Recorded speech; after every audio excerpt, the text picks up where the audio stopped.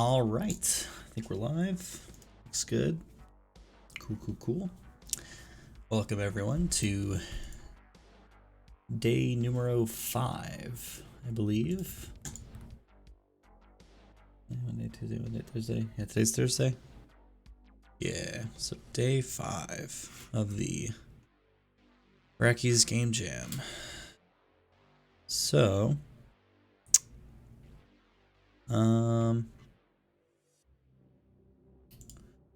unfortunately ended up spending too much time on the centipede yesterday and decided to scrap that idea because we only have a couple more days left, and there's a lot of polish that I want to get done, and we still have the finishing touches, and there's one big mechanic that we at least want to incorporate, but we shall see. So right now I'm just setting up a system to track how many lives the player has, and then I'm gonna set up a permadeath system. So we have game difficulty, but I'm actually gonna scrap that. We're gonna do permadeath mode. We're not gonna have a difficulty system. We're just gonna have, yeah. So let's go to the title controller.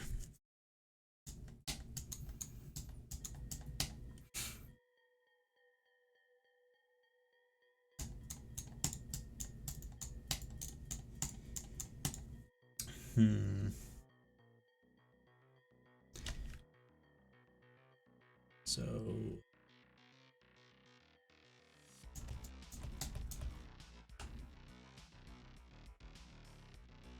hey Nitty, welcome to the stream again. How's your day going so far?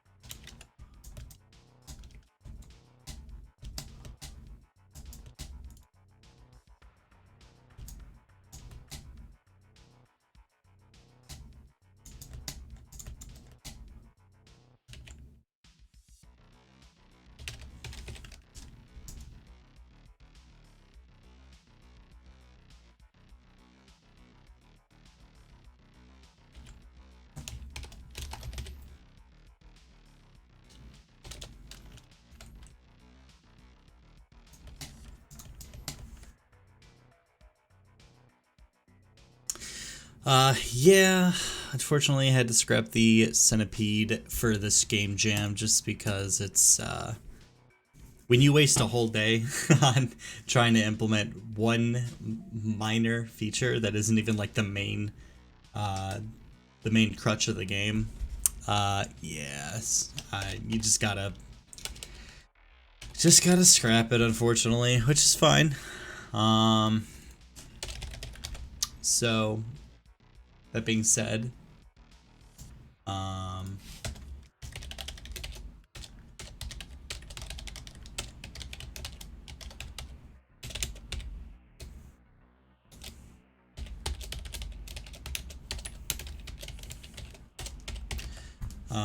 let's see.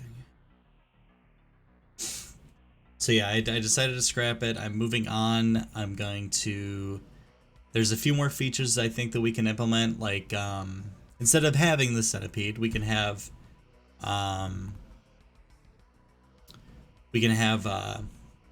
like the mushrooms that spawn in the centipede game. They don't have to be mushrooms, but I think they're called mushrooms. When you shoot the centipede's body, its body part turns into a mushroom, and then there's mushrooms all over the screen, and they just kind of like get in your way and block your bullets, block your ball, etc.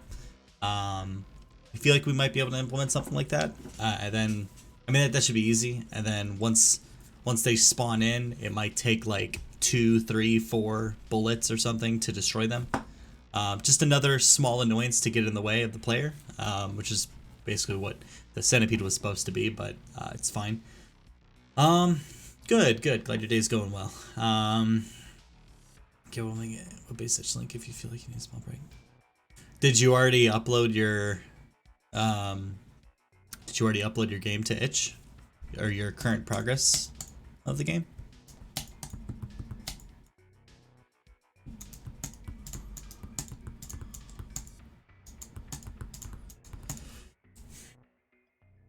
Permadeath equals...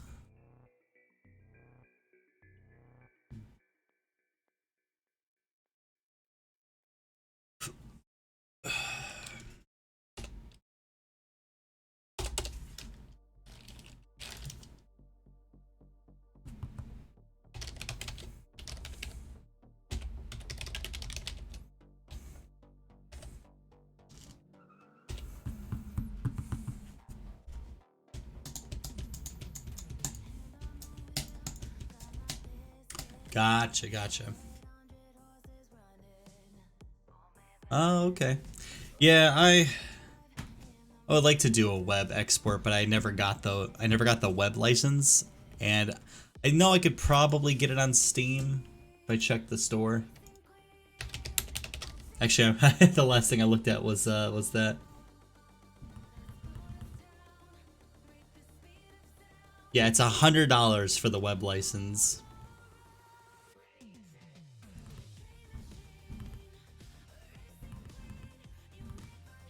And I think I can get a permanent mobile release too. There's like $200 for mobile and web if I want to get the Steam. And I say Steam version because, you know, obviously Game Maker's now free and they've switched it to a a subscription system. Yeah, I'll launch it. Oh, I see. Okay. I was wondering what the password was for. I'm like...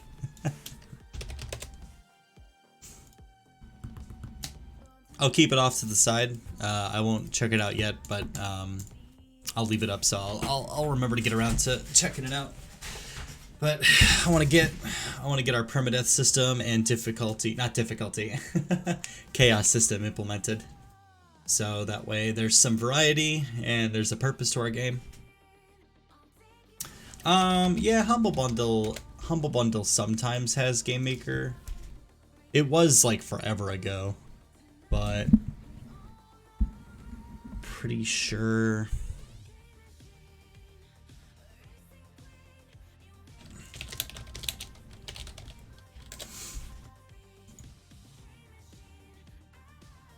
Yeah, it's definitely not. Pretty sure it's not a Humble Bundle anymore. Yeah. Let's see. Right, so I'm just removing. I am removing the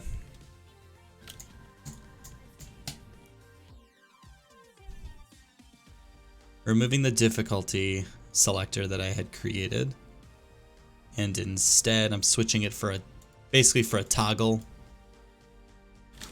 Yeah, let's try this shit. A toggle as to whether or not permadeath is on or not.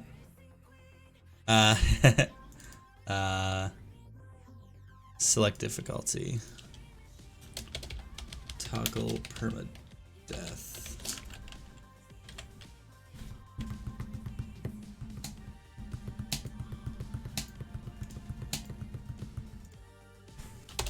Yeah, we won't make it a question. Let's add a colon. Entropy level.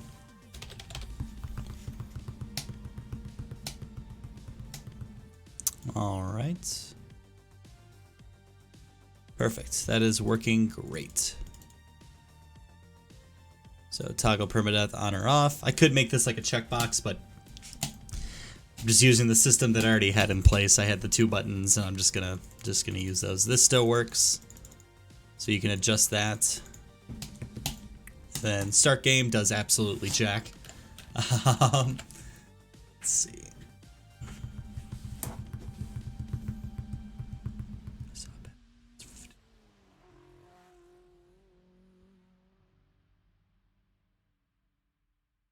Yeah, I know Game Maker Studio 1 used to be Humble. I think my teammate George, he owns the Game Maker 1 license through a Humble bundle. And then before Game Maker Studio 1, we ended up using Game Maker Studio 8. I don't even, sorry, not Game Maker Studio, just Game Maker 8. Way back in school when we were going to school for video game design. It was horrendous to work with compared to Studio 1 and 2 at least. But yeah, I know 1 was definitely a Humble bundle.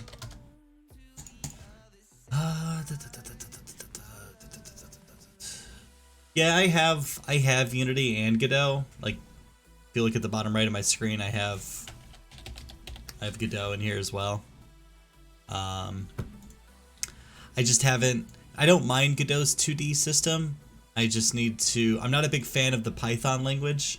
I don't like its syntax, and I know that's a stupid reason not to use it.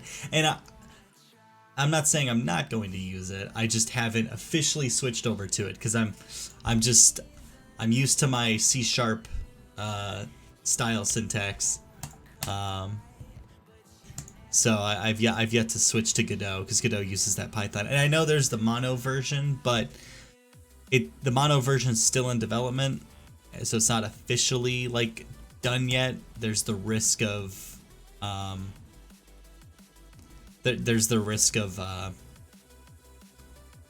running into bugs and crap like that. So I'm just waiting. I'm waiting for like Godot 4 to come out or something like that, or more news on the C#, the mono version. Unity uses C#, but I haven't fully switched over to that yet. I would like to eventually, but when it comes to making 2D games, I'm just quicker at Game Maker, and I don't mind reinventing the wheel when it comes to making mechanics, I guess. And I have so many projects that I can copy code from all these various projects and use them with each other's. And if I were to switch to Unity, I have to redo all my libraries and whatnot. So we'll see. We'll see. In the future, I'll totally use Unity and all those fancy engines one day. I think that's it on that. Am I using... I think I'm using a flag. If continue room game, yeah. Okay, so that's all in place, and then if I go to...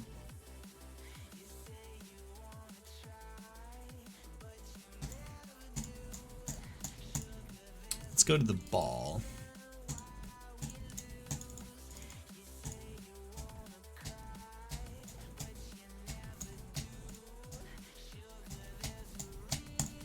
So we're gonna do set speed equal to...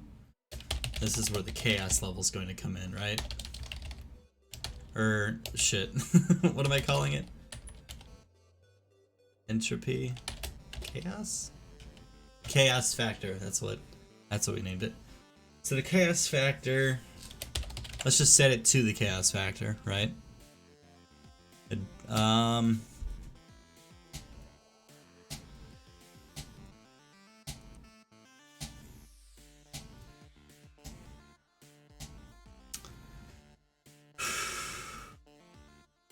Trying to figure out where...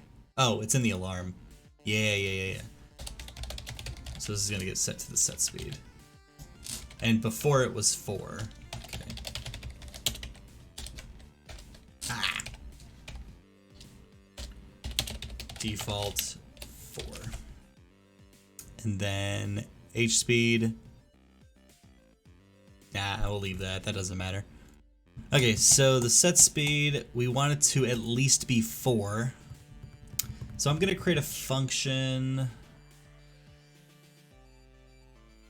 Or I think I created a function. Let me find it real quick.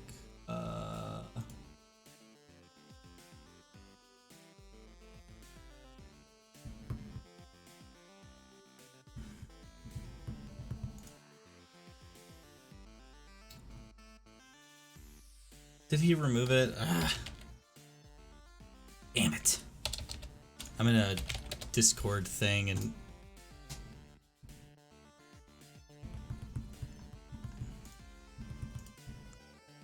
I'm in a Discord. I had a script that I use, and I had put it in the Discord server that I'm in, and they unpinned the message, so now I have to go dig for it. Okay, there we go. Right. So we're gonna create. Let's put it under miscellaneous.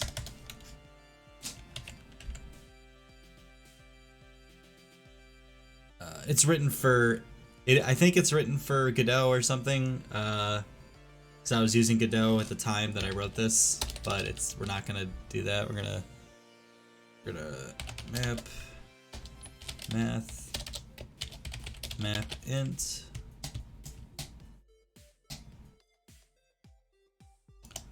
We're gonna have val input A, input B. Output A, output B.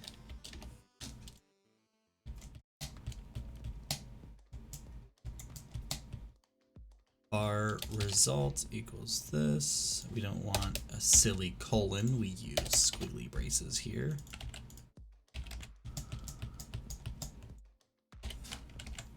I think that's it.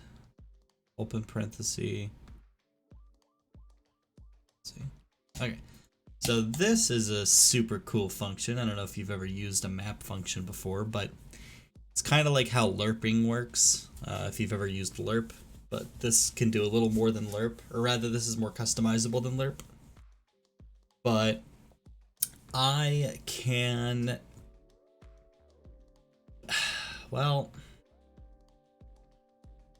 I guess I'll show you. So what we'll do is we're gonna do chaos speed equals, we're gonna map an integer, we're gonna map the chaos factor, which is a number 1 through 10.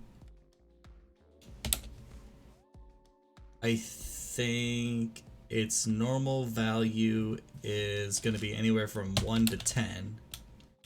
I want to convert it to a range that's 4 to, I don't know. We could do 14.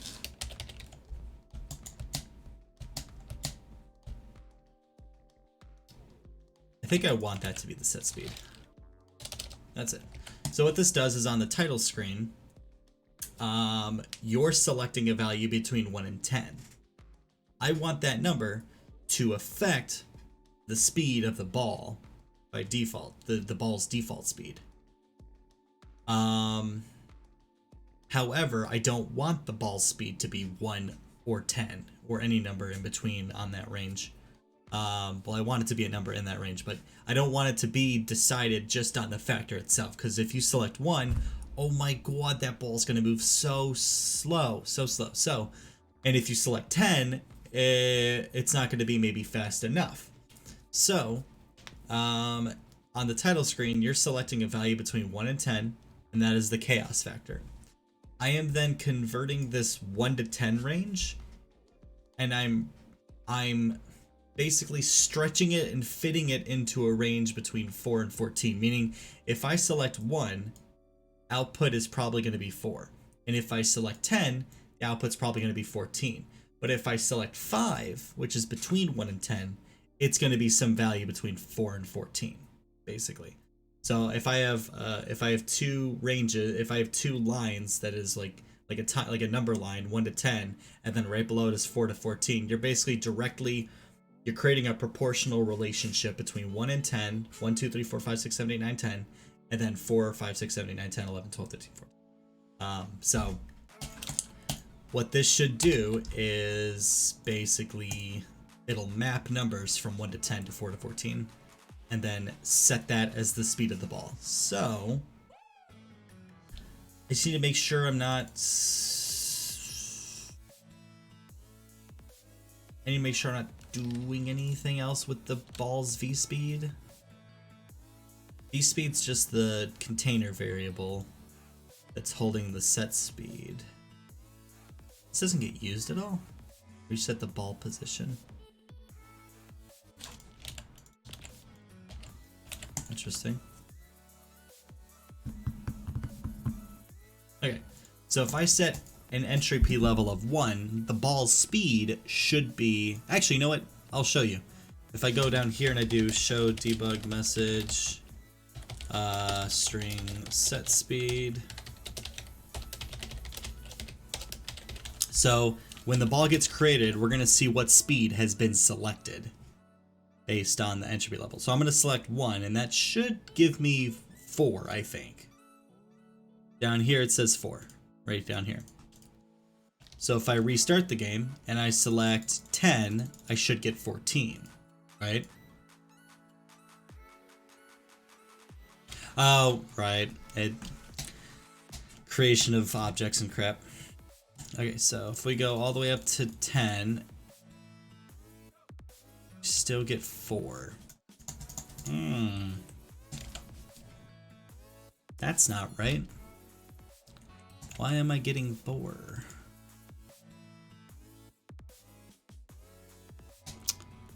Okay, here, let's show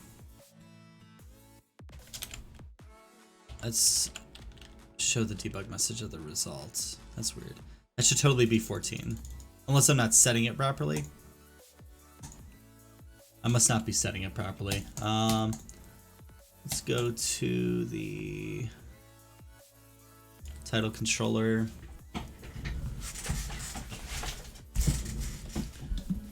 So selected chaos is just a counter that goes from 0 to 10. And when I select play game or start game,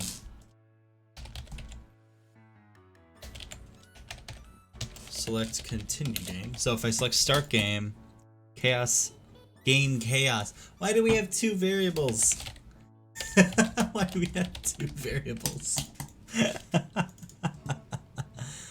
Game chaos. What incarnation? What are you doing there, goofball? I need to make sure that's not being used anywhere else. Okay. Weird. One of us created a variable called game chaos when we already had a variable called chaos factor. Okay.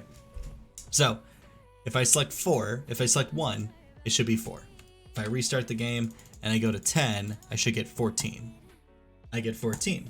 Now if I select 1, 2, 3, 4, 5, I should get some number between 4 and 14. It might be 4, 5, 6, 7, 8, 9, 10, 11, 12, 13, 14. So it might be 9. We get 9. Because 9 is directly between 4 and 14, as 5 is between 1 and 10, right down the middle.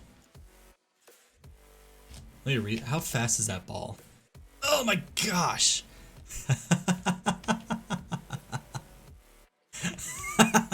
It is fast.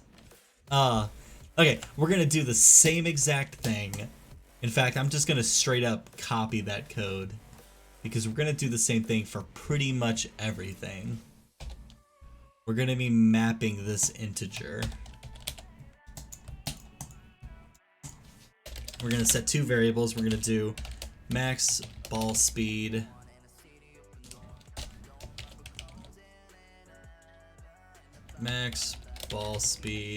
and then we're gonna do var min ball speed. This is gonna equal 4, and this is gonna equal... let's do var ball speed range 0 equals 4.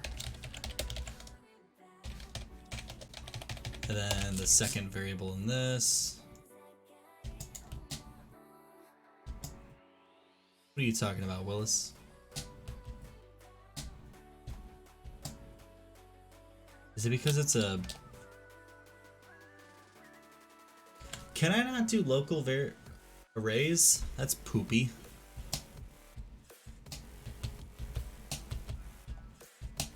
Alright, whatever.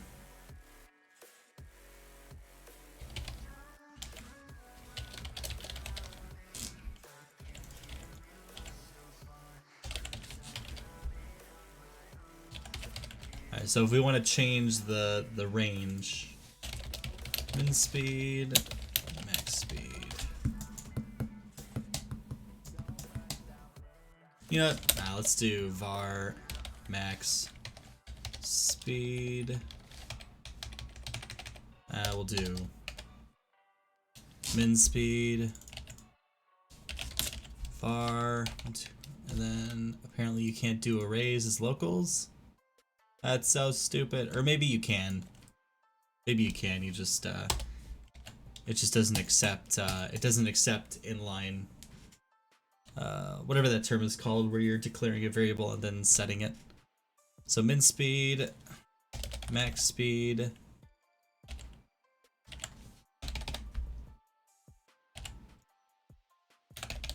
Alright, here we go. And we don't need these comments anymore because the variable names are conventional enough. Gosh, okay, cool. Alright. So, now we can, on a whim, just set the max speeds here. And this will be based on chaos factor.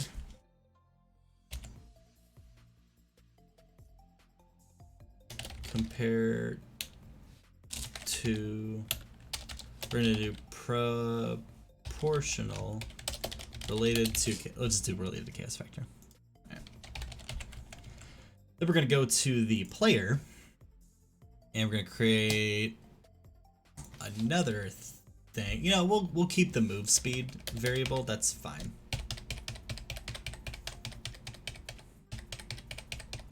Actually, no, we'll do set speed. We'll do set speed again. Set speed equals chaos factor, and then we'll do var min speed again equals, you know, I don't know. The default is 4.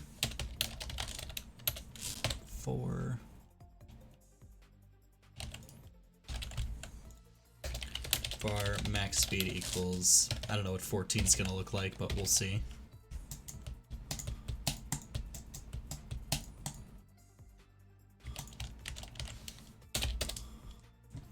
I know we're setting it to 4 in other places, so we're gonna do set speed.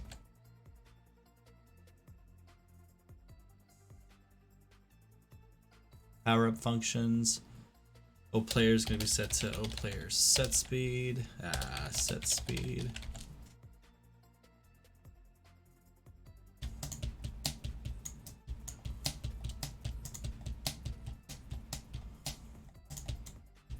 You know what? We'll do wide speed, and then O player dot narrow speed. Yeah. So then if we go to the player, we're also gonna create a couple variables here.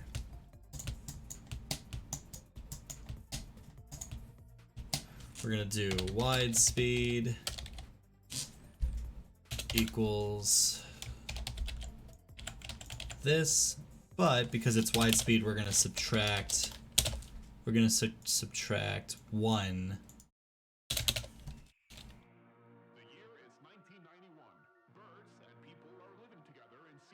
Yeah, we're gonna select 1.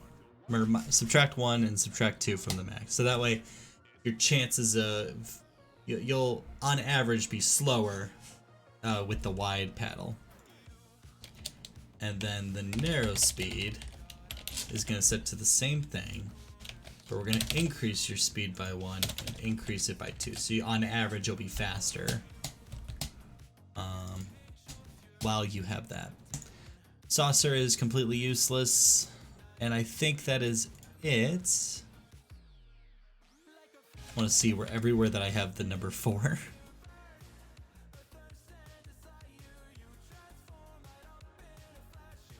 Move speed equals 4. That's commented out.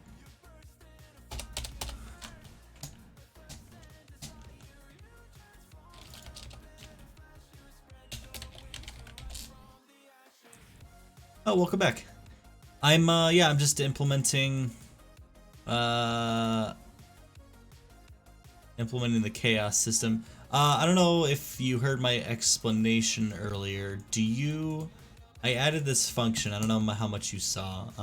If we go to the miscellaneous, So I've added this new function that I wrote in Godot. It's not original. This is a common function that does exist in certain libraries.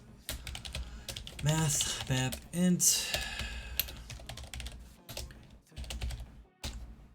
maps a value and range to a new range and outputs the value from the new range. So this is called a mapping function. So what this does is this on the title screen of the game, you're selecting the chaos factor to increase or decrease how crazy the game gets.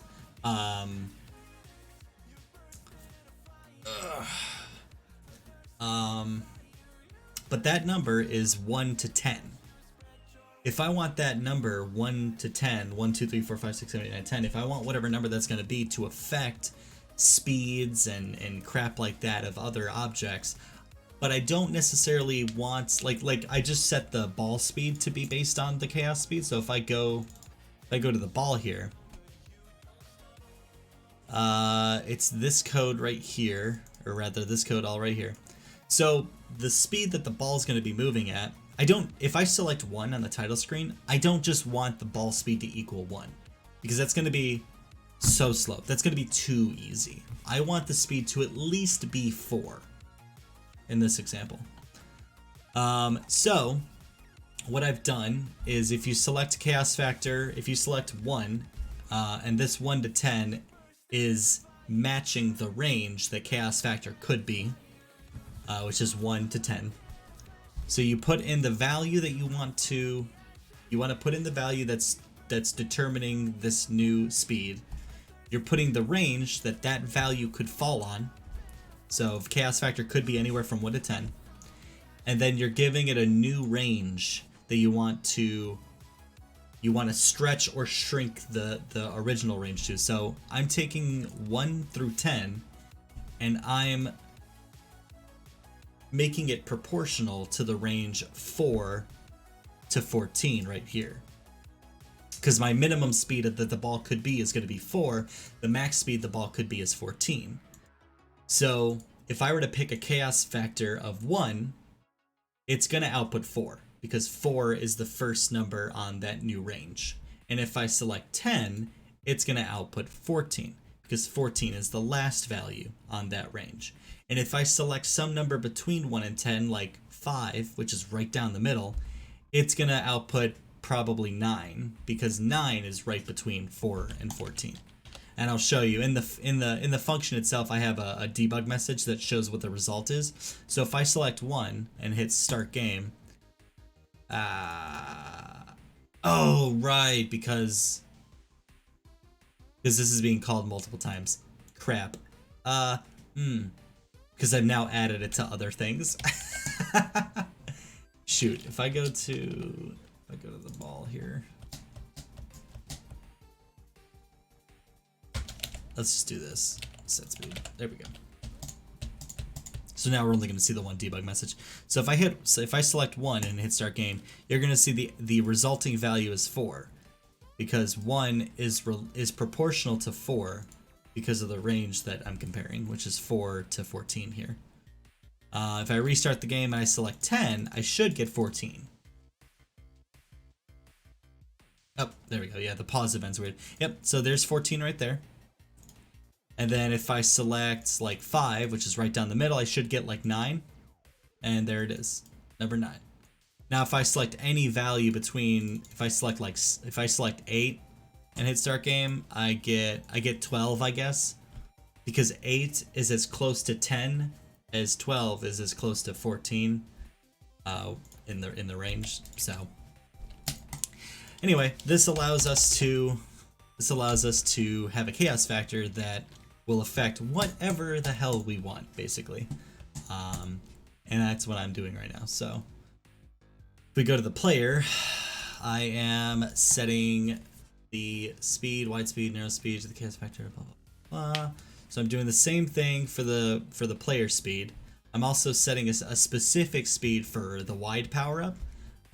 If you're wide, we're gonna lower your possible speed range by 1 and 2. So that way, on average, you'll be slower. You won't be crazy slower, but you can never go faster than the max speed that you are as a small paddle. And then the narrow speed, just the opposite. We're going to increase your speed just a little bit. We're going to increase the possible speed that you get just a little bit.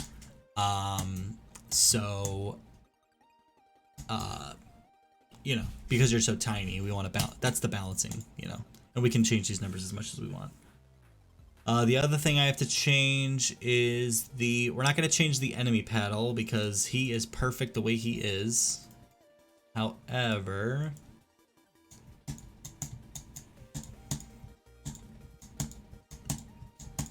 let's go to the power-up system.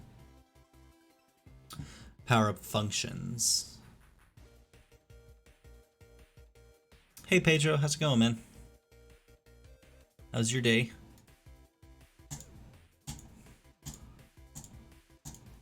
So if we go to power-up multi-ball, the V speed, this needs to be determined.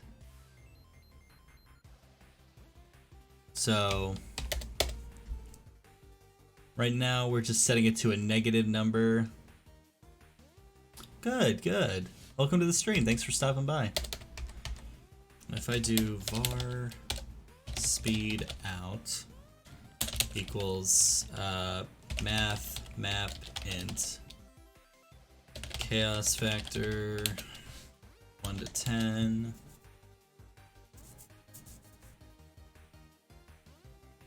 So right now the ball's speed could be anywhere from a random number from 0 to 2. So the minimum could be 0 plus 3. So the minimum speed that the multi-ball could be set to is 3. So we'll do 3. And then, you know what? Now we'll make this 2. I have an idea. We'll make this 2. And then we'll just,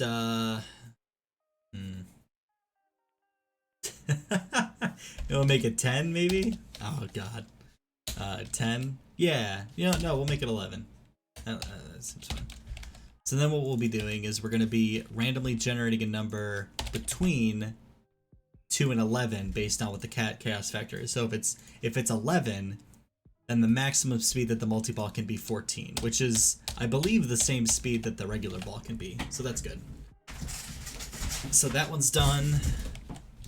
The wide ball, the wide paddle, that's already fixed. Next is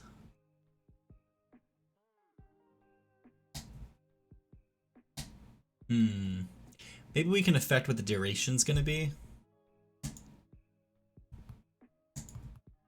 Nah, we'll see. No, we can affect what the duration's gonna be on the power up itself, right? No, I might be setting that in the player function when the player touches a pickup.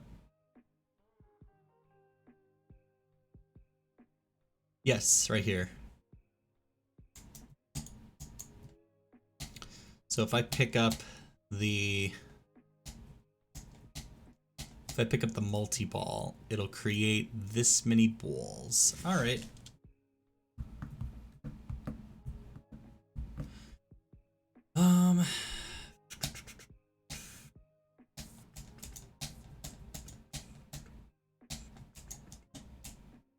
Spread. Okay, let's create a break here.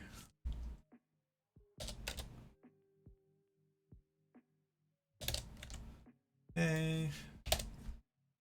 These are gonna have to be multi-line code blocks now. Okay, so if we touch a power up, it's gonna check which power up that is. If it's 0,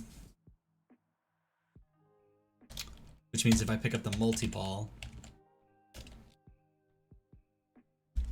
I think that's the spread.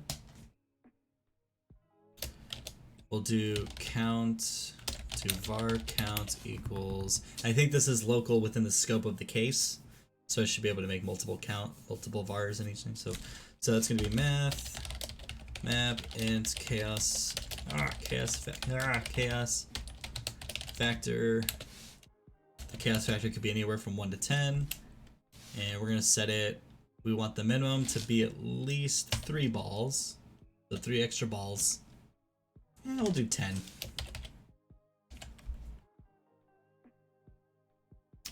Yeah. Set that to count.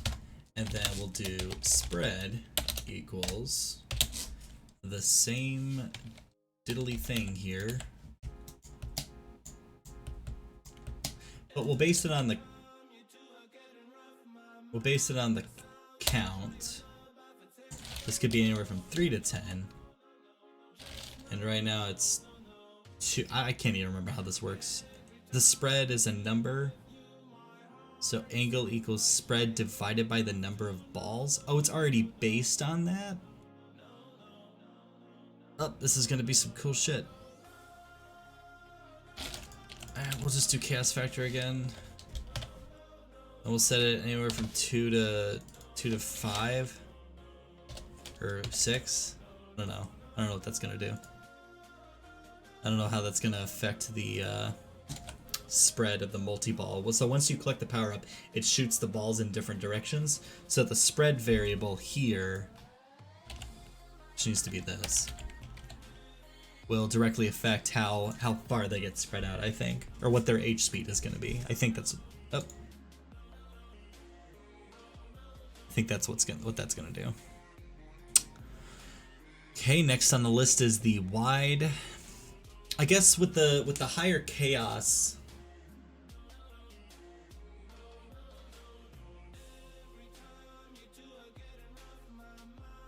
I think with the chaos, we would want the wide power-up to not last as long? Maybe? So, duration's gonna equal chaos factor. Right now it's 30 times 60. And that's gonna evaluate that first and create a range. If we do 30 times 60. So this is 30 seconds based on frame rate if your computer's running everything perfectly. I'm not doing any delta time because these are arcade games and they're super low resource intensity. So a TI-83 calculator should have no problem running this, and any participant should also be capable of running this game. So we shouldn't have any issues with time delta or anything like that. So if the chaos is lower, then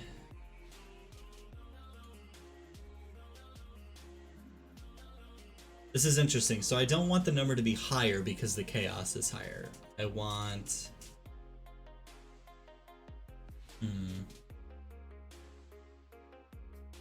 So if the chaos number is lower, I want the duration to be longer.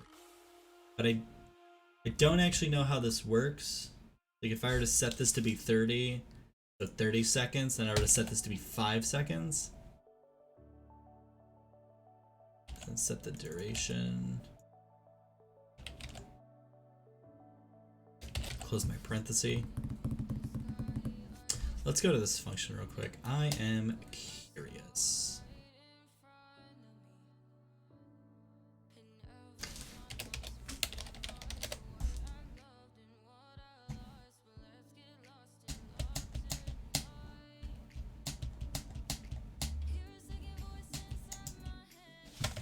We're gonna do public static int map int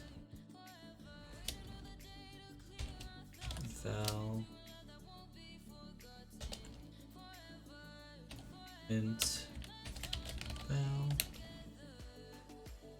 int. I'm basically testing this in C# real quick using a compiler. Output A and int output B.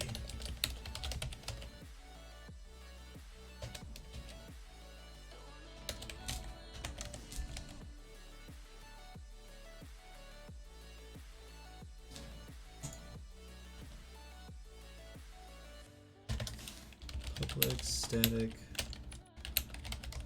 void. Actually, it's going to return an int app int. So we're going to do int val int output A int output B int. I'm sorry. Input A int input B int output A and int output B. Now if I run this, it's fine.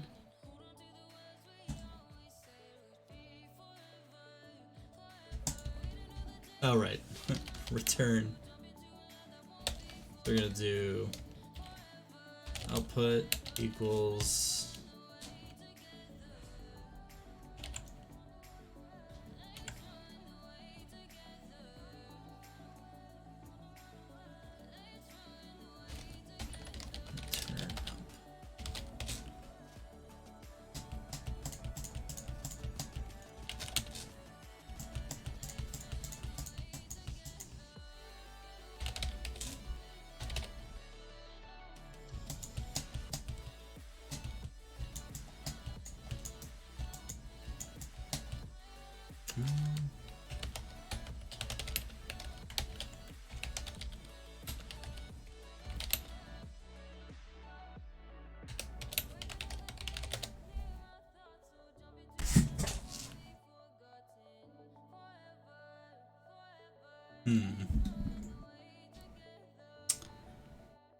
ceiling returns the smallest integral. So maybe I just need to do ceiling.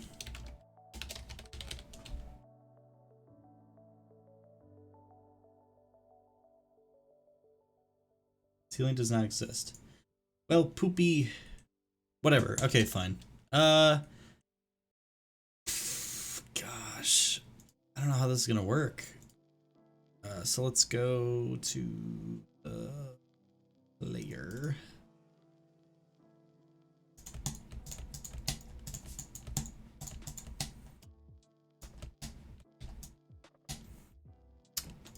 What I'll do is just copy this.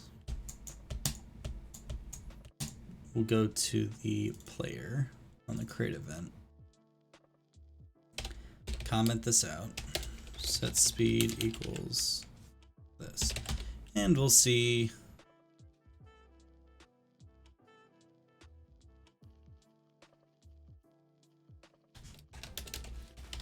Show debug message, set string, set speed. Okay.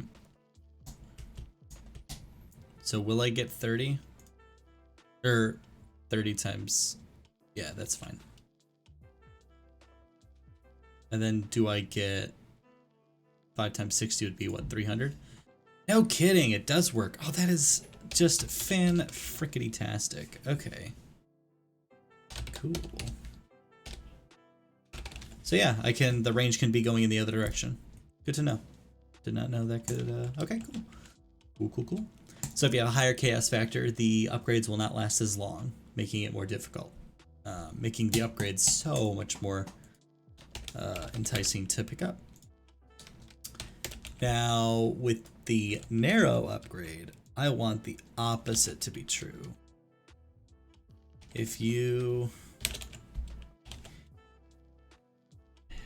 on easy mode, the narrow upgrade may last shorter amount of time.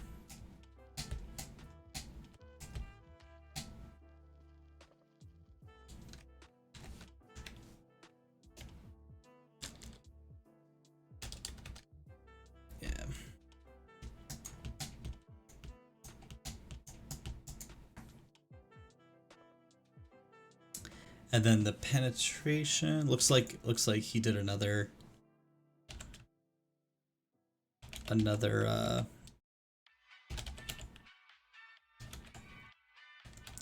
duration. So we're gonna do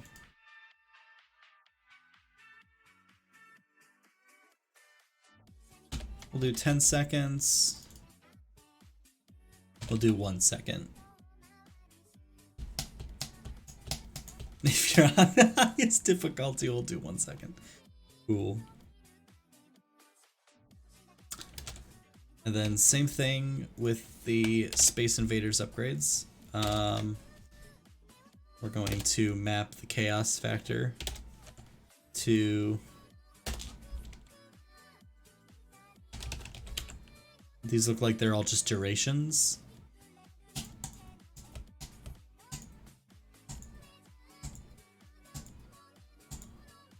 I almost want the shield to not be time-based. I kind of want it to be like impact-based. Power up shield. Does have a life. Is this literally just a timer though? Life equals 10. So he makes it... Oh, he makes it more... Oh, he's so smart. So as the shield loses health, it gets more transparent. Nice. Nice. However, what's destroying the fucking... What's destroying the... Is it the enemy bullet? Oh, it is. Why the hell does he have...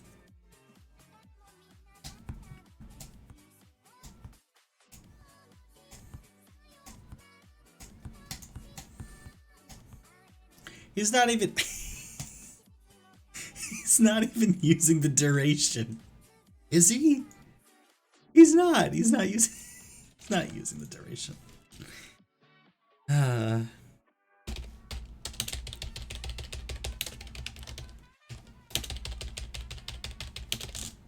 Crying out loud.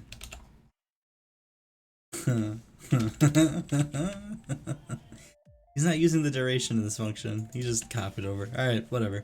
Let's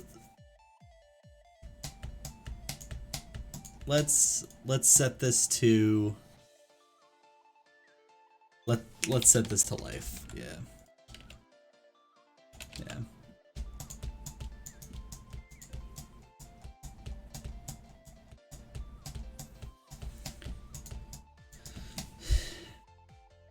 If instance exists, then set that life to life. I see, so you're resetting the life value. Otherwise, var shield equals instance create depth shield dot life equals life. And then in the player shield, we're just gonna set the, I guess this doesn't matter. It'll be 0.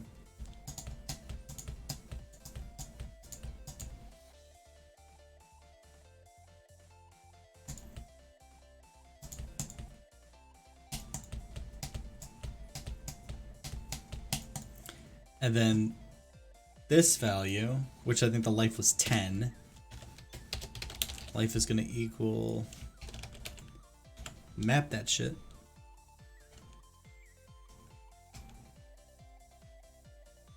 I could create a function that's like map chaos, and it would, I don't have to have this function being called so many times, but, or rather it's gonna call it regardless. Okay, so the minimum, let's say if you're on the easiest difficulty, you get 20 hits. If you're on the hardest difficulty, you get 3.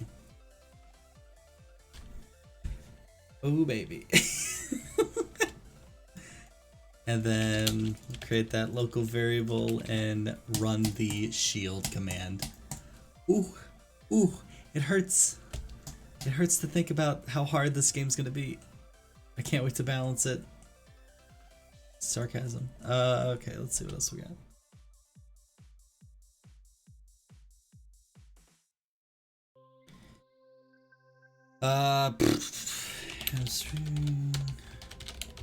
Implementing the chaos system.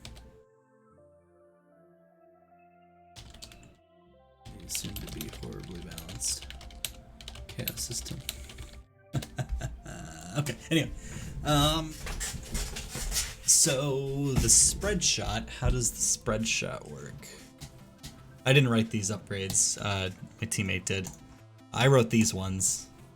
That's why they have descriptors.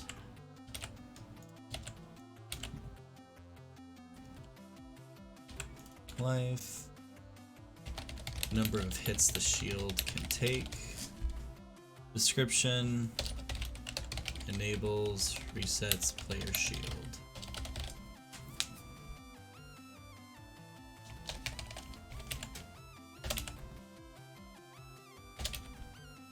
I just thought of a brightness slider that uses if else if for every percentage variable. I just thought of a brightness slider that uses if else if for every percentage. Oh yeah, if you're doing like a brightness slider, yeah, you could definitely just use the mapping function to take whatever value that brightness slider is and then scale it to whatever other range you want it to be. So if you have a brightness slider that only goes from 1 to 10, but you want the brightness of something to be based between 0 and 100, you can easily map 1 to 10 to 100. I mean, you could multiply the value by 10 because 10 goes into 100 10 times, but let's pretend it doesn't.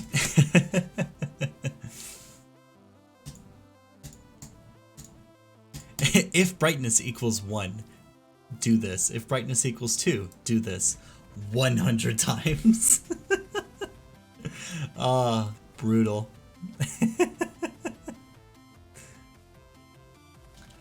Spread shot. He is using duration. Okay, got it. Duration. Oh wait. This is gonna be a real number. I guess technically it's gonna be an int because I'm only mapping it to an int.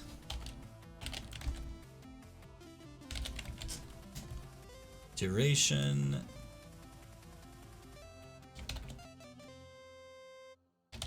Length of time in frames. The spread shot is active. Perfect code, even better if there's decimals. Sure, yeah, yeah. If I go to the function that I'm using, the map, this is what it looks like basically. If I want to instead not have it be an int, you know, like this, and then just remove this part. You know, technically, oh, I think it's the ceiling. So if you remove the ceiling function, like that, if you do that, that works. So this will end up returning a float or a double or whatever. Now, I don't know if you're familiar with the GameMaker engine, but GameMaker language it's not strongly typed, so you don't have to specify if it's an integer or not. If it has a decimal place, the variable will store a decimal place. It like does the conversion at the time. Like it'll convert an integer to a decimal as it's being stored into the variable. So the only reason that my function is returning an integer is because I'm sealing it. If I didn't round this at all, it will return. It will in fact return a decimal, but I don't want there to be a decimal, so I'm not.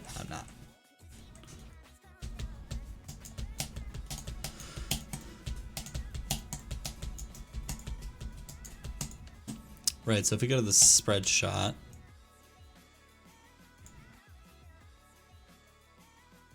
enables spread shot weapon for tank. And then Swift, number of length of time in frames, the speed boost is active.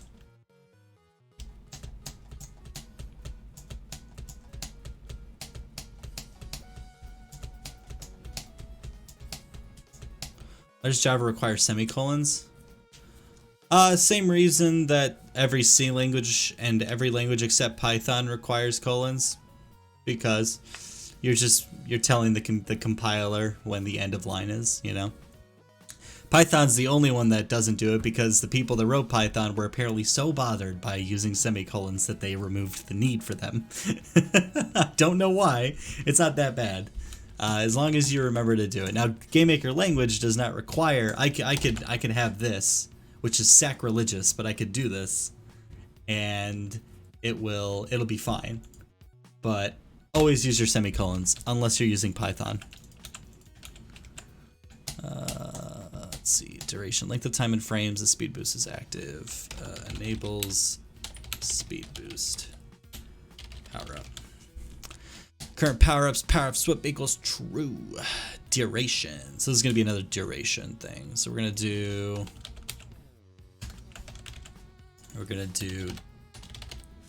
dir, which is 10 times 30.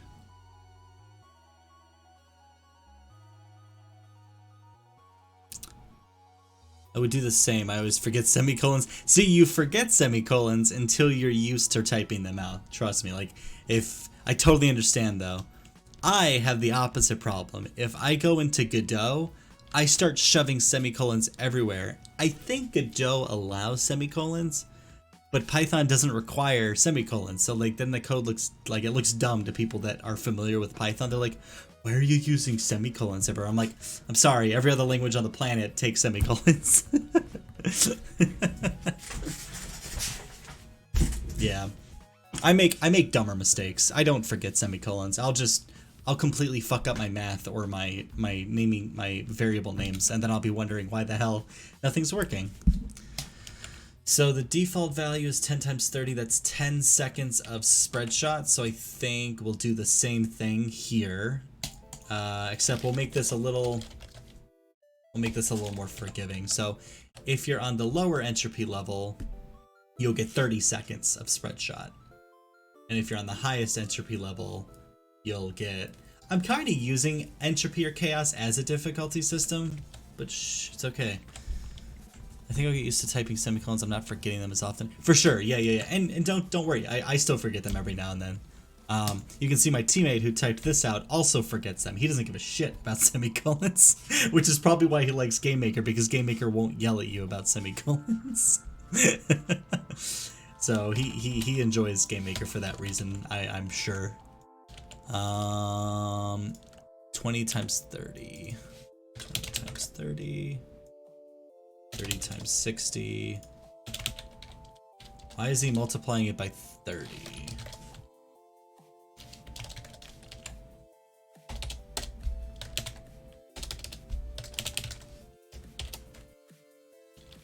I know it's somewhat inefficient to just be having it calculate this number instead of just hard coding the number, but it's fine. I just don't feel like figuring out frame rate values. So this power upgrade, we'll do the same thing. We'll do 30 and then we'll do like 500. Yeah, don't get me wrong. I used to forget semicolons all the time. My first coding language was something called ActionScript, which was the language used in Adobe Flash when you wanted to make Flash games. I can't remember if it needed semicolons. It did need semicolons. So, yeah, this is what ActionScript looked like, and it's if I'm not mistaken, it's pretty much like C.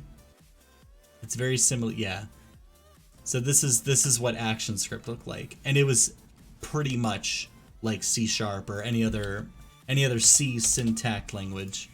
You needed semicolons, you needed the squiggly braces to denote code blocks, and so we used this like freshman year of high school, and for like I think all throughout high school, or I think all throughout high school we used Adobe Flash to make games, and then in college we ended up taking a class for video game design, and they used GameMaker 8, which used some weird drag and drop system. But then we figured out how to execute code, and we saw that it used GameMaker language as its code, as its language, which is a custom language that's based in C.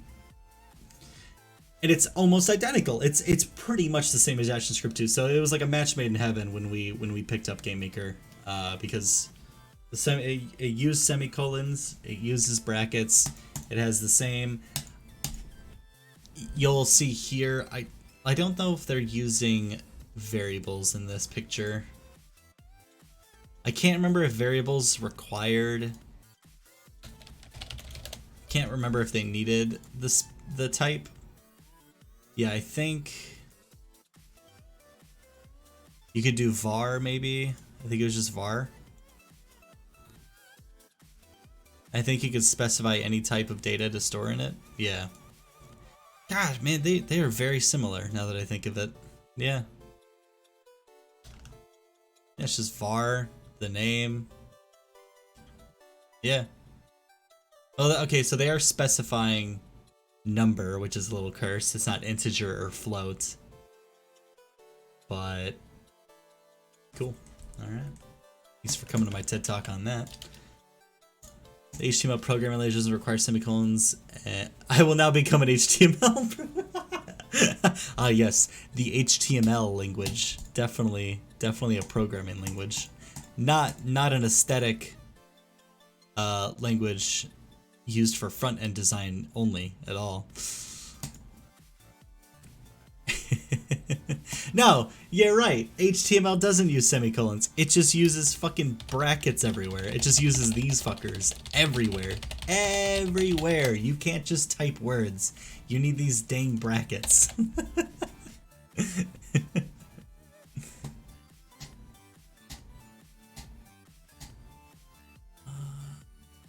see.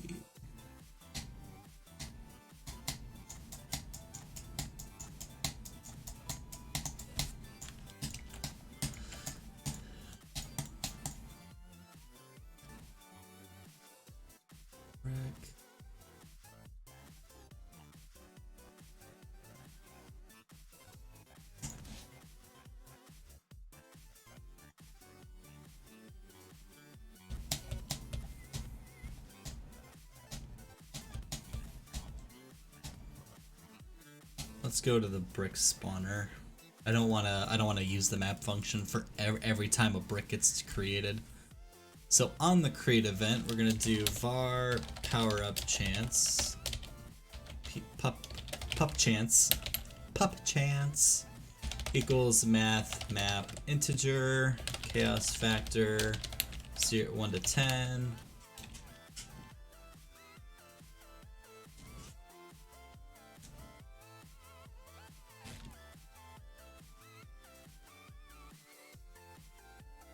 You know, maybe I want upgrades to happen more often when you're on the higher chaos. So let's do 10 to 80, right? That'll be cool.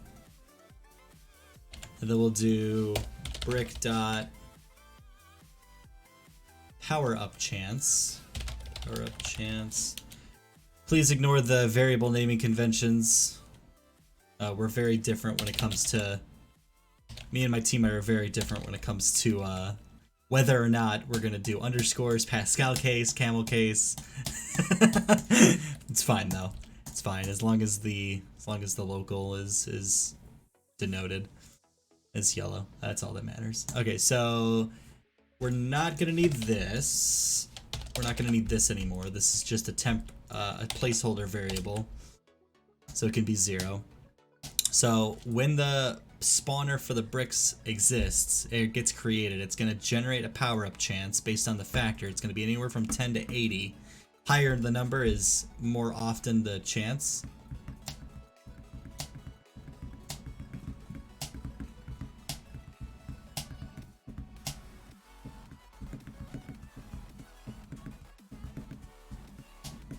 I might even take this one step further and create a range between a number and another number and have it randomly generate a number between that number. Nah, it's fine. We'll just set them all to... No, because I think that actually is what happens here. I random, yeah. So if I random any... Yeah, exactly. Yeah, so this is fine.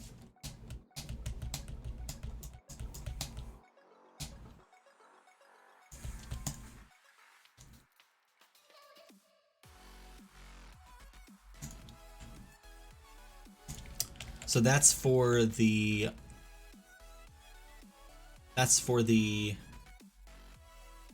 bricks. Let's do the same thing for the invaders. So if we go to the invaders here, they have a power-up chance. It's over 9,000. All right, 99. If we go to the invader spawner, we're doing the same thing here. So I think I'm just gonna copy that code. Pup chance. Pup, pup, pup, pup. Power up. Pup chance.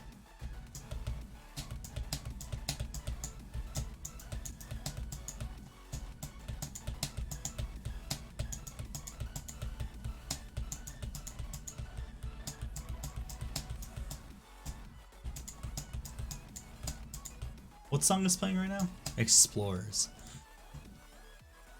Wait. I was gonna say, is this a Geometry Dash song? Geometry Dash.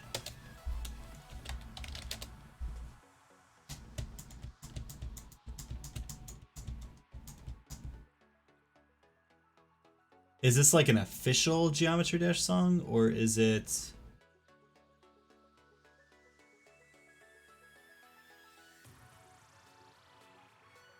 You're joking, seriously?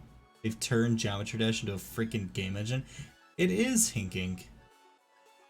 Hinkik. It's a different song though, it looks like. Yeah.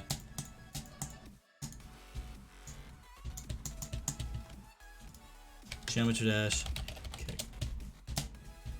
Oh no, it is Explorers. No joking. It's gonna be added next year. Geometry Dash 2.2. Huh. I think... Oh god, what's the... What is it? Finger Bang by MDK. I think that's copywritten though, so I... Or is it? I don't know. Now I'm curious. You know what? Give me just a second.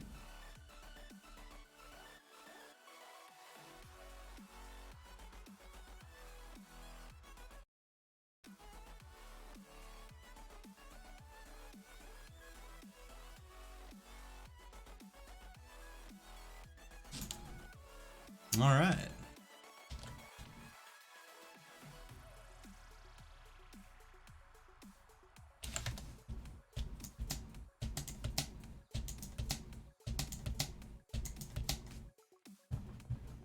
So yeah, is RobTop still...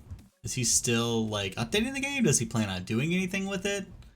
I feel like so much more can be done to it. I mean, the finger dash level was just like fantastic when he added a few the delay dash mechanic, like the long, like the dash mechanic, I guess that's why it's called finger dash. And the freaking, wasn't it that wasn't the level where he added the robot, was he? I can't remember. The robot that could flip up and down. No, they think that because I think there was another song that added that robot. You know that donut shaped code that generates a donut? They made that. You mean that freaking? You mean that like the 3D the 3D Mobius or Taurus code that like that you can do like ASCII art or whatever?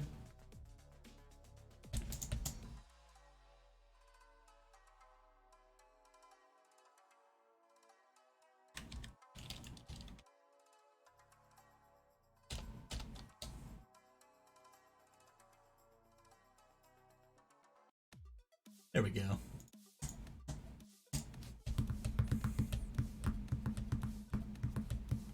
Oh, okay.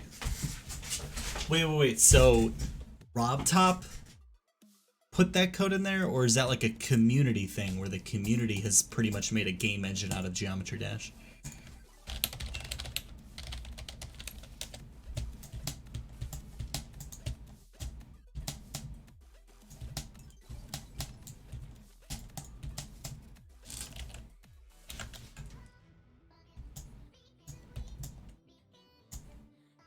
That's ridiculous. That's so cool. I'll have to check out that I'll have to check out the what do you call it? I'll check out the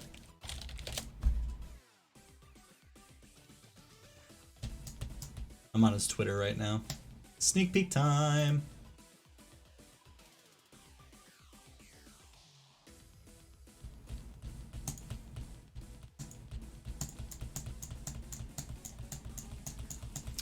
Oh, he's got a thing that jumps on the left and right side of walls.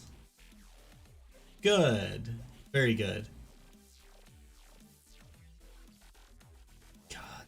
It's such a ridiculous game. Dude, the whole world can rotate? What?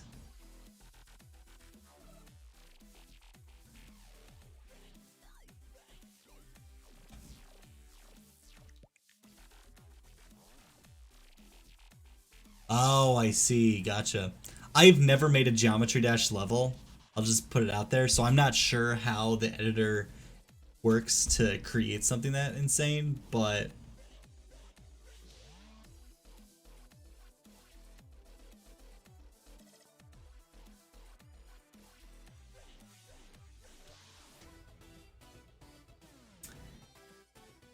wait, what? Does he have a... Is it just a 2D platformer now? Interesting. Interesting.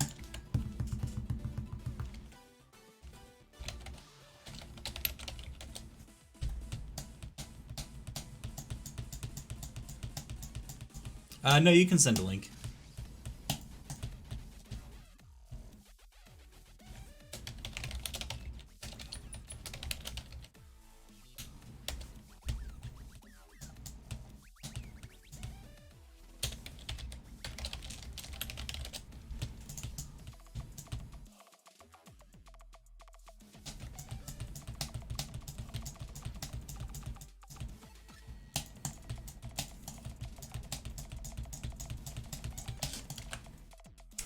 Let's see. Power up chance. So we're gonna do Vader dot power up chance equals that. Oh, it's on GitHub. Okay. A language for Geometry Dash triggers an easy way to create levels using code. Oh, suppose programming language that compiles the Geometry Dash levels. What that means is that you can create levels by using not only visual representation of the GD editor, whatever. Oh. You know, that is kind of handy instead of using a visual editor.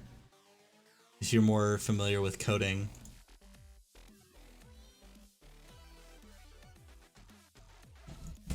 Yeah, last time I played it, they had the free version. What's up?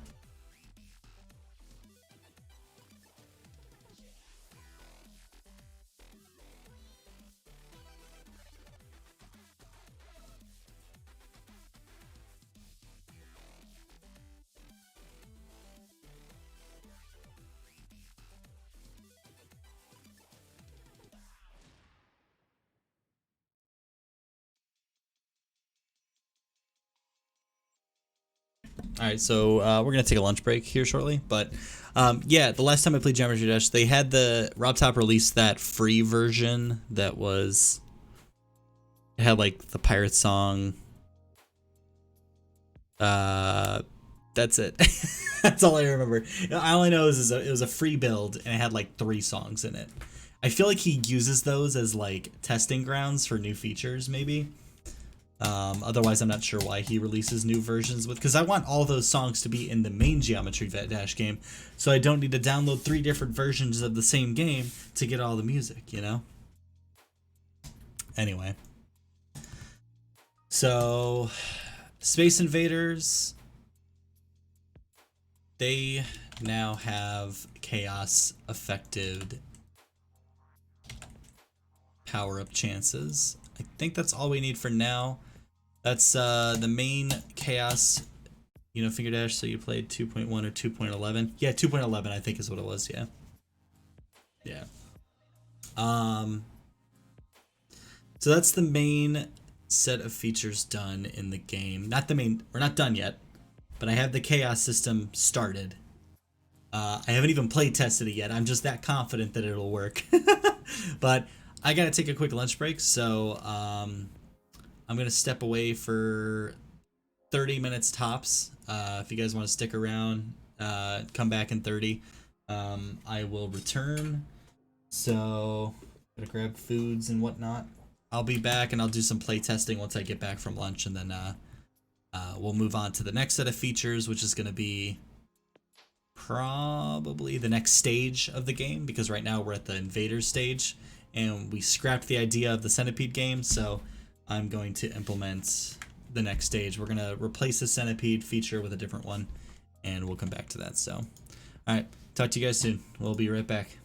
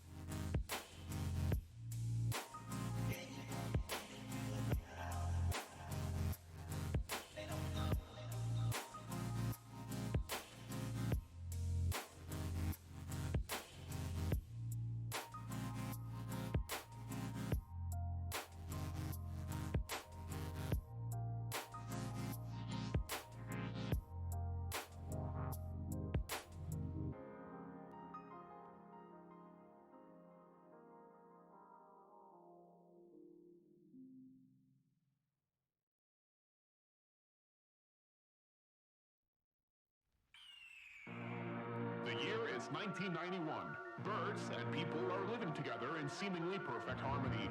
Until one day, a young man catches fire. This is Phoenix.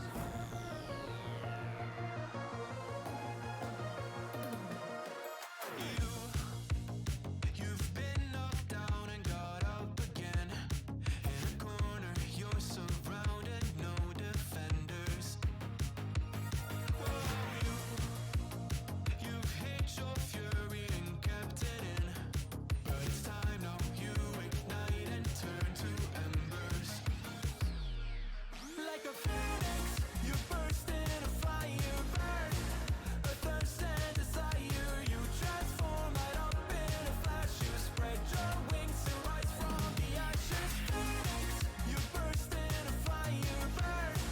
A thirst and desire, you transform right up in a flash. You spread your wings to rise from the ashes.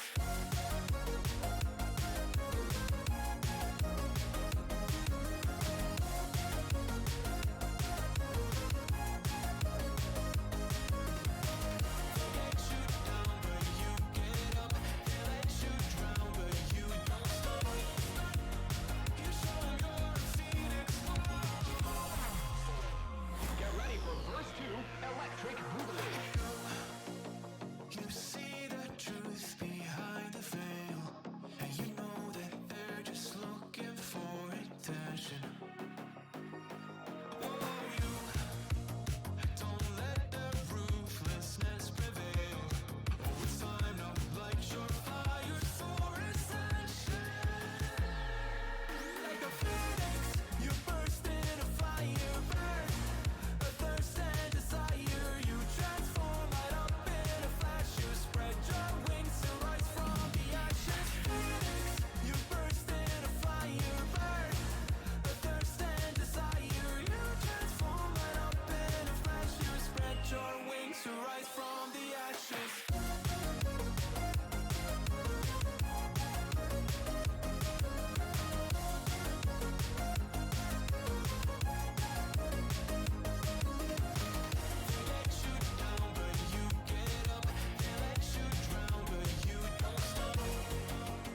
You show 'em you're a phoenix.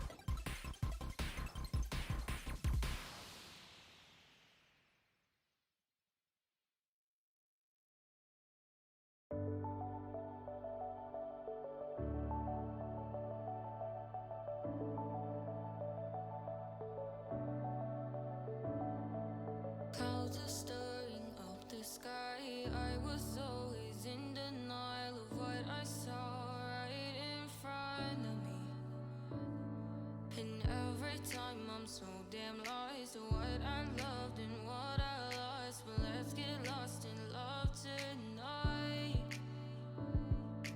Hear a second voice inside my head, it's telling me to stay the night again and hold on to the words we always said would be forever, forever. Wait another day to clear my thoughts, so jump into a love that won't be forgotten. Forever, forever, let's run away together. Let's run away together. Let's run away together.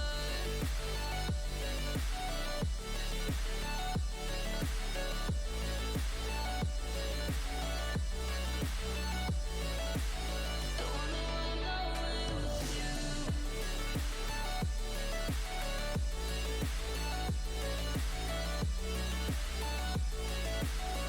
Let's run away together. Let's run away. Let's run away together. Let's run away. Swear we'd never say goodbye. Fall asleep to lullabies with something that I thought I'd never find. And what is right and what is wrong, and all I ever saw was love. But let's get lost in love tonight. Hear a second voice inside my head, it's telling me to stay the night again and hold on to the words we always said would be forever, forever. Wait another day to clear my thoughts.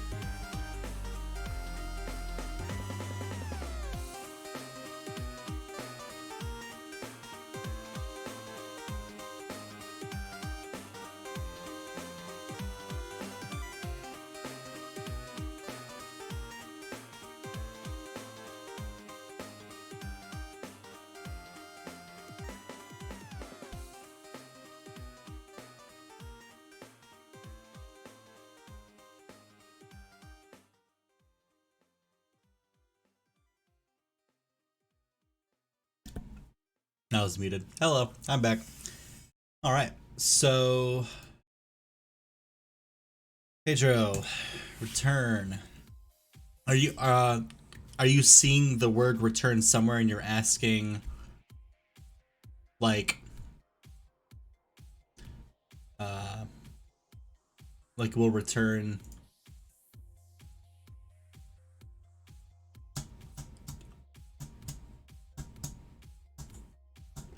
I'll take W3 School's example, static int my method. So the static int means the function in front of the word int is expected to return an integer. Yeah, so the method, the my method is the name of the function. It's how you call it later. Everything in the parentheses is what arguments it can take. So you can call my method parenthesis any integer. You can put any number between the parentheses when you call it. And then inside the squiggle bracket, it is returning 5 plus whatever number you give it. So if I call my method, I'll pull up Notepad here. Language, C#. So static int my method int x return 5 plus x.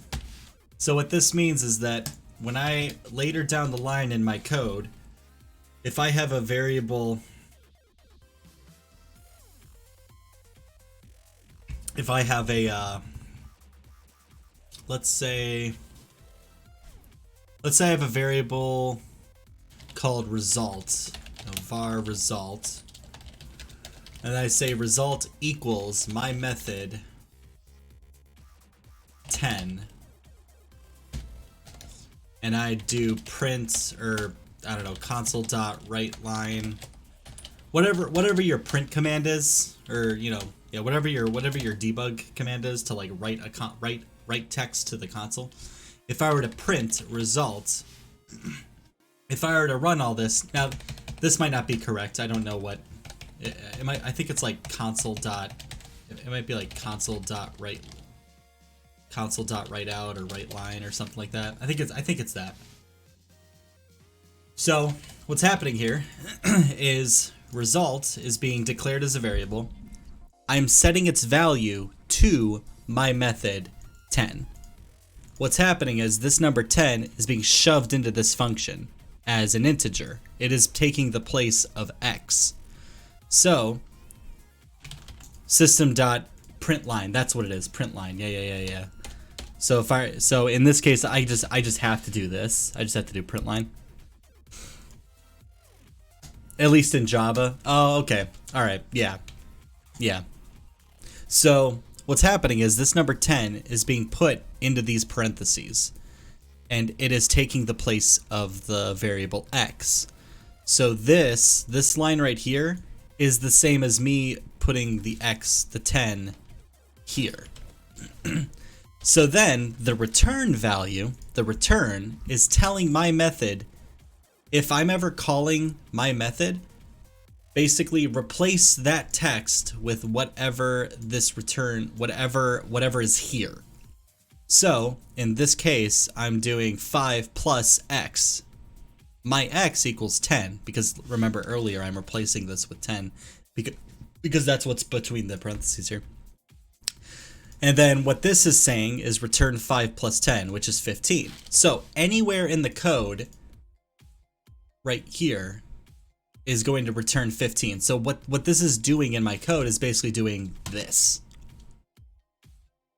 Exactly, it'll print 15. The return is basically saying anywhere that my method is used, substitute the where I'm putting my method for whatever number this is going to be, which is 5 plus x. So my method 10. Now, if I were to do result equals my method 5 divided by 5, what'll happen now is 5 will get divided by 5 first.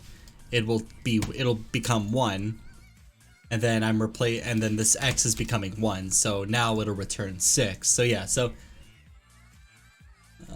so return is basically if your function's going to be doing something, you're gonna want to know what the result of that something is. So the return literally returns. You're handing off the number or whatever to your function, and you're asking it to return the result of whatever that function's doing.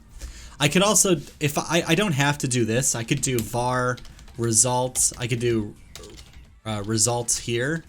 The underscore is just because. And then I could say result equals 5 plus x, and then I can return result. I don't have to do the math in the return if I don't want to.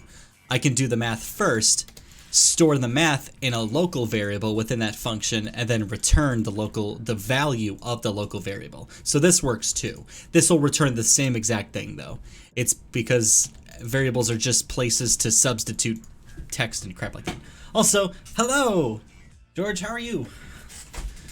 How was your sleep? That is a good time to wake up. Better than 5, 6 in the afternoon. That's for sure.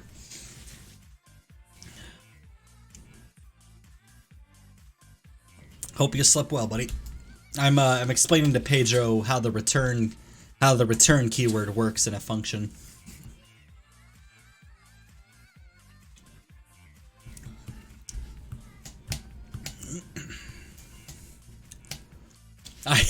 I hear you, man. I streamed and wasted an entire day yesterday trying to get Centipede to work. So I totally hear you. I'm sorry that you were another victim to its programming.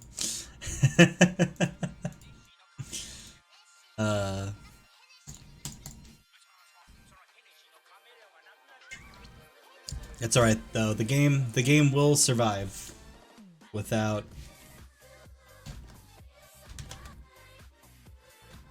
It can function properly without our bug.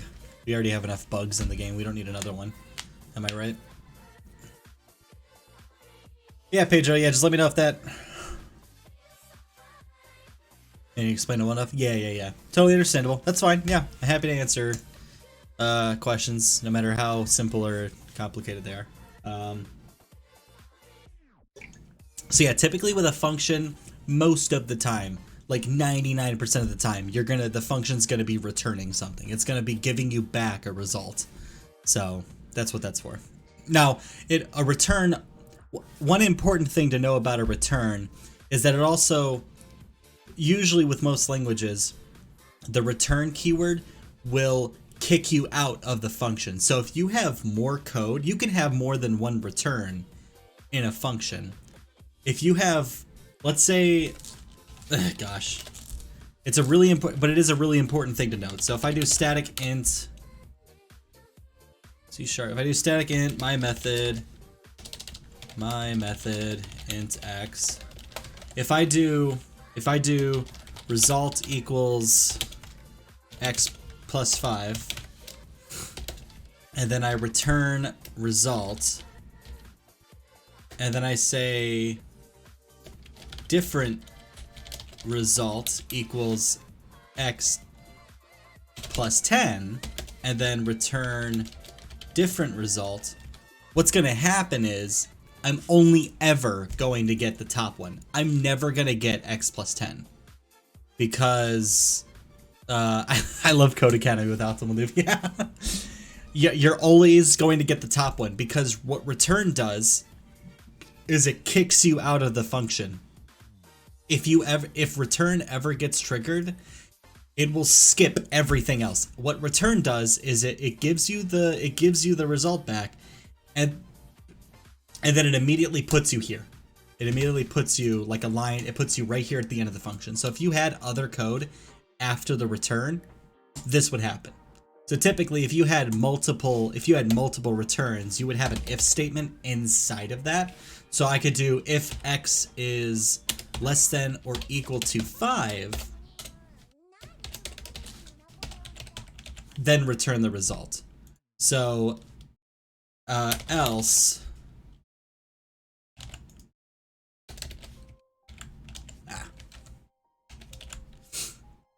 return that, and then I would have, let's copy that up here. Let's do var, so I have two variables. So yeah, so I have two variables that are being created, and then I'm checking what the value of x is, and if it's, if I, so that means if I run my method for, I'm gonna get this because x is less than or equal to 5. It's less than 5, so it's gonna return this one. However, if I put 6, I'm gonna end up getting x plus 10 because x is not less than or equal to 5 anymore. It is 6, which is greater than 5. So it's gonna return something else. Typically, as Ace says, put it at the end of any path that the function can do. So if you have multiple possible results from your function, you just want to make sure return is at the end of that. So this is one path it could take. If x is greater than that, if I write this out differently, x is greater than 5, return it. Yeah. So this is one path that it could take. One path, another path, another one. So, yeah. There are two possible outcomes, but at the end of each of them, I'm having a result. I could have other code in here too. You know, I could write other shit, you know. I can put anything else in here, but at the end of it, I want the result to be returned. So.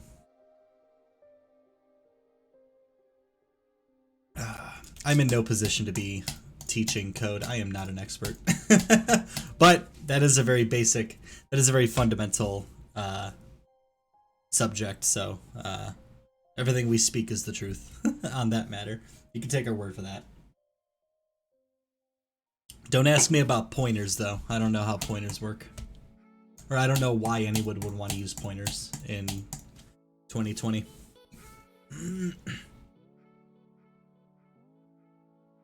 Yeah, I don't know how Java or JavaScript works, but yeah.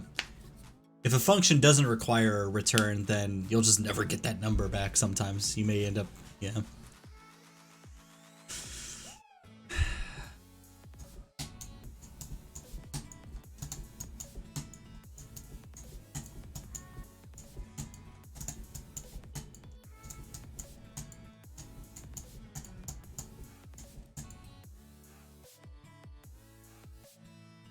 So George, did you want to hop into a voice call at all and discuss what our next things are for the game? You don't got to do any development yet, because I know you just woke up, but I just wanted to kind of walk you through where we're at. It said voids means there is no return value, so if I put return in a public void method, will it just give me an error? Give me return. Yep, you're good. Take your time. Let me know. Just message me in Discord when you're ready. So, yes, I want to say yes. If you specify void before your function and then you return something, most likely it's gonna error out because the compiler is expecting there to be no return. But then you're returning something, so it just doesn't like that. It just doesn't like that. So.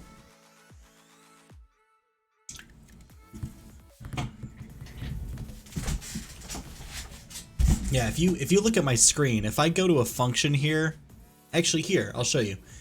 If I go to miscellaneous, I have this mapping function that I wrote. It takes in 5 different inputs and then does math with it, and then it returns what that result is. If I just delete this, the program will still run just fine. Well, it might error out because of, yeah.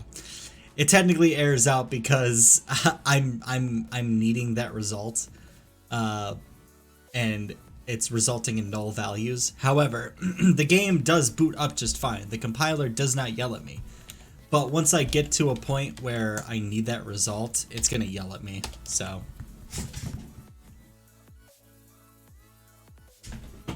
Yeah. Alright, George, well, I will walk you through what I have implemented. Let's start the game up first. I haven't play tested at all today. I just wrote a bunch of crap and I'm confident enough that it'll work. But anyway, so I have switched the difficulty label to be a permadeath toggle. I could have made this a checkbox, but I made it. I just made use of the buttons I already had. So excuse me. This doesn't do anything actually. I don't have a life system yet. So this doesn't do anything. However, the entropy level, or whatever we want to name it, does work. So you can select a value. I just chugged a whole monster, basically. So I can select any value between 1 and 10, and then start the game. And what'll happen is, well, everything's fast. Boing, boing. Fuck.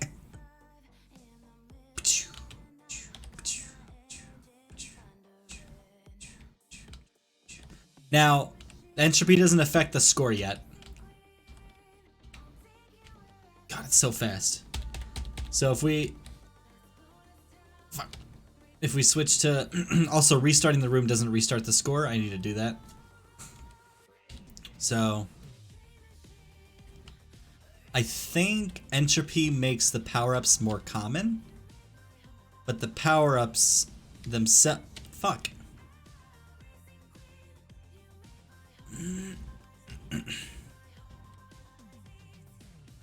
Damn it.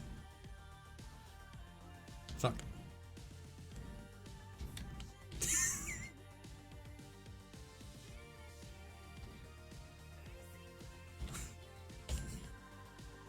Making the battles that quick will make the speed power up impossible to handle. Yeah, most likely. Yep. Damn it. Why is the ball flashing red? Oh, because I picked up the power up and it's still active. Damn it. No, it's not clipping. It's totally...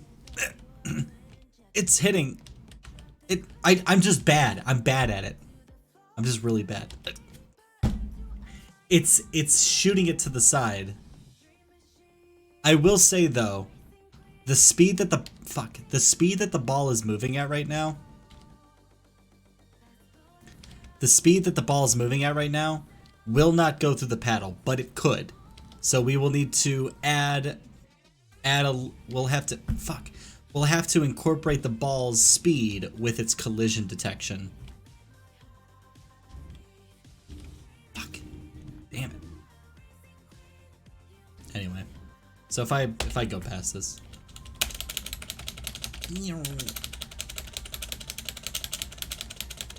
So you'll notice the shield is actually very transparent. Okay, anyway, so yeah, that's it. Well, that could still lead to a situation where it's checking beyond the paddle.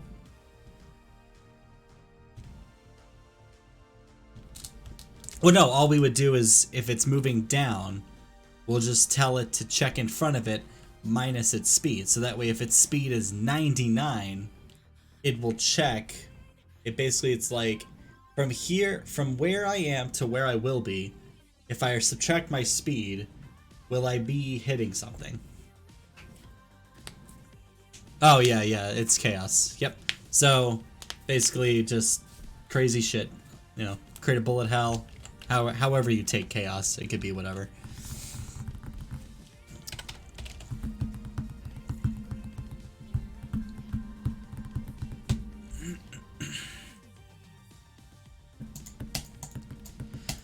I don't think that the ball's speed can go much faster than the... Well, here, I'll show you where what's controlling that. So, if we go to the ball, when the ball is created, I'm taking the chaos factor, which is any value between 1 and 10, and I'm remapping it to a range between 4 and 14. So, if my chaos factor is 1, I'll get 4. If it's 10, if it's 10, I'll get 14.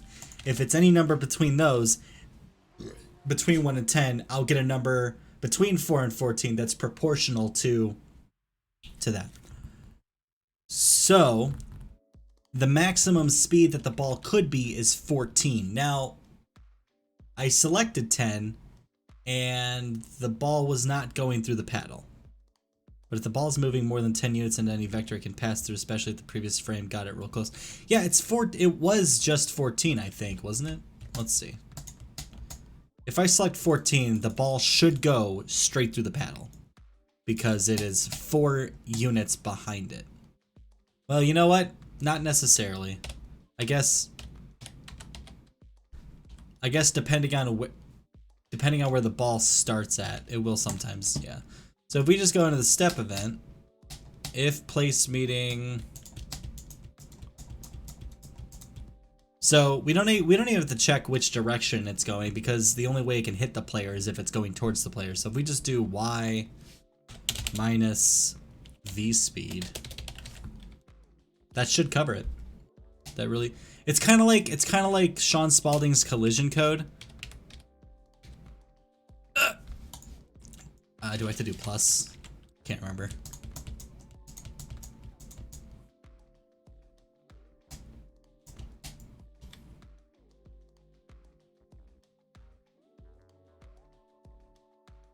It might be plus. Although now it's like detecting it. I have to do plus v speed minus sprite height divided by 2. I think that's what I need to do.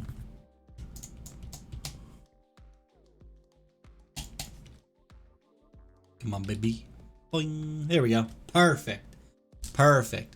So now if I go up here and I set the speed to, let's comment this out and make it like 20.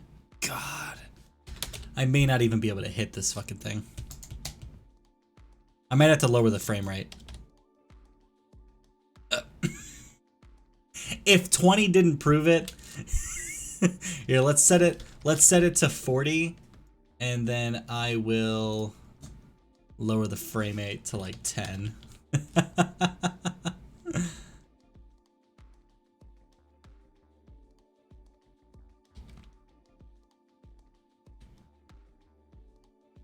Come on, baby. Let's go. God.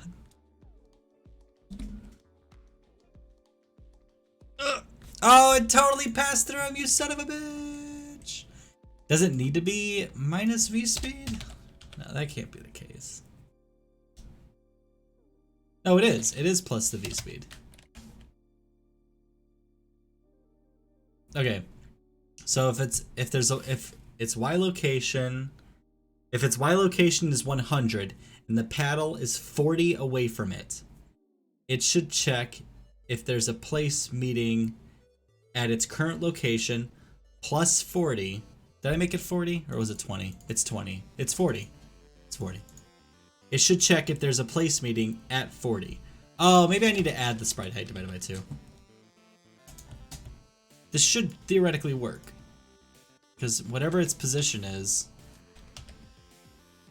Or do I need to take into consideration the size of the paddle? There's a chance I'll miss this. Ah, why is that happening? The ball speed's never going to be 40, but...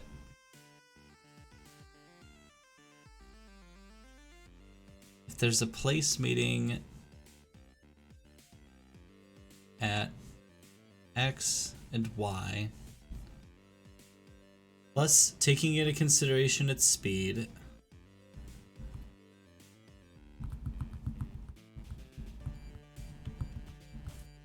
maybe I do need to do minus V speed?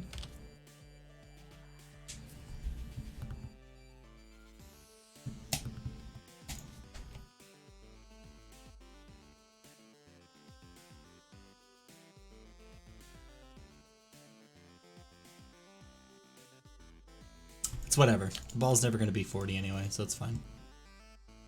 I don't need robust collision anyway. It's an arcade game. Let's just do that. Yeah. We will go to the player, sprite, S paddle. Don't think I need these anymore. S paddle normal, collision mask, manual. Just do some of this.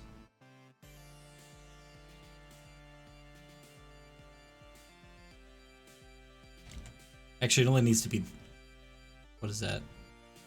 1, 2, 3, 4, 5, 6. So that should allow for a maximum ball speed of 16, which it won't reach. One frame, it's like paddle y minus 5, then it's checking for collision effectively y plus 35, and whatever sprite height you did, of course, it's gonna go through. Yeah, that's fine.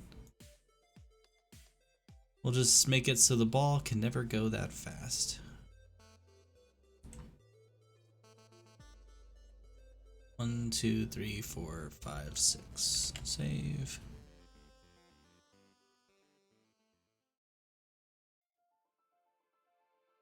Bottom plus 6 is 15. And then the tank is already thick as fuck, so that's fine. Actually, if we go to the tank and edit the collision mask, I don't actually want it to be that. I want to... That's 13 to 31, which is 18. So that's 18 thick, 18 total. Let me edit these, by the way. Copy that. Go to top 13.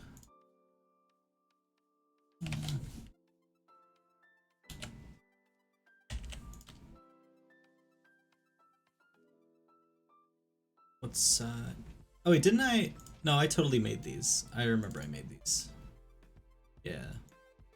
This is narrow, so I need Space Invaders, player, tank narrow, top 13. Let's just do full image, and then manual, top 13. Or maybe, was it 11? Why is the height different?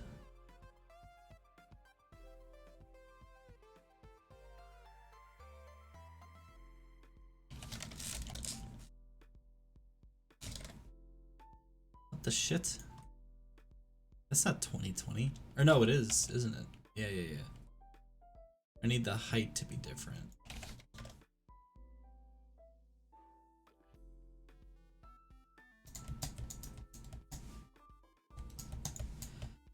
Do I use IntelliJ? I do use IntelliJ. I could not tell you what about it is lagging.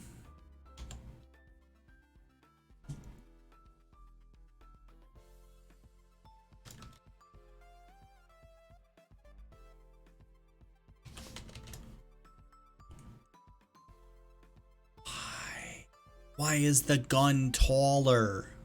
It should not be taller. Edit image. Rectangle. Select it. It's 40 by 32. God.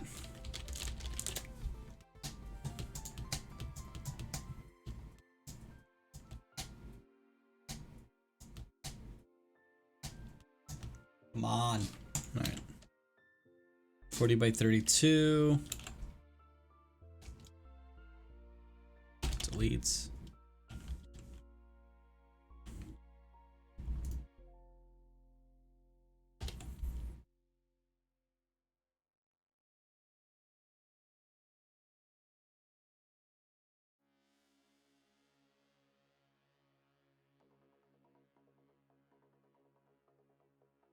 There we go.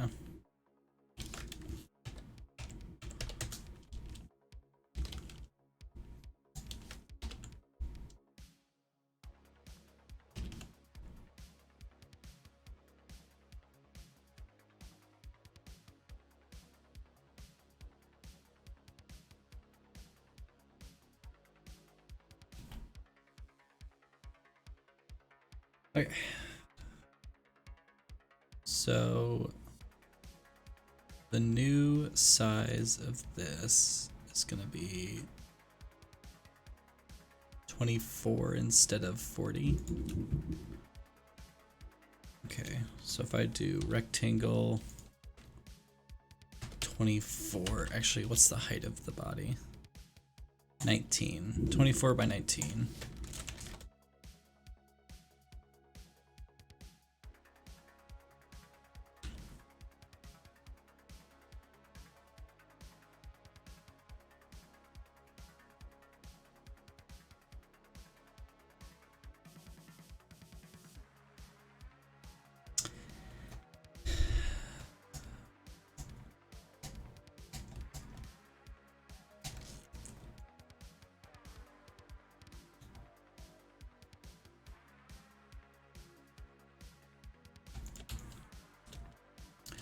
Yeah, it's not a case of needing you. It's just if you wanted to hang out and chat.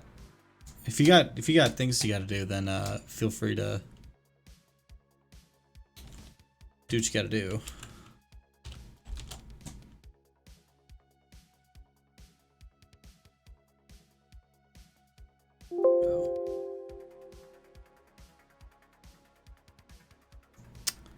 That one's 80.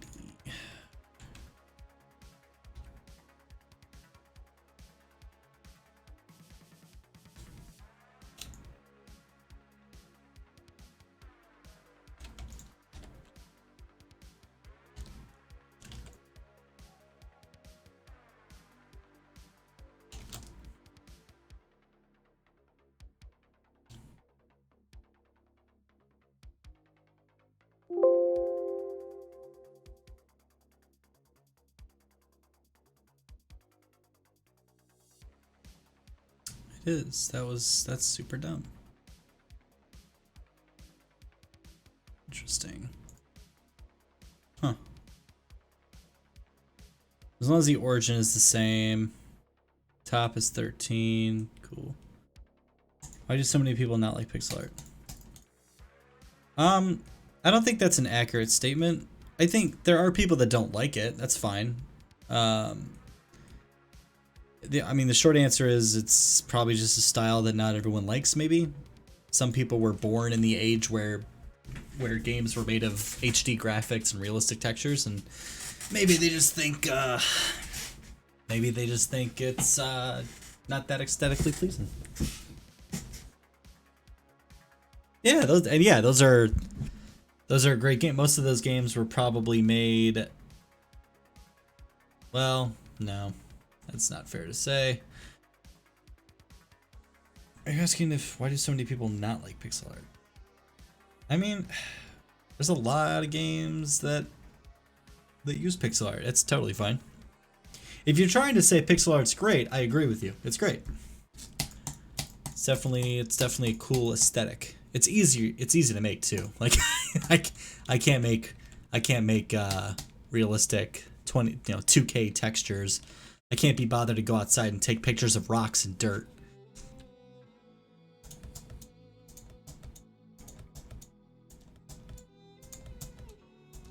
Well, like even, I mean, if we're talking, what's his nuts? What's his name?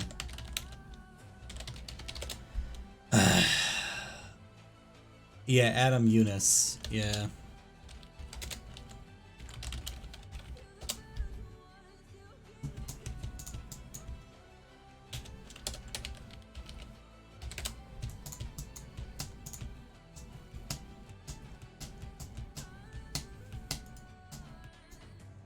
Yeah, like the character that Adam Eunice on YouTube made. Like, that looks fantastic. And like the hard part is knowing what the shape of his trench coat is supposed to be and what his hair is supposed to look like. And just shit like that. And it looks like these are the iterations that he went through. What is good pixel art? Well, yeah, so like this guy isn't the pinnacle of pixel art, but he is a really good artist when it comes to I don't mean to be, yeah, so this is just one example I'm trying to make, but this is some pretty good pixel art. I mean, this is, compared to like shit that, I think what George is trying to say is pixel art that was made for systems like the NES and older consoles that couldn't handle this variety of colors and had the memory limitations where they couldn't have super fleshed out animations. That's easy because that's less work, you know? And that's, I definitely agree with that. This stuff could not run on a classic console because there's just too many colors within the spaces in between.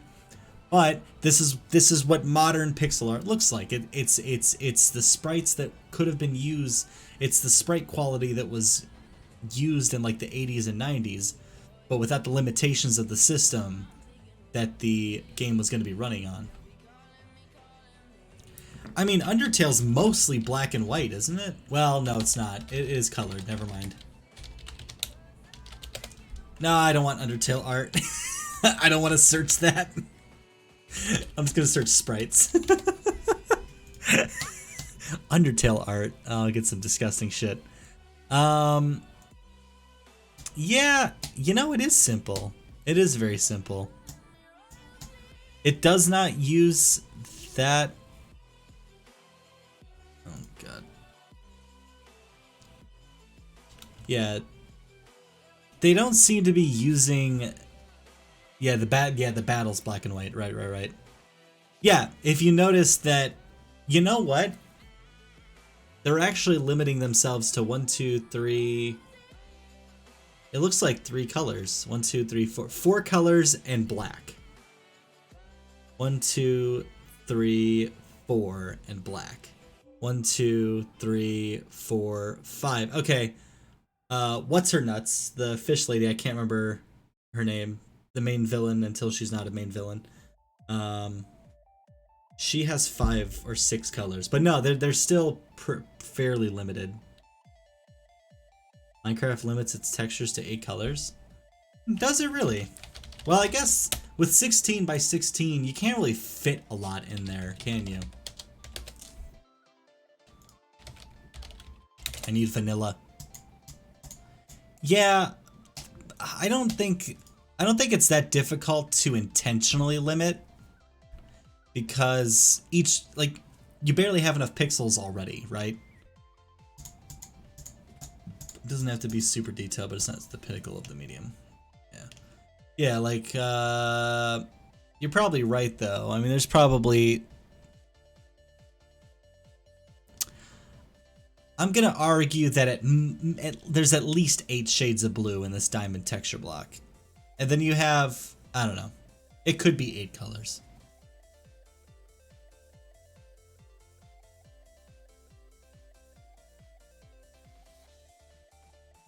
What do you mean programmer art? That's programmer art? I don't know what that means.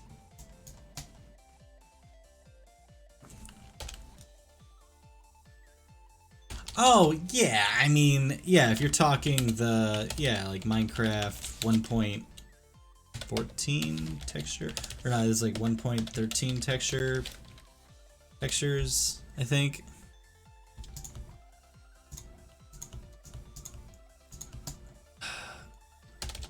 New textures. Yeah, this should. Yeah, and how they're changing the stuff.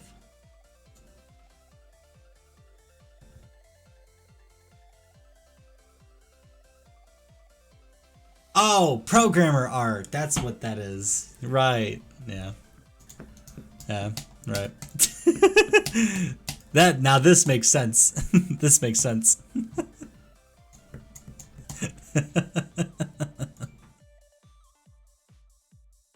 Yeah. But they're not redoing all the textures though. It's mostly just the ores, if I'm not mistaken. Like even like the changes are so subtle.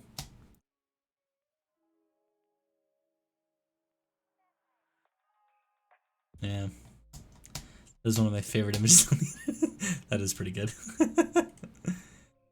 But yeah, like to be able to make a scene like this, it's so, I wish. I don't have the, I can't imagine, I can't picture this in my head.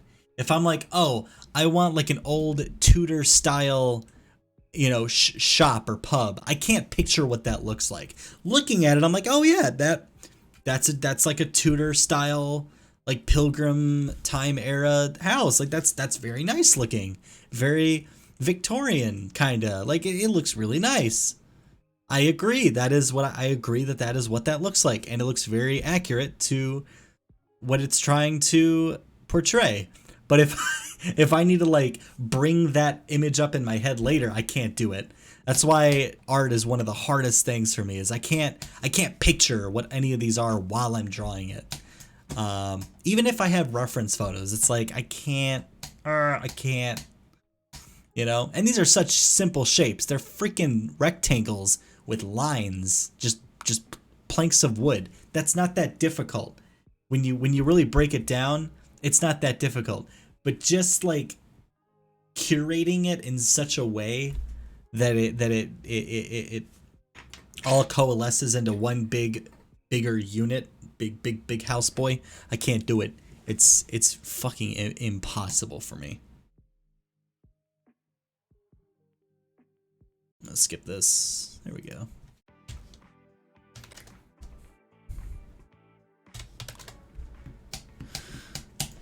And that's why we're making an arcade game with the most basic of sprites, which literally consist of uncolored rectangles. And I'm not even like, I didn't even bother painting them in Photoshop. We're using code to change the colors. We can't be bothered.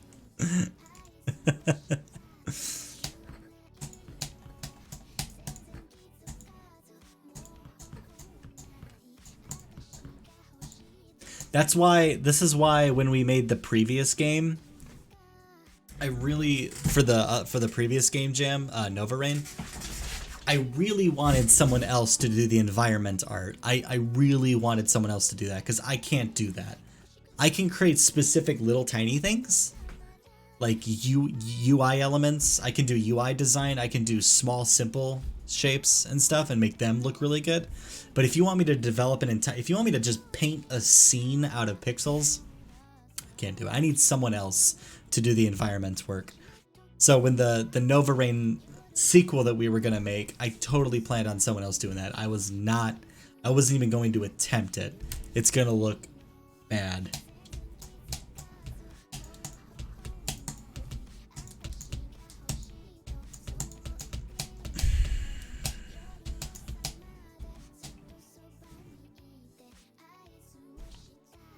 So the collision mask is 15 tall.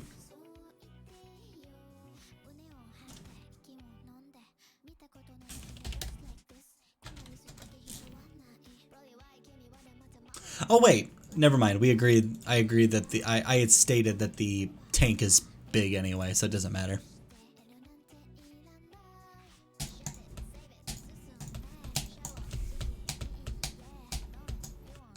Alright, so if I run this, it should be fine. Is the ball still 40 miles an hour? Who knows? It could very well be. Oh, what did I forget? What did I do? Oh no. The player draw event line 2. Huh? Nani? What? Player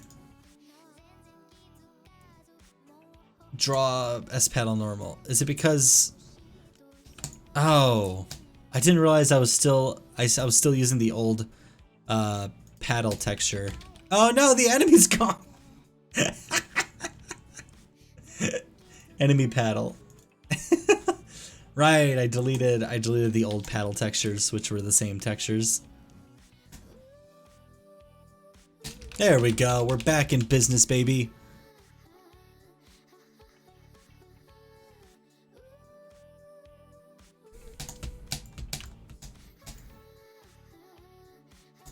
So, George, I need an opinion. Although I don't actually really remember what it looks like.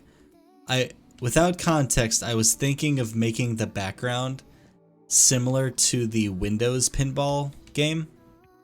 You know what I'm talking about.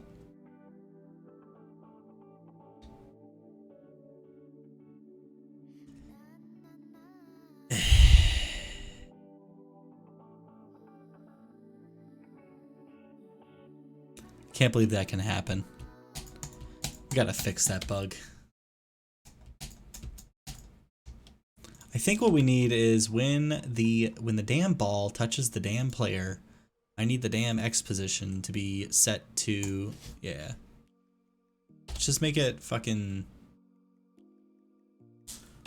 let's just do sprite get height oplayer.sprite index. This might look bad.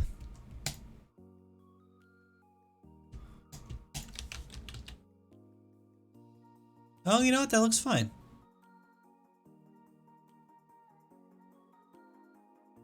It is kind of hovering. Oh, I'm a dumbass. I'm a big dumb. S player normal. S enemy paddle. Collision mask.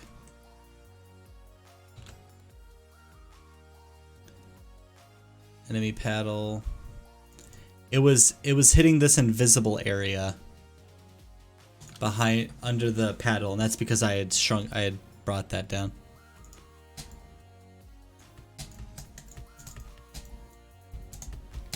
Yeah, we could do mostly black. It doesn't matter.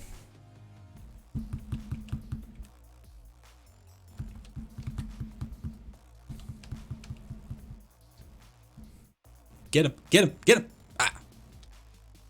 Ah!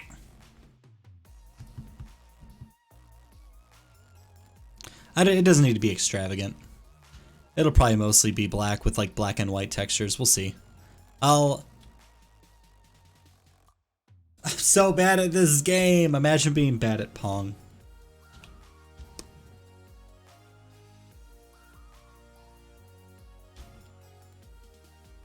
All right, let me.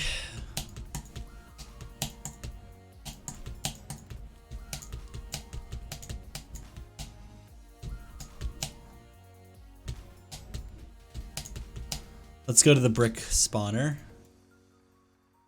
All right, so I need to convert this for loop into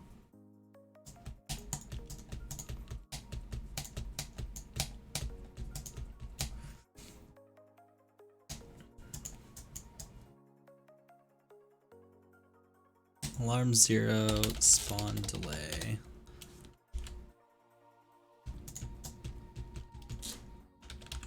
Let's put this in here. Let's remove all these.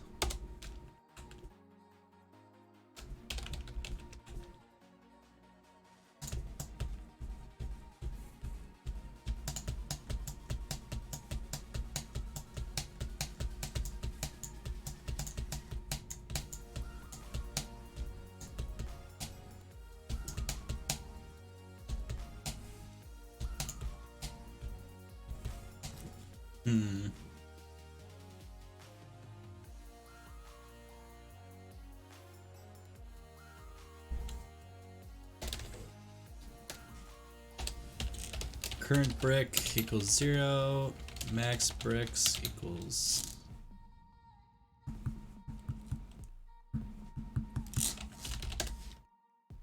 15 times 6 is 90. Per row equals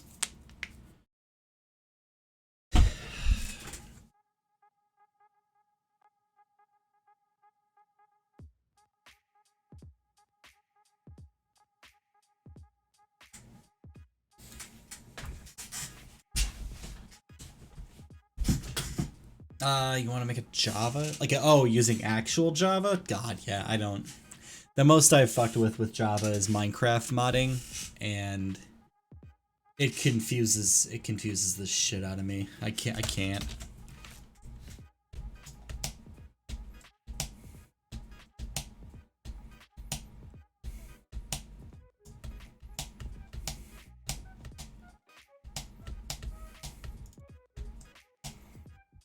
All right, so it's gonna create. I'm gonna say alarm 0 equals 1. If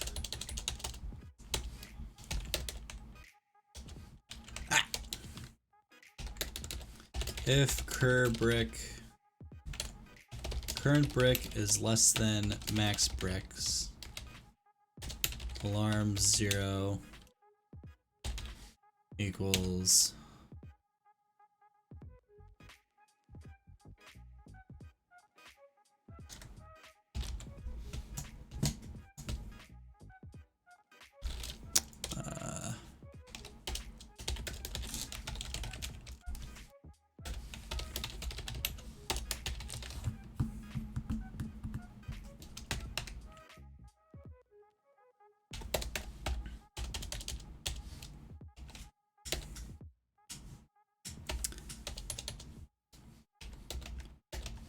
If cur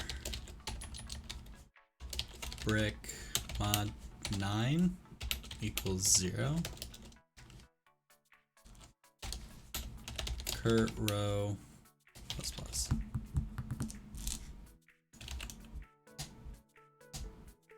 Current row and then cur brick. Ah, no, no, no, no. The color is going to be based on the row. The score is also going to be based on the row.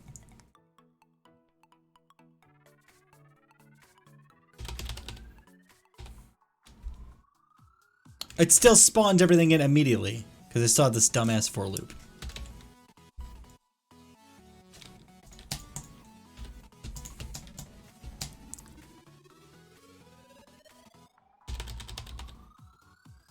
Oh no! What happened? Oh god.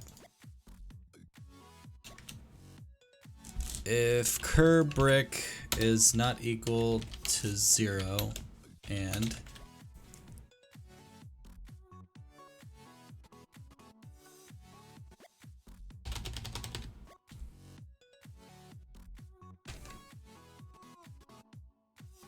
what? 1, 2, 3, 4, 5, 6, 7, 8, 9, 10. Oh, not 9. It needs to be divisible by 15. Oops.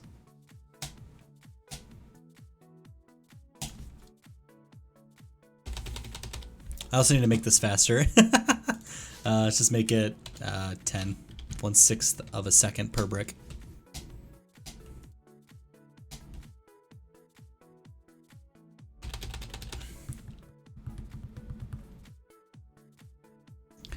What in tarnation?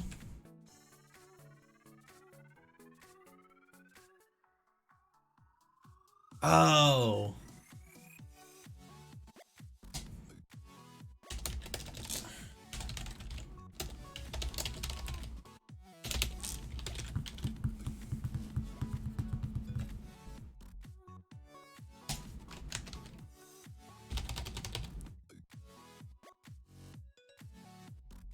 Oh no. Maybe it needs to be 6/14.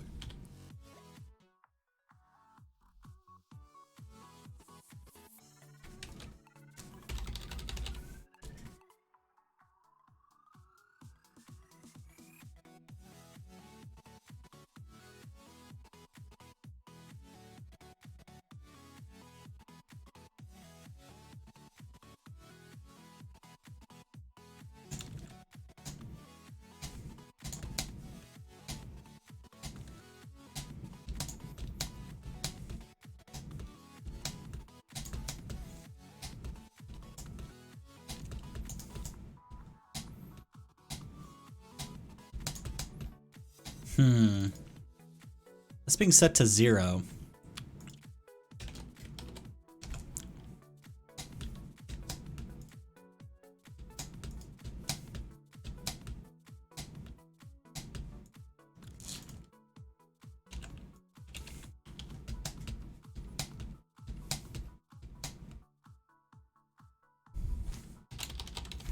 Let's also make this like even faster.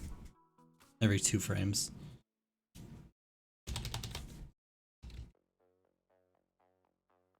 That didn't happen at all.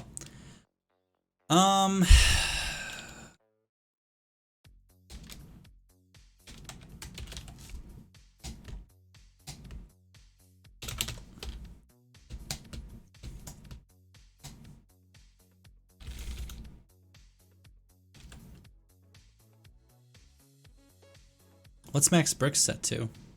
90! No, this value, it can't be 90, it needs to be 15. Or 14, who fucking knows?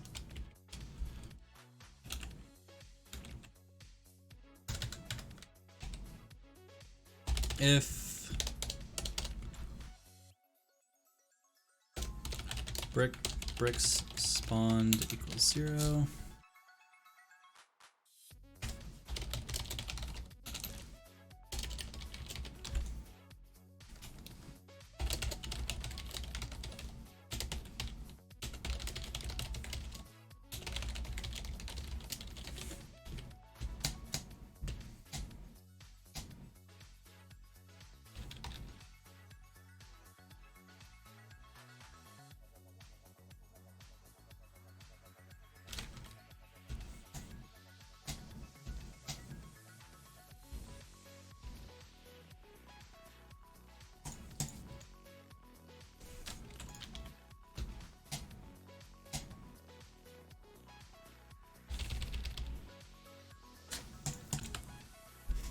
Every other language in the world.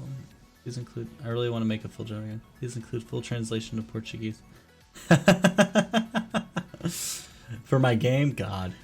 I don't know how localization works. I'd have to get a team of people to do that shit. And all you'd have to do is translate the word score. I guess that wouldn't be that bad. Cause that's like probably one of the only words I'm gonna have. Or like play game or something. Why isn't it going to the next row? If current break is greater than 0 and divided by... So once the current break is 0, and then it's going up to...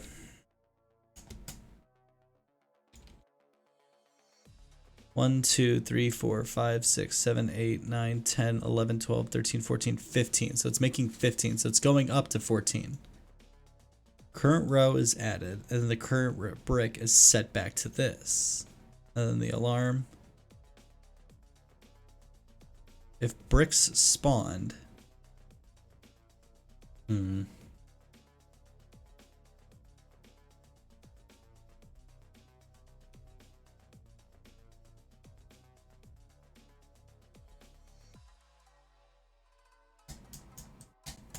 Yeah, right, the English JSON, yeah. If brick spawn is greater than or equal to max bricks, then destroy itself. Otherwise, this shouldn't be running. I hope it's not running.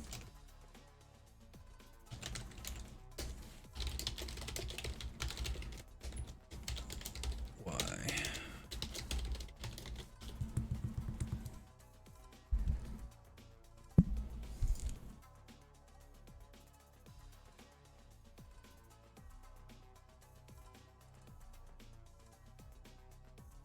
Okay, it's not destroying itself. But it's not creating...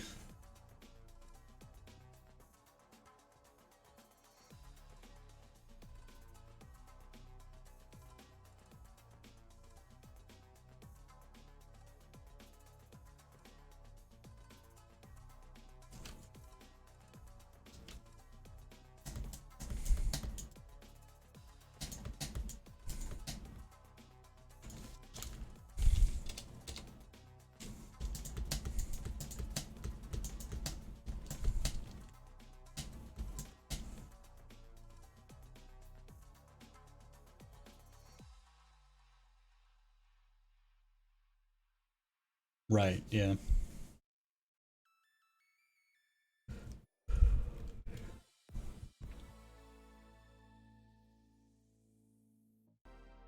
Most of the mods I was making for Minecraft weren't going to be made public, so I didn't bother dealing with translations, to be honest.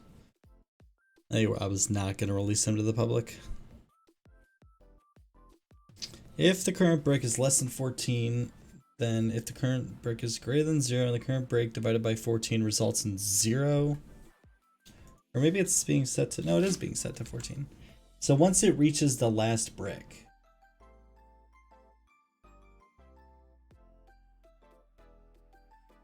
Let's just do if current brick equals 14.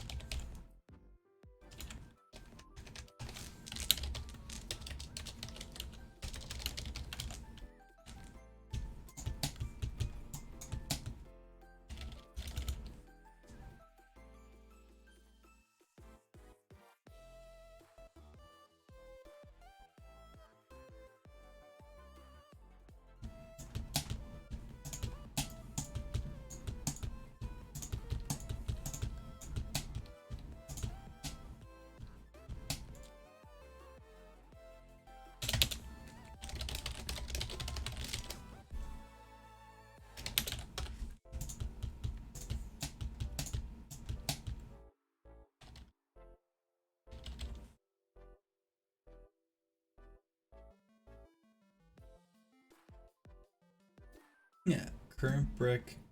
Oh, if it's less than. Damn it. Let's just do this. If the current brick equals 14.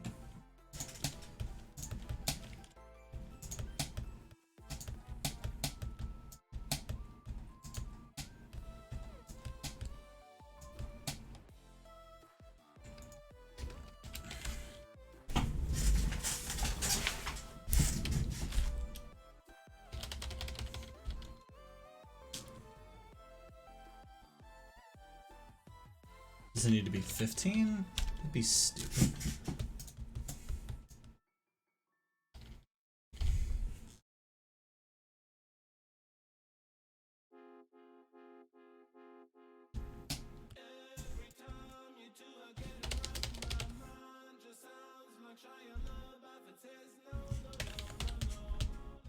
Not 54. Come on.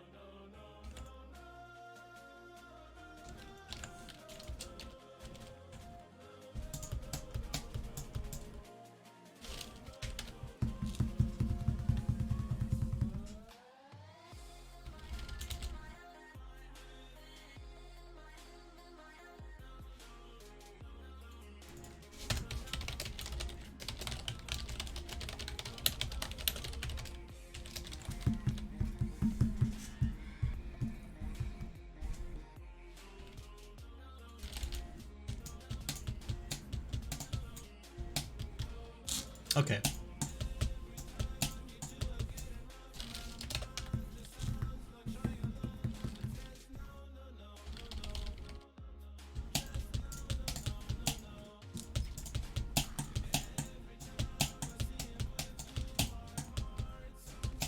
If I make a game, the first thing I'll do is make it easy to localize, because if I want to do it after I hard-coded everything, it'll be hard.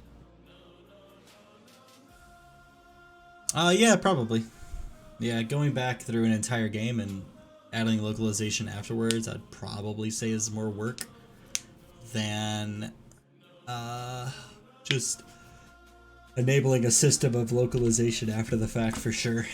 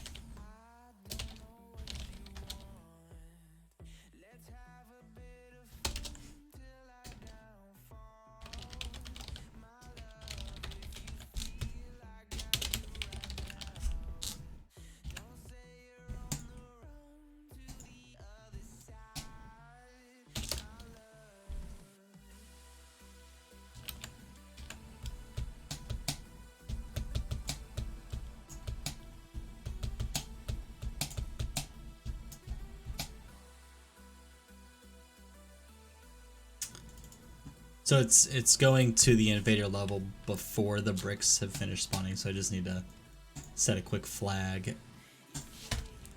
director dot.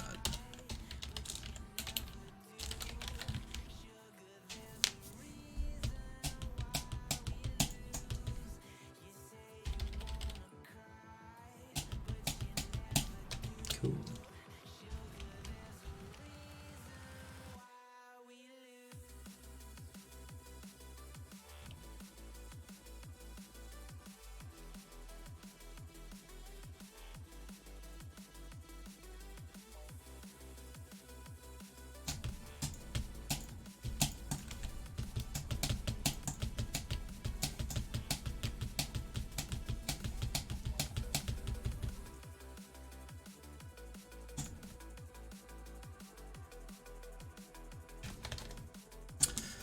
Alright, so we have that working. The Space Invaders kind of just appear.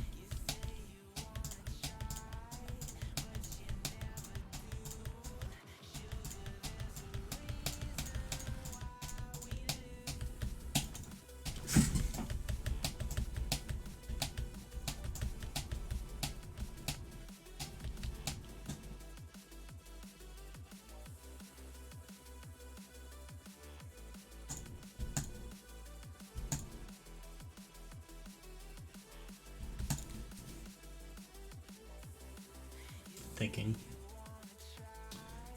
what to do next. Couple things on the plate. There's making the next stage. There's making the Space Invaders look pretty. And by that I mean just adding a few effects to them.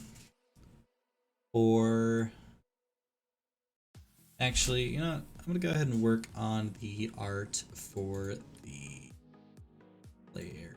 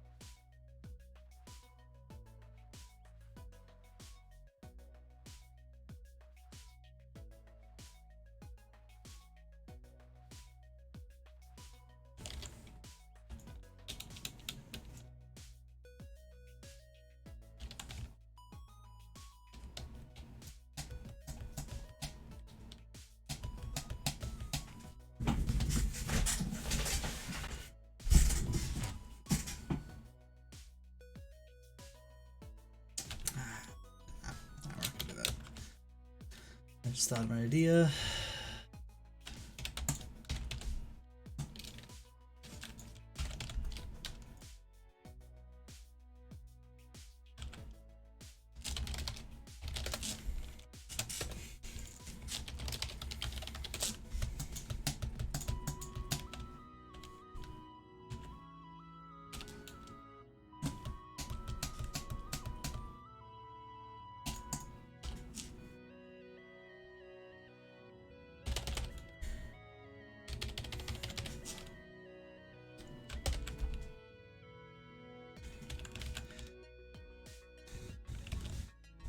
You're not.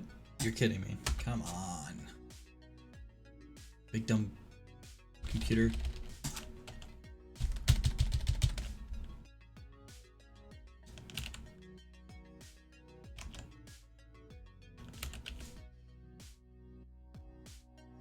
Oh, it did copy it.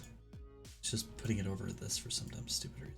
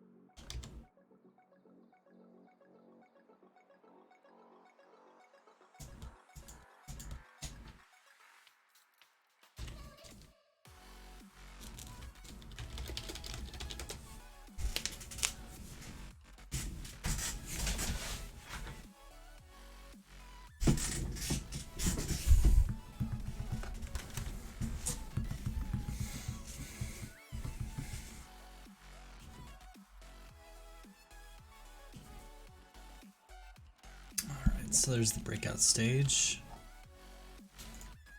Get it because it's, you know, bricks. Although I want more stuff to be missing.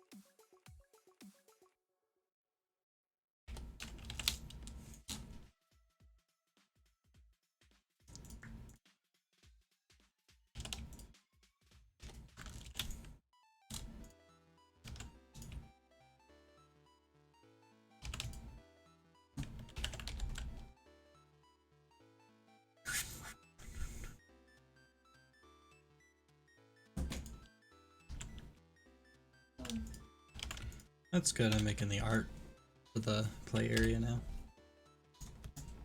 So. Not stream tomorrow.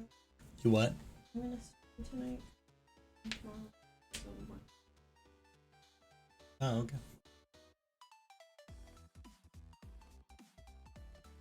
Dope. Good stuff though. Pretty good.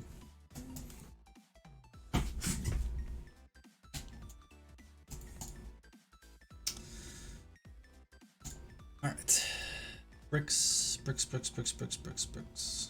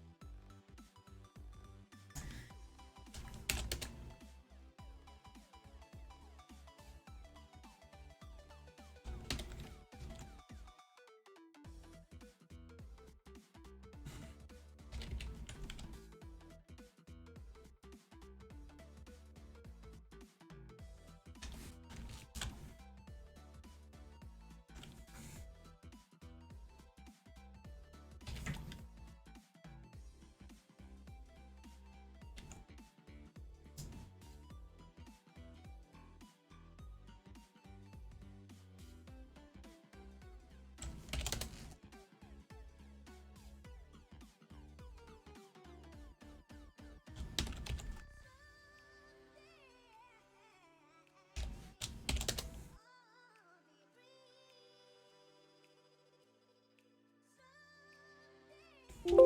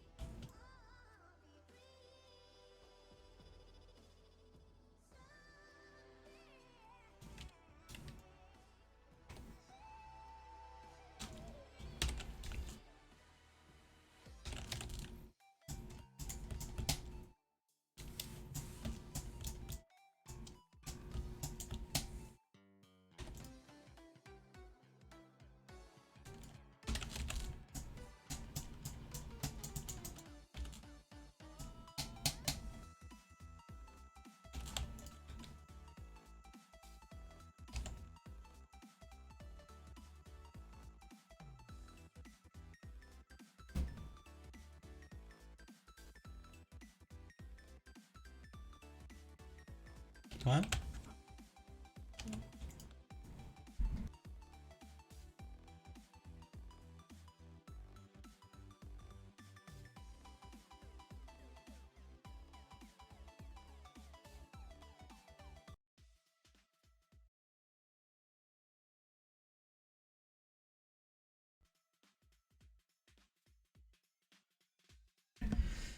All right.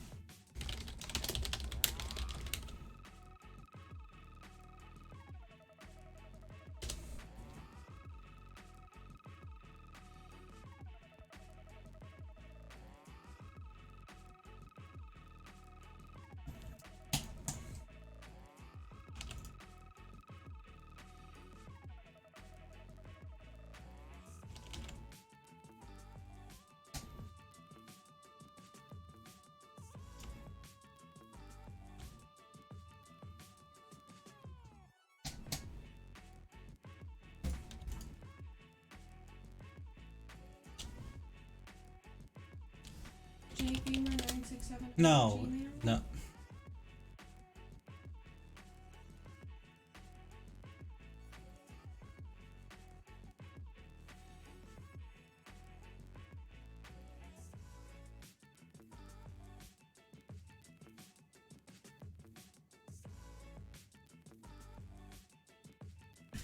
Okay.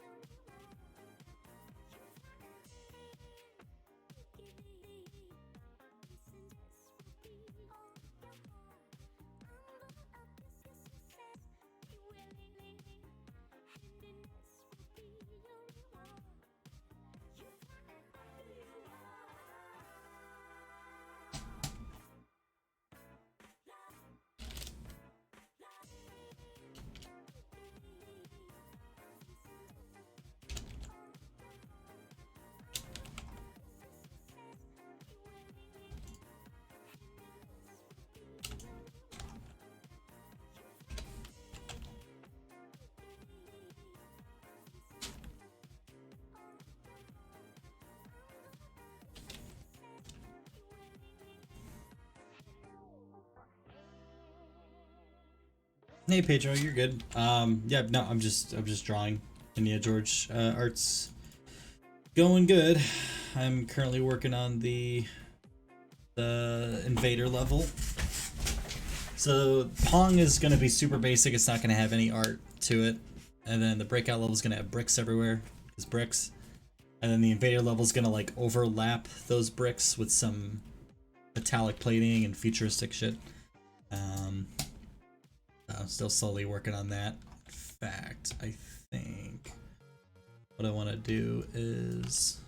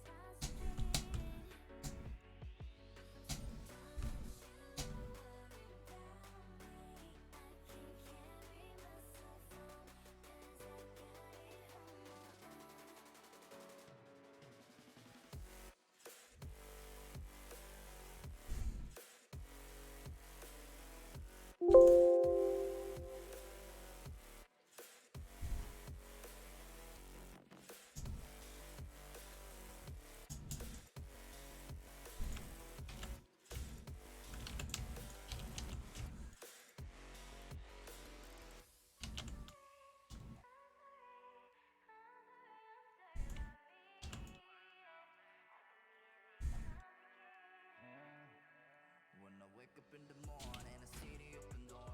Don't remember closing it ever. Ain't nobody coming, but I never keep it shy.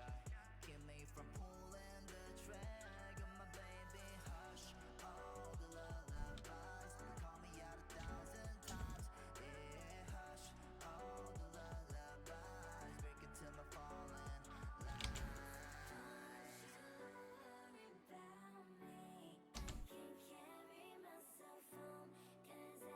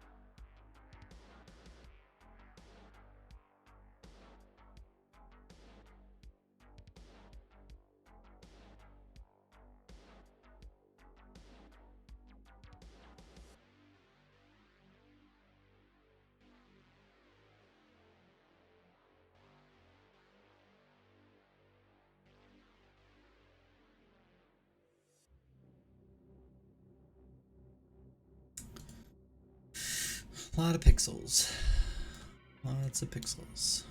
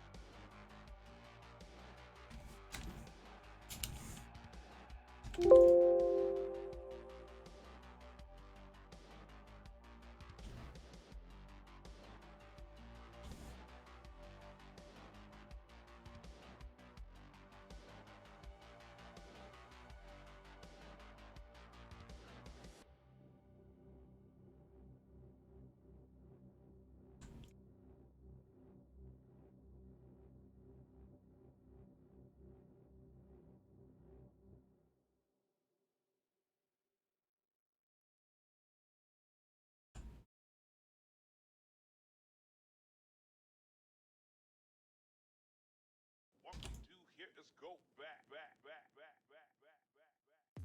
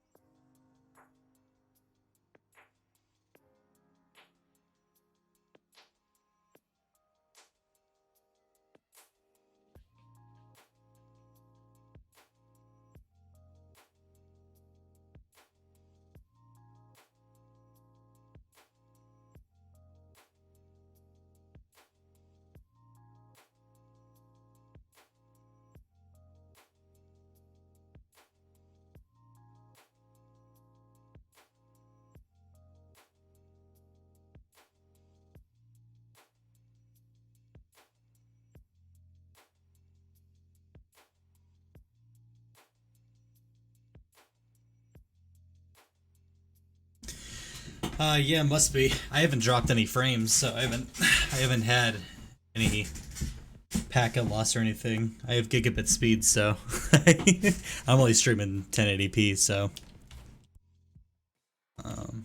Twitch might just be acting dumb, you know, as it does.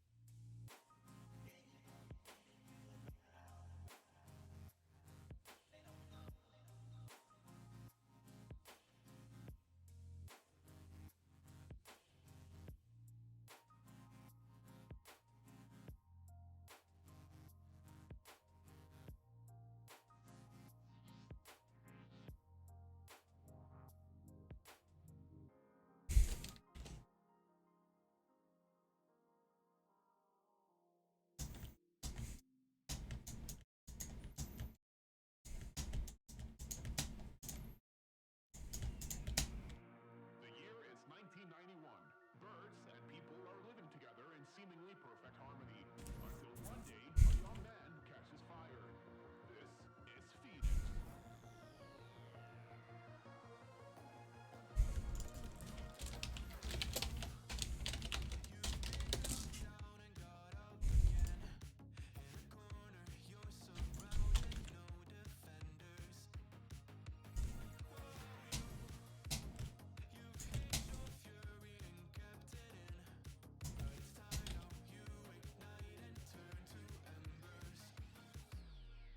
Like a phoenix, you burst in a fire, burn.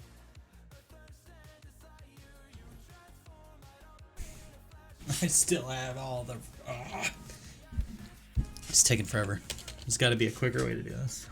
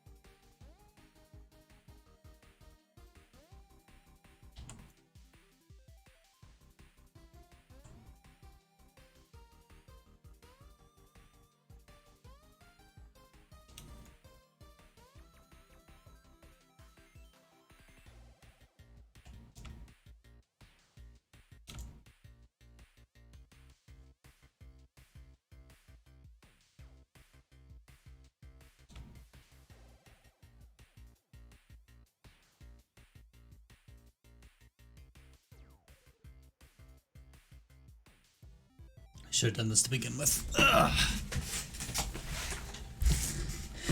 And now I can use a size 2 eraser, maybe 3. Yeah.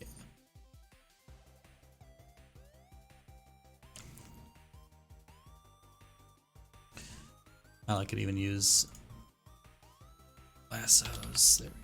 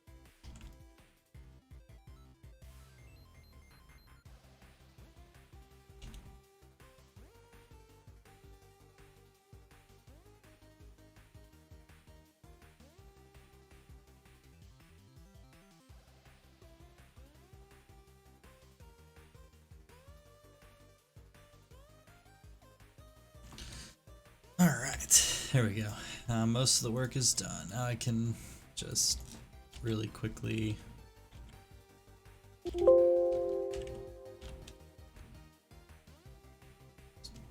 pretty up the pixels.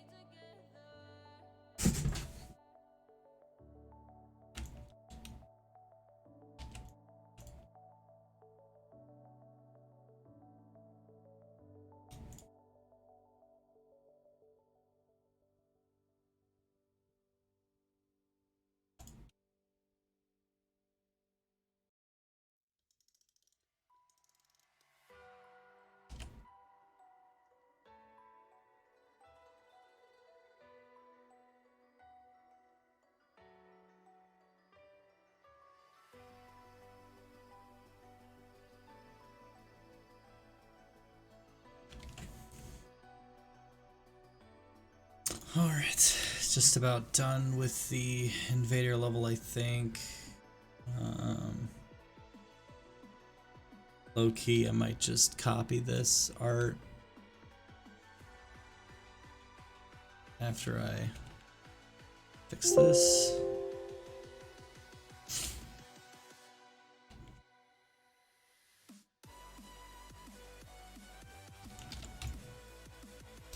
Rotate that shit.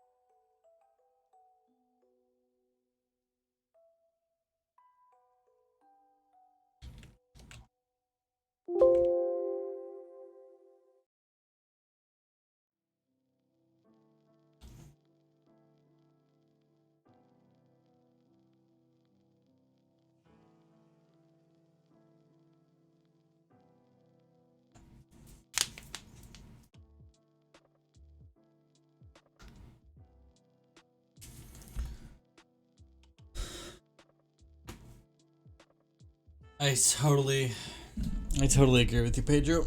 It's so boring. Ugh.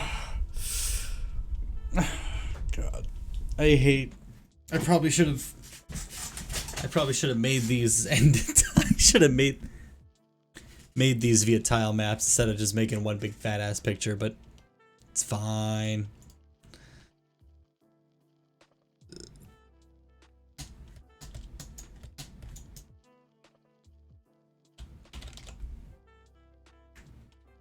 Oh man.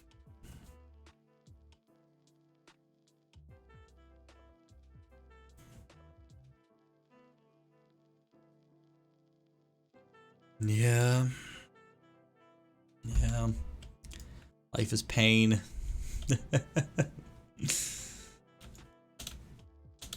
It's fine. It's fine.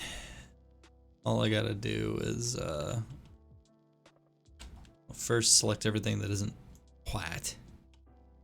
Delete it. So we will export this entire transparent image.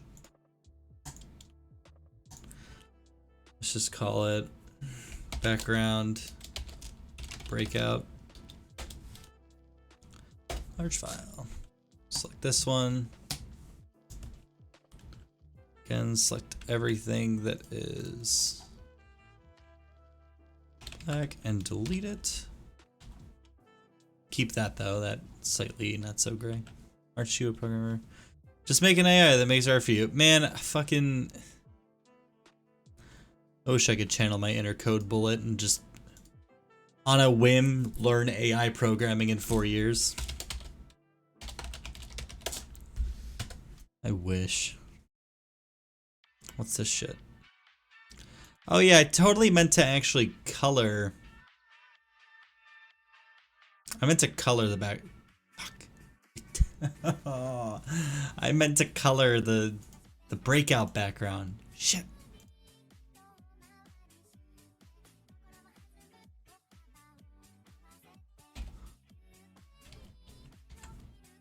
Damn it.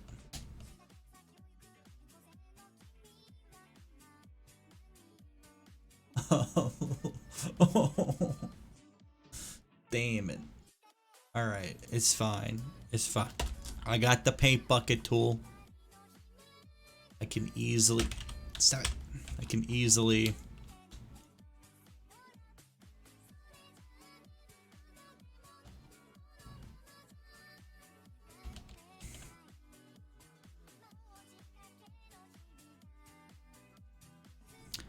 God, where's the random deselect tool?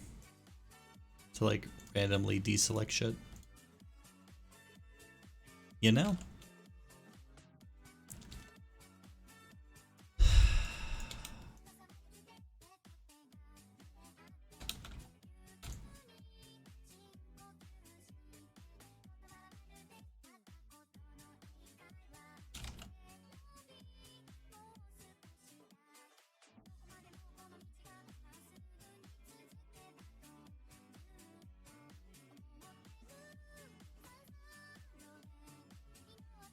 If I learn a programming language, it'll be easier to learn.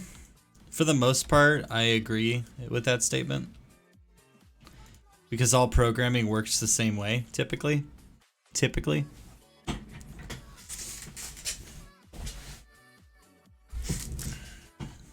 A lot of the syntaxes are very similar.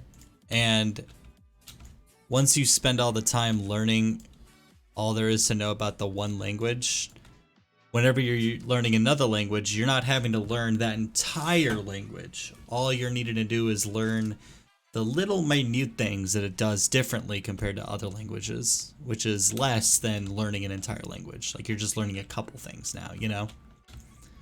So, I agree. Once you learn a programming language, learning other ones is definitely easier. Like I said, my first language was ActionScript, and I picked up GameMaker language, this one, very easily because it worked just pretty much almost like ActionScript for Adobe Flash. They're almost identical. So I learned all the nuances and how this system works, and then I started learning JavaScript and how JavaScript is similar to C#, because this language is also similar. It's based on the C and C# languages. So... GameMaker language was similar to C, so I could learn C very easily. C and C# is very similar to Java in the fact that it's like object-oriented, blah, blah, blah, blah, blah. Whatever that means. And then Python is like all of these languages, but the main difference to me is its use of colons instead of brackets, and its lack of semicolons. But that's such an easy thing to remember. That's such an easy thing to learn. Is like, oh, Python just doesn't use semicolons and instead uses colons if you want to, and it uses tabs. It uses white space tabs to denote when you're inside of a code block. Overpowered. Overpowered. I think object-oriented programming is the most unnecessary form of programming in existence. When it comes to, how do I word it? Object-oriented programming is only, it's never necessary. I'm never going to say object-oriented programming is ever necessary. It's only when you need to work in like a large group that it becomes helpful. And the only reason that it becomes helpful then is because you can stop future programmers from screwing up certain things in the code, because you can basically control what they have access to. And I mean, that's, you know, that's cool and all, but I don't need that. I'll never need that with crap that I'm working. I mean, I do take practices from object-oriented programming. Like, I do like building methods and using functions to change data rather than sometimes change data rather than just directly changing variable data itself. I personally think it's mostly useless. You're just doing extra work. Like, you're just doing extra work. Like, I'll give you an example. Let me pause the music. Serious time. What if I want my game to be modded? In that case, it depends. Most likely, yeah, if you want your game to be modded and you want to, well, okay, that's the wrong question to ask, I would say. If you want to develop official mod support for the community to use, then yeah, you'd probably, that, like I said, object-oriented programming is only, it's never necessary, but it's useful when working with large teams. And modding, that's included, because even though you're not on a team with the modders specifically, you are working with a large group of people. A large group of people is wanting to work with your code. So if you create a framework of methods and functions, then it's useful. But if you don't do that, if you don't make an official modding API, the community is probably just going to make one anyway, you know? Yeah, it's OOP. Yeah, OOP, object-oriented programming. Yeah, oops, it was a mistake to make this. No, again, I don't think it's unnecessary, or rather, I don't think it's useless, but people, it's treated like the ultimate way of coding, and it's really not. Like, a lot of people prefer to do all this work, and it's just going to be this one person coding an application. And then they're going to choose to do all these, you know, it's best practices, blah, blah, blah, but they're going to take all this time writing all these functions, getters and setters, and hiding a variable. Why would you want to hide a variable from yourself? Why would you do that? Why would you make a variable that can't be accessed by other things when you are the person that's going to be coding the object that's going to be accessed in the variable? Like, why? Why would you intentionally get in your way, you know? Then you can argue, well, then, you know, you can't accidentally, you know, blah, blah, blah. You can form, like, well, don't write code that's going to accidentally change the variable. It's that simple, you know? It's so much straightforward to write good code rather than to have to create all these roadblocks in your way to control the amount of mistakes you can make.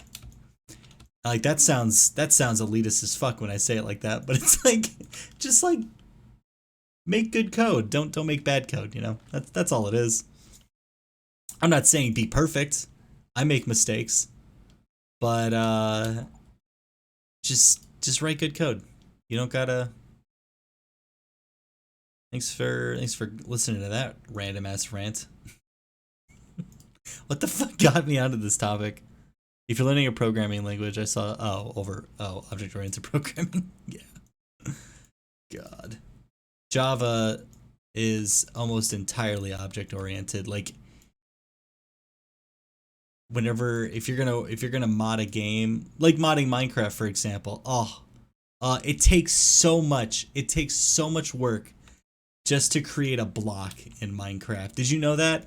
It takes so much work to just mod a single block in Minecraft. You have to set up like a deferred register, and then whatever that means, and then you have to create the block object. Then you have to make the block item, which is based on the object, which makes sense, you know, whatever.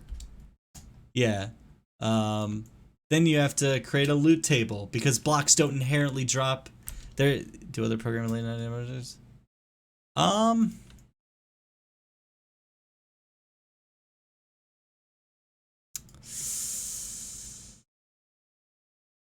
guess it depends. Okay, you know what? Maybe a block. Okay, maybe a block isn't that complicated, but making like a furnace or a block that can take in an ingredient and then that can take in an ingredient and then output an item. That's disgusting. There's so much you have to do with that because then you get into tile entity systems.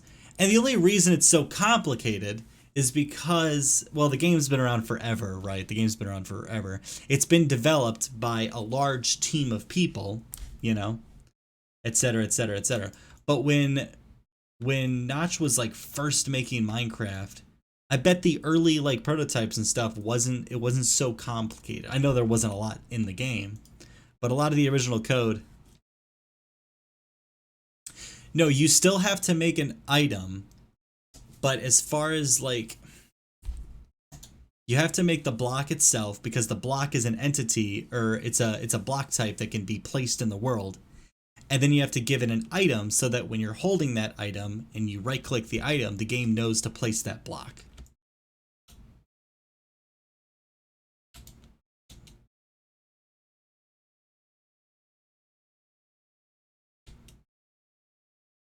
But it's a little more it's straightforward. It's not difficult at all to make an item from a block. Because when you make a block item, I think block item is a specific class, I think it's a block item is a specific class, and if you point your block item to that block, it'll automatically create an icon for that block in the, you know, the diagonal, the isometric view of the block in your inventory. It'll automatically create that icon for you, and it'll handle all of it for you.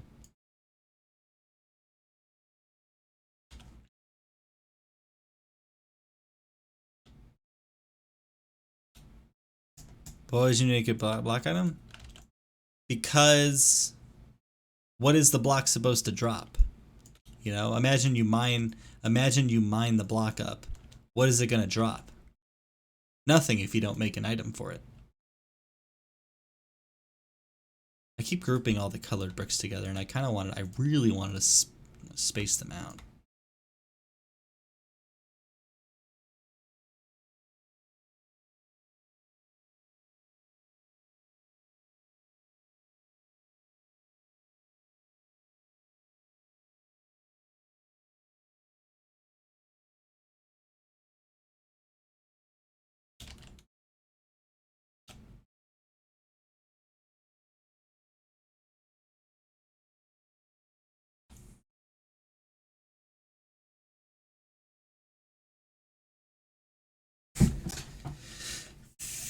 Okay, so now I need to figure out how in the shit.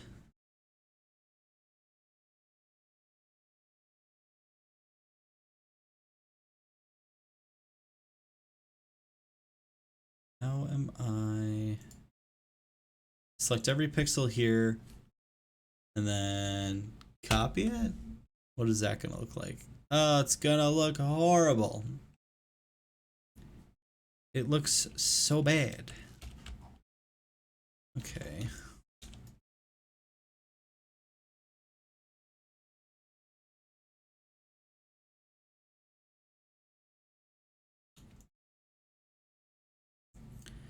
That's part of the pipe. Anything that's part of like the metal, I need to make sure is just white.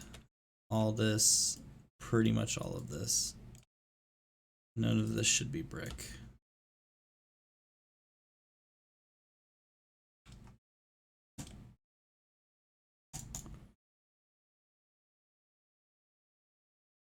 So yeah, so every time you make a block, you gotta make an item for it. So that way the game knows.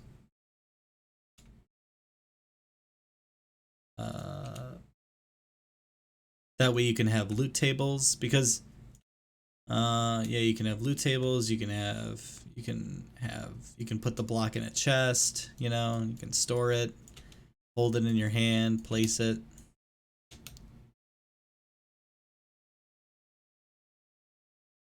I'm trying to think if there's a block that you can place that doesn't place the same block, but I don't think that's the case. I'm pretty sure that every block that you places as its own block. But if you wanted to, you could make it so if you right-clicked and placed a certain block, it would... There we go. Colored bricks, but keeping the... Alright. Stage invader. No. This part right here is supposed to be... shoot. Contiguous. This part's supposed to be like the dark gray shit. Yeah.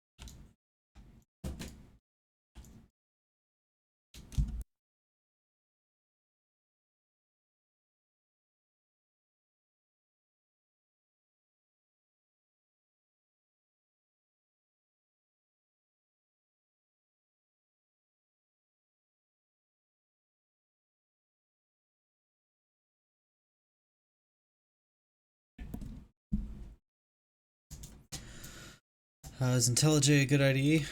Yeah, for Java stuff, sure. Eclipse is also really good. I think they're both very good. I prefer IntelliJ myself, but the user interface matters so much to me. if the user interface is not easy to work with or ugly or just doesn't look great, I'm not gonna use it, man.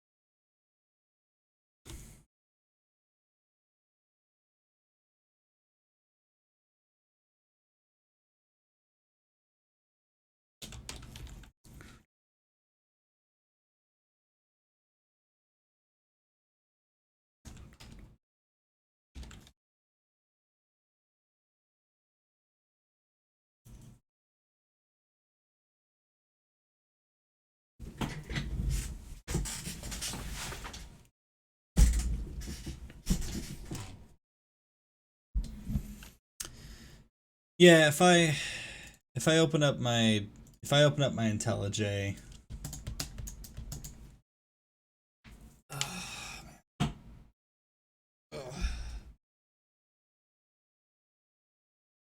or no, not Pot Squared. No. That's not what I want.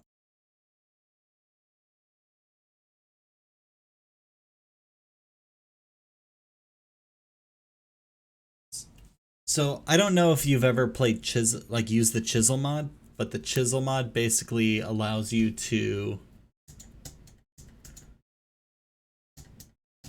Yeah, if you look at my screen, this is what version of Minecraft is this for?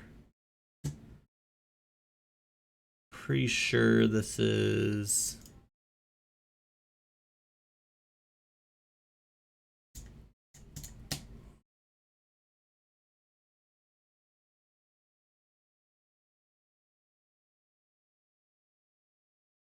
Yeah, this is for Minecraft 1.16. So, although I notice I just noticed you're saying 1.13. So, a lot has changed since 1.14 or 15, I think, and 16, if I remember correctly. So,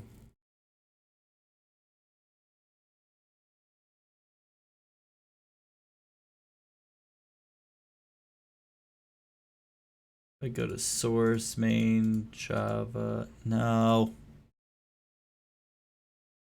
More cuts. Common blocks.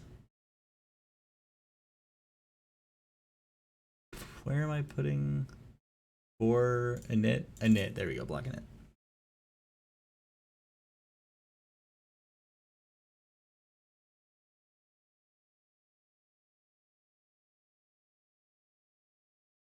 Yeah. So if you want to make a mod using JavaScript, using Forge. Now this is using the Forge API. So that's basically, you can think of that as a framework, basically. There's also Fabric is the other one, because Forge like forgot to update it. So like they forgot to update Forge for like a year, and someone was like, "All right, I guess I'll make my own API." And then Fabric became the new norm for like a year, and then Forge was like, "No, no, no, no, no." Did I say JavaScript? I meant Java. I always say JavaScript because I do more web development than Java development. No, Java. So if you want to build a mod using Java, you would just download Forge, open it up in IntelliJ, and it'll unpack itself and give you an example mod. And then you just start modifying the code from there. Now, it doesn't actually do anything, the mod itself. It won't even add a block. So, but yeah, so if you look here, every single time you want to make a block, you have to register it in the deferred register, I guess, which is just some, I don't actually know what that means. I'll be honest. I assume it's just an algorithm or something that adds the block to the game, basically. It is a wall of code. This is what a Minecraft mod looks like in 1.16. And if you want to make an item for that same block, you have to make an item initialize, or you'll probably make a file called item init or something. And then in the mod itself, you have item init.items.register or mod event bus, and then you're basically, yeah, these two. So you run this command in the main function, you run these two. You run your whatever file it is, you register the items. I think at the top of the items, I have a deferred register for items equal to deferred register.create. It's a forward registry for items, and then mod ID. So yeah, so items is the deferred register. So you create that at the top of your list, and then you call register in your main function. That's how you add the items to the game.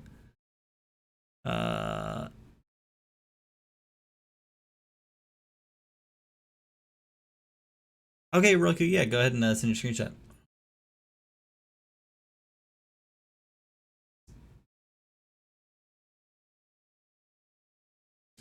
Yeah, Fabric could, I mean, it's just like asking what oh wow.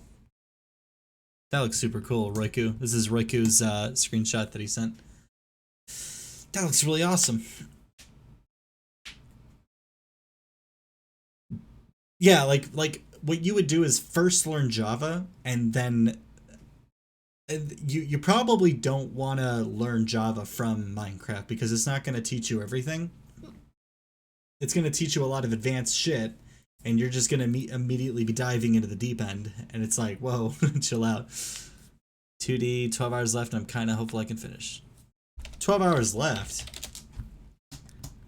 What do you mean? We still got...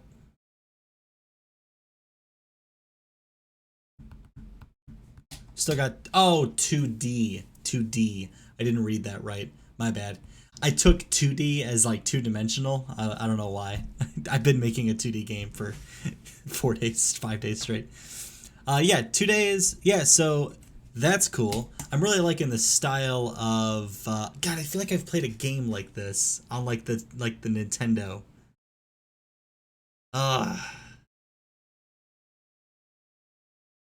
Minimap system. Oh yeah. I don't think I've ever actually done a minimap myself. Kind of like Binding of Isaac. Oh, I see. Okay. Don't worry, you still have 2 dimensions left for the jam. Yeah. Shut up, Pedro. Okay, yeah, Binding of Isaac. So it's gonna be a dungeon call. Okay, I see. That is kind of cool. I like that. That is very wicked.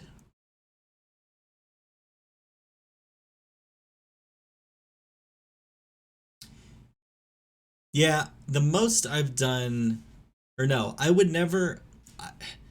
I've always wanted to make. How do I word it? I've always wanted to make a like a Metroid style minimap or a Castlevania style minimap where you just have a grid of rooms. It doesn't show you where you are in that room, but it shows you what room you're in based on. Well, I don't know. Still have no idea what the chaos in this game is going to be. Probably some bosses. Yeah, you could do bosses. I would definitely.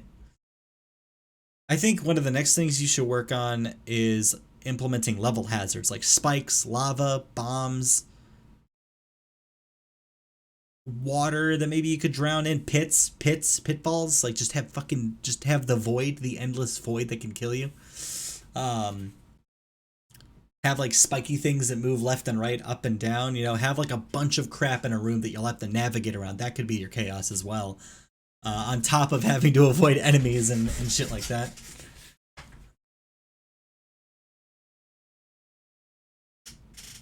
I actually, I mean, don't say you'll never win. It really just depends on what game jam you join, who you're up against, and in the end, I mean, you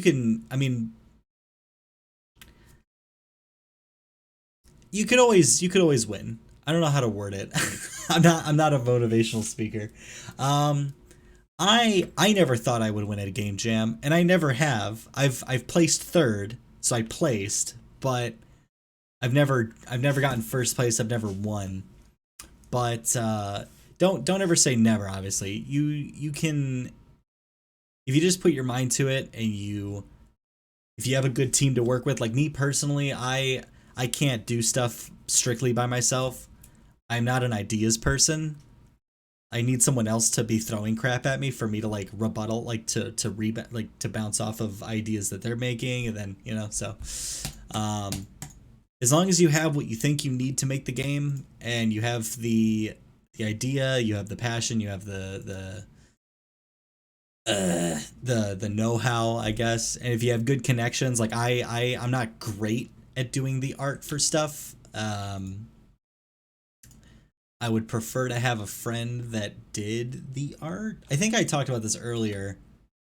I think I talked about this earlier. When we were making, me and my teammate were planning on making another game to follow up the game that got us third place. We were gonna make a sequel to it, and this one was gonna have like, I guess you can call it like, if you think of something as $1 million idea, it's not $1 million idea. Well, like, I'm not saying you should be, well, do you think something like an idea? I wouldn't go in thinking it's $1 million idea. I would go in thinking it's an idea that you personally enjoy. That's it. Don't go in thinking, don't go into a project expecting it to do good. and telling yourself you're only going to be working on this project because you think it's going to do good. Because if something doesn't turn out right, you're never going to want to touch that project again. It's like, no, just go into it if you think it's an idea that you enjoy. Like that's why we're going with like we're pretty much ripping off every huge arcade title from, you know, the 80s and 90s, but we're doing it in our own way. We're basically it's like an arcade game but with a twist basically. And that's because we enjoyed these games. These were, you know, in some sense like our childhood, I guess. We're not that old to have Breakout be our childhood game, but we're just going into it because it's just an idea that we both thought was cool. That's like the only reason we're doing this. Because we're just sitting there trying to come up with a bunch of ideas, and then we came up with this, and we're like, that's the coolest idea that we have, and then we went with it. I have no anticipation of this actually winning. Trust me. If it does do decent, I'll be excited. That'll be cool. I'm mostly in it for the feedback, for the thrill of completing a game and working on something. It just feels good to like get something out there, you know. So. Anyway, let me put the finishing touches. I've been working on this background for too damn long, so let me put the finishing touches on it real quick.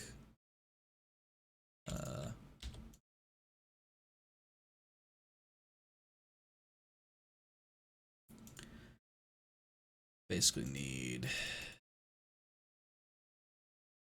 this to be, oops. Yep. And this is gonna go up here. Come on, stop it. That's gonna go up here.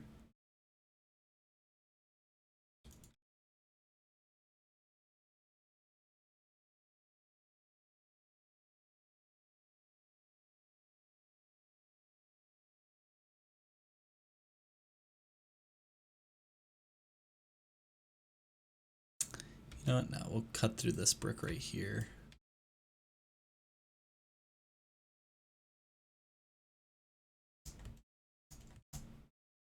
I would just rework the game, man. Well, Pedro, you have not seen our Spud project. There's a game that me and my teammate have been working on for years. I'm not kidding you when I say years. And it's just one of those things. I think it's been reworked 2 or 3 times. And I mean, it gets bigger and bigger every time we rework it. Hell, I did a rework for this game. 2 days ago, I think.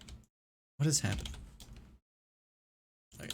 Yeah, I did a rework for this game like 2 days ago, I think. I rewrote every system I made, basically, more or less. The upgrade system, the power-up system, the director that controls everything. Everything. Yeah, that's not bad. I mean, initially when you're like, oh, I gotta rewrite everything, you feel dreadful about it. But like, once you get into it, you're still working on your game. You're still working on it, even if even if you're having to redo everything, you're still working on it, so it's good. Even if it is rewriting crap, you're not wasting your time. You're totally still working on it, So alrighty, let's save this one. Save as PNG. It's gonna be background invaders. Alright, let's go to here. Let's go to our sprites folder, make a new folder called backgrounds, make a new sprite called SBG breakout, import that shit. Let's go to the breakout. Shaboingo. Origin will be at the top left, so I just had to draw this sprite at 0, 0 because I can't be bothered. SBG invaders. Edit that one. Import that one. Shaboingo. Done and done. Then let's go to the director here.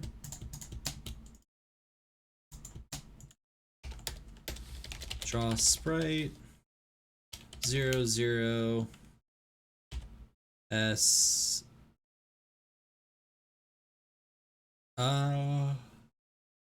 wait, oh right.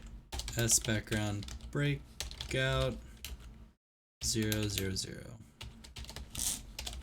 And then we're also gonna draw the sprite S breakout in oh, you know what? No, I don't want to draw sprite. I want to draw sprite extra. So the sprite's gonna be S background breakouts, subimage 0 0 0 location 1 on the X scale, 1 on that, 0 on the rotation, color C white, and then this one's gonna be alpha breakout. So this is a variable that when we create the director, it's going to equal 0. And then we're going to have alpha invaders equals 0. Let's go to the draw event. Let's delete these. Copy, paste. Actually, we kind of need to draw this shit first because all the text is going to be on top of it. We're going to do alpha invaders and then SBG invaders. So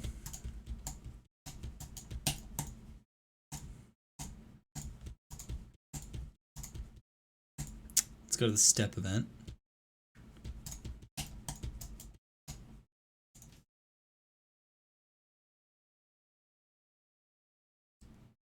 Let's delete all this because all that code's gone.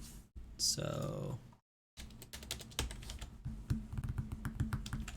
if room equals room breakout and alpha breakout is equal to 0,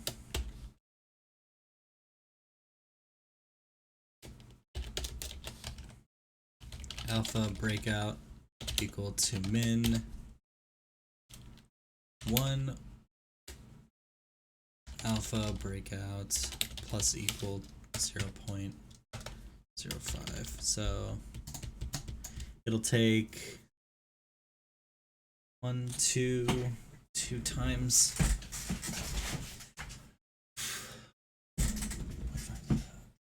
20. Is that 20 frames to, it'll take 1/3 of a second to fade in, which is pretty quickly. Mississippi done.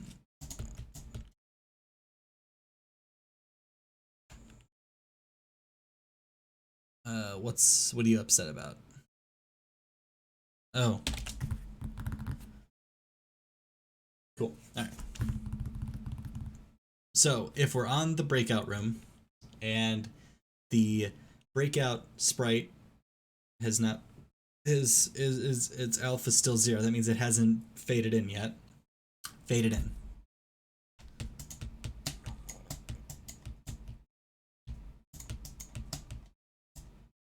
Actually, we want to do less than 1. Once it hits 1, this will stop running. All right. If the room is room invaders and alpha invaders is less than 1, alpha breakout will equal max 0 minus, and then alpha invaders will equal that. Alright, that should work. So we're gonna start the game. Hold on.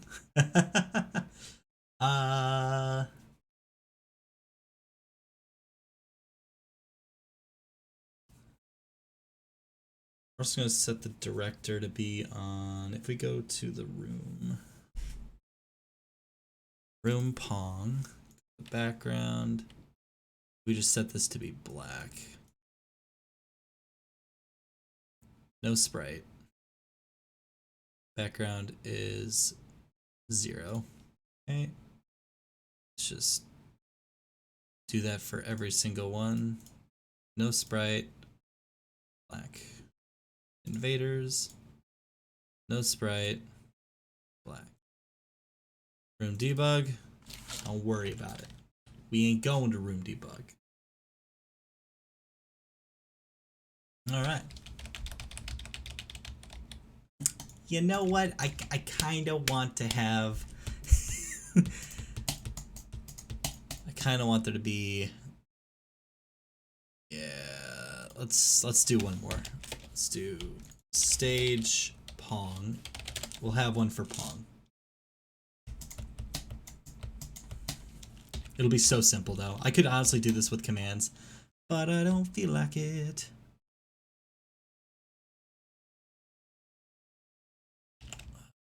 Do 2 pixels back and forth.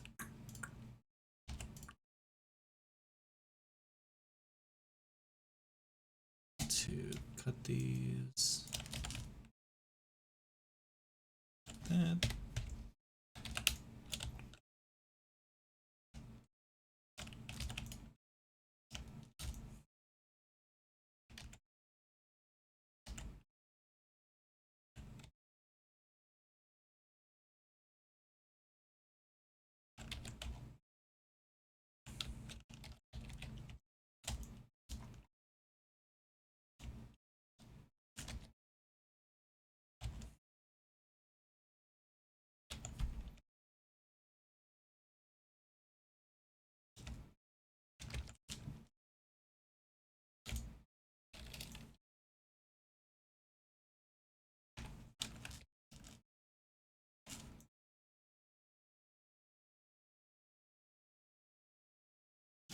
Nah, let's not do that. Let's do...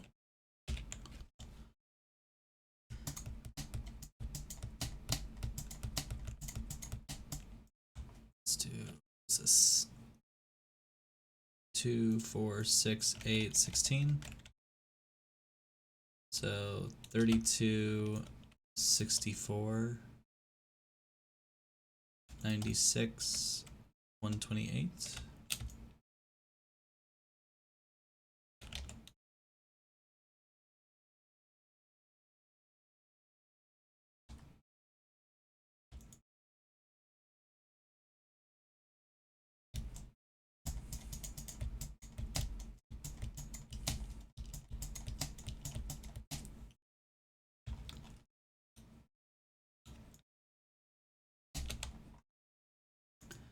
One, 2, 3, blink.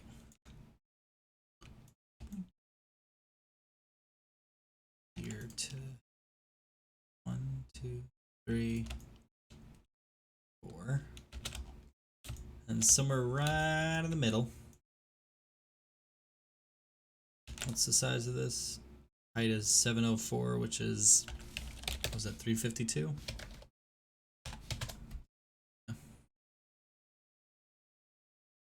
Come on.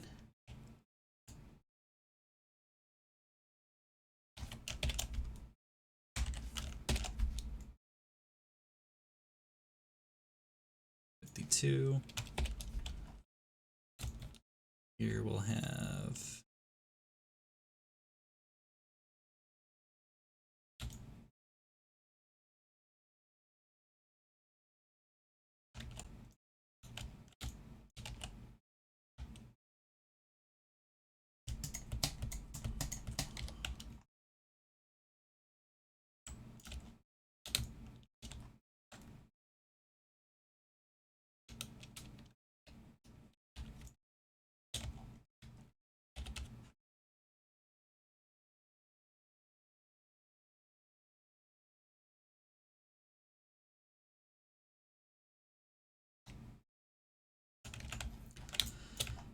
come on, Photoshop, quit being dumb.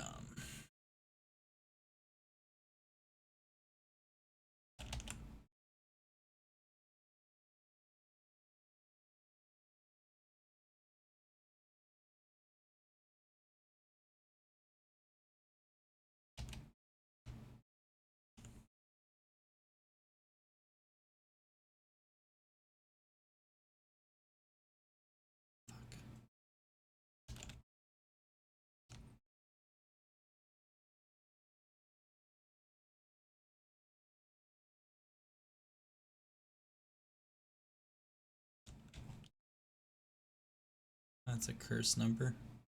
Okay. That's the center, I guess. That's stupid.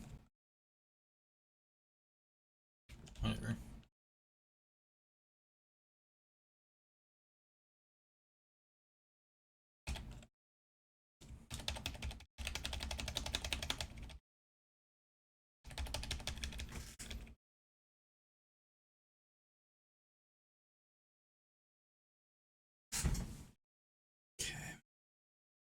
Select, modify, contract by 3 pixels.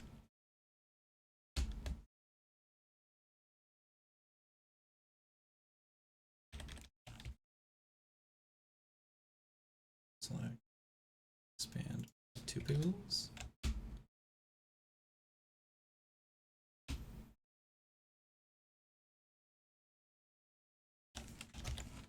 Yeah.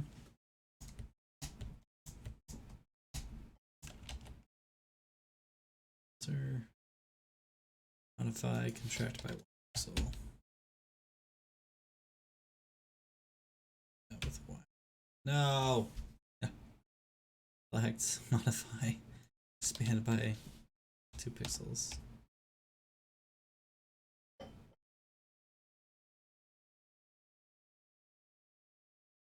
God.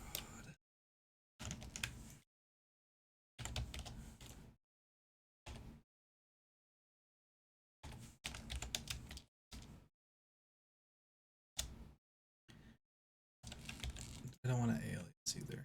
Let's just do 96. Fill that with white, and then contract it by 2 pixels and erase. Alright, that should be sufficient. And let's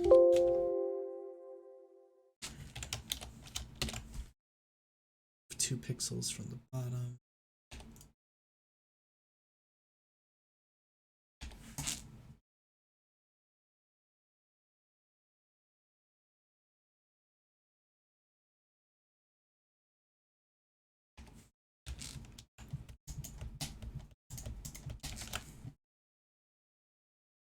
G background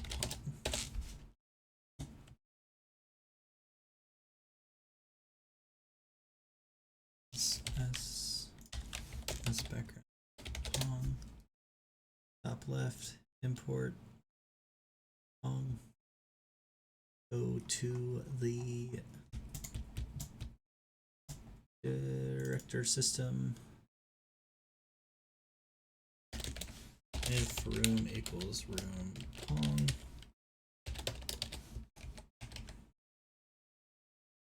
Alpha Pong equals 1.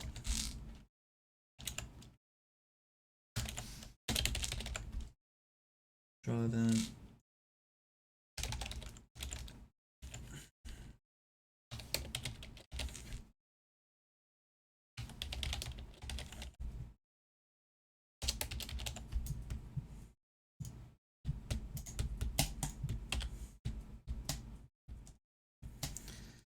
All right. Why is it not in the center?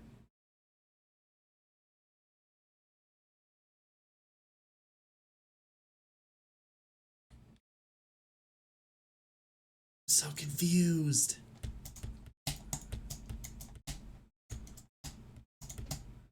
If I go back to the stupid Pong level. Set this sprite. What's that?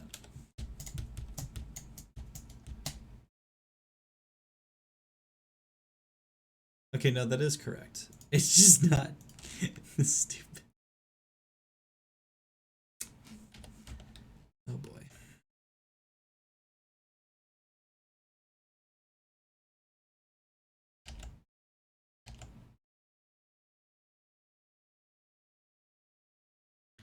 Two 352, 212, 212, 352, 212, 52. Oh, it's just the exposition was off for some stupid reason.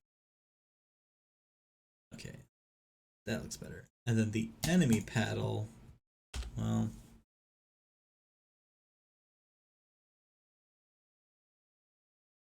all right. If the Pong spawner spawns the player at, what's the Y level? Globals. Player Y is 640. Is iterator important?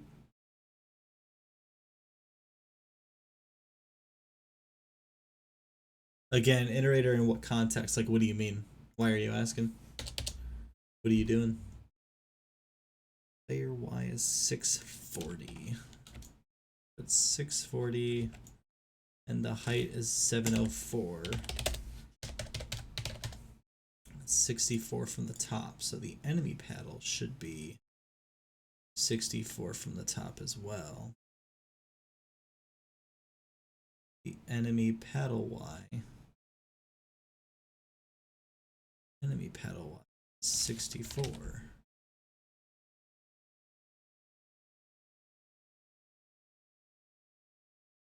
What was it before? 96. Oh.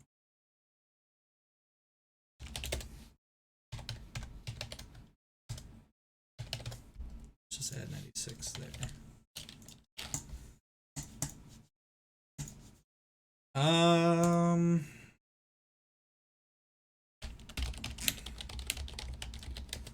not actually sure.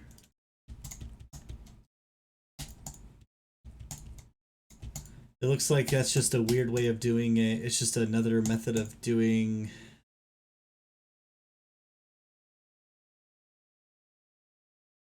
Oh, yeah, I can't say I'm familiar with using that. I'm not sure, but it returns truth. The iteration has more elements. In other words,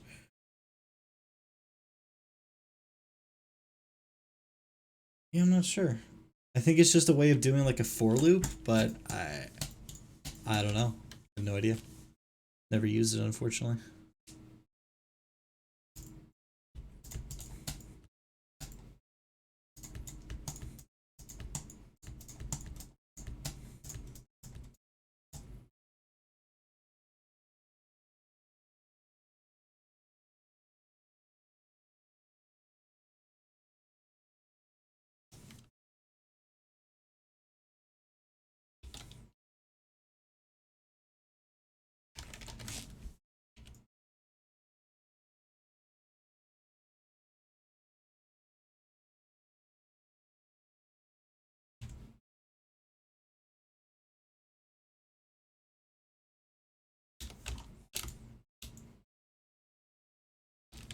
$64.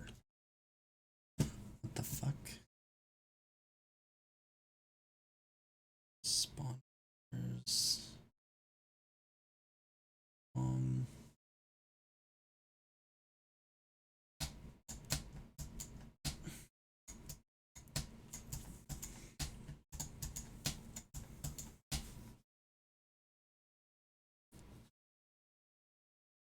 Oh, pedal Y. This should be 64.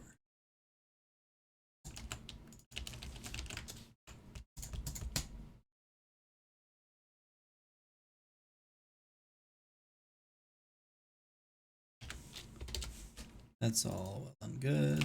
That's all gone. None of that's necessary. Why does it still look like it's far away from the top?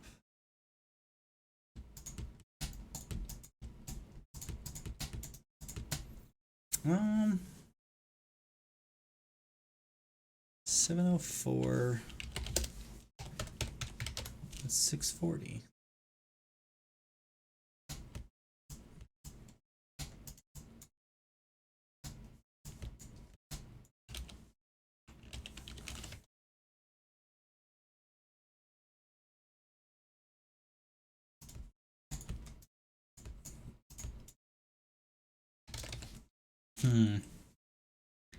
It looks off to me. Is that because the art's off? It could totally be because the art's off.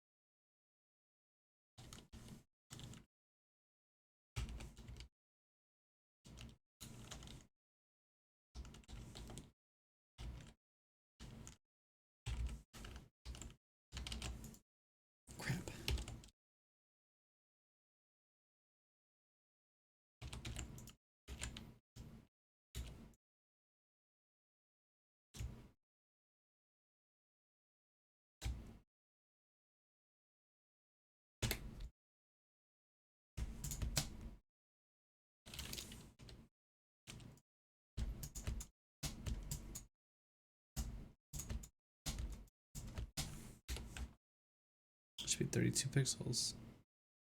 Height is 30. Oh yeah, the height is 30. Alright. I'm thoroughly confused. Go see my sister's car from her garage. One of the door springs snapped. Oh no! I hope the car's not damaged.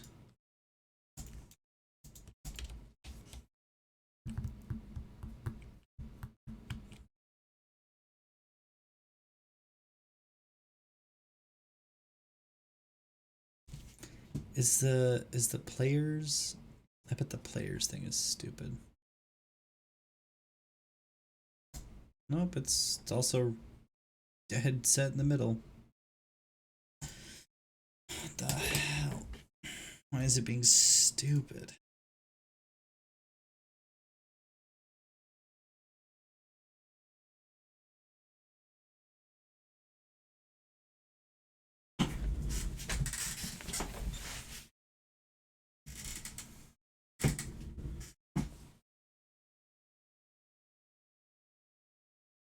Oh, when they were going to get the car out, the garage door snapped.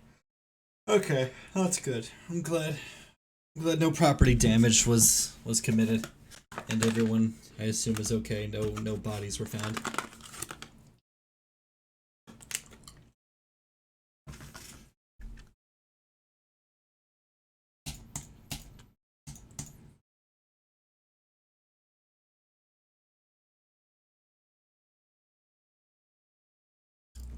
Okay, cool.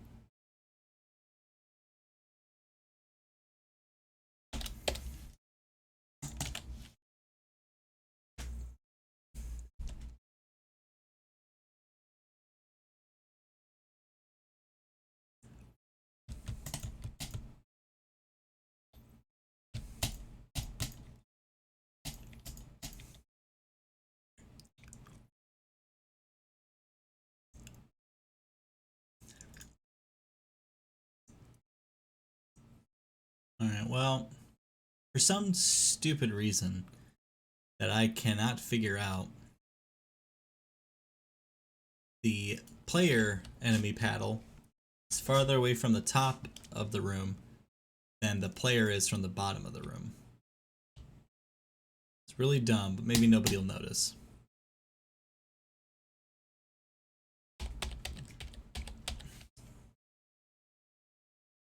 I'm so bad at this game. Why am I so bad? I'm just the worst.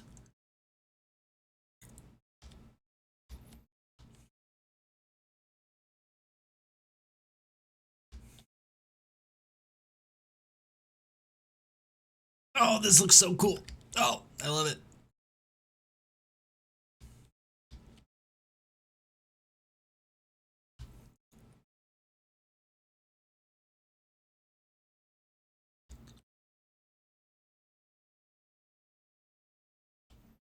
Well, that's irritating. I got the penetration upgrade. And this stupid fucking paddle boy. Thank you. Thank you. I worked so hard on it. Why did that happen? Why is restarting the... Oh god. What in the... Oh, I know. I don't know. I actually don't know. Hold on.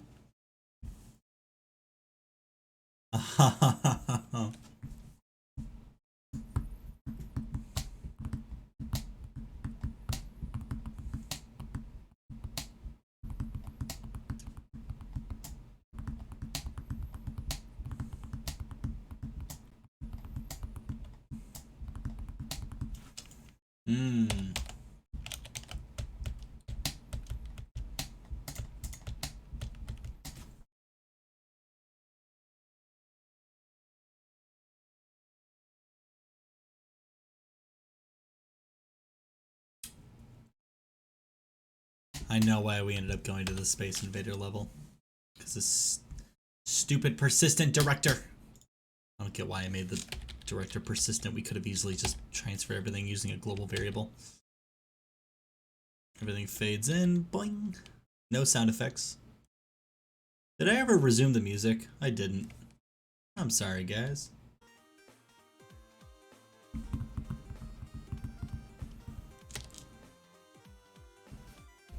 Son of a beach. Hide that shit. Get out of here.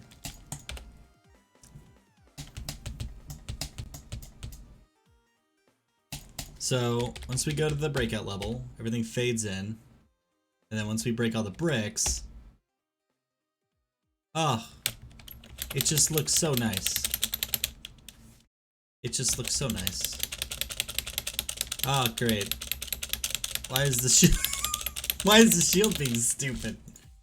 Oh, crap. Let's go to the shield. Hold on, let's figure this out.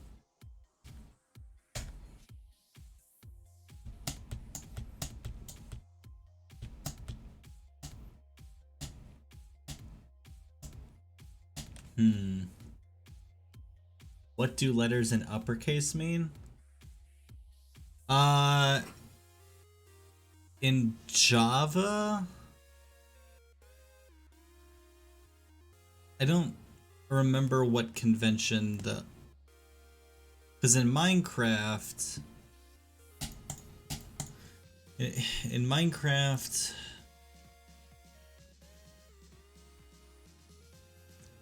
I couldn't tell you, honestly.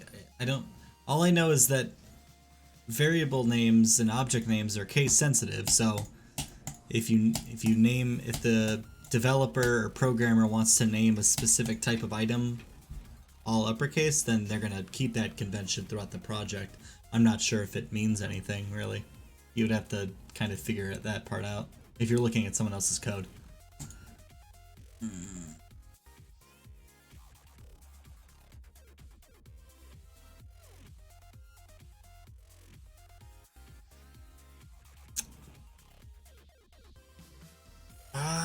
Let's see.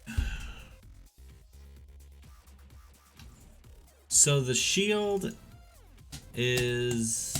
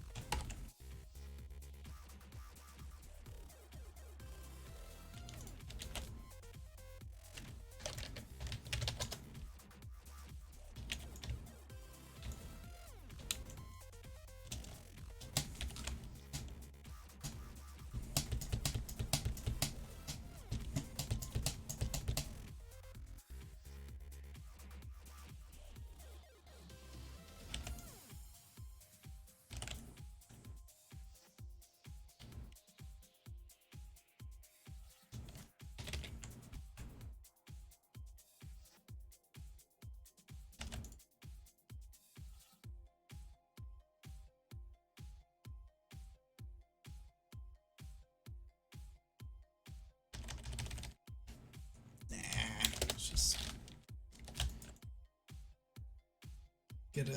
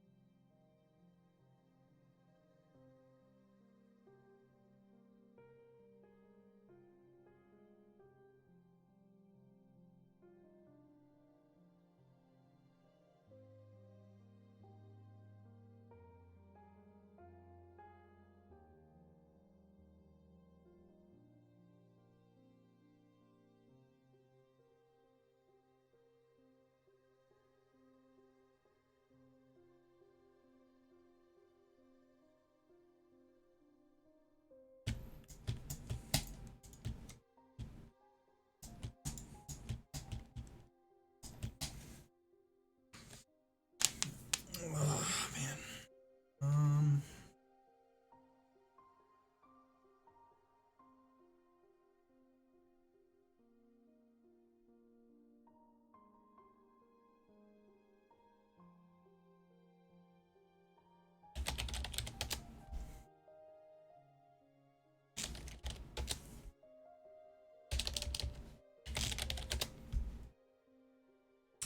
Chat box is being dumb again, so I'm gonna clear that from the stream. Like the word wrapping is just acting up for some stupid reason. Oh, no kidding. I'm already almost to 50, wow. It's amazing what 1 week of streaming will do for you. And a raid.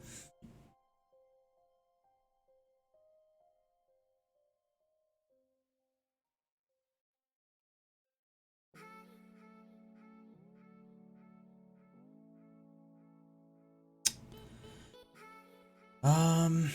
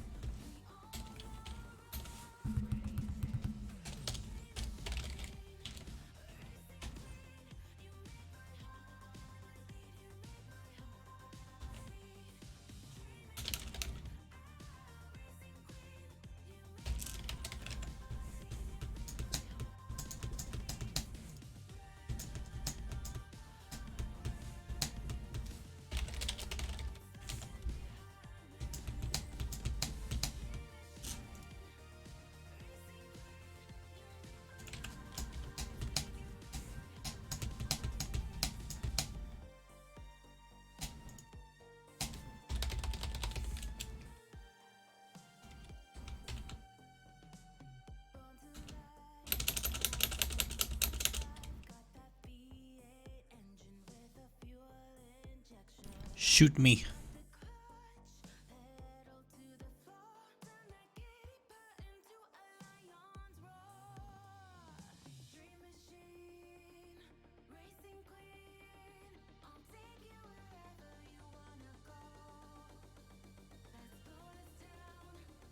Uh.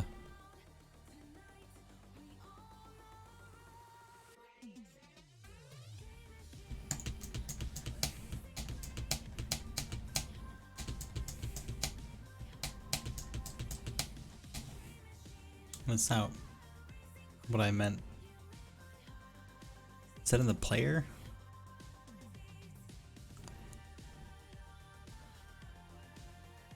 Shield.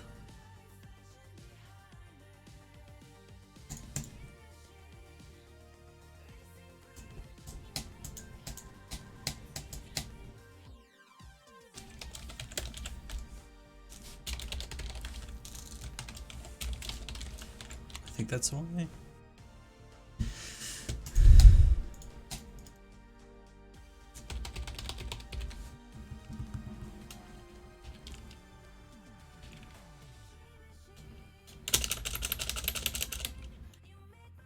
Give me the shield.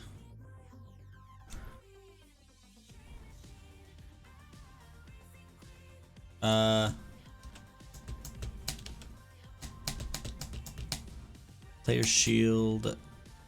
Draw. GUI. If debug mode. Draw text.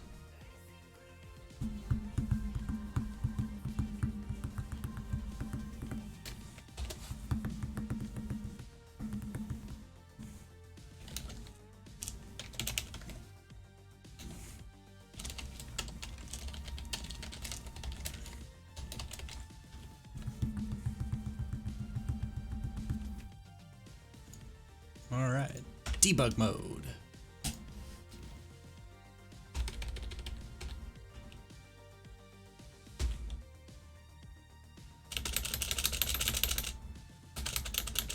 Give me the shield.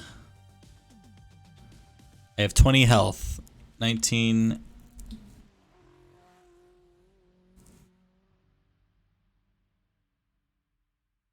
$18.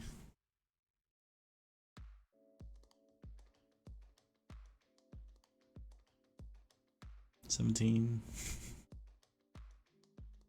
Can I restart with the shield? Damn. Alright, there we go. More bullets.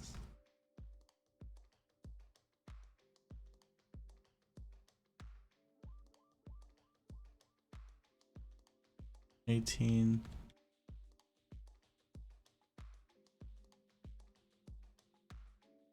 $17. Okay, new plan. Let's go to the step event. If keyboard check if keyboard check pressed BKL. Oh wait, right. Or silly me. Life minus.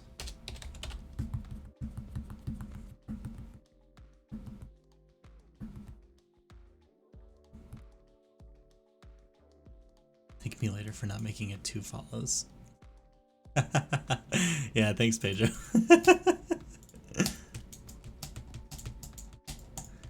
Always appreciate a good fellow follow here. Glad I'm entertaining enough to warrant that. Give me the shield. Give me the shield. Please. Alright. Debug mode. I have 20 health. 19, 18, 17, 16, 15, 14, 13, 12, 11, 10, 9, 8, 7, 6, 5, 4. Yes. Yes. Very nice, very nice. Alright, that mapping function is working so well. I've just mapped it to change the sprite index based on how much health it has compared to how much health it could have.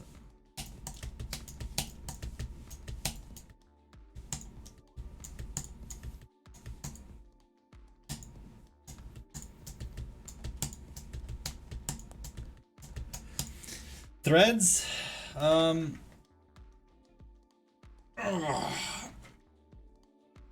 Threads are usually used to make sheets of fabric, and then you make clothing.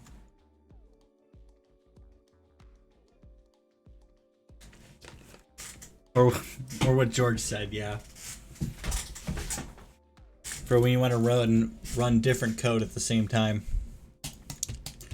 Usually you would have something like if you have a game with an autosave feature, you would usually have the save mechanic on its own thread. So you don't get any stutters, you know? The autosave will take a bunch of information at the time that the save begins, and then begin a new thread, and then run the save procedure and write everything to the file. Meanwhile, you're still playing, so you won't experience any hiccups while the game. Otherwise, if you had the save function just like interrupt your. If you had the save function just straight up interrupt your regular code, you would notice stuttering. You would notice a quick like depending on how large the game was, you could experience stuttering or hang up waiting for the save shit to complete before it continues reading the next line of code. Randy on YouTube does a really good. He does a really good yeah.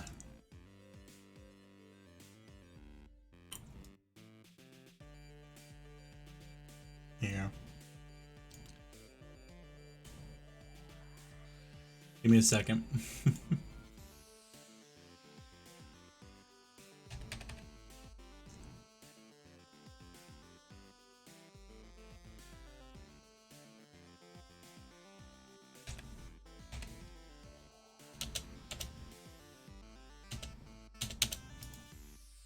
Alright. I'm pasting a URL. It's a timed URL. This guy explains. He explains multi-threading so well. It's great. It's one of my favorite videos by him. It's great. George, I think you know the video because I was starstruck by him for a while. It was hilarious. I love this guy.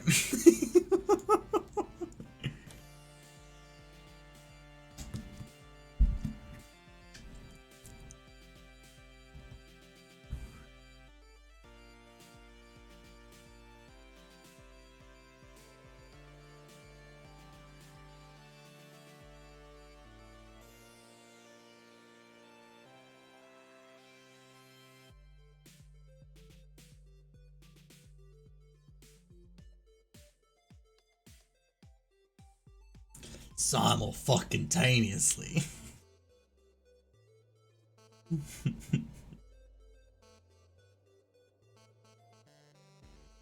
God. Love that man. He's a treasure. Let's see.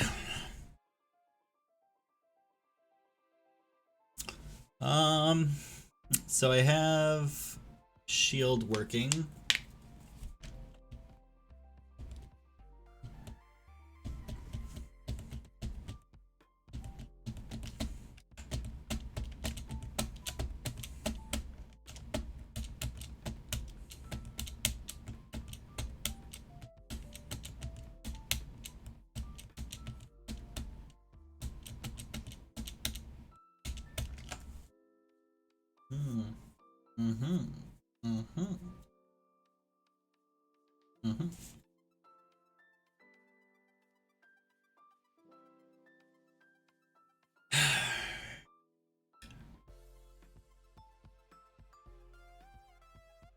Trying to think of a way to display which upgrades we have currently, which power-ups we have it enabled at the time.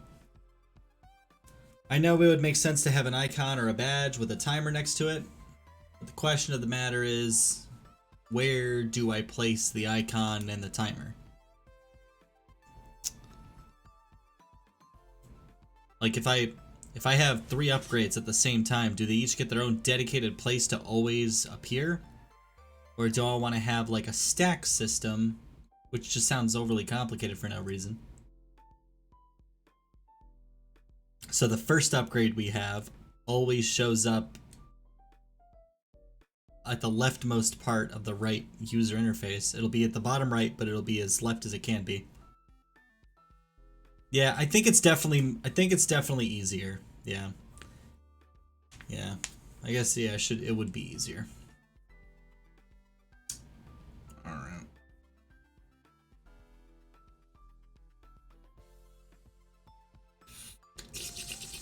Okie dokie. So what I will do then in that case is I will utilize this piece of shit. So let's bring this under. There we go. That's a more realistic representation. So what could, thanks Windows, thank you for the random noises. So what we could do, can I just do volume? System sounds, get the fuck out of here.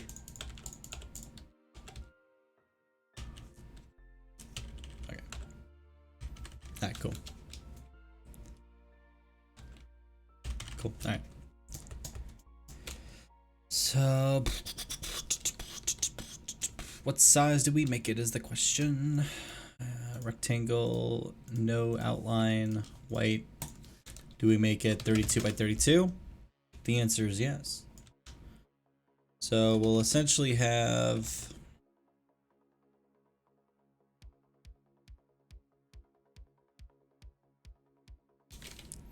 delete that. Stop it. Get some help. Eat McDonald.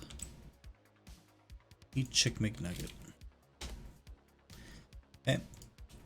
So if we just move him 32 pixels and 32 more pixels. Let's rasterize that shit. And then 32 pixels this way. And 32. How many upgrades can we have? So we have the, or rather, how many upgrades do we have total? So we have,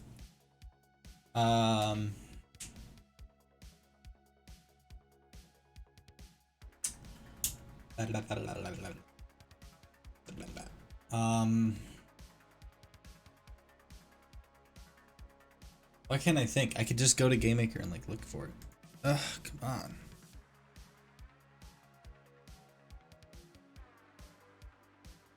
Take me to the image. Yeah, we have multi-ball, so we'll have to have a ball counter, wide paddle, narrow paddle, piercing. And then we have shield with a timer, or just shield, spread shot, fast boy. So we have 8, 4, 5, 6, 7. That's it? Just 7? Okay. So if we just copy that and like that, then these are where our upgrades are gonna be. So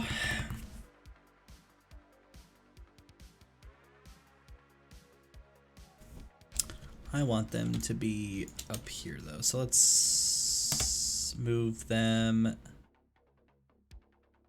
256 pixels up. So we have the high score, the score. Let's actually move this down 64 pixels. We have the high score and the score, and then the upgrades we have. So all I need to do is create a new layer. Set the opacity to like 50 for now.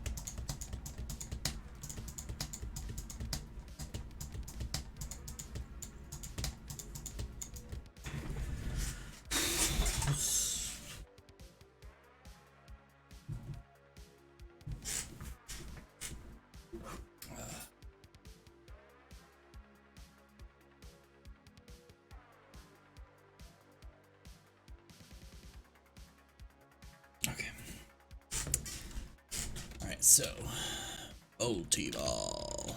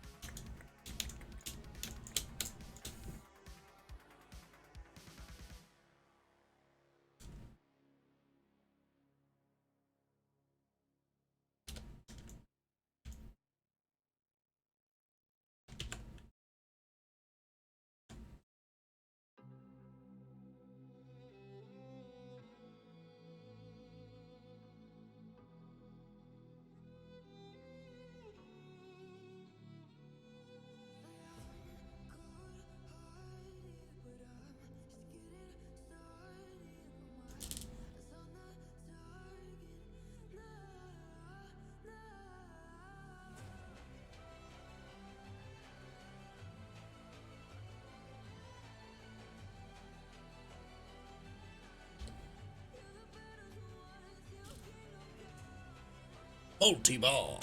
That looks cool. Righteous. Righteous.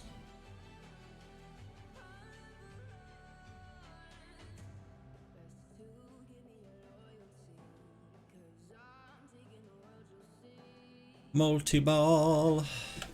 And then we have wide paddle.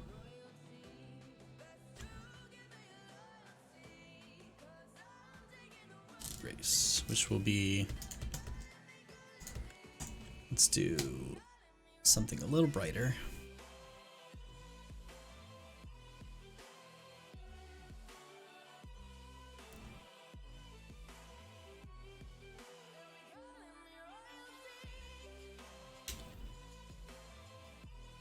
$32, $16.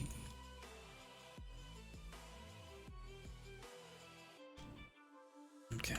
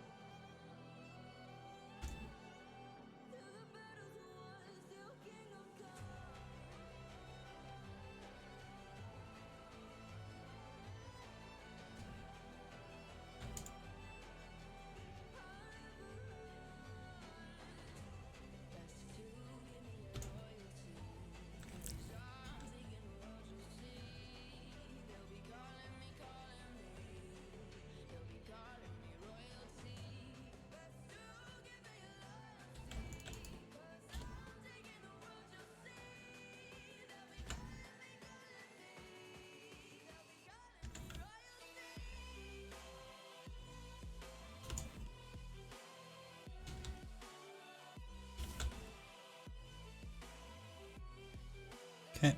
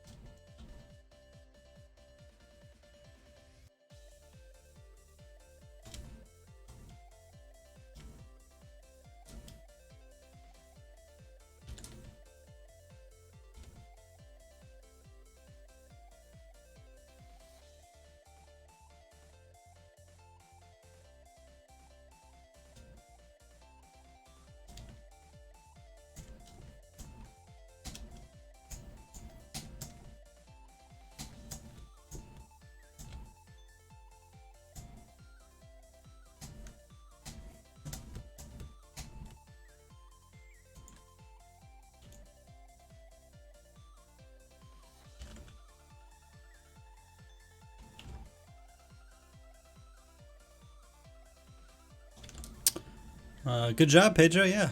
Good luck with the snake game for sure.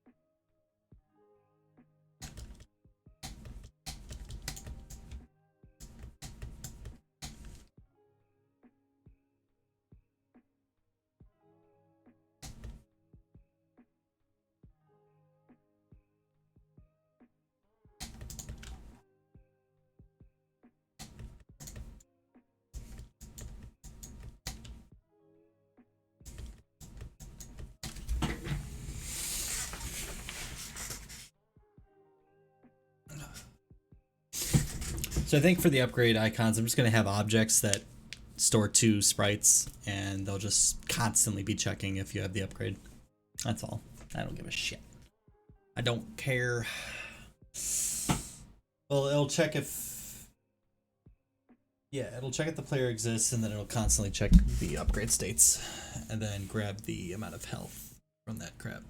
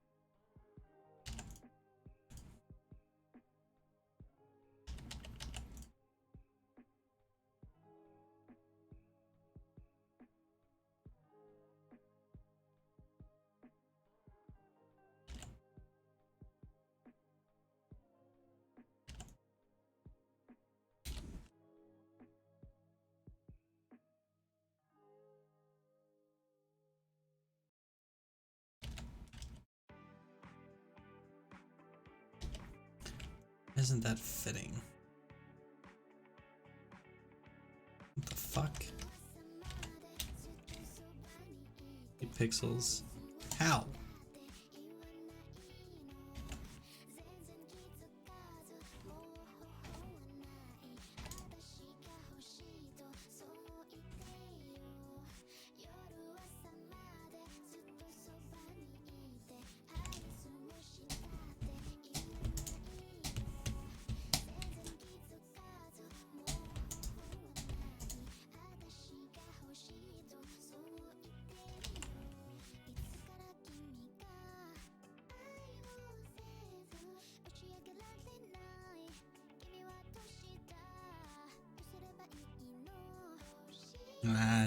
That's stupid.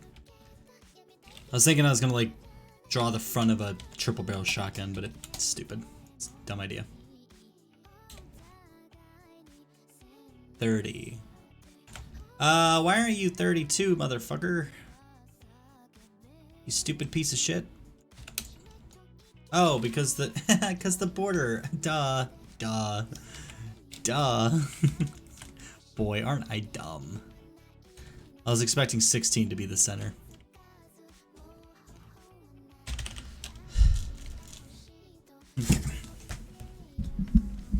So, triple shot.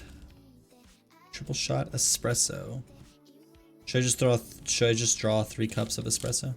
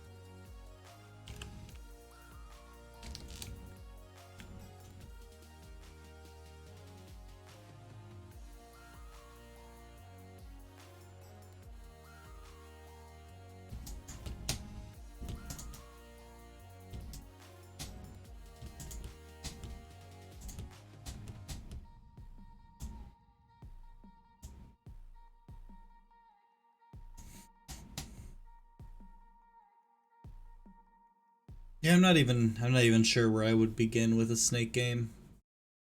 I've never actually programmed Snake. I couldn't even program a Centipede. Not gonna be able to program fucking Snake. God. I'm still upset about the Centipede. Sorry. I'm so upset. Such a stupid game mechanic that could have worked. Is Snake easier? Really?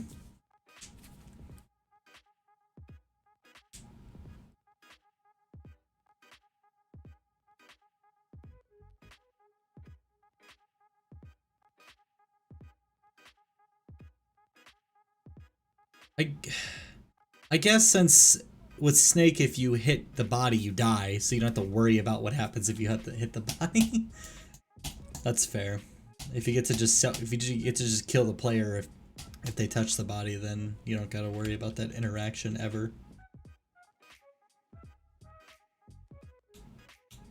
What's the last upgrade? Shield, spread shot, speed boost.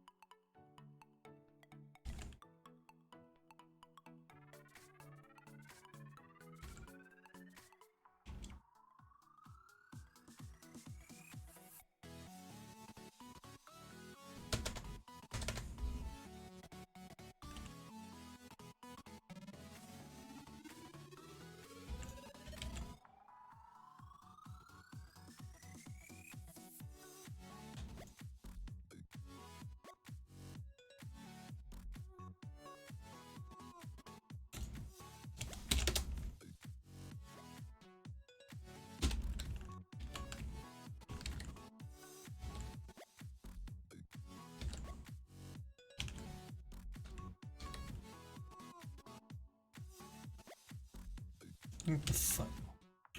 Why have I been drawing in transparency the entire time? What the hell? What? That's really dumb. I hate that. That's really stupid. Why is it still transparent? What the fuck? I'm so confused. I thought I'd been drawing in solid color this entire time. I don't get... I say color, I mean... I say color, but I mean... I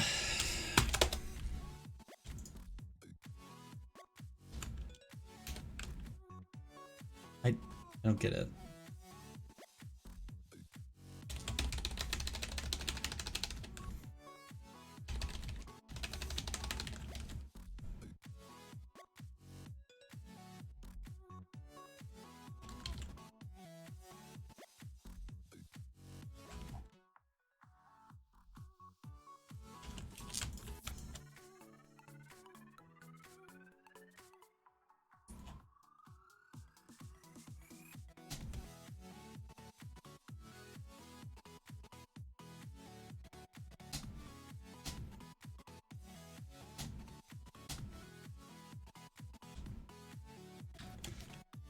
don't know where the hell the colored bricks are. Oh, I'm so confused. What have I been doing? What have I been doing this entire time? Why is nothing colored?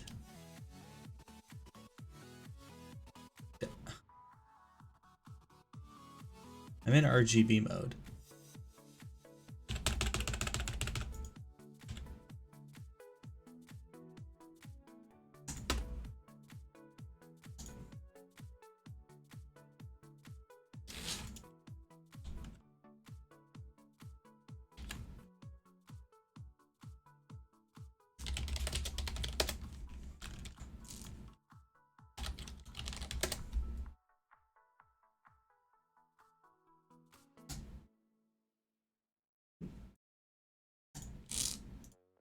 So dumb. So dumb.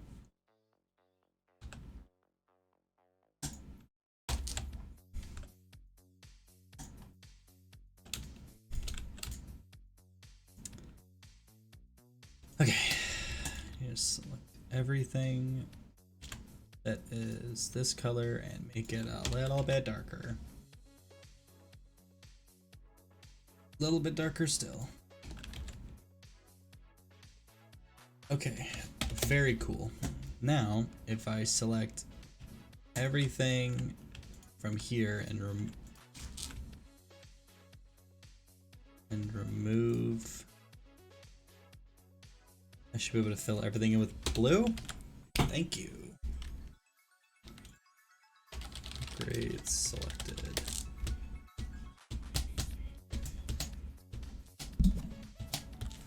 Actually, you know what? Fuck it. Here's what we're gonna do. We're going to copy all of these items and bring it to a new file. Speed. I am speed. Don't need the shield anymore. Get the fuck out.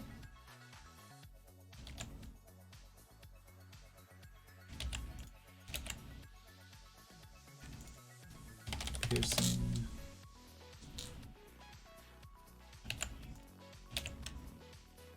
Spread shot.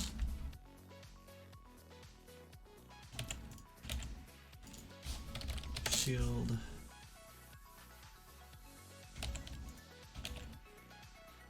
Narrow.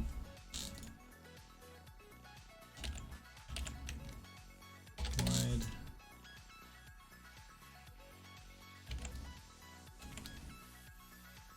Multi-ball.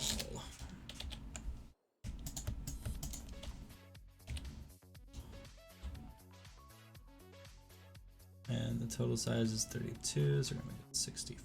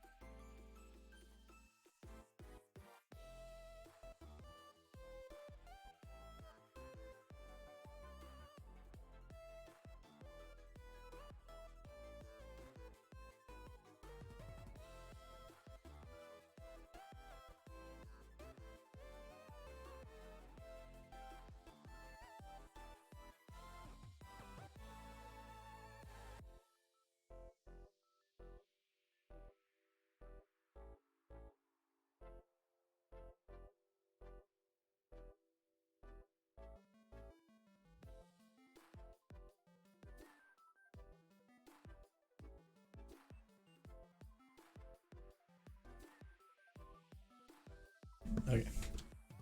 Almost done. I need to know what color our bullet is. It's blue. It's yellow. Okay. Us free bread. Oh, okay. Sounds good. S icon spread shot strip 2 shield.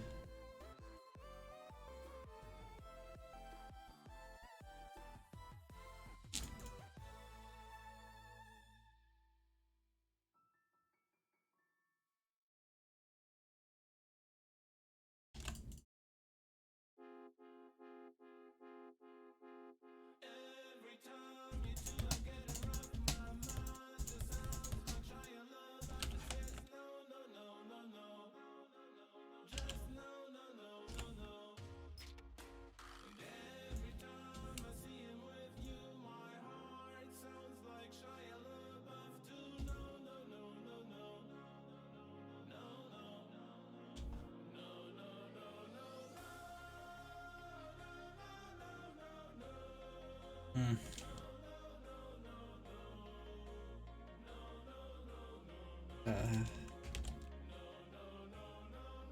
Let's make it.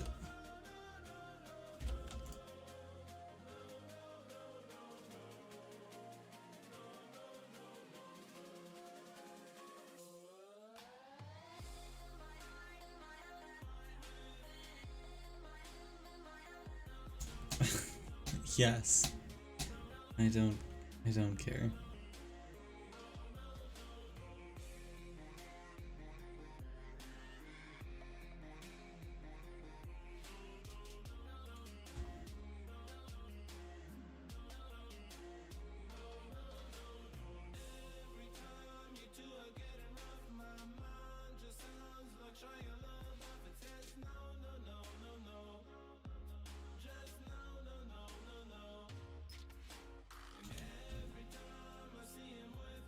Sure, there's our shield.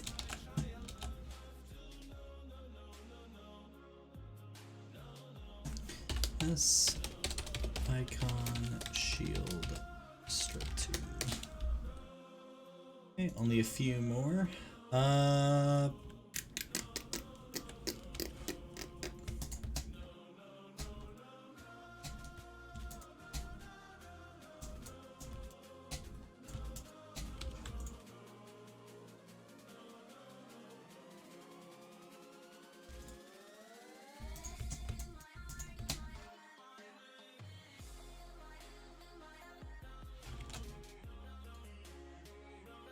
S icon.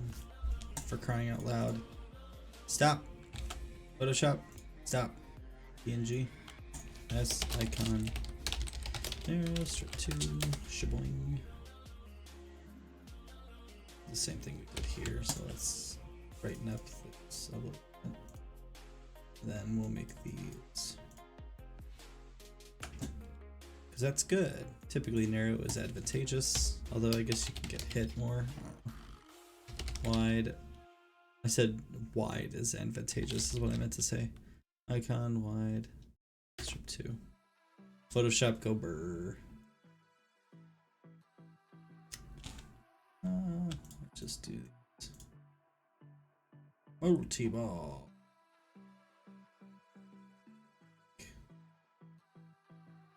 Hello. Red. Oh, T-ball. This icon, multi, strip 2.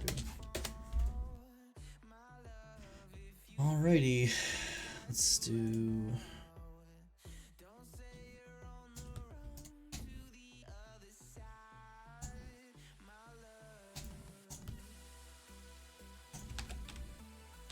S icon, multi, port.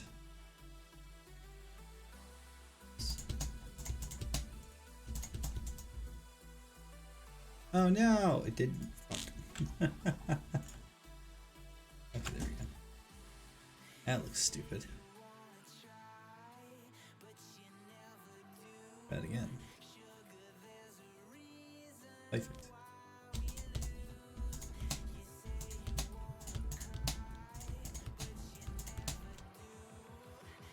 S icon wide.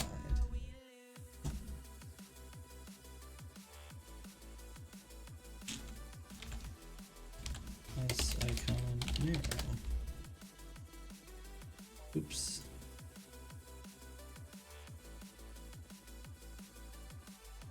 I forgot that when you duplicate a sprite, it does not automatically open up its thing.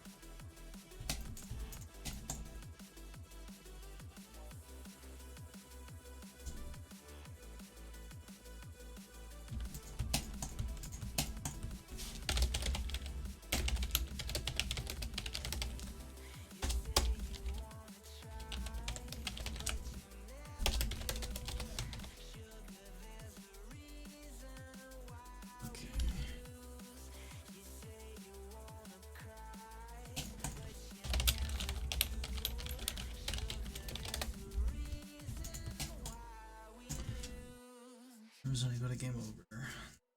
We're basically gonna draw.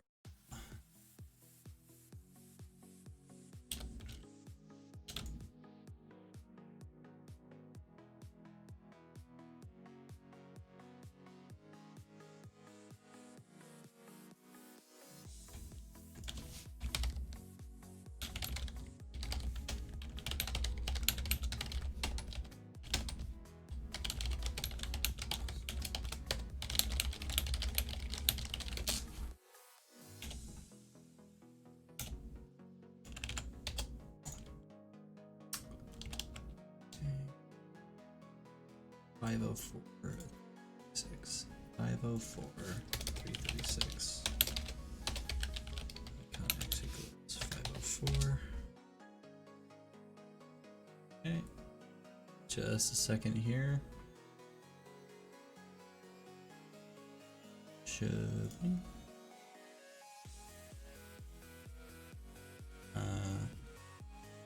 Jesus. God, that was, thank you. Like, what's up? And the camera. Sounds good. I will pick up the pizza when it gets here. I guarantee you that. Or your money back. Anyway. I called you and there was no sound. I think it's because streamer mode is on, but like I didn't hear the ringing sound, but I saw the ring around your avatar like blinking as if it was dialing out. All of a sudden then I hear you. So I thought my audio was messed up, and then I just hear you and I'm like, oh no, we're working. You're good. No, not yet. I want to make sure sound was kosher. And you are loud as fuck, so I'm turning you down before I go back to the stream.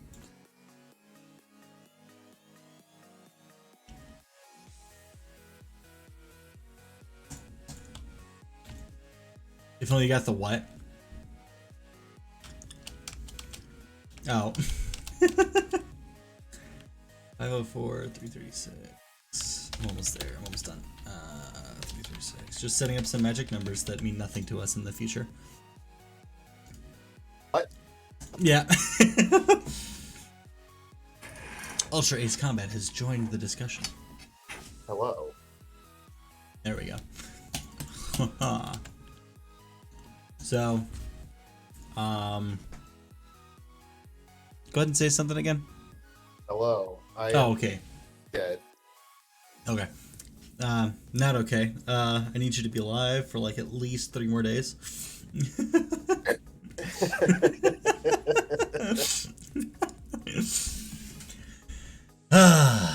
So right now I'm just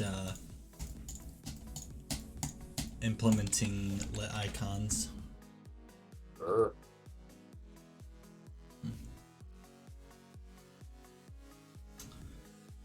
Ugh.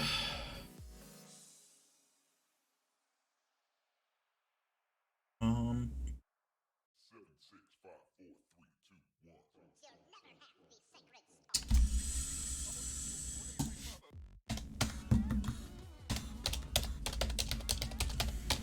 Let's do index, we'll do image, multi equals 0.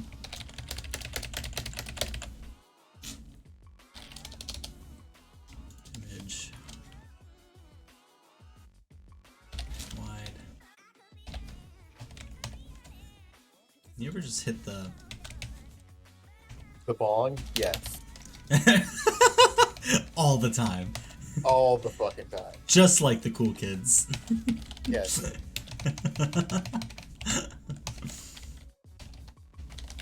You ever just hit the insert key on your keyboard and then immediately hate life? Yes. Have you ever hit the insert key on a laptop where you don't know where the insert key is? It's like, because it doesn't have a number pad, so they like rearrange It has all a- the. It has a number pad. Oh. But somehow I hit function delete, which is insert. I don't know how I did it. Ew. And so I had to search all over the keyboard for, the alternate function. That's horrible. Function delete. Ah, yes, the insert button. Good grief. Speed. I am speed. So how's your day been? Oh, image speed is a thing! Shit. It is. Let's call it. My day, I'm alive. I woke up not feeling fantastic. But I got out of the house, helped lift the garage door so they could get the car out. Right. Which I was surprised about how not very heavy garage doors are. I mean, they're kind of heavy, but... Yeah, they're not. They're made out of what, wood? Or some sort of, almost plastic, depending on what kind you get. Yeah. But I probably couldn't have done it by myself, but with the 3 of us, it was real easy.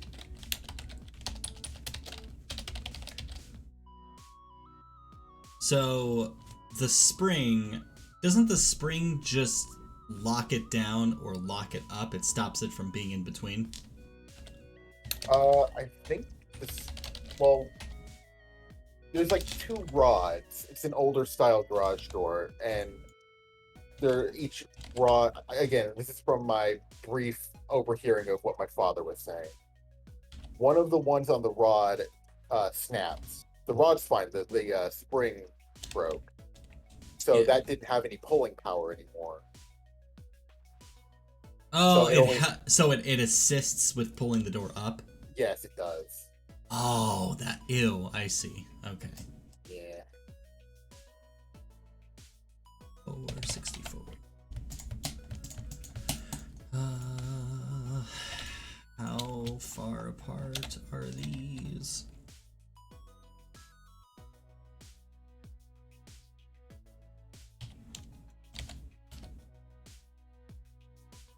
Are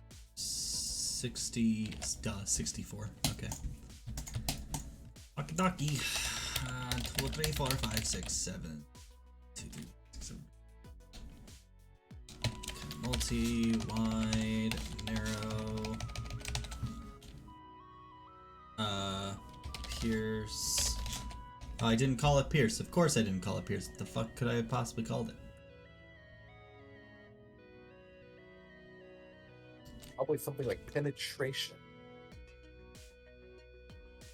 Oh, even better. I just didn't import it. Good. Pierce. Import. Even better, I didn't even export it from Photoshop. What? I swear. What? Did I even make it? The upgrade never existed in the first Do I place. exist? Yeah. Yeah, I freaking made it. So, S icon, Pierce, strip 2. Why the fuck? Why did I just not? What the fuck? Good. Good. Good. Alright. Spread and speed. Same thing. Kerchank. I'd say the other one we found the other day, but Couldn't you write Kachuga? Spread and speed. Okay, that's it. Except the Y needs to be icon plus 64 plus 128 and then plus 64 minus 64 plus 128 minus 64. Do I only have 6? What did I forget? The shield.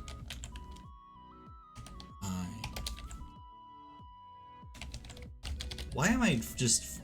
Do I have fucking dementia or something? you have Terminal 7? It's brain cancer, Luigi. Terminal 7. I don't even know what that means, but it's bad. Better than Terminal 6, I'll tell you what. Well, no, it just means it's more deadly. Oh, wait, no, yeah. Better than Terminal 8. Alright, there we go. Let's see, make sure I know when the pizza gets here. Okay. Shield. That's gonna be plus 120. Wait, I'm already confused. Alright, that one's bottom left. Duh. Duh. Then up one.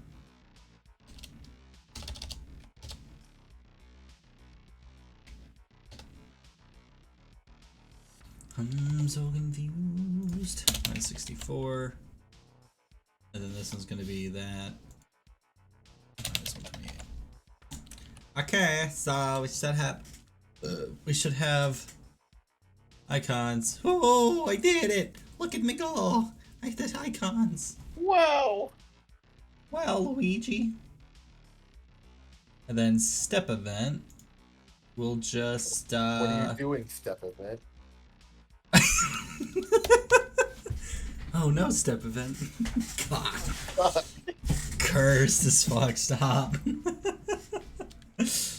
Oh god. Oh no, step fucking event. I got caught in an infinite loop and can't exit. God.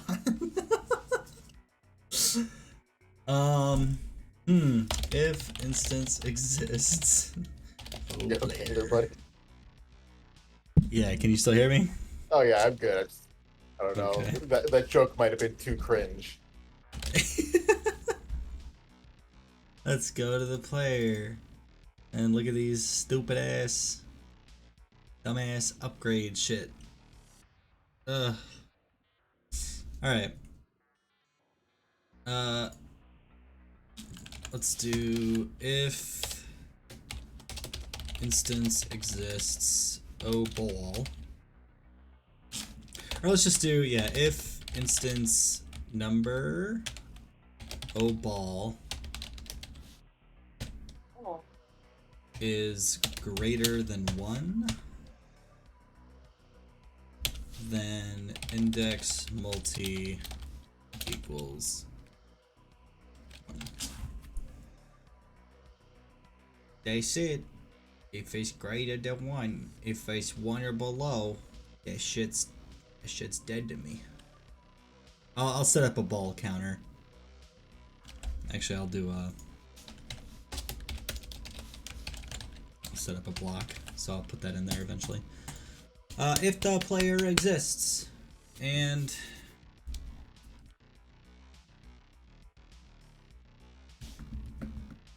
Actually, I think we could just do, because these are just true or false, right? So I could just do index wide equals, we'll just, actually let me just,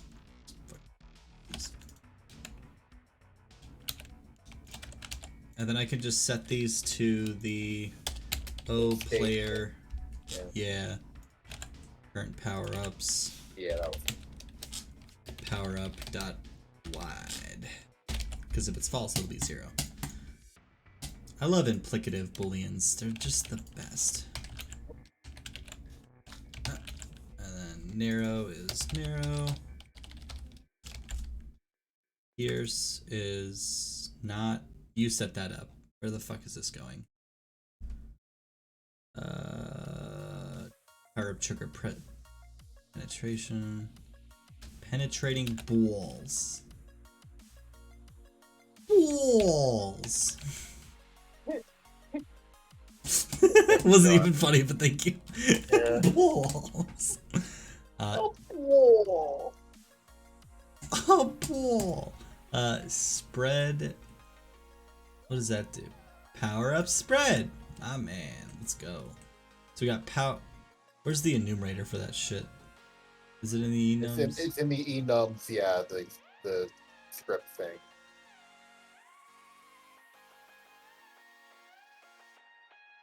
Power up. There we go. Shield. Okay, got it.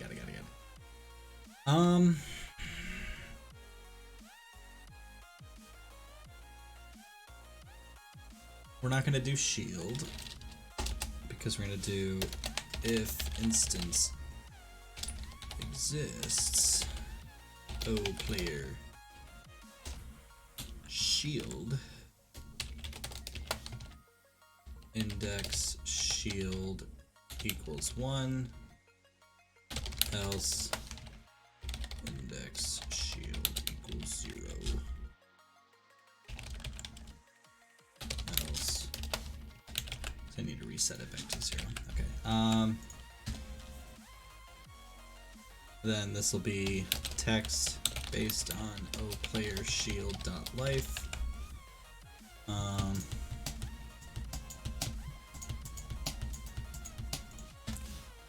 Text based on instance number O ball.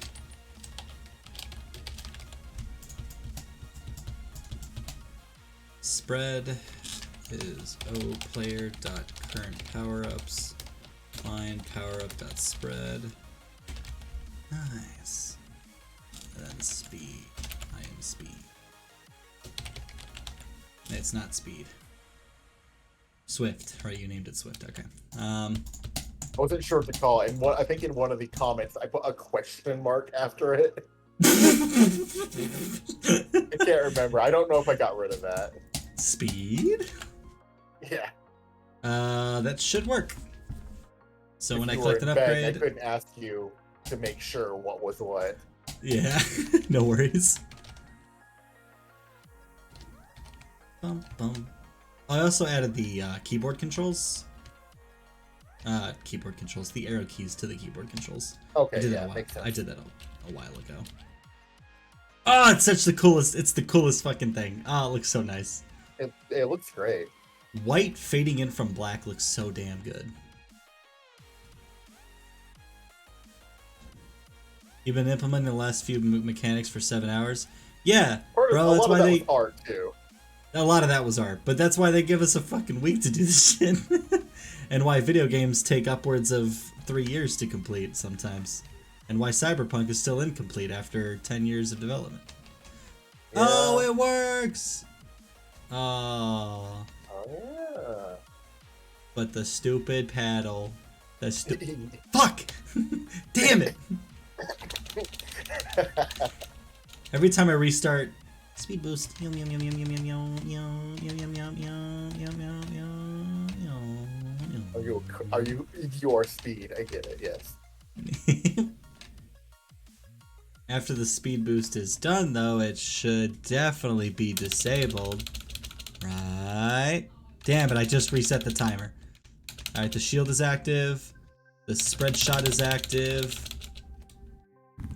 Now we wait for the game to either crash for no reason, that we didn't think about, or waiting for the upgrades to reset. Sorry, to somebody that, yeah. I've also been coding the game for the last 5 days. And then George has been programming also during his time, which is even more time of the day. Alright, the speed upgrade looks to have been disabled. Yeah. That Both one, spread shot and the oh, the shield isn't gonna fucking... Right. No, yeah, that only does it. There's a button to lower your shield health unless you got rid of it. Oh, you're it should right. It's You're like right. It was H. L. No, it was L for life. Right. Okay. Yeah. I couldn't remember if I did H for hurt or L for life.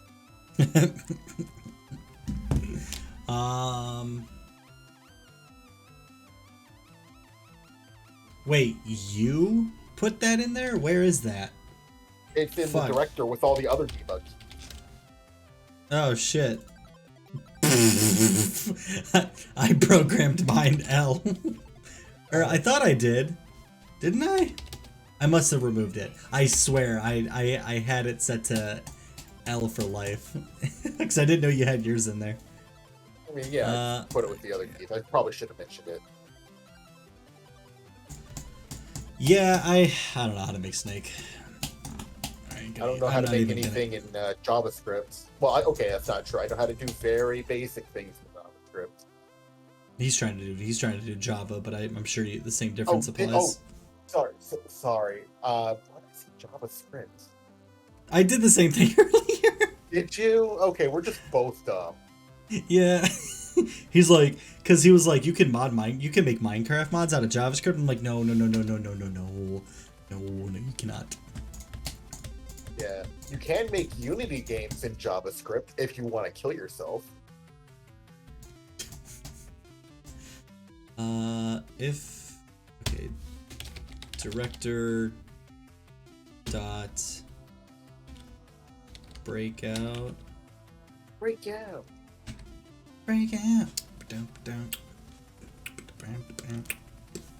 I don't remember where is that? Initialize breakout. Initialize the. That should stop the room from progressing when I restart. Yeah, there we go. Whenever I've been restarting, it's been going to the Space Invader level.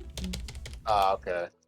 Yeah, because I'm using this because to check if you've beaten the breakout stage, all it does is check if all the bricks are broken, and for one frame the bricks don't exist yet, so I need to check.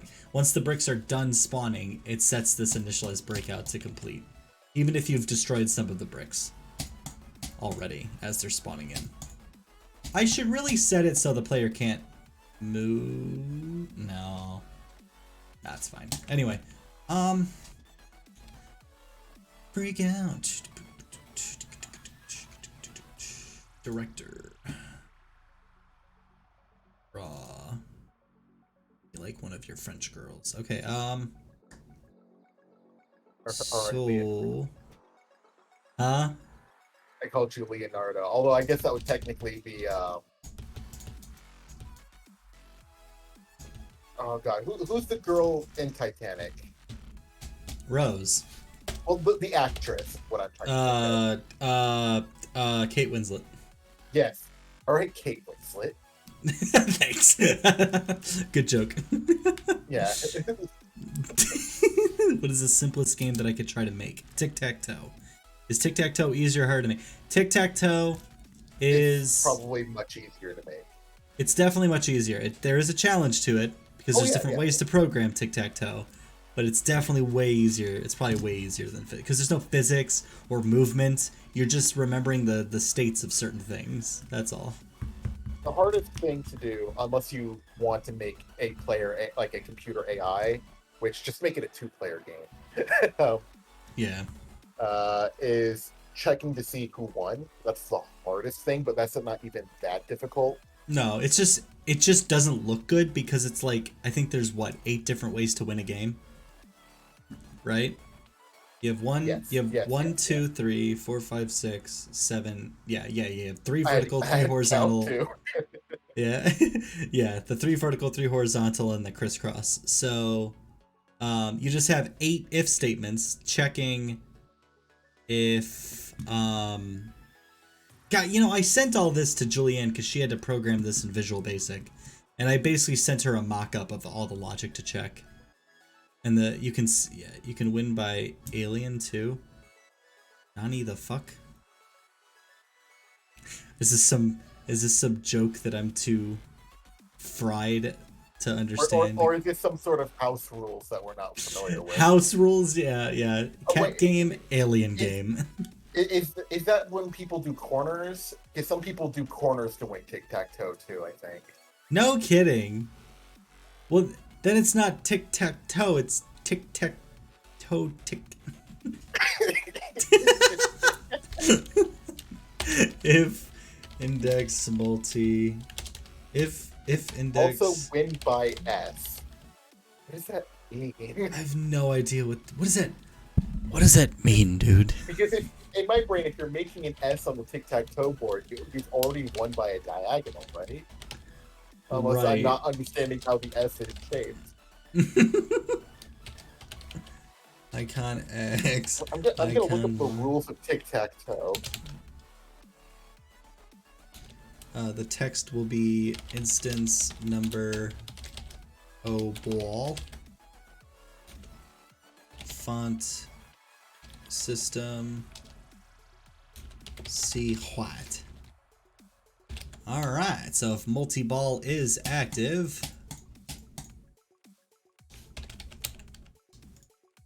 if index shield is equal to that, we're gonna draw O player shield dot life. So I'm on the Wikipedia page for tic-tac-toe, and under variations is quantum tic-tac-toe. Quantum. That sounds dope as fuck. Quantum tic-tac-toe allows players to place a quantum superposition of numbers on the board. That's exactly what I thought. Are superpositions of plays in the original classical game. Why? Tick Schrodinger's toe. That's fantastic. I love it. That's great. Freak out. Come on, is my pizza here yet? Nope. Alright, if the index shield is equal to 1, that means that the shield is active. Draw text centered. Be essentially at this location. Plus 16. Not plus 16, you big dum-dum. Wait, no, it is plus 16. I keep... Wikipedia also lists a different version called Wild Tic-Tac-Toe, where players can choose to use either X or O on their turn. How do you decide who wins, though? It's whoever places the winning move, I imagine. Oh, interesting. All right.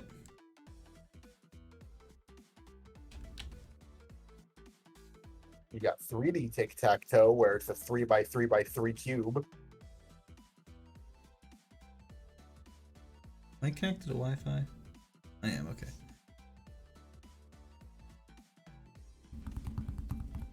Want to play Quantum Tic-Tac-Toe 10x10 board?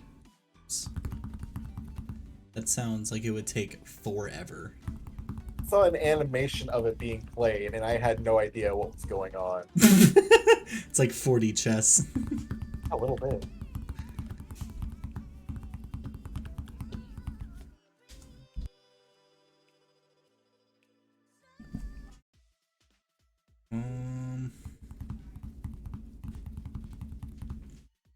I can't remember how in the heck we are. Okay, so when the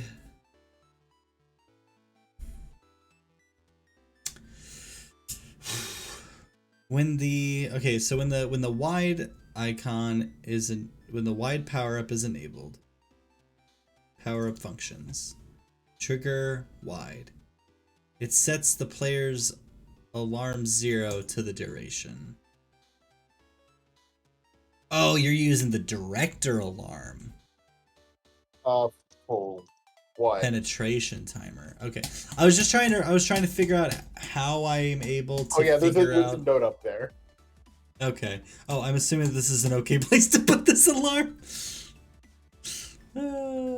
That's great. I mean, there's no U-turn sign, so anyway, I'll see if I can build tic-tac-toe alone and watch a tutorial if I can't do anything. Yeah, tic-tac-toe is actually a really good... If you were to go to school for software development, tic-tac-toe would definitely be something you end up programming because it's just a good all-around practice for... Yeah. It teaches you the logic, it helps you apply what you've learned logic-wise. So, You think of a very brute force way of checking to see if you've won. Would you just do would you iterate through it like a 2D array? It would be a 2D array, yeah, for the board. But I would just check each combination in nested if statements. That's what. Well, theoretically, you could relegate some of that to for loops. I wish if I type if with a parenthesis, will my code show up? No. Dot text.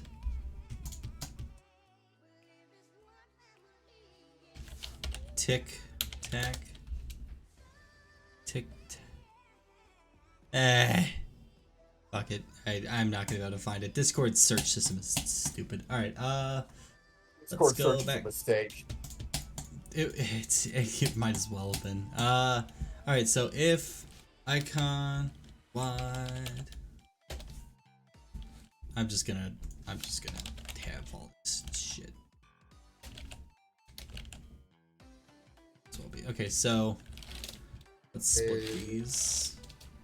That's roughly what you're looking for. Check your messages.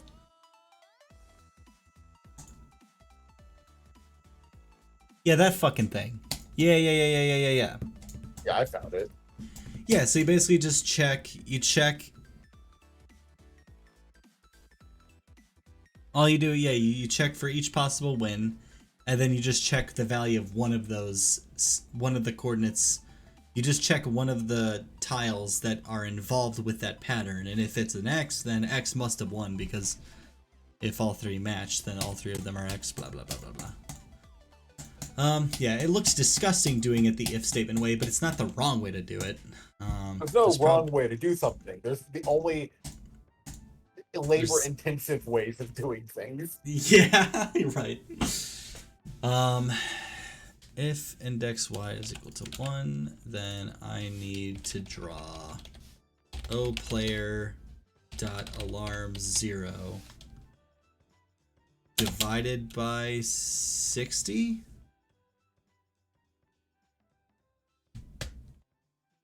But I'm gonna ceiling it. So if it's 60 frames long, yeah, it'll be 1 second. Yeah. It'll be the ceiling, so that way, yeah. Your PC here yet? Let's try to keep you on it. Nope, not yet. Damn. Also, Liv is currently streaming too. What's that? Liv is currently streaming too. Yeah, because she's not gonna be streaming tomorrow. She's gonna be doing something else. Right? No, I know. I don't know if you know this, but I'm kind of in the know. I was here when she told you. Well, no, she posted that in Discord, like, Oh, got 5 it. hours ago. Got it. Okay, I didn't know that much. She told the moderators first.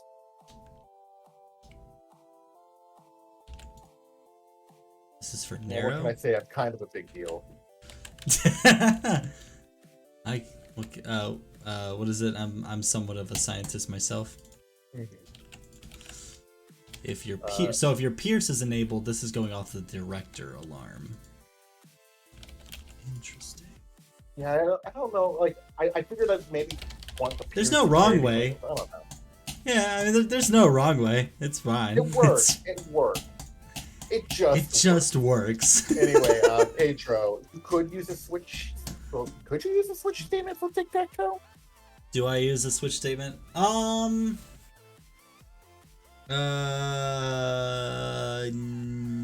would. I wouldn't. It'd be a switch statement. You can't. No, I wouldn't. A switch statement would take way more lines, believe it or not, than an if statement. In this scenario. Because switch statements don't just check, compare, like they don't check logic. All they do is check if a value is something. That's They check a case. They check a case. But you can't do like case, parentheses, this and this and this all equal each other. You can't do that. So what you would end up doing is you would be like case. Of a very, very cursed way of making it work with switch statements, but don't do it. Don't do it. It's not worth it. Yeah, Yeah, again, you theoretically could make a switch statement work. Don't do it. Pedro, you're gonna use if statements. Do not use a switch statement. Yes. You're gonna be here for days. if you don't want to use 3 deep nested switch statements? Yeah, that's a nest statement with 3. Yeah, that's a switch statement with 3 switch statements inside of one of its cases for each case that it has, or something, you know. It's gonna grow somewhat. You're gonna have like pizza's here. Okay. I'll leave you up so that way you can continue talking to Pedro, but I'll be right back. All right. But I would agree with his suggestion. I would use an if statement if possible. And in this case, I think it's the only thing possible, especially if you're new to programming. Like, I can think of a way to do it. I would do it. Why are my files read-only? That's a question you're gonna have to ask your computer. I assume you have full read-write permissions on your computer. I'm assuming.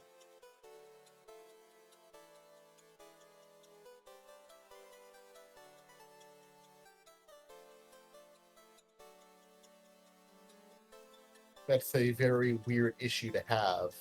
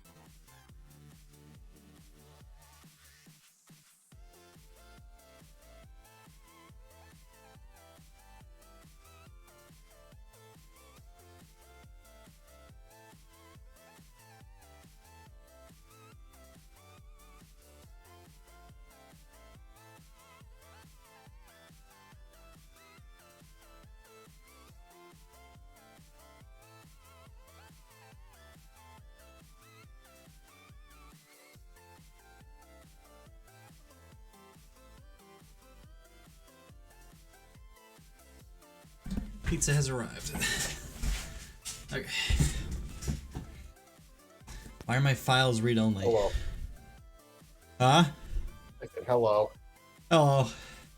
Yeah, I have no answer for that, especially because I don't know what program they're using. I have no idea what you're doing, dude. Whew. Alright, where was I?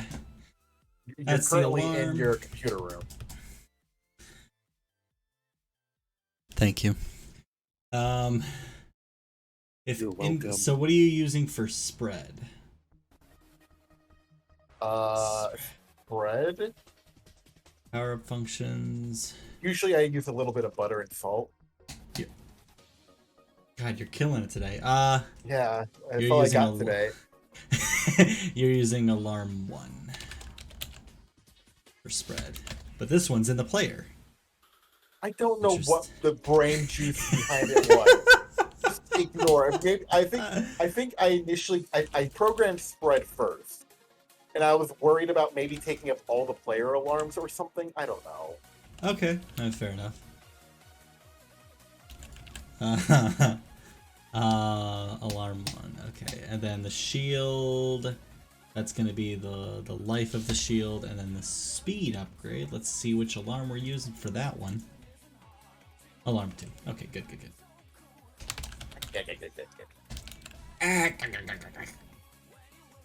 SpongeBob, me boy.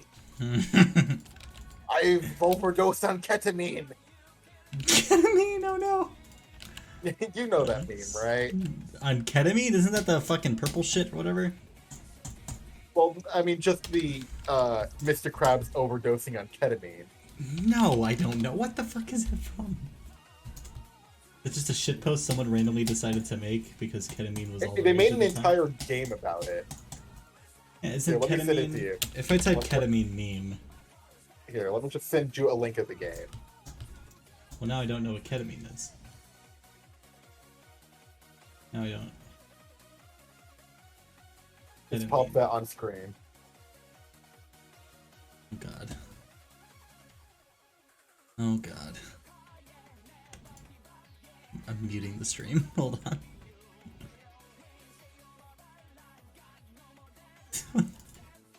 Oh good. It's a video game.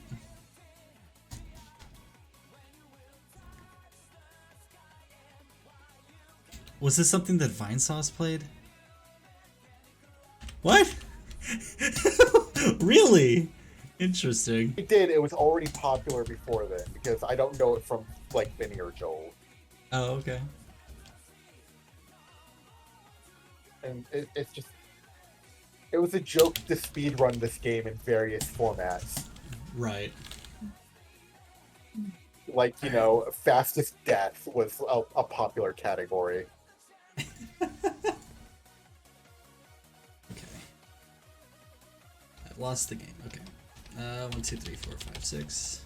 Oh, okay, you know what? Critical actually played it, so that's probably where it got its popularity. Okay. Bump, bump, bump, bump, bump, bump, bump, bump, bump, bump. Dude. Why am I so bad at this game? Because you did not grow up in the 70s when Pong was relevant. Yeah. I almost said 80s, but that's way wrong. Pong came out in the year 1972. God, I'm just so bad at it.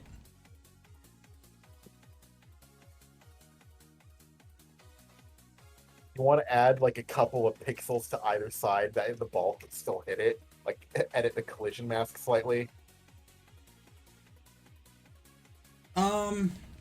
I mean, maybe. We'll see. We'll see. Also gotta fix the bug where if the ball hits the side of the paddle, there's a chance that the ball Yes. will just like I don't get why. No, I understand why it happens. Is it because it's just- collision is happening twice and it's reversing the V-speed a second time? No, what's happening is it's getting caught in the paddle, so it's reversing its V speed. The next frame, it's still in the paddle, so it's reversing its Oh. V speed. I see. And, Okay. And so if it's caught in there good, it's just jittering back and forth. I don't know. I think you actually changed this at one point. But oh boy, you got the breakies. Did you not get a single power up from any of those? No, I didn't. Ridiculous. I agree. Really bad. Yeah, this is where the balancing comes in. I don't think either of us are very knowledgeable in Java, are we? Yeah, Pedro, we're not the people you'll want to ask for Java. Unfortunately, it's a language that I we took a don't. class on Java 5 years ago. For what, Android development? Okay, sorry, you're right. I took 2 Java classes. I forgot about the app development class. To be fair, I was one of 2 kids in that class. Seriously, there was only 2 people. Initially, there was like 6, and by the end of Damn. it was just me and one other kid. Damn. Yeah, nobody gives a shit about making mobile apps.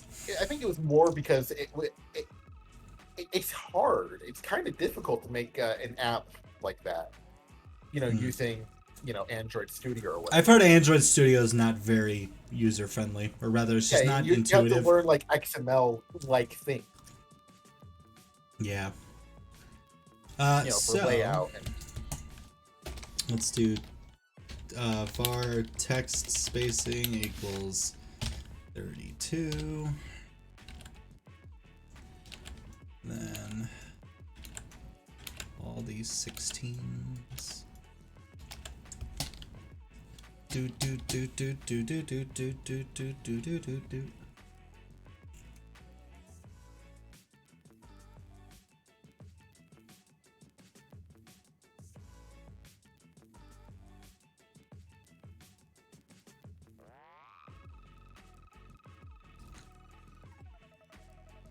Boing.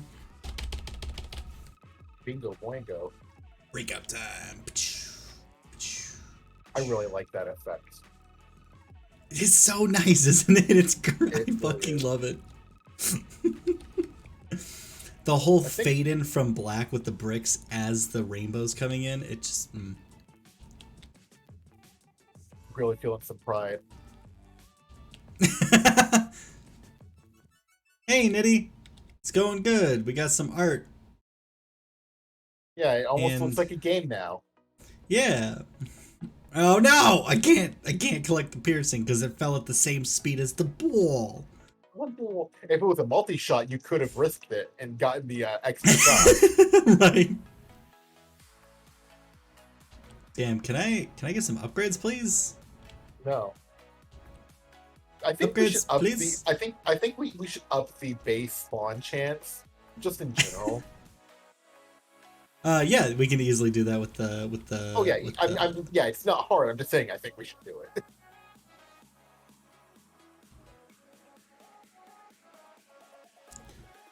Wow, I just realized the enemy paddle will be slow until he hits the ball. Interesting. Interesting. Yeah, because the enemy's paddle speed changes when he hits it. Give me all the upgrades. Oh, good! Another penetration upgrade. Great. Oh, there he goes. Now he's booking it. He's going quick. And he's slow again. And I managed to get hit by him. You feel so bad when he deflects you when he's going snail's pace. Penetrate. Why are none of the other paddle things up? Why are none of the other upgrade? Oh, it's probably because your weight is like 11125 or something. For speed. Where is Oh, the what are we weight talking system? Oh! You mean for the drops? Is it- The oh, weight- is it in the ball? It's in the power ups. Oh, right. Right. Yeah, it should be in the creative end.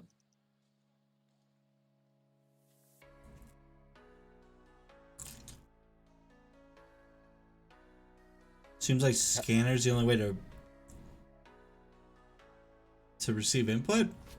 I don't know. Yeah, not yet, Nitty. I'll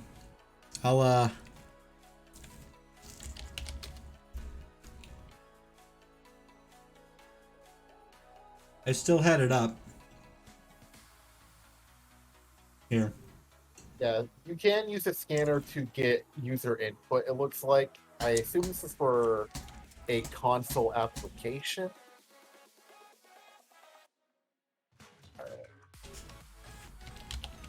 I don't know. I don't know Java. Oh, you know what? Okay, so problem, Nitty. WASD does not move. Is it arrow keys? No, and it explicitly says WAS to move.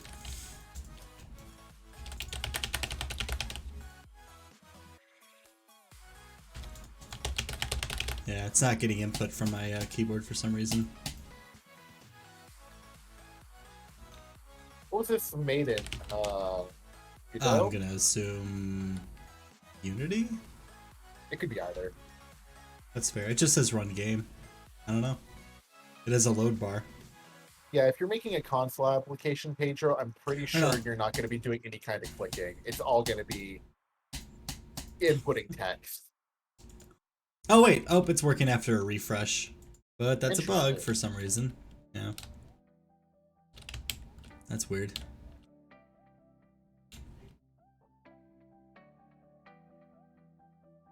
Really cute looking. It is nice. I do enjoy the aesthetics. I can see the chaos is. I can see the chaos is. Fucking. Did you just get Doritos thrown at you? Did you see what happens when I collected the coins? Yeah, that's nice. I like that. They like get shit on all over the fucking controls. Right. That's great. There's the Doritos. Can I move the bags, or is there no way for me to move the? If you get some coins, it might dislodge them. Oh, okay. Death is very forgiving in this. That's very nice. You can press Q. Oh, you can shake it. Oh, that's nice. Okay, that's good to know. Goddamn kids, get your chips off my game. God, do you know how much strength it would require to shake an arcade cabinet?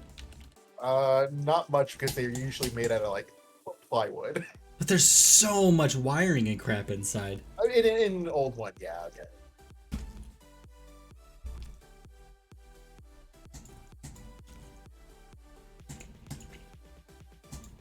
But yeah, that was a nifty idea. That's work in progress. What else do you plan on adding in it? I mean, you know, maybe just expand on levels and I don't know, adding more chaotic things that can show up. Right. God, it's getting dark in this room. I love the dude that like pops in and turns his head and he's like, "Hey." That was one of the distractions.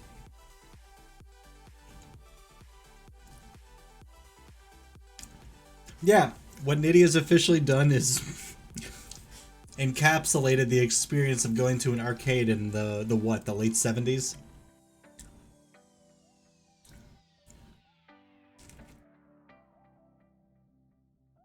No.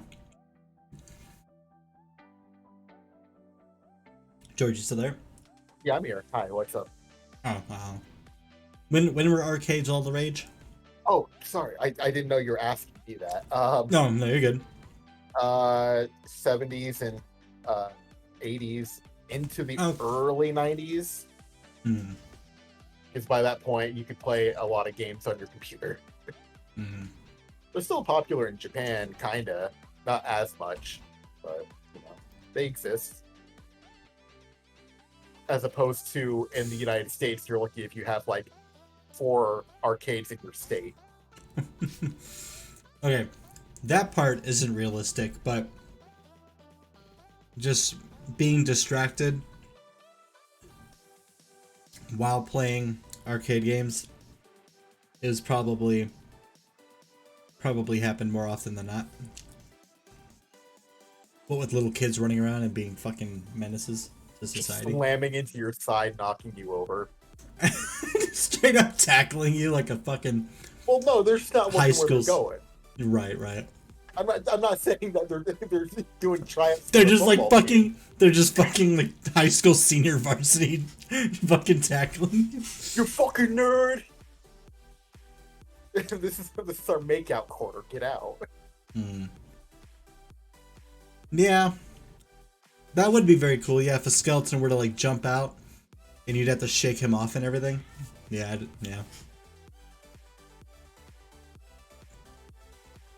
Yeah, we're gonna have to start finishing up making the game either tonight or tomorrow. Yeah.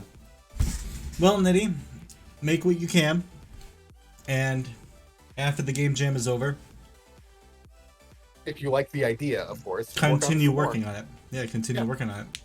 Yeah, there's nothing saying that you can't keep working on it as long as you don't update the actual entry itself on itch or whatever. Yeah, exactly. I'll be right back. I'm gonna go grab my energy drink real quick. Okay. I'll be back in just a minute. No, you won't.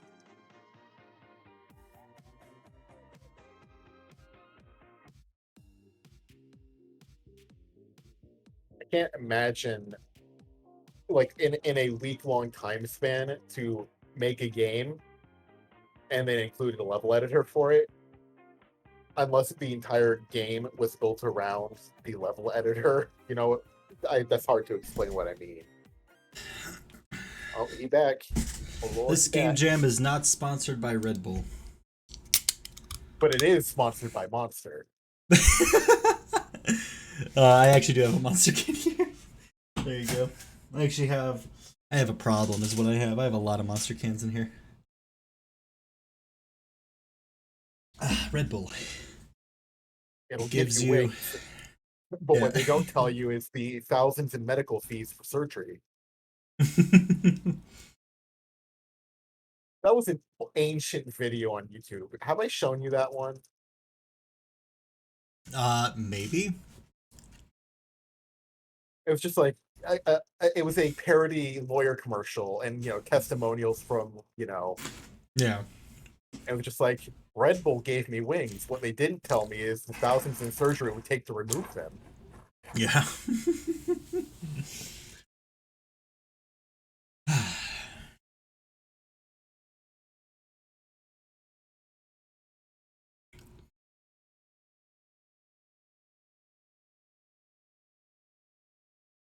Yeah, I feel like a game like that wouldn't. I feel like that type of game wouldn't really benefit from a level editor. It would be nifty, but it's not like um how do I word it? Sorry, I did you just hear that? no. What happened? My mom came in and just said tacos. Tacos. Yeah, well, really. So that means dinner's here. Oh, okay. I will All be right. Well, back in, like, I don't know, 20 minutes tops. okay. All right. We'll be here, hanging out. Enjoy your Okay. dinner. Yeah, something that I don't know. It's hard to explain what kind of game would.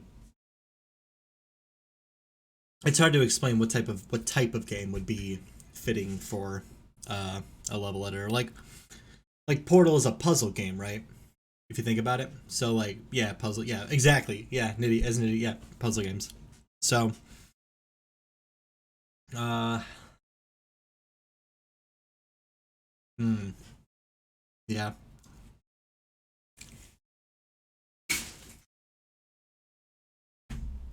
But just a goofy little platformer in an arcade cabinet where you have annoying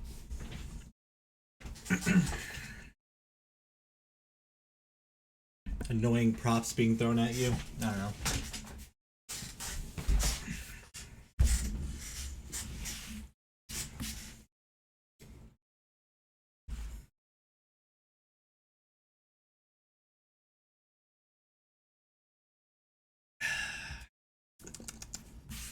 All right. I do forget, Nitty, though. What engine are you using? Is it Unity, Godot?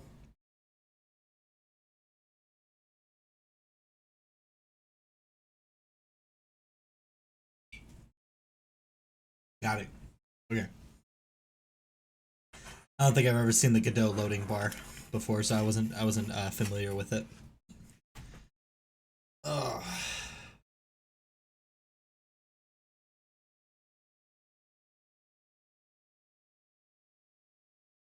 Good. Yeah, Godot is definitely a great engine, so, and you do have that 3D aspect to it, which is really great. Are you using something like Blockbench or something to make those 3D models or something?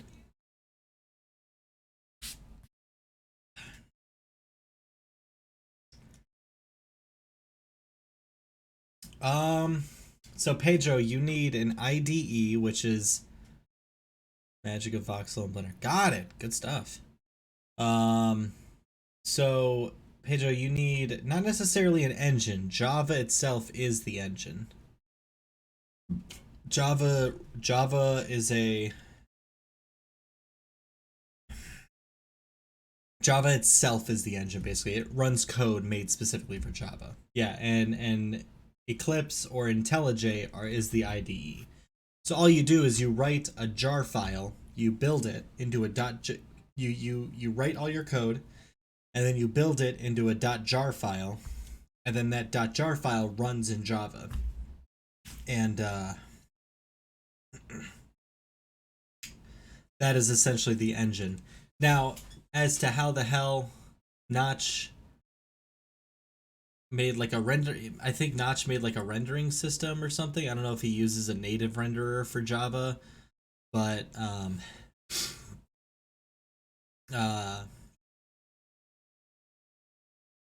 when Notch made Minecraft in Java, that wasn't like a normal thing that people do. nobody really makes games in Java. It's not a really common thing that people do.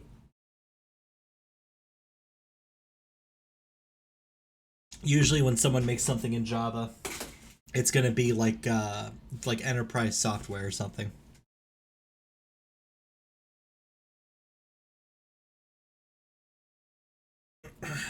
Yeah, I mean, maybe Minecraft is its own engine in a way, but it's built using Java, using the Java compiler.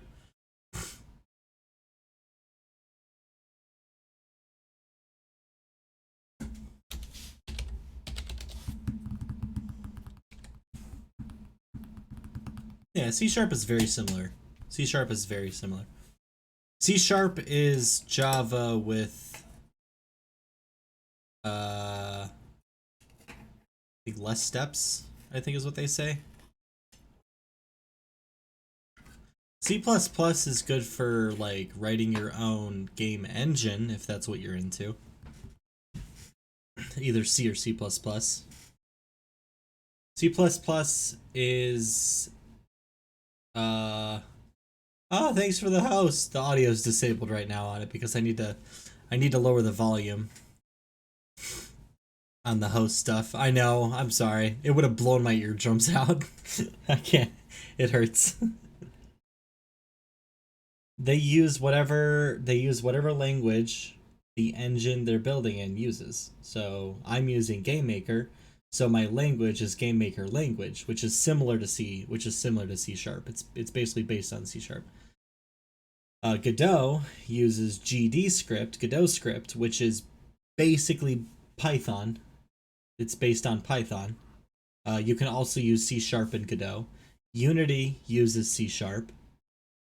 Unreal Engine uses C++ or their Blueprint system, which is like a visual scripting language. So if you want to learn, if you don't really want to code with like, if you don't want to type code, but you're comfortable enough to like drag and drop modules around, you can use the Blueprint system in Unreal. Construct is, I think, a little bit of both as well. I think Construct you can write code and use a visual scripting system, I think. RPG Maker, I think you can put code in it, but it definitely has a lot of tools and similar functions.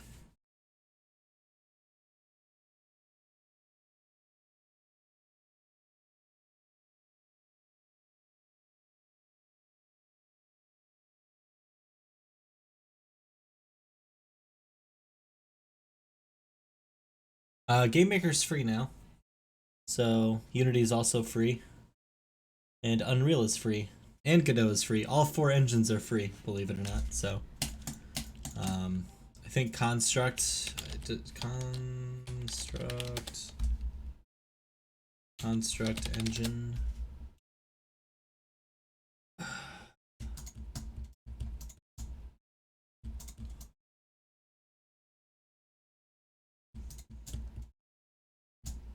Construct is a subscription system, right? It has a free trial, but it limits how many resources you can have.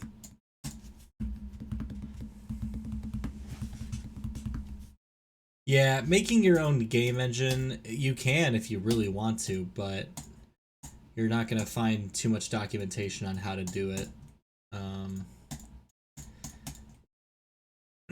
I feel like you're better off going to school and getting like a computer science degree if you want to program a game engine, because they'll teach you all about hardware and rendering and utilizing the GPU and shit like that.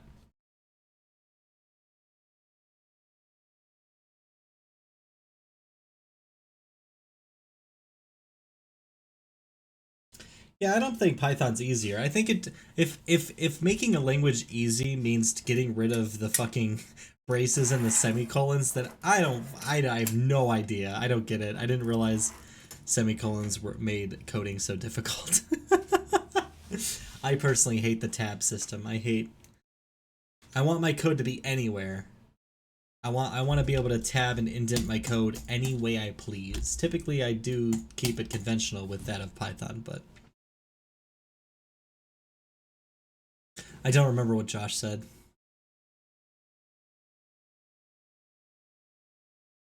Braces are a difficult input. Yeah, shift square bracket. Semicolons don't even need the shift key.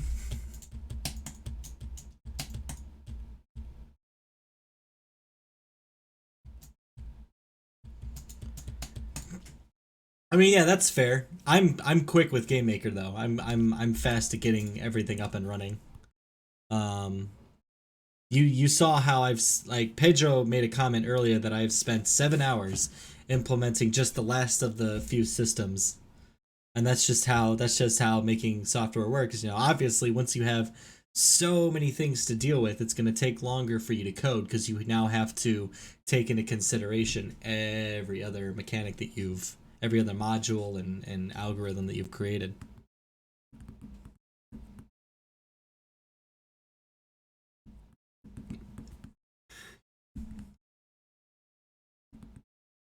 Yeah, I feel like, I don't know. But yeah, if you make a Snake game, it doesn't matter what engine. You can make a Snake game in I don't really know how to code and look. Yeah. You can make Snake in any engine, so it doesn't really matter. Unreal Snake. Can you imagine photorealistic anaconda model that gets longer somehow? It uses like the Spore. Do you remember the game Spore? It uses like the creature model system where you can increase its spine segments and the body just magically gets longer with the spine.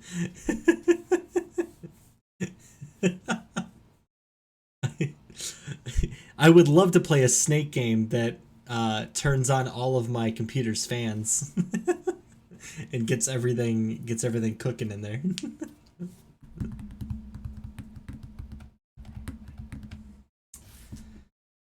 What the hell was I doing? I don't fucking remember what I was doing. I feel like we have to implement the... God, there's this...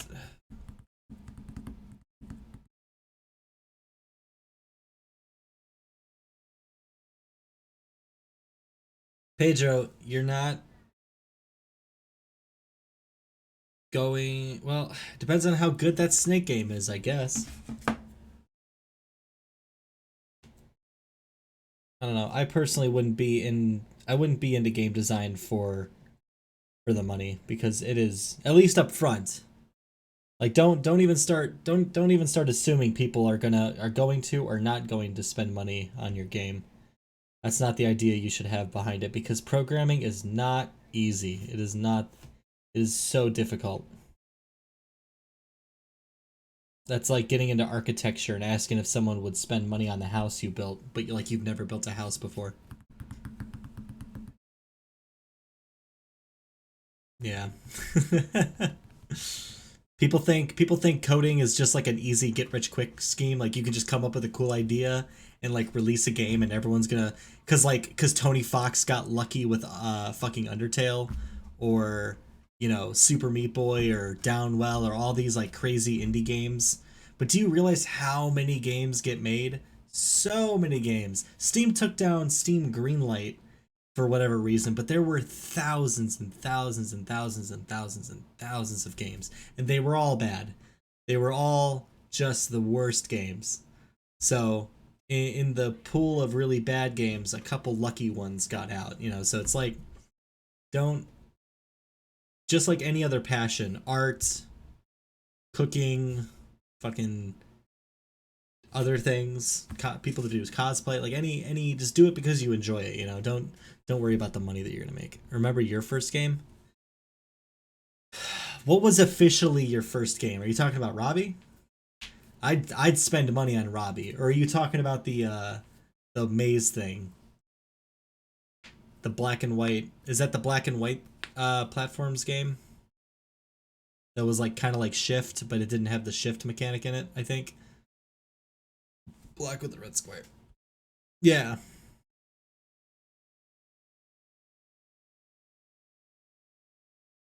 Yeah, I'd spend 50 cents on that one, George. I'd spend 50 cents to play that game. 2 quarters. 2 quarters. That's all. Listen, I gotta go through more trouble getting an emulator to run Flash games to play that game.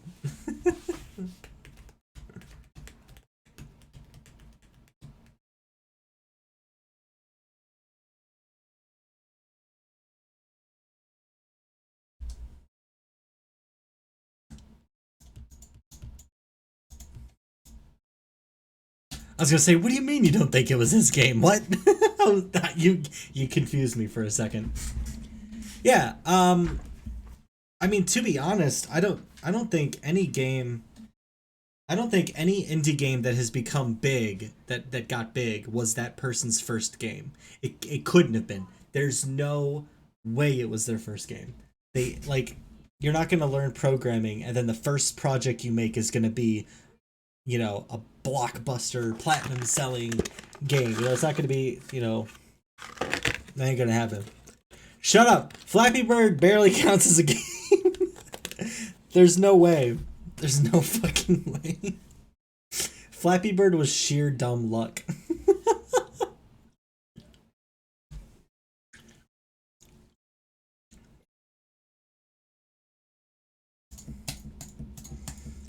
Yeah, so I mean, that's a gray area, I guess, because technically those ROM hacks weren't his intellectual properties. But it wasn't his first professional, I guess, his first project, I guess.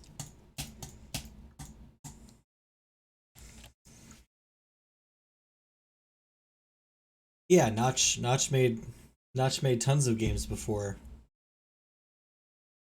And I'm not saying the first game you release can't be good. I'm just saying if you've never even finished a game, just because you finish a game doesn't mean you need to release it to the public and have people buy it or download it. But like the first game that I've ever completed and had like an end goal was the game from the previous game jam. That didn't blow up. But before that game, I had countless of other projects that I had started before I completed that game. And there's like tons of mechanics and prototypes and stuff in all of those other projects. So like but I only spent 2 weeks working on that one game, but I've spent days and years working on the previous projects. So even though it was my first game that I released, it wasn't my first game that I've ever made. I mean, it was the first game I completed. But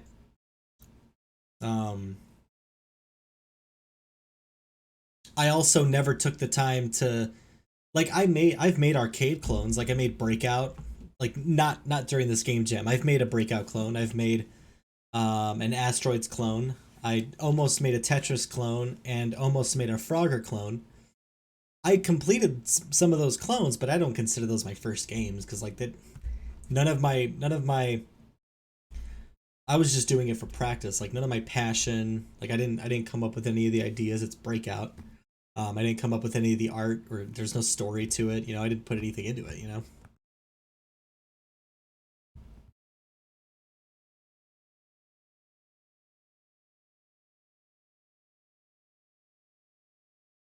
Yeah, that's how. Exactly. Yeah. I just I wish there was a game jam. I wish there was a game jam long enough for me and George to finish our Spud project. You know do have one.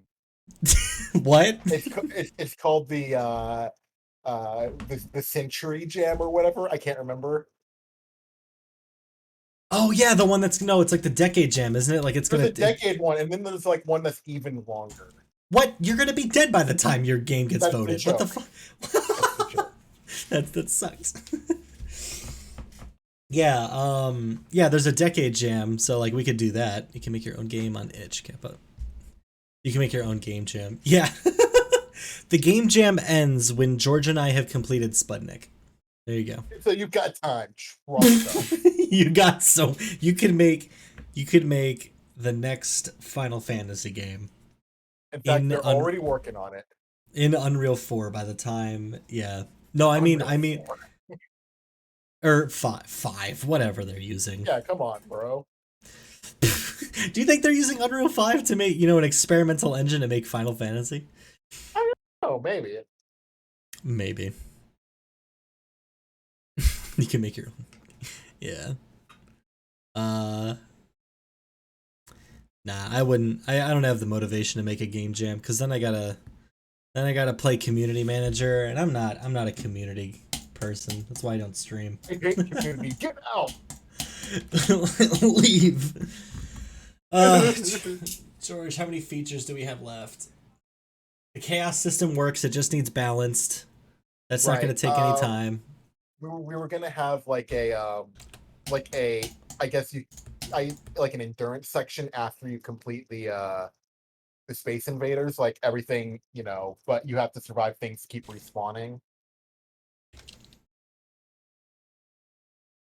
Say what you just said. I'm sorry. Didn't we say that it would be cool to have like an endurance section after it where the it doesn't end when you've cleared all the obstacles or scored X amount of points, but you have to survive a certain amount of time. Oh yeah. With with like a bar counting down or whatever. Yeah. Okay. Good. Okay, so to do that, I need to go to the spawners. So when the spawner is finished, it will destroy itself because it's no longer needed. Yeah, we hate you. Get out. Leave us. Same with the invader, that already destroys itself, and the brick. Oh, right, I'm using this stupid.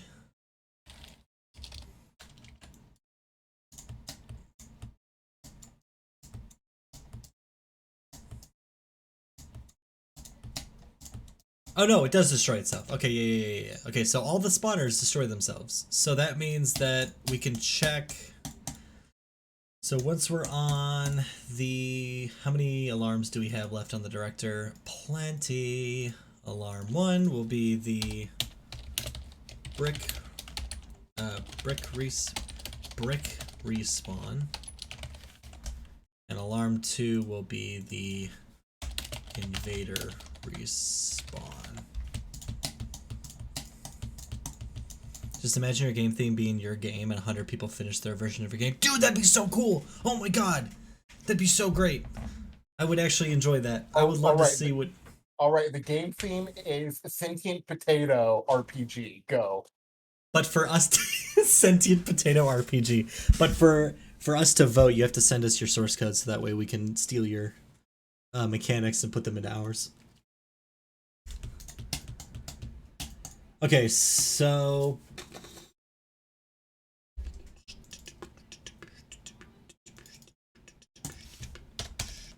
if instance exists, O spawner brick.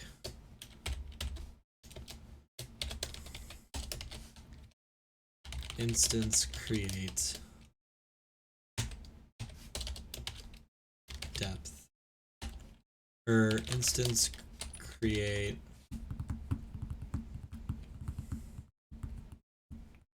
the depth is fine. Yeah, depth doesn't matter where, doesn't matter when. Oh, spawner. Alright, let's just do the same damn thing for the invader respawn. Eddie, are you trying to give me an aneurysm with that? I will write it in JavaScript with a preprocessor that replaces brackets with tabs. Stop! Stop! That's horrible. Well, no, it would replace brackets with colons, and then you would have to somehow figure out how many tabs need to exist. There was God. an image I saw of a dude who he was programming in C, but he used I can't remember if it was C or whatever, but he was using defines up top. Okay. And so the entire program was just combinations of varying lengths of the letter X. Because he defined X to mean something else. And then XX meant something else. So it's XXX. Ew.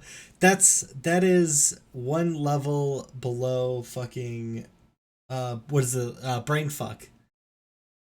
You know brain fuck. Vaguely. If you go on YouTube, someone made a good video about it. It's a coding language that only uses the left bracket, the right bracket, I think the plus, and the minus. Brain fuck language. I'm pretty sure. Make sure you don't type that into your favorite hentai website. Here's what brain fuck looks like. Sorry, it's the brackets, minus, plus, period, and comma. I think that's what it was. Yep. This is a coding language. There's an esoteric language that only uses white spaces. But why, though? Why would you do that? But why, though?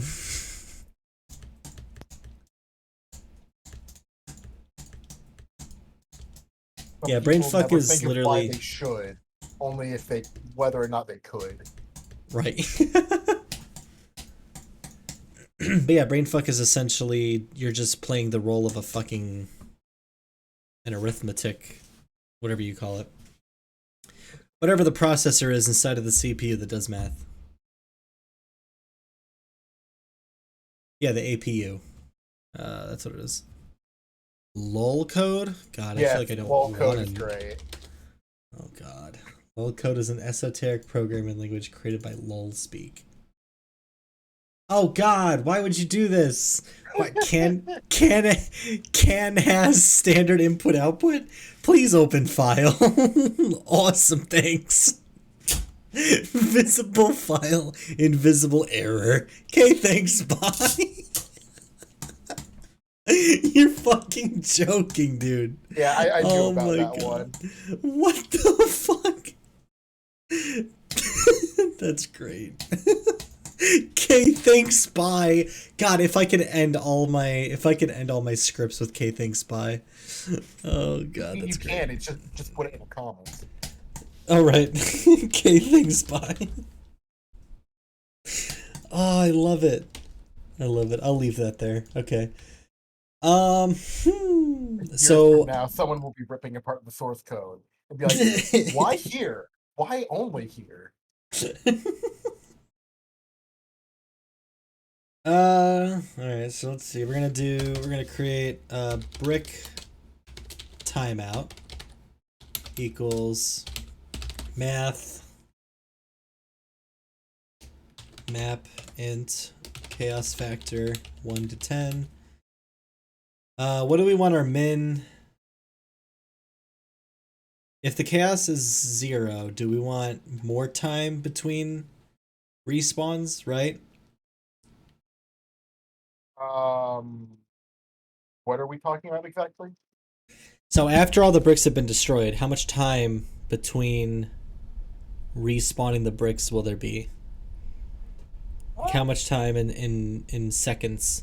I assume the lower the chaos factor, the more time you get between, so you have a breather, right? Right. Yeah. I So think it should be the higher the factor, the shorter it takes for them to respond. Is what you say. okay, yeah, exactly. So I could do 30 seconds, for example. And then if the chaos factor is maximum, we can do like one. Literally as soon as the bricks are dead. Literally you're just constantly. Alright, let's try that out. Let's try invader timeout, and we'll just do the same value. For now, I'll keep these as separate variables.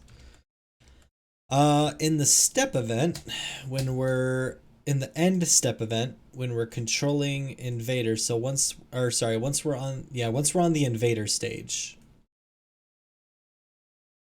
there is no centipede room, I think, so we'll actually just delete. Yeah, there is no centipede room. Yeah, we'll just delete that function completely. So when we're controlling the invaders, Invaders in. if instance number O brick is equal to 0 and director.alarm1 is equal to -1,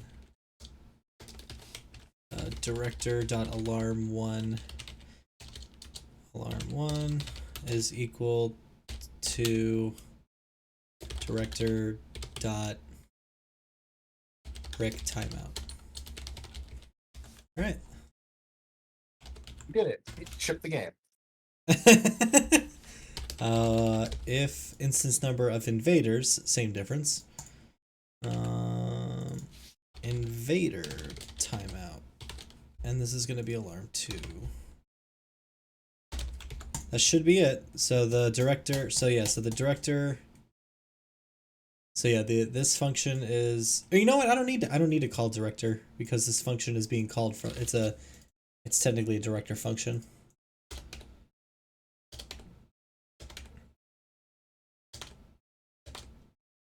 All right, there we go. Is that how that works?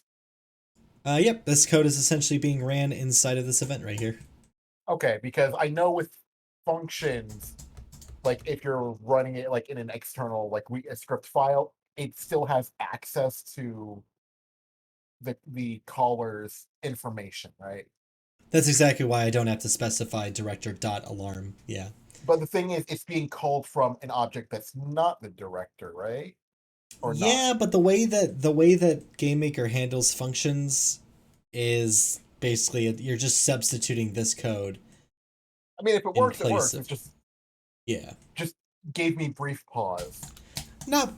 Basically, GameMaker compiles it and it replaces any instance of that function with the code that's inside the function. That's it.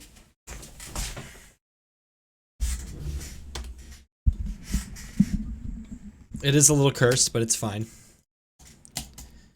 So we're on the easiest difficulty, so it'll take 30 seconds. Let's actually restart the game. I have a command to restart the game. How will I learn to make Minecraft mods by coding Snake? You learn to walk before you run, Pedro. Damn it, I did it again. You learn to never mind. I was gonna try to come up with you learn to walk before you block, like Minecraft, but then I realized it's a terrible.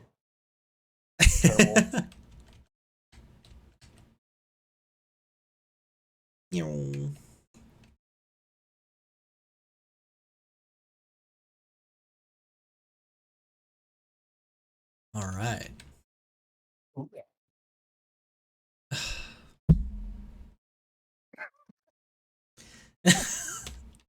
So bad at this game. Alright, I don't really feel like clearing all this out, so I'll at least test it on the fucking... Yeah. Alright, so it should be about 15 seconds. So once my speed boost timer counts down, more or less it should be... Yes, the shield is lagging behind the player, don't worry about it. Yeah, yeah.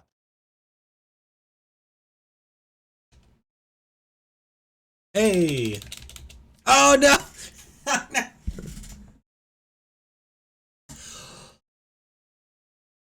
Wait. I need to be destroying the mothership, don't I? 0.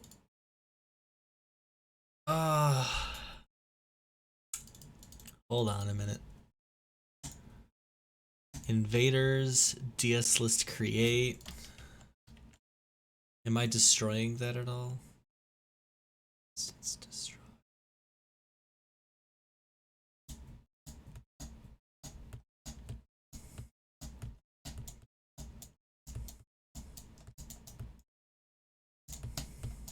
Is there any way to keep the mothership alive without... I don't know how to create IntelliJ files. Yeah, Pedro, you're going to want to look up a video tutorial, most likely, on how destroy DS list destroy.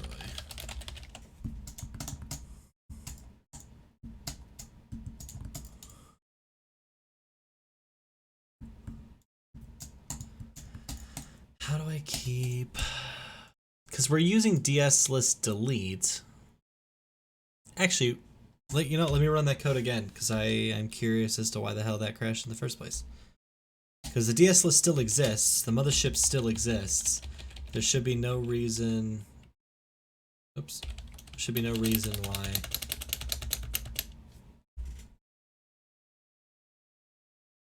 What?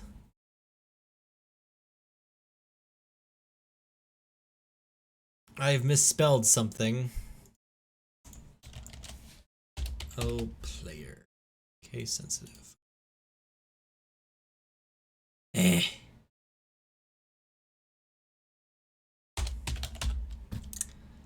Of all the times that bug could have cropped up. I guess if I set... Give me all the balls. Ah, yes. Balls. To the wall. The sweat dripping down my ball. So these should spawn in pretty much immediately. They didn't. Okay, let's not make it 1 frame. Maybe 1 frame is too damn fucking fast.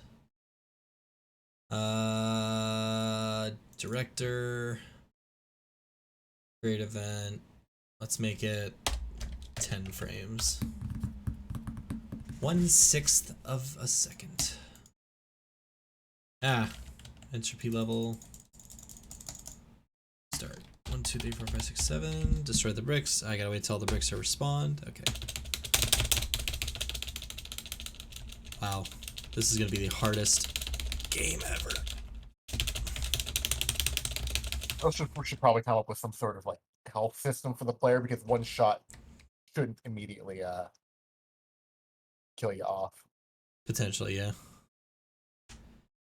That's why we're gonna have a permadeath system. Why isn't it respawning? But it respawn.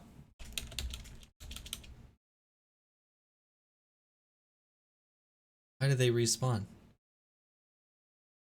What did I do wrong? Unable to find instance for object. GameMaker. I need to copy this code. Let me just copy all of it. dump it in a much better looking text file. Okay.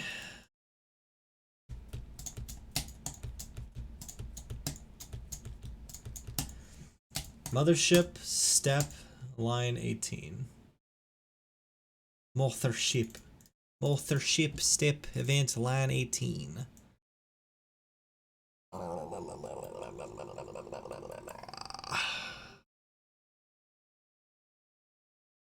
Is it possible somehow that the list isn't getting repopulated? Let's find out, because if I close all but this, and then I go to the invader spawner, is it not looking for the mothership? Yeah, so when this gets created, invader list is created as a DS list. I'm spawning all the items and adding it to the list invader list. And then after the for loop is done, it's creating another mothership. Son of a bitch!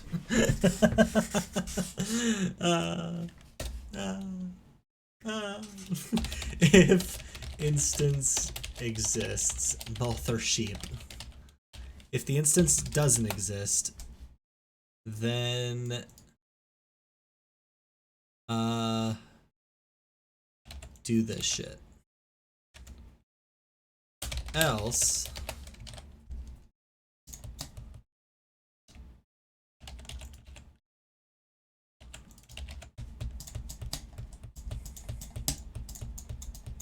alright, that should cover it. So if the instance already exists, there can only be one of them. So oh god, I keep forgetting. Why isn't this working also? Hold on. That countdown's not working whatsoever.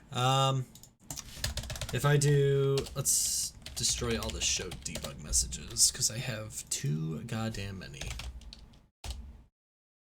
Well, I guess the ones that are not commented out.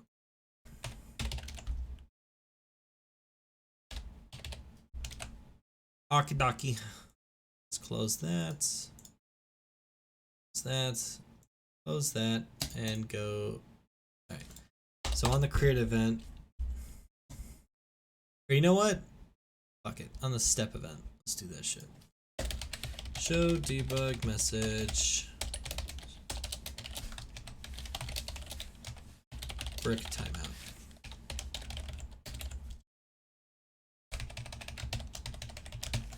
Invader timeout. So it should be, if I select 10, it should be 10. It's not. So something is wrong with my math here.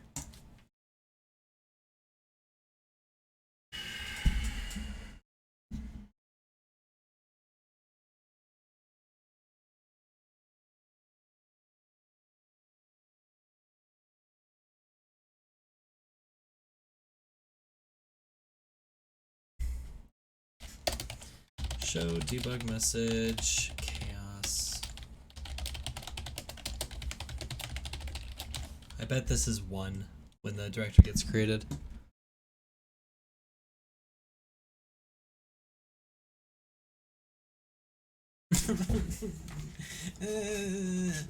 Which means I need to go to the title controller. And the director needs to be the last fucking thing I create. There we go. Okay, problem fixed. He says. If I set it to 10, it should be 10. And 1, because... Why is it 1? Oh, right, because the bricks spawn immediately. So I should be able to set this to 1. That should be fine. I should be able to get 1 frame in between all that. Let's just delete that. Reunit again. We're doing it live! 1, 2, 3, 4, 5, 6, 7. Akidaki. Bing. Bing. The game's almost possible. Hey. Oh, oh god. This is gonna be brutal.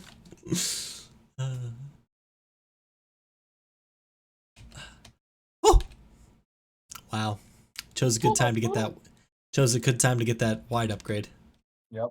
Wow. That did not. Oh God. Why did I get the narrow? Oh no! Why do I have 2 invaders? Wow, we've made chaos.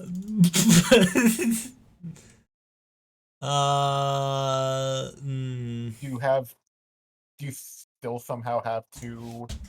Hold on. Let's create a new variable called new room equals false. You know what? Actually, no. Let's just change director and init. So let's do end step. Go here. If this is true.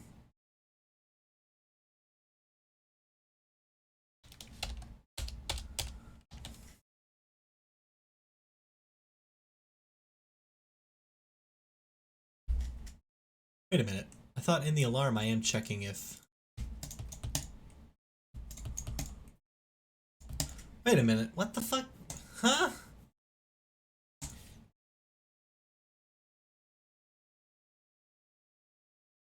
He is confused.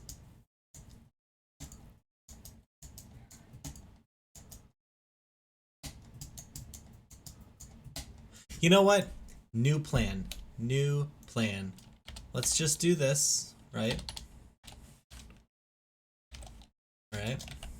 We'll keep this the same. In the mothership, we'll constantly check if instance number O invader is equal to 0 instance destroy. And then on the destroy, I'm destroying the list. Okay, very good. Very good. No memory leaks here. Oh.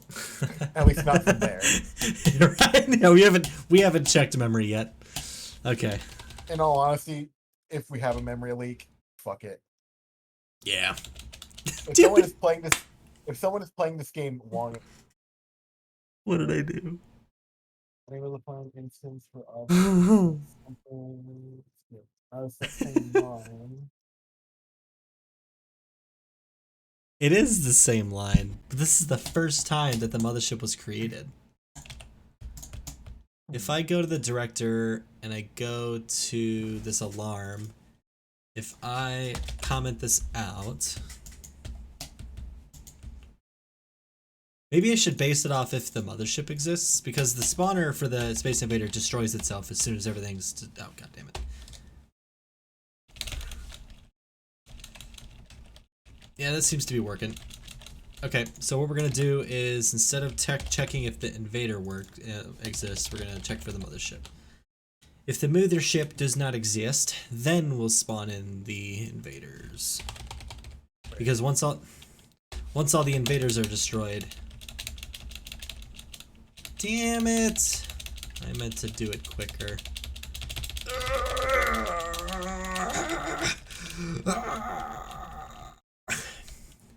3, 4, 5, 6, 7, 8, 9, 10, 11.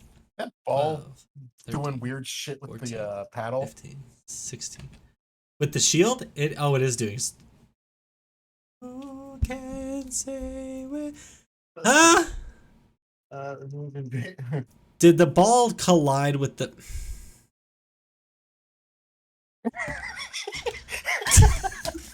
The ball collided with an invader as it came into existence. Okay. We wanna have that not happen, so what we'll do, something in step maybe? I don't know. let's go to the mothership. On the create event, we're gonna create a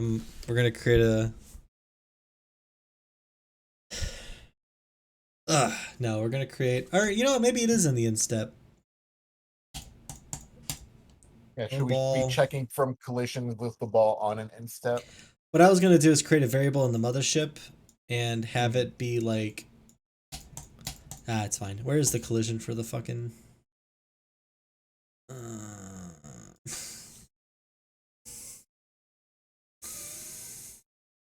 You okay there, buddy? Yeah. Not the begin step, you silly goofball. This is why Mother literally hates the you. opposite. Okay, let's try that. Let's set it to like 6 and see what my countdown timer is. All right, I deleted that code. Oh, I didn't need it Oh anyway. well. Did the ball just fucking clip past the opponent? No, it was just on the corner of it. Damn it! Fuck. I'm so bad at this game. Damn it! We should give you mouse controls of a handicap. Shit. Fuck. Okay. If you don't move. Fuck, it's so hard. Oh my god. Come. Get it. Hit it. I know Hit him who's with the gonna be 1-2. playing. I know who's going to be playing on KS Factor 1. Can't even play expert mode on Guitar Hero. Same energy. Hey, I got one. Imagine being bad at Guitar Hero. Can't relate. What the fuck, Richard? Alright, fuck this. Wow, you did it. Son of bitch. Dude, if you get this narrow power up, you are fucked. You are fucked. Like, there's no way. Maybe we should lower the timer.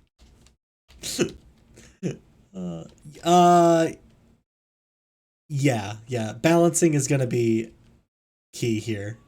You mean balancing is going to be something we do 3 hours before submission? Yes. Fuck. Exactly. I'm not even on the highest chaos level. I'm on like 6. Tonic 06. Fuck. Chaos Emerald. I just got the wide paddle. Damn it. Oh, yes. Should we program? Wait. Should we program in fucking what do you call it? Mouse controls for you. You know, the multi-ball has randomized ball speeds. Can I get a wide paddle, please? That'd be great. That would just be, oh god. There was one on screen. And we're on to the next level. Hey, you did it! Oh my fucking god. Also, that you just experienced something that I still want to have fixed. What's that? Damn it. The ball should probably not collide with angry aliens. It collides with angry aliens? It does. Yeah, your ball got caught up in there, was bouncing back and forth like a madman. Oh, okay. You don't have to fix that right now. Work on what you were It's doing an easy fix. It's an easy fix. No, no. Yes, it is.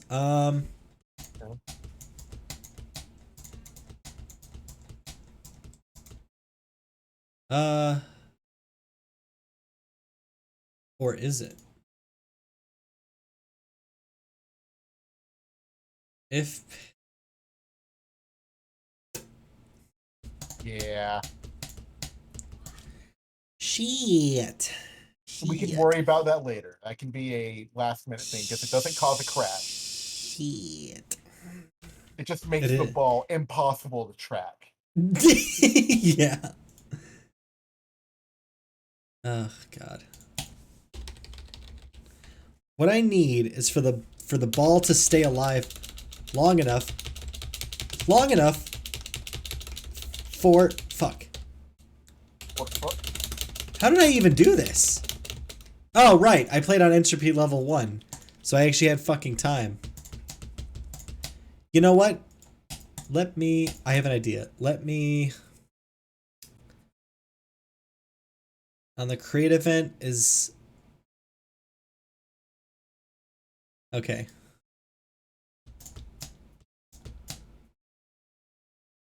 I'm gonna force the upgrade choice to be 0. So on the player, on the step event. Oh baby, if keyboard check pressed VK. Am I using VK control anywhere? I don't know. You are, but only for the reset. Right? Yes. Depth. Oh. Power up breakout. Var shit equals this. Shit dot upgrade choice equals 0.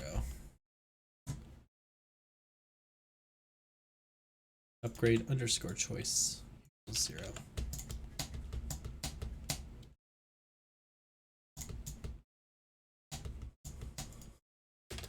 Debug spawn equals false.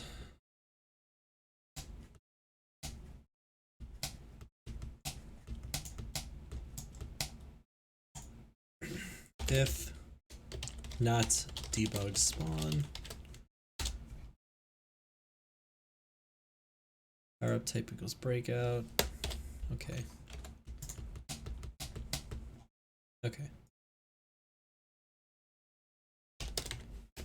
Shit dot debug spawn equals true. So this should stop the random code, and this should force the upgrade to be. Oh, nice, nice, nice. Oh yeah. Oh, that's the stuff. Oh, that's the stuff. We should put an epilepsy warning. Yeah, that was only really for debug. Oh, there they go. Damn it! What do you mean? There's the fun. How the fuck? Huh? Unknown object? That doesn't make any sense. That technically shouldn't be. Well, does ball collision? The collision code should check for no one, right? O ball. Step 2, line 27. I think I can delete all this because we're no longer using that at all. It has nothing to do with anything. This also, I'm not using it. In fact, yeah. It said line 27. Huh? Step 2, which is the end step. Because if it says step underscore 012, end step, line 27, this. Ball, yeah. Unknown object dot ball collision. Is the ball getting destroyed? It shouldn't be. Because what ball collision does. Ball collision. If the type is brick, destroy the brick. If it's an invader, set the anchor to true and remove it from the list. Okay. Let's do this. If id.anger, if not id.anger. If it's already angry, we no longer need to do anything with it. Let's try that. Let's see if that does anything. I think it has to do with the invaders, but I could be wrong.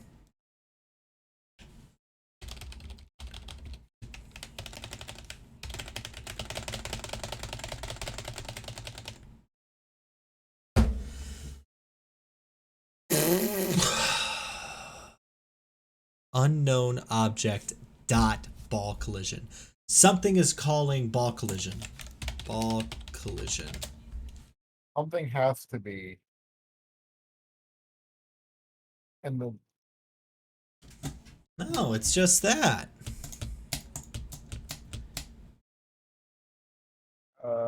Yeah, the only thing that's being called is. And the same error. I think it was. Well. Can I look at the ball collision code real quick? This Like, or like this? yeah, like open up the function. Yeah. Can you read it all right? Yeah, I can read it just fine. Okay. So yeah, so it upon colliding with it, it has an ID. Is it possible that two balls are touching? Well, no, that's what I was looking at, but the code doesn't allow for that. Because it's checking if it's nobody before it calls this. It's ensuring that there's something in the underscore ID. Right, yes. Which is... Can we do... Can I, like, drag this out? Yeah, that's great. Good to know. I didn't know I could do that. God, Game Maker, you were doing so well.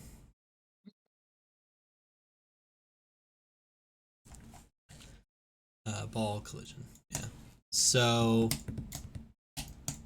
it's constantly checking all 4 directions. If it detects any of them, run the collision check, run the collision logic for it, which is this. Check if it's a brick, destroy it.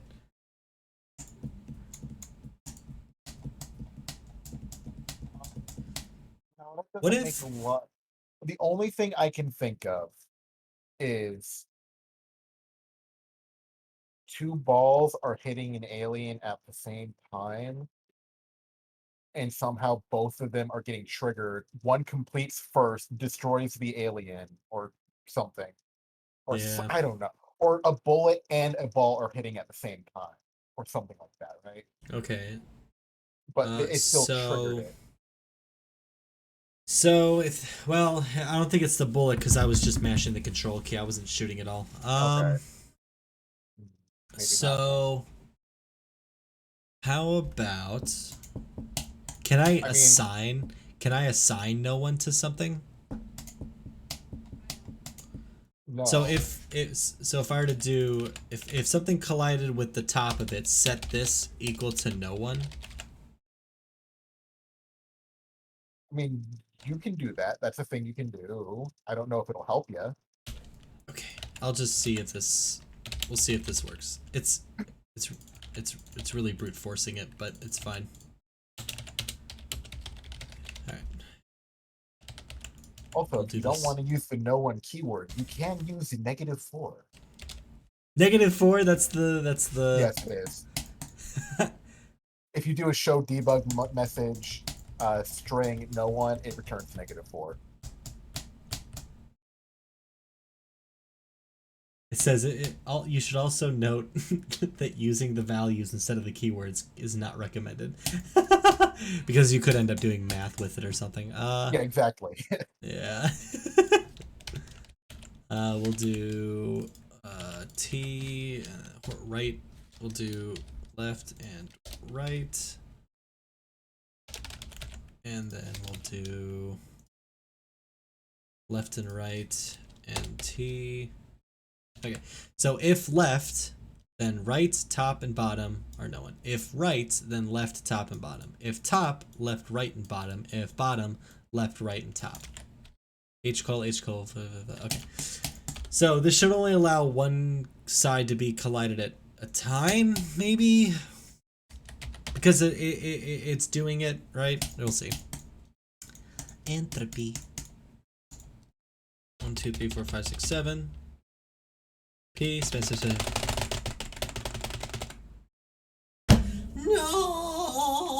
The only other thing I can think of is that it's an issue with it being in an instep. Like, again, somehow the data is being shuffled in a way that's weird.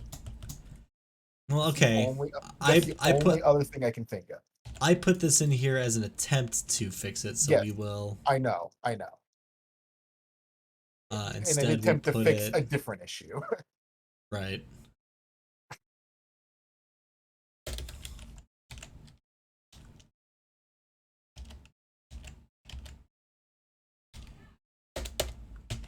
Right. Okay. There we go. Entropy. Start game. 1, 2, 3, 4, 5, 6, 7. P.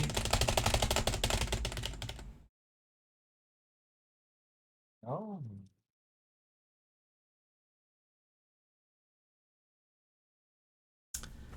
Damn.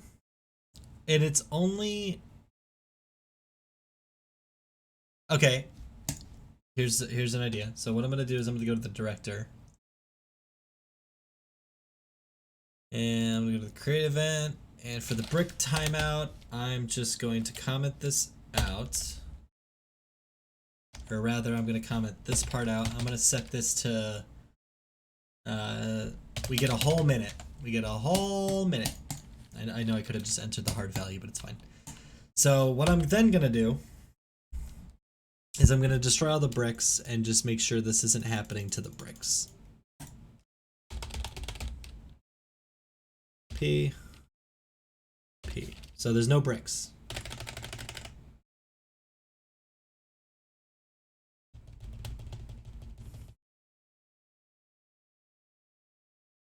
Why did it happen quicker? Alright, let's go to the bricks and go to the create event and I'm sorry, did you ask me a question? did you see what happened? No, I was interrupted for a sec. What's up? No worries. We're gonna set the power up chance to if I set this to 0, we'll never get any power ups, right? Should. Because it's checking if power up is less Theoretically, than. it might be like a 1% chance because it could roll Okay. a 0. That's but- fine. Alright, so what I've done is I have disabled the brick respawning. Okay. So we're gonna destroy it again, they shouldn't come back. Okay, so it's not.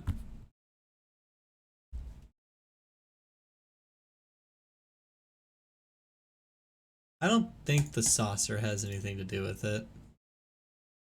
It doesn't have a parent. It literally, yeah, it all it does is move, so the saucer has nothing to do with it. Let's stop the ball from colliding with the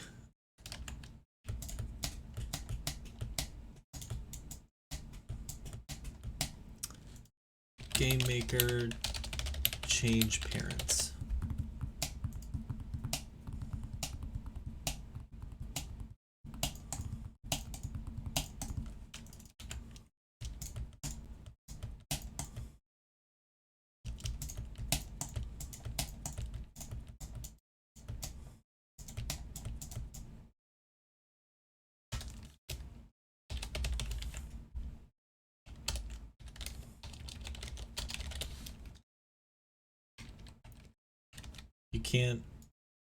You can't change the parent. Game Maker Studio 2 change parent encode. You really can't fucking, you're kidding me.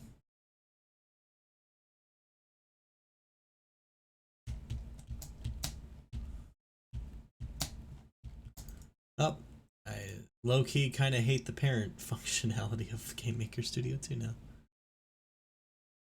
Okay, how do I stop it from colliding with the thing?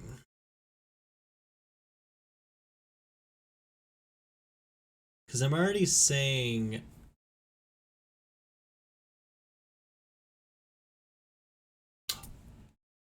I have an idea. Let's test it. So if I do ID got mask equal, or sprite, if I do mask index equals -1, this should disable collision. Are you still there? I'm here. What's up? Okay. When you anger the Space God. Invader, it's gonna, yeah, it's gonna, the gods, it's gonna disable the mask index on them.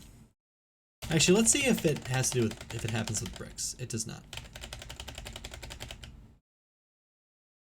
Damn it! You're kidding me. Interesting.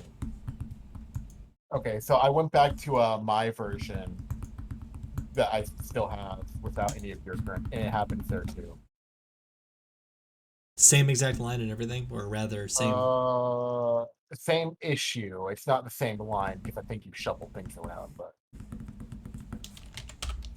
That's so annoying. it really is. Because that could happen quite often if the players are good enough. Need to rewrite the collision code just very simply, very verbose as it were.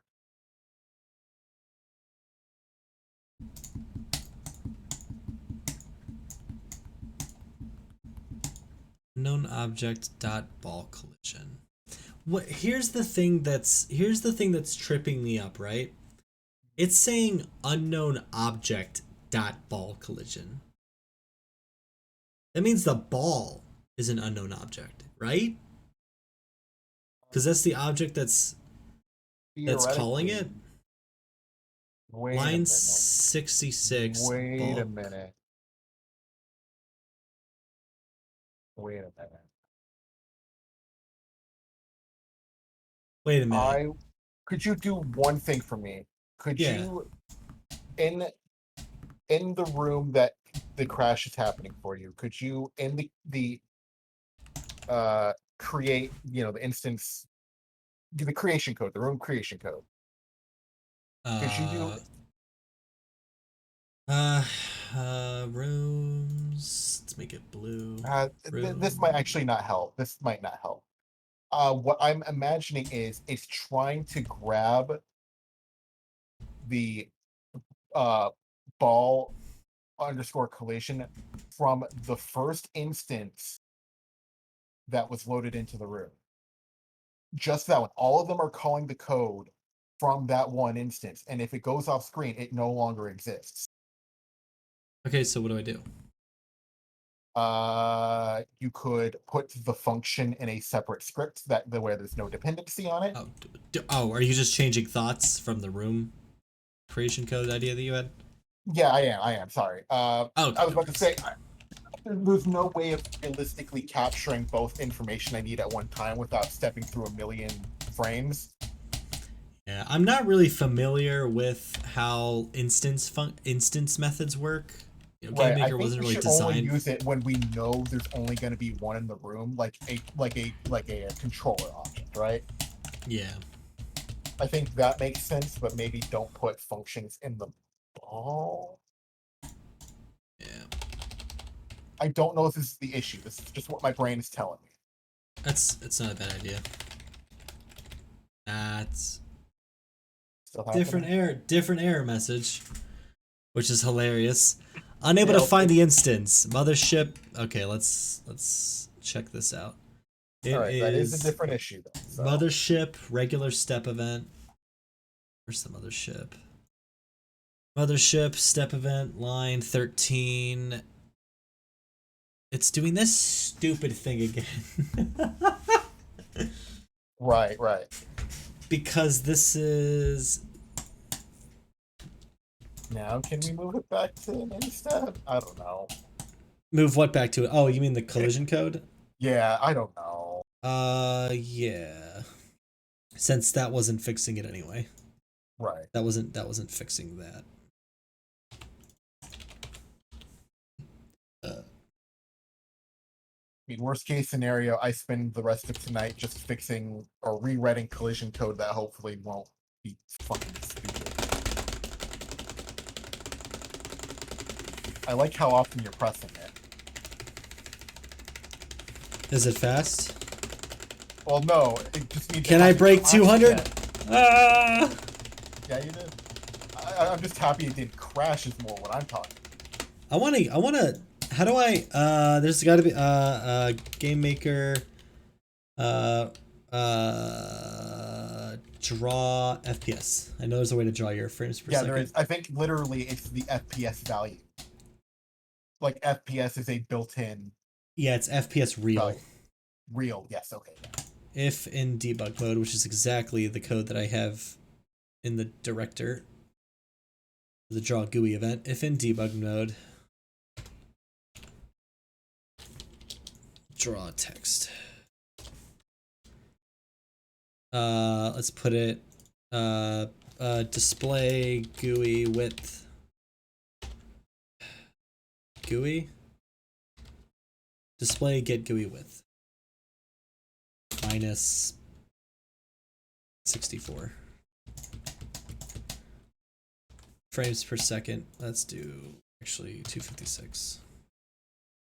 Or no, we'll do actually no, we'll just do this, and then we'll do draw set V align FA center, draw set H align FA center, and then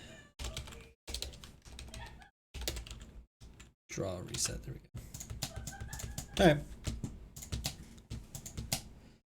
come on, baby. Oh, that's a lot of frames. I think Liv is having some fun. Probably.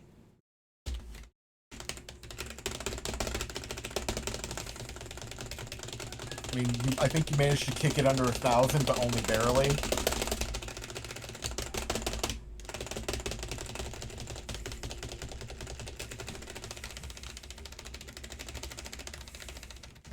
Most of Gotta the balls use are two actually in the fingers. middle. Use 2 fingers to tap if you want. Do I? It takes a does while to get the both rhythm right. both control keys work? Let's go. Oh, then I it's can't. fine. It's fine. I can't get it under 500. But the invaders spawned in just fine. Also, my score's doing great. Oh yeah. Let's restart the game and set the entropy level all the way to max. Yes, maximum chaos mode. Actually, I could just. Oh Jesus fucking Christ. Oh my god! You're kidding me. Really? Whoa. Honey, Hold on.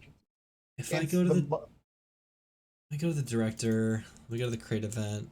is the mothership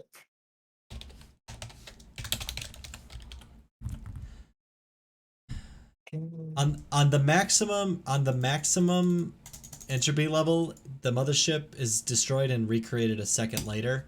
I don't know if that. This is way more fun than just hitting hotkeys to destroy all the bricks. Yeah, so look, I have a huge delay. I have a huge delay between. Look at all the blue balls. That's actually kind of satisfying. It really is. You would think there's like a transparent rectangle up there or something. Yeah, it's not though. No. So when are we making a falling sand game? When you decide to learn how to do proper physics.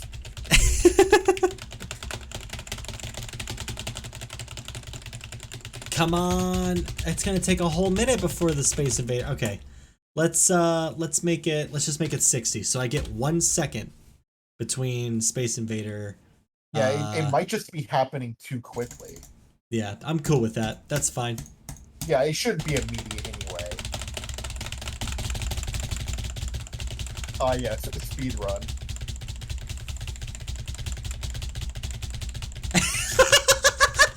You just you just immediately die. Oh. I like all the saucers showing up on top too. Oh yeah, because that's the mothership, right? Every time the mothership spawns well, the in. mothership spawns in a saucer, right? Well, I know. I'm just saying symbolically it's the mothership. Yes. It's like, how does it keep fucking killing my invaders so quickly? I have to keep coming back. You know, I've been playing for a solid minute. Not even a minute, but my score is still great. Like, the score counter, as far as digits go, no player could be this good, right? That hotkey you have for spawning more balls has real. Sorry, master, but this one time I must go all out energy. Nothing personal. Oh shit! I didn't even notice the bricks coming back. They're being destroyed so quickly, but Yeah, the spawn. I saw a couple of them. The spawn code will still spawn every single brick, even if you destroy it while it's being spawned, which is great. Yeah, very good. Unlike the mothership, which fucking crashes if it gets destroyed and recreated too damn fucking quickly. That's obnoxious. Yeah, but it's a little bit more complex of a system, right? Sure. Even though I'm just spawning an array of objects. In fact, it's being created in a for loop, so it's all being made in one frame. And it's still managing to. Well, it might just need 1 frame of leeway, okay? Right. I can't remember. Did I have the leading zeros in the score? I can't even remember anymore. I don't remember. I think you did. Oh yeah, there's the bricks and they're gone. Let's find out. I only have the leading zeros. No, I don't. I used to have the leading. I was You gonna did, like. that's why I said that. Yeah, I'm cool with that. That's fine. So. Is that the crash issue sorted though? Yes. Yes. So what I'm gonna do is set this back to the clamp, and it's gonna take at least a second, at the very least 1 second, which is still ridiculously quick. That's still like almost immediately having to deal with another wave anyway. In fact, let's see what that looks like. Now I'm gonna get hella points because the bricks are gonna be spawning in far more frequently.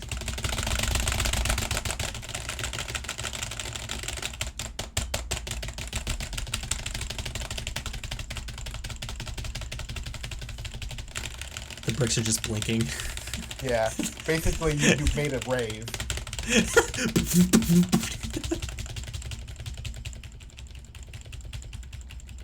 I'm up to, what is that, 2 million? And I'm playing way, I've been playing for way less time than I was last time, but I'm already up to 3 million. I mean, yeah, Wow. bricks are good points. Hell yeah! I think the invaders give a certain amount of points too. I kind of they do. want to, so we still have to, we still have to incorporate Yeah, the, every time they fall off, you see your score jump up like 100,000. Yeah.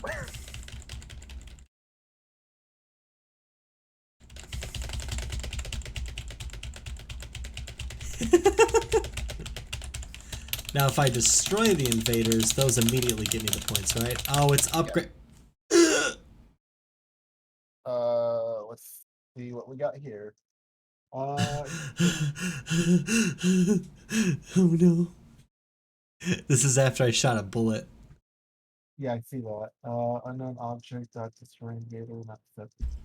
Yeah. This is in the bullet step event. Do I need to now put the fucking collision code for the bullet in an end step? I mean, you might need to. That's fine. Var instance place. Yeah, there we go. Alright. Step. Alright. I mean, can't you just change the event to an instep because it's literally the same? Did you actually delete it from? Did you actually delete it from the step real quick? Yes, I Make sure. cut it. Okay. Yeah, pretty sure I cut it. You caught me red-handed there. Sorry. You fucking lied to me, you asshole. Someone should make a game where you doing it wait. Would be very fun. Yes, Pedro. There was an elevator simulator like a decade ago that I saw. And just you're stopping at different floors, but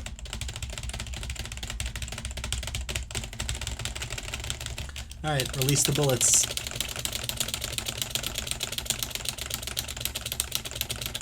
And the spread shots. I'm also. Oh god. Oh, wow. yeah, you're speedy wow. as hell. Yeah. Dude, just tapping it moves me like 100 pixels. So basically, it's trying to play Legacy of the Wizard with maximum scroll speed. Oh, there we go. 200 frames. Wow, Game Maker's really quick. I mean, also they're just I'm gonna mute my 2D, mic. well, technically 3D odd. Like the weird thing about Game Maker, and it's really not all that weird. It's technically at base a 3D engine. Yeah, But- sure. Yeah. The rendering system accepts 3D almost immediately. In fact, I the mean, rendering it system does. literally is 3D. It's just always ortho. Come on, man! Wait. I wasn't even hitting anything. What the fuck? Argument one. What the fuck? Oh my god. What the fuck? Wait, why is the Space Invader Collider expecting something? What? What the fuck? Oh, I wasn't even hitting anything. I just let it run its course. I was like, alright, I'm done. It is like, I'm not, motherfucker. Instance exists. That's the problem. Is that the problem? Instance exists. Argument one. And I took offense to that. Incorrect type? Yeah, that's What? what's scaring me. What the fuck? I've never gotten an incorrect type. Cause even though it's loosely typed, I still oh fuck. All right, it's in the end step of the. It's already an end step.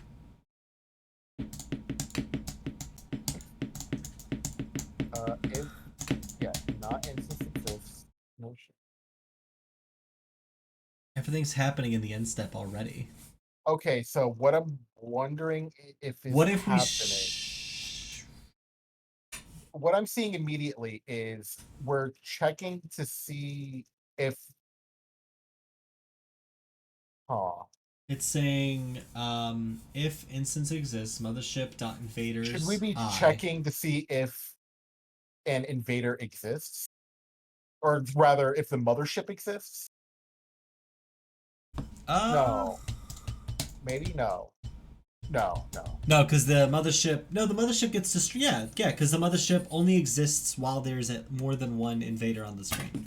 Right. Let's so try where's the DS list being stored then that we're accessing? So what's happening is the mothership. Sorry, what happens is we have a spawner object called oSpawner Invader. It spawns a mothership. Yep. And then does the mothership spawn? No. So what happened? All the mothership does is it moves all the invaders. It does the move, right? So, and the reason I did that is because I want them all moving as one big group. Even if I jag the edges and destroy a couple on the sides, it'll still all move as one group. They won't all start moving and start like waving down the screen. Anyway, so the invader spawner spawns a mothership and then spawns all the invaders. Right. It spawns the mothership first. Yep. And then it I think. I'm pretty sure it does. So let me double check. It does not. Let's create the mothership first, just so it exists first. But anyway, so it creates the mothership and then it creates all the invaders, and then as it's creating the invaders, it's adding them all to an array. After it's done creating all the invaders, it takes the array and it copies it to the mothership's already existing. The mothership. On the creative end of the mothership, it creates a DS list. Gotcha. So we're basically copying the contents of this DS list to the other DS, destroying the local DS list on the spawner, and then I think we're destroying the spawner itself. So we're creating a list, creating all the invaders, giving a list of the invaders to the mothership, and then ending our lives. And then the mothership's like, fuck, alright, I guess I'll control them. And then it controls them. What a plot. And then so I want to see what's the story, Mark? I said, what's a story, Mark? Although I'm upset because that happened on an off chance. Yeah. Now I'm immediately getting it. Oh. I wasn't getting this area before. Yeah, literally you Expecting a number at GML. Could you restart it just real quick? Copy that error just in case. And something weird happens. And then just rerun that particular area without doing anything. Oh yeah. I accidentally selected debug mode. Just gotta close up some windows. Time to see how much just memory get to that I'm using. point, but don't do anything crazy. Just, let it go. Okay.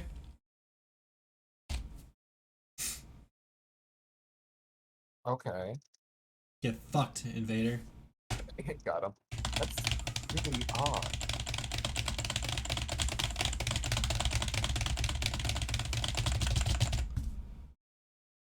Yeah, now we're not getting it to happen.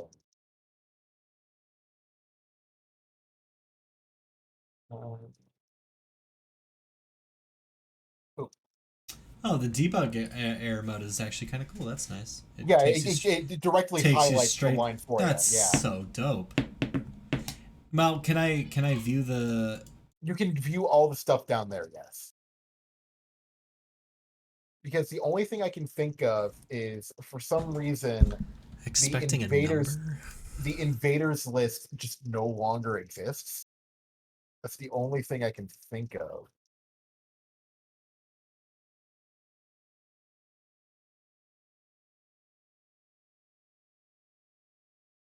So maybe we should be checking if DS list exists. I don't know.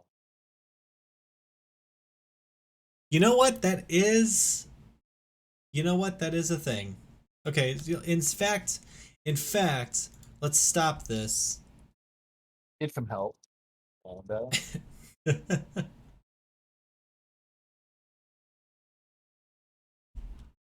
So, if instance exists, mothership. If DS list ex.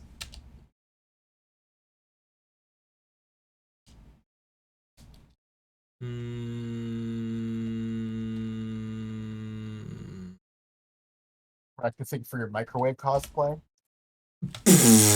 Shut up. No, you.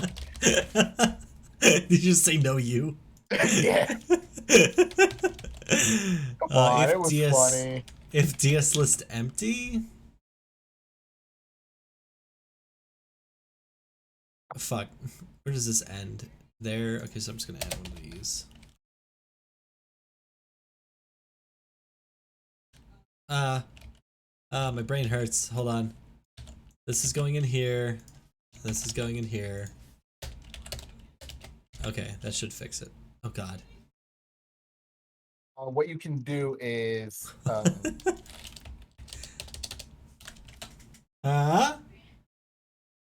Come on. If instance exists. Oh, I gotta close the parenthesis. If DS list empty. If not DS list empty. God, let's fucking see if that works. I can't wait.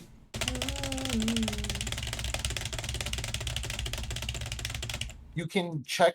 There is a way to check if a DS Data list structure exists. with that index does not exist. Well, I guess it doesn't, does it? Because I'm not even able to fucking check it.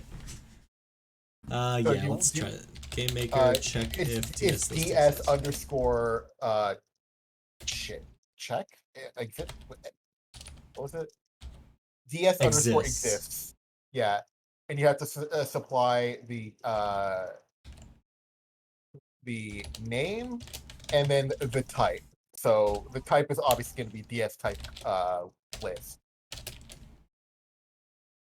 Oh, I've never actually used that. Yeah, neither have I. I just knew it existed. Okay.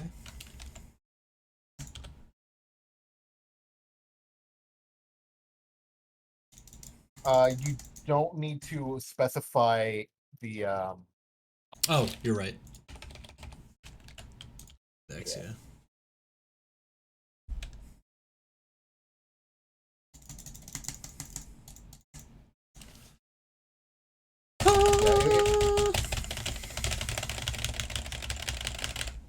Oh Lord, he coming. Unknown object.x cannot be resolved.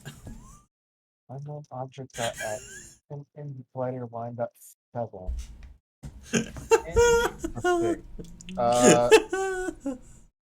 Is this in the mothership? No, this is in the stupid fucking. This is in the dumbass. Ugh. So I guess just do a if instance exists, the fucking you know what to do. This thing? Oh god. If instance exists. Mothership dot invaders indexed I. Yeah. Oh my fucking god. I Just keep slapping conditionals at it until it relates. Yeah, we have 2,000 frames a second we can work with. You're joking. What? Did I forget a parenthesis? I forgot a parenthesis. Or Yeah, that's all I forgot. couldn't Come tell on, if it was a baby. parenthesis or a bracket. It was a parenthesis closing the if statement.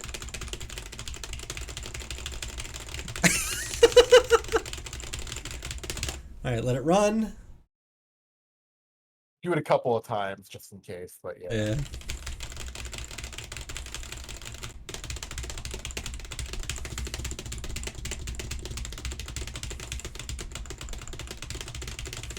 I just hope that if this does work, if it does, I just hope it doesn't cause weird issues later.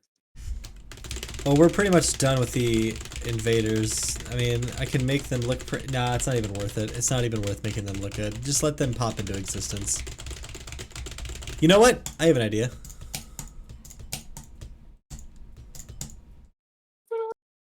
On the invader, we're gonna do You could have them image fade in. alpha equals 0. Yeah, that's what I was gonna do. Yeah. Don't you have to do image alpha in the draw event? I don't think so. I only have to do It was image blend that was the issue. You're right. Okay. Yeah, I can at least on the create event I can set it to invisible, and then on the draw event, sure, we'll do image alpha equals min 1 image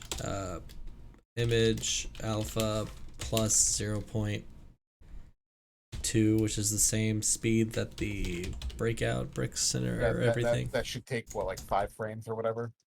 Yes, 5. Fit. Oh no, it does take 5. My bad. I meant to do 0.5. That takes 20 frames. There you go. Yeah, just a simple little effect, you know, just have them fade in. I hope this looks good. Oh shit, they do fade in. That looks good.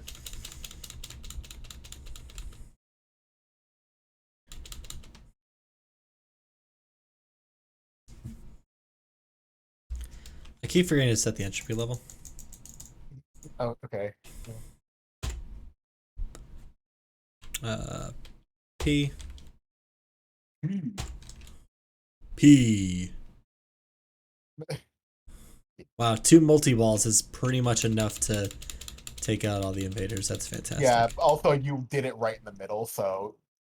Yep. You don't... Oh, that looks real nice. They spawn in. Hell yeah. Hell yeah, brother. Brother. Yeah, I like how you destroyed them, and then they were half faded in, and you're like, okay, I'm done. Close up. We've come to avenge our brethren. Oh. He's gone. Come on, brothers, they can't stop us all. I know you don't watch it, but it reminds me of a fucking Rick and Morty episode. There's this episode where Rick has this portal where if you go through it, it takes you to a dimension where 1 second in that dimension, or 1 second in your dimension, is like hours or years or days in that in the portal dimension. So when you walk it's kind of like into the hyperbolic time chamber, except different. yeah, so every time you leave that portal dimension to your real world, a couple seconds go by, you go back. The person you were last talking to has had like grandchildren, a whole new government has taken over, like it's A whole new world. and he ends up killing the person. The first time he goes in, he ends up I think accidentally killing the old guy. And then his I think he leaves evidence that he was there, and he leaves. When he comes back, the guy he killed, his son is all grown up, and he's like ready to fucking kill him. He's like, "You killed my father years ago." Prepare to die. And then he leaves again. He's like, "Aw." So they create this whole religion about this guy coming back through the portal. It's Morty, the little kid in the show. Right, yeah. And and like the last time he goes through it, there's like a sci-fi futuristic castle fort with like laser weapons and shit. It's just the funniest. It's the writing for the show is outrageously good, but it just reminded me of that. Like it's like, he's come back, we're gonna avenge it. Oh, he's gone. He comes back 500 years later. Anyway, yeah, so that fades in. Actually, no, let's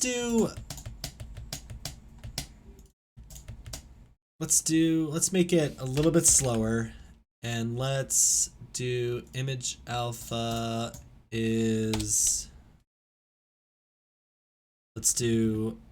it's a random number between 0 and 0.5.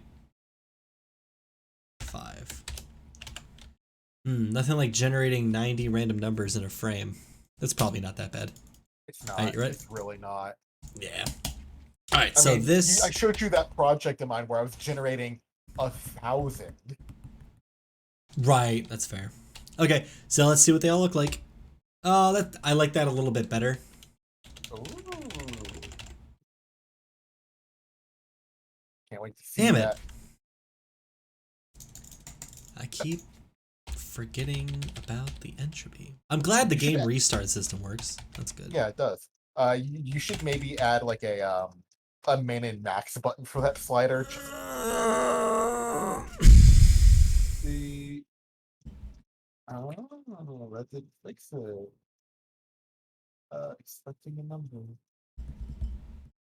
Oh, I mean, it's getting a number. Running. I wish we had that running in debug mode, but I mean, I'll probably get it again. Ugh. that's real odd.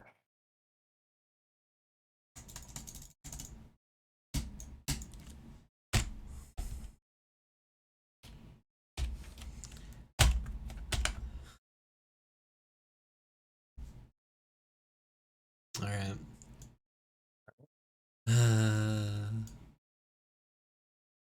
I don't. We've checked. We've checked. It exists. I know, but I'm just curious. Expecting a what's the- number. What's the value of I? I tell me that? is 0. I is less than mothership dot invader count.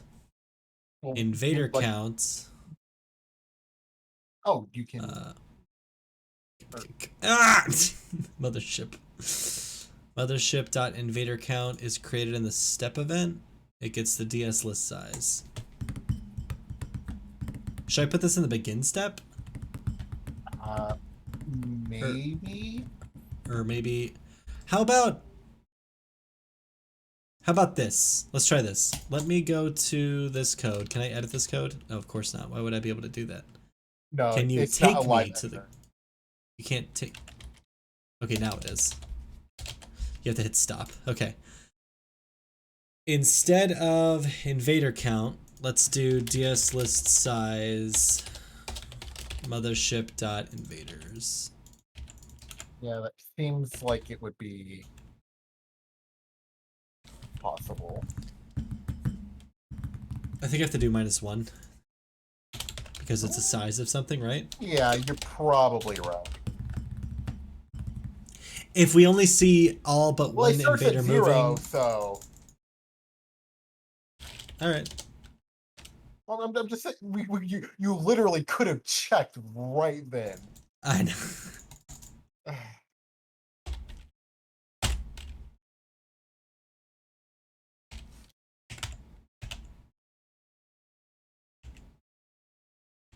It's such a specific.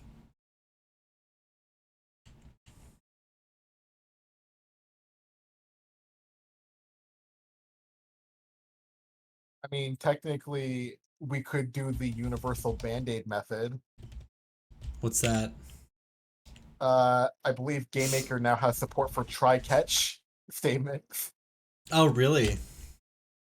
So just if for some reason it fails, the catch condition is all right. Just stop.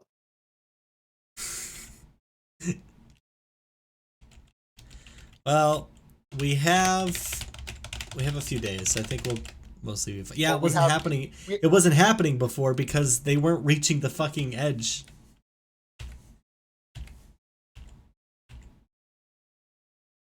It seems to be happening when a ball collides with an invader. Well, let me try shooting a. Let me just shoot a stream of bullets here.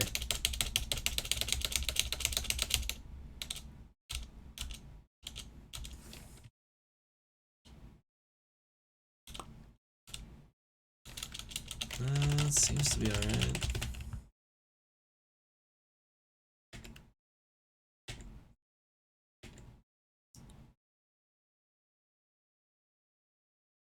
Still too many balls.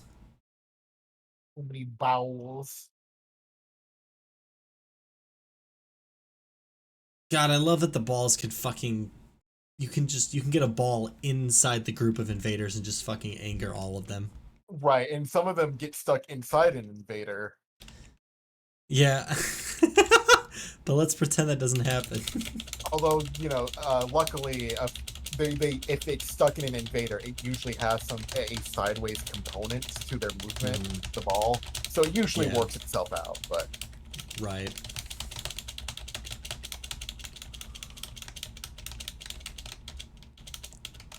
Maybe yeah, mega speed. It's so hard to control at high chaos. God. Alright, I think it's good for now. This And if it value up doesn't, here is we do the nuclear fuck you mode of a try catch. Yeah. Yeah, we do try, catch. I don't know how. I don't know the exact. Syntax. Yeah, the syntax. What's the other thing? Is it try, catch, And then finally. finally? Wait. Up. Wow, it's a fully try catch. It's a fully integrated try catch system. That's real nice. Nice. Nice. Very nice. Oh God. Oh. Yeah, I don't think we had any. Fortunately, we didn't have any crashes with Nova Rain, which is great. Although I guess Except for typos, no, we didn't. Wait, what do you mean typos? We made typos like oops, it's O player with the P capitalized. Oops. Oh, I thought you meant like in the dialogue somewhere in the game. There's like a typo somewhere. I'm like, No. I would've- Save your planet. And then you did. Oh, No, you're good. The writing was fine. I'm pretty fine. okay. I mean, a typo in code. A typo in our dialogue doesn't cause a crash usually. Yeah. Although it'd be scary if it did. Yeah, that'd be some cursed code if it was a grammar Nazi. Well, I'm more thinking if you had like a proper dialogue system with like escape characters to controls, Yeah. Like a backslash in is a new line that's standard, but like if you had like a backslash like R, it's like, oh, now it's red. Oh yeah, like quick syntax. Yeah, like quick code formatting. Oh, yeah, God. that's Text where a formatting. typo where if you're not careful that could lead to a crash. Sure, yeah. All right. Well, We did it. hooray, Navisima. I need to create a continue system. So, in the director, at the end step, control Who palm. are you, Stanley Kubrick? We're going to do player high score. Thank you for the half snort laugh. It wasn't even a full chortle. It's worse than a pity laugh. If we beat the breakout stage, the high score will be that. And then...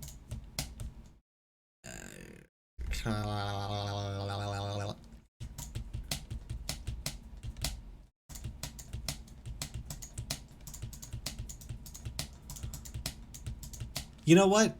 I think... No, I don't think I will. No, I don't think I will. We're not going to do that here. We're going to do that in what are we doing? Game over function. Game over, yeah. Game over. Player high score will be set to the player score. That makes sense. All right. Now, when does the game over system occur? Imagine 100 balls are flying past you and you only have 3 lives. You'll die immediately. This is gonna be very difficult. Maybe we should just decrease how many balls the multi-ball creates. That'll be balancing. That's fine. Okay, so in the ball, I have a live a ball. If we go to fucking. If we go to, I have a player lives, right? Player lives equals 3. Let's go. So in the title controller, in the step event, once you once you click start game, player lives will always be reset to 3, and we'll change that number as we see fit. And then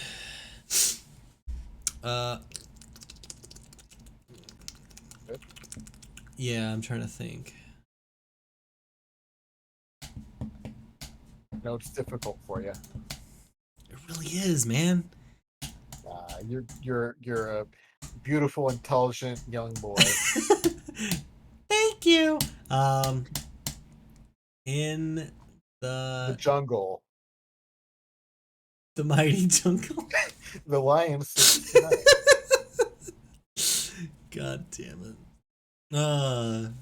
In the step event, if the room is not equal to the previous room, then the continue room, continue game room will equal room. So once you reach a room, you've unlocked that room. Is that fair to say? Sure, makes sense to me. Or rather, we don't even have a stage select thing yet. I hope we can get that in. That would be nice. Well, no, I mean, do we, if we're really going for high score? I mean, just playing a stage select is for your own, enjoyment. Like, you don't have the previous rounds to get any points. Which, well, in the Pong stage, not very important. 7 points. Ooh.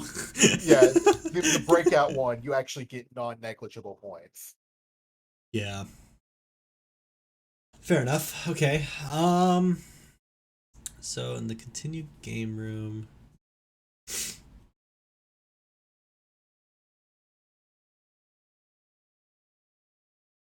How do I don't have a way to get back to the... You know what? Let's find out. Let's create a game over thing. So let's do ball, end step, or regular step. If player stage... Okay, if player stage is Pong... Where am I checking?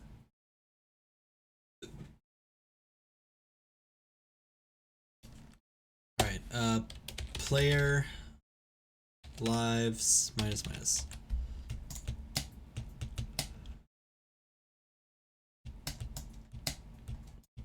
Where am I resetting the ball in Pong? If the player stage is Pong, if you haven't reached the breakout stage yet,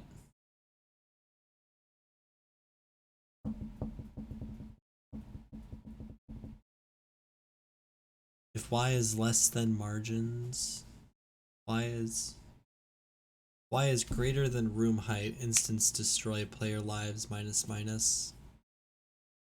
Yeah, I need to put this inside the... I guess permadeath, I could just set the player lives to 0, can't I? I don't even have to... There's... Oh my god, there's hardly any logic that needs to go into that.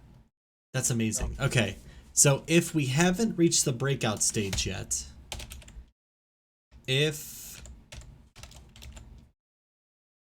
we're going to destroy the ball, however, right before we destroy the ball, we're going to instance create depth. What's the fuck?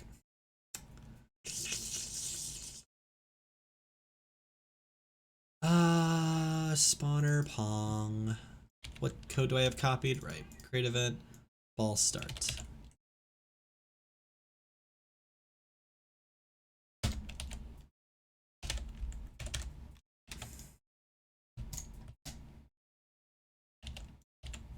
Good, I had the insert key enabled again. Depth, ball. So,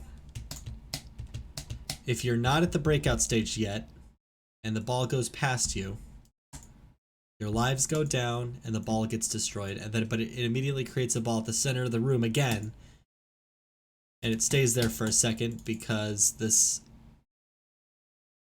alarm somewhere. Wait, oh, is it?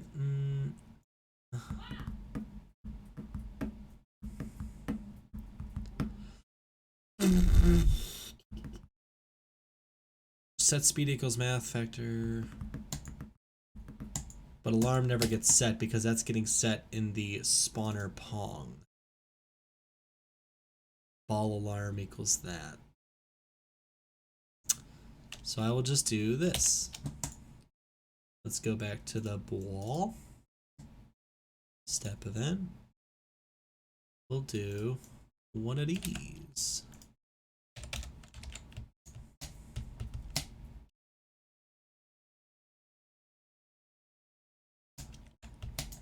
Alright, that should work. So if I hit continue game and the ball misses me, it resets. Lives are equal to 1, 0, -1. Okay. Okay. Okay. Okay.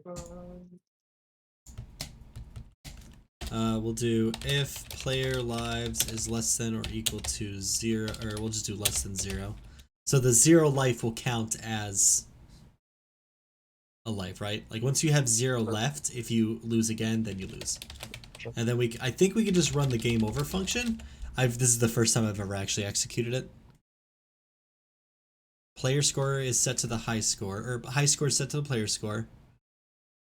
It destroys the director, and then we go to the room game over. In the game over room, we have I think it creates an object called, it doesn't. Okay, that's very cool. Very cool, Charlie Brown. It just doesn't. It just, yeah. So we have a game over controller. I thought I had that in there. On the step event. I gotta go piss real quick. Okay, I'll be back. Yeah. Yep. You're good.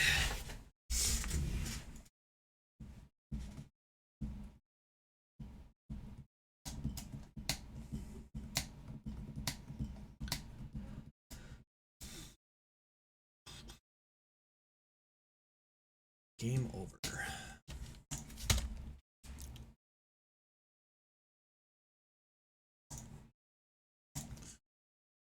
Continue game room is set to the room.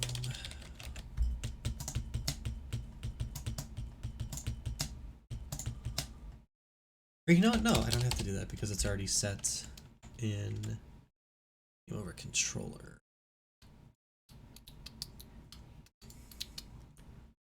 On the step event, if we select yes, we're gonna do room, go to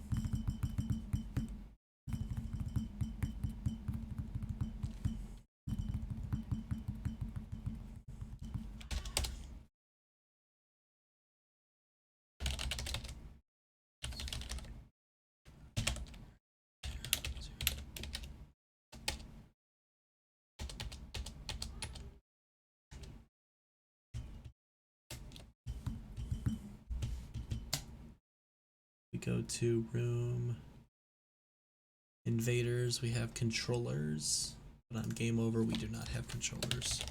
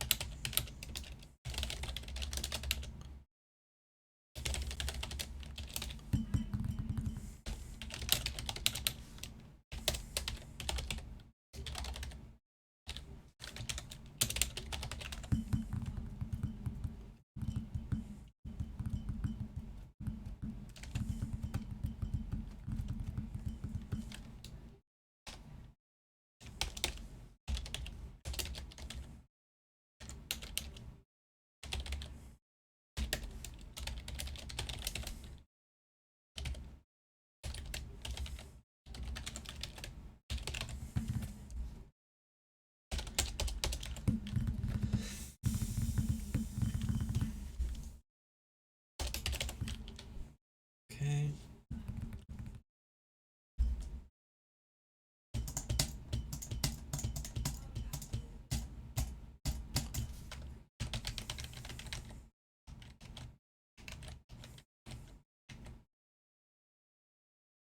Yes. Oh, right.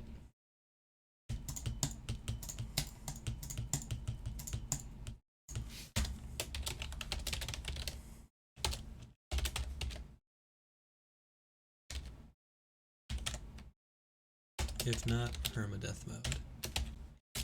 Player lives equals 3.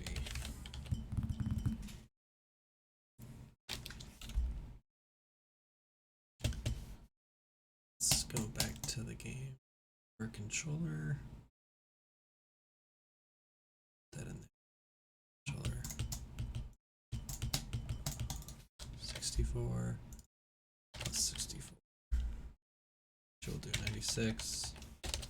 96.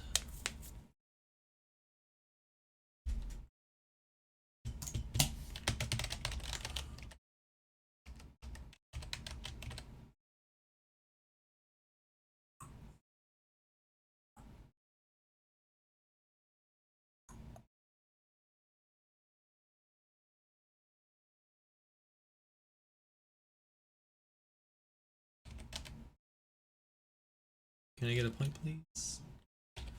1 point. There we go. Yay. I gave it to myself. I am the master of my own world. There we go. Alright, 3 lives, 2 lives, 1 life, 0 lives. Out immediately. Alright, if I hit yes, I still have 2 points. Game over to controller, step event. Player score is set to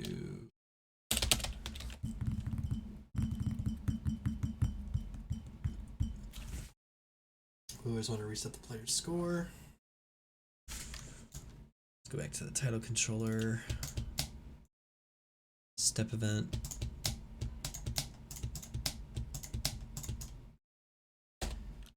If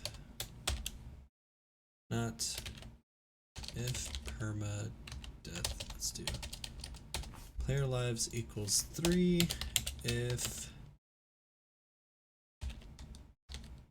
permadeath mode, otherwise 3.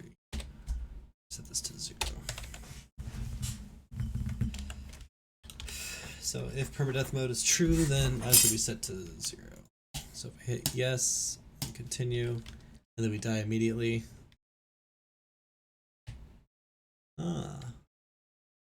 Very cool. Very cool. That shouldn't be happening.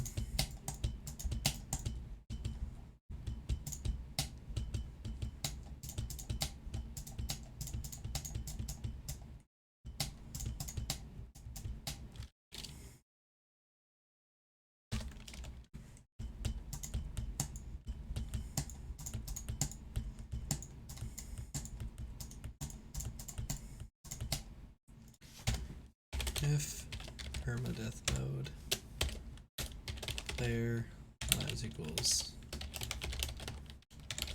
0, else player lives equals 3.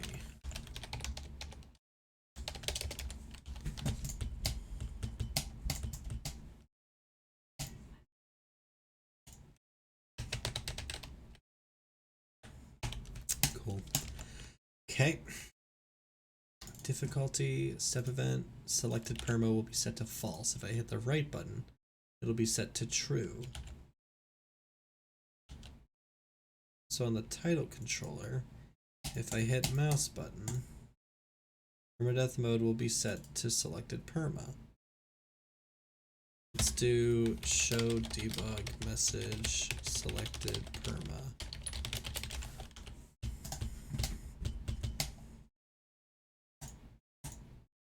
It's 1. Yeah.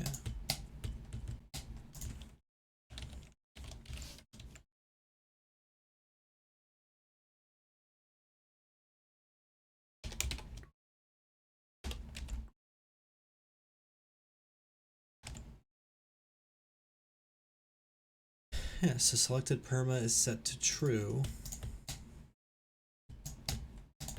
If I go to the directory, I'm not setting the lines, right? That'd be stupid.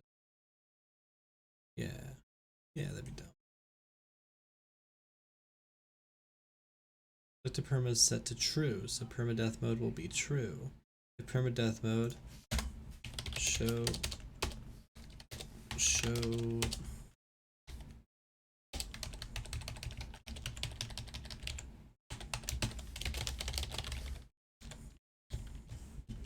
It should be 1 and 0.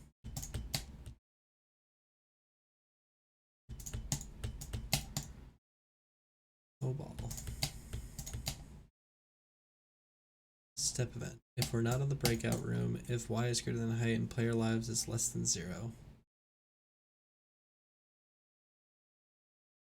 Less than or equal to 0.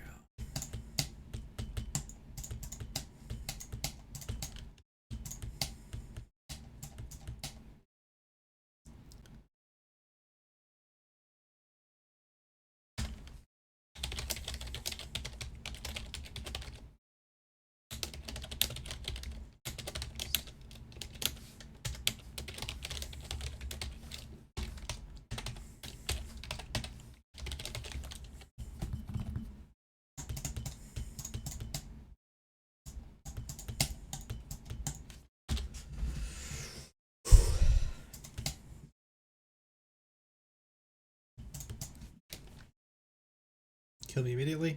If I hit no, it takes me back to the main menu. If I hit continue, I have 3 lives. I have 2 lives left. 1 life remaining. Now I have 0 lives remaining. That shouldn't be happening. Because this is happening after.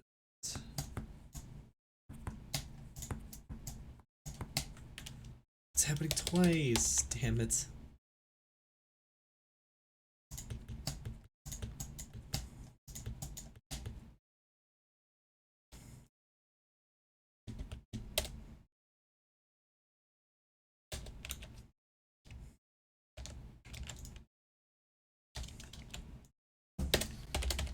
If instance number ball.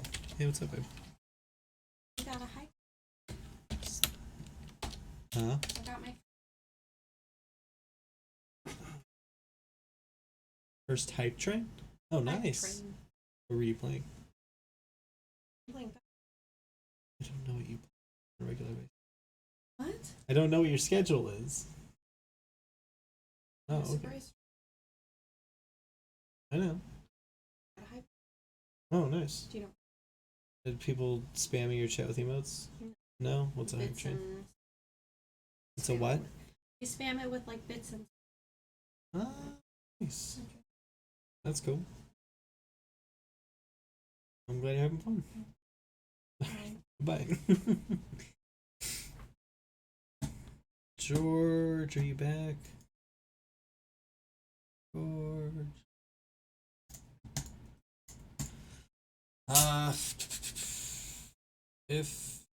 If the ball goes past at the time, if it's the last ball remaining, then player lives.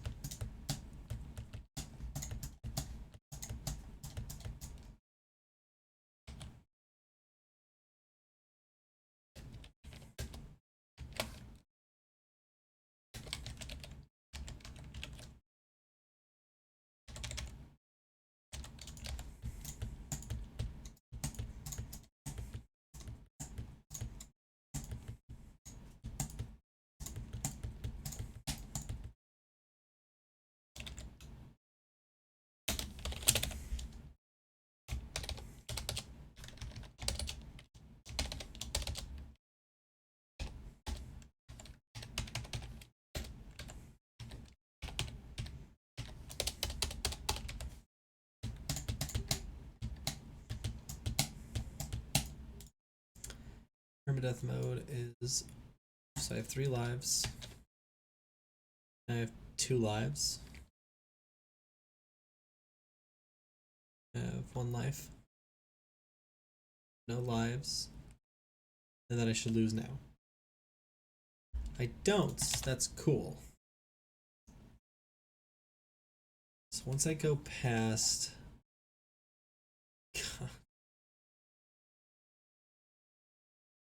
Once I go past...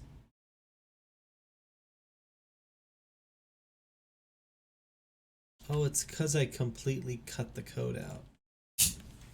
If player lives is less than or equal to 0 at the time that the ball goes off stage, trigger the game over function.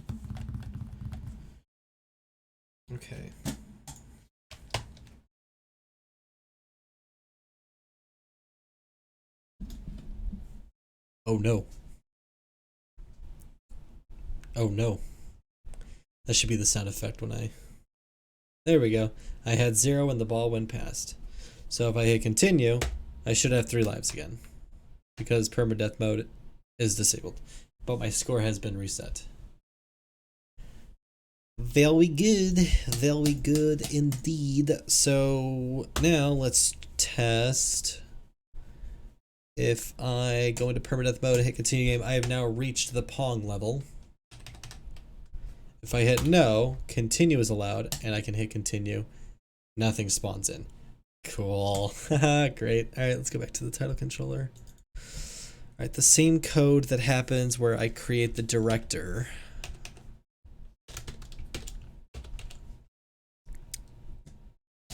Nope, you're totally creating the director.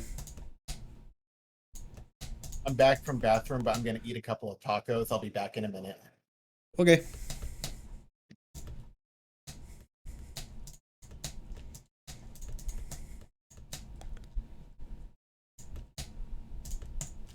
Ah.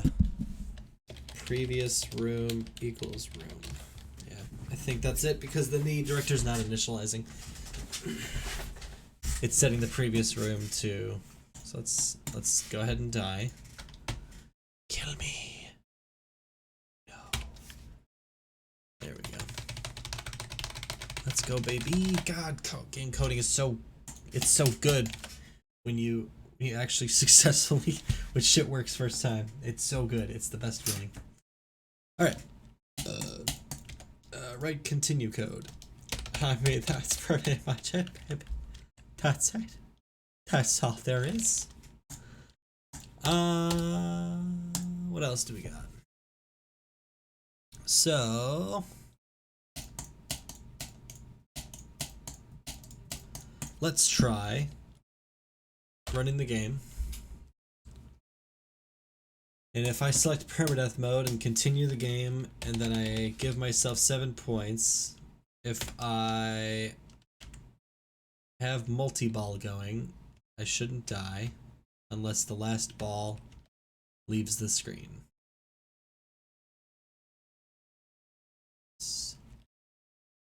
Now I'm gonna disable the continue option in permadeath. So now if I hit continue,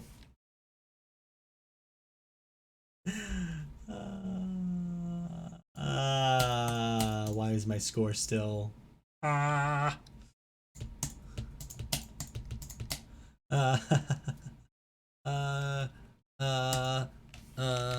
Game, function, game over.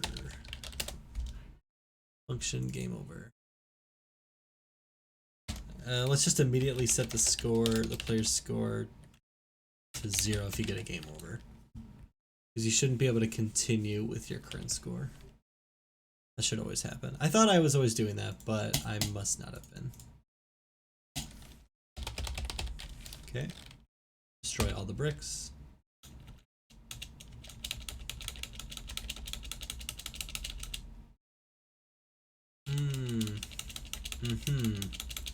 Very cool. I have no balls left.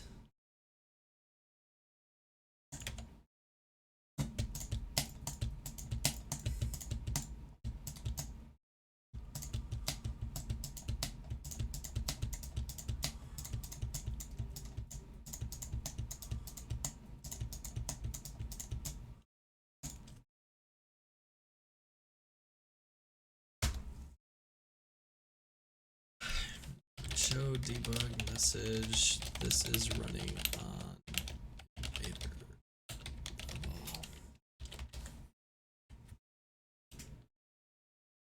God, apps just really spam the shit out of you, you know?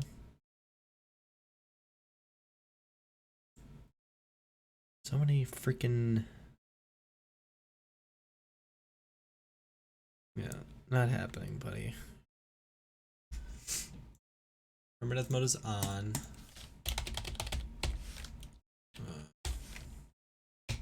I should die. This code is running on the invader level. Doubt. Okay.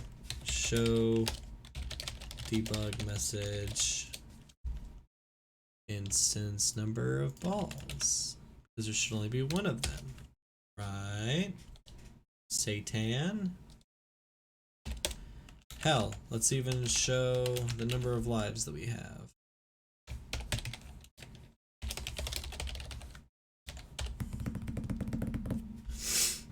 So it, for some reason it's not 1.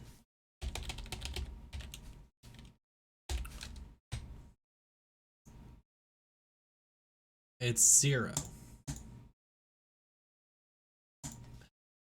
Less than or equal to. You're kidding me. So stupid. Alright. But player lives was 0.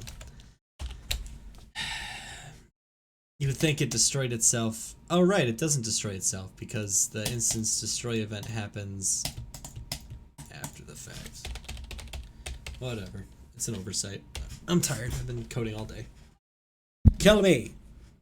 Yes. And then when I hit no, and then hit continue, it, ooh,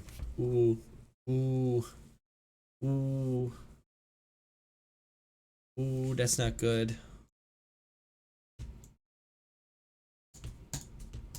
I'm going straight to the invader level. Director.alphapong. Let's run that in debug mode. Permadeath is on, start the game, go straight to the brick level, kill it, kill me.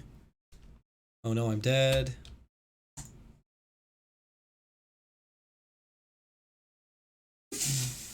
Alpha Pong does not exist. That's impossible. Not set before reading it. Alpha Pong. Let me destroy this. Because on the create event of the director, wherever it is, director, on the create event, Alpha Pong. Where the fuck is Alpha Pong? If root is equal to Pong. Oh, come on. You're kidding me. Yeah.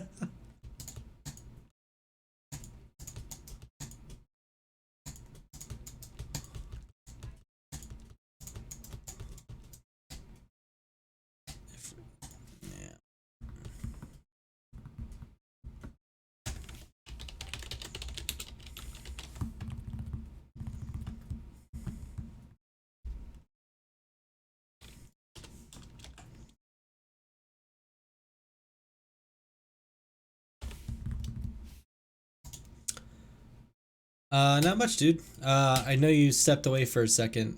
I don't remember what you were doing. If you want to message me in Discord, that's fine. Otherwise, it doesn't matter. Okay. Bitch. Oh, he's back. Where'd you go Back again? in black. I had to piss and then I ate a couple of tacos. Oh, understandable. Not at Have the a same nice day. time, mind you. Oh, I mean, sounds like a not so pro gamer thing to do. All right, the continue system is officially working. The game over system is not fully implemented, mind you. However, wow, the meta might be killing every invader except one of them Yeah, but Well, good luck that- making sure you don't hit it with a ball. with a multi-ball, yeah. Yeah. Alright. Or even just a bad bounce in case you're dumb. Yeah.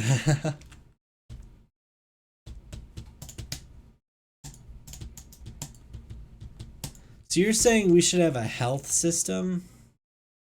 I don't think a single shot from, say, like, the invader should be enough to kill you. Alright, O player, create event.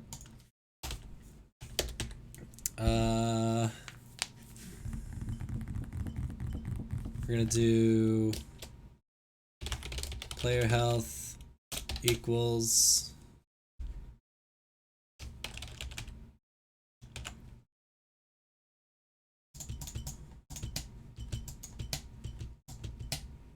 We're gonna go minimum. Or if your chaos is high, you're gonna do 5 times 5, and then if you select the maximum amount of chaos, we'll give you 1.5, and then player health equals ceiling player health times. We'll create another variable called health factor, which will be set to, I don't know, 5. The player health will be that.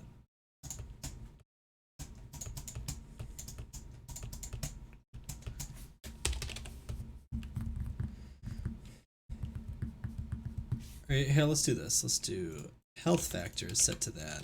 And then player health is just 5 times the health factor. So it could be 20, it could be any number between 25 and like 7 or 8. Sure? Sure. Or I can make it 5. Let's make it 5 as the minimum.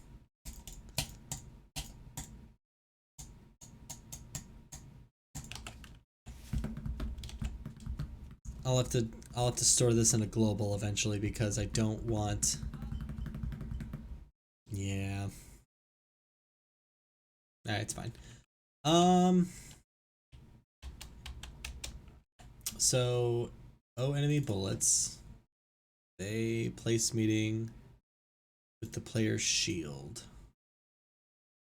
Is the player colliding with the bullets on the step event?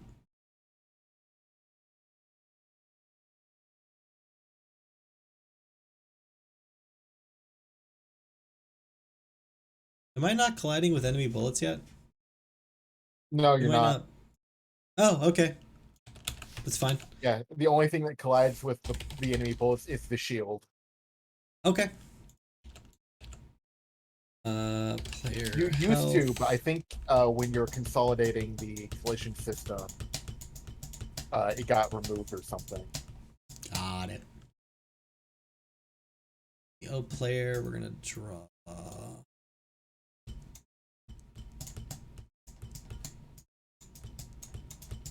God, where do I even put the health? We'll find a place for it. For now, I mean, we'll health just. could be a global object. I don't know. No, I mean, where do I draw it? It's like on the screen. Oh, I see. Where are the Just- power-ups being drawn? Here.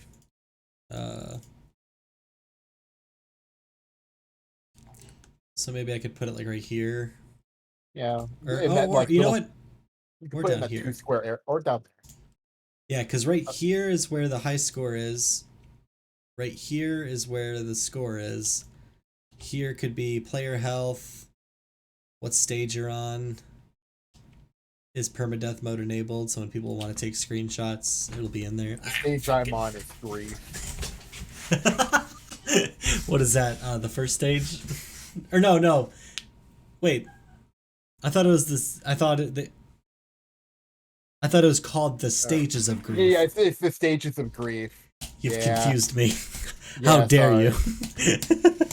Sorry, denial, anger, bargaining, depression, and acceptance. Sorry. Right. 128. Player health. We'll just draw it for now somewhere. I don't care. Oh, fucking matter. I don't give a shit. We're gonna come back to this project in 7 years, and it's gonna be like, oh dear lord. Hey Patrick, I thought of something funnier than 24. I like how your voice didn't start as a shitty SpongeBob impression, and then you kind of flipped into it. Yeah, SpongeBob. Now you've thrown me off. Fucking. I forgot for one brain cycle who starts that quote. 25.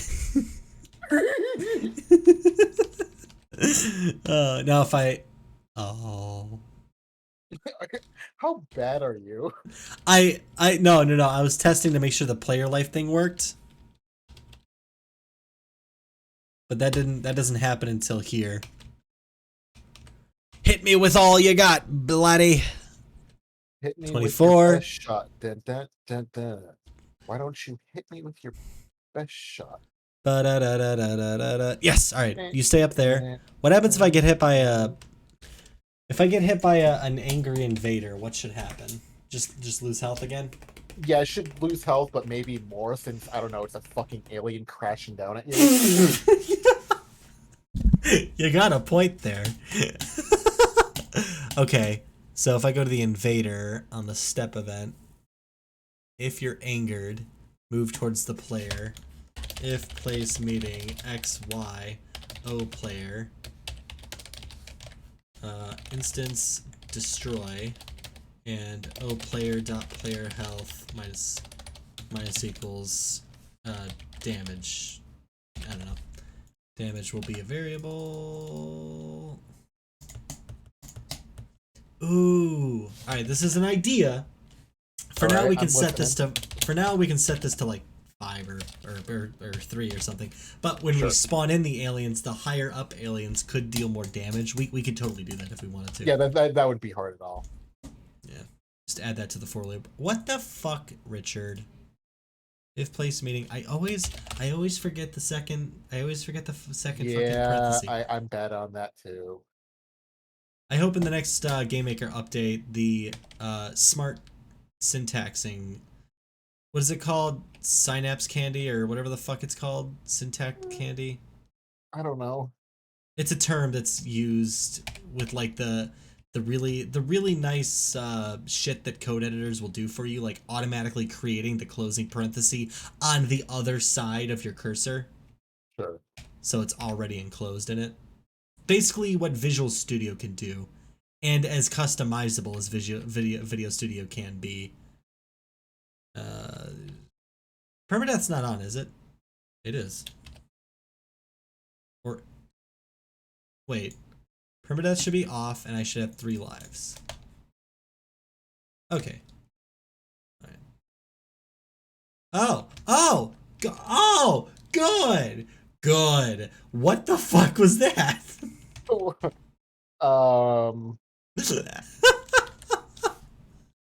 Let's find out. Let me spawn a multi-ball.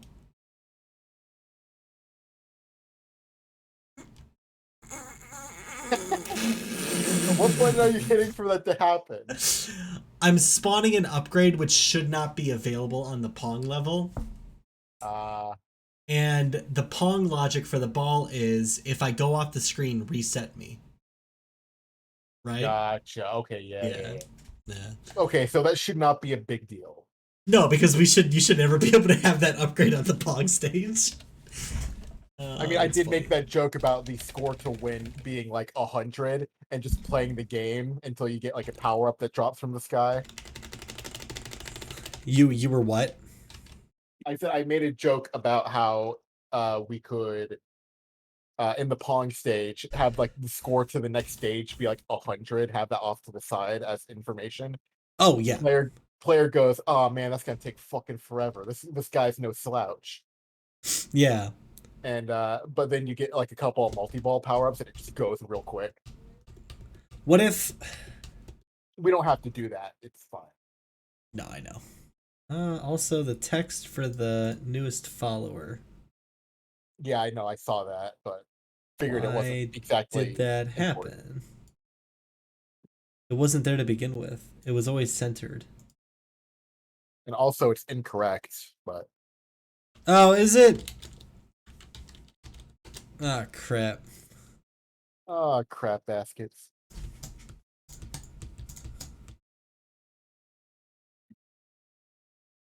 Oh, you're right. Oh, damn it. I didn't come prepared.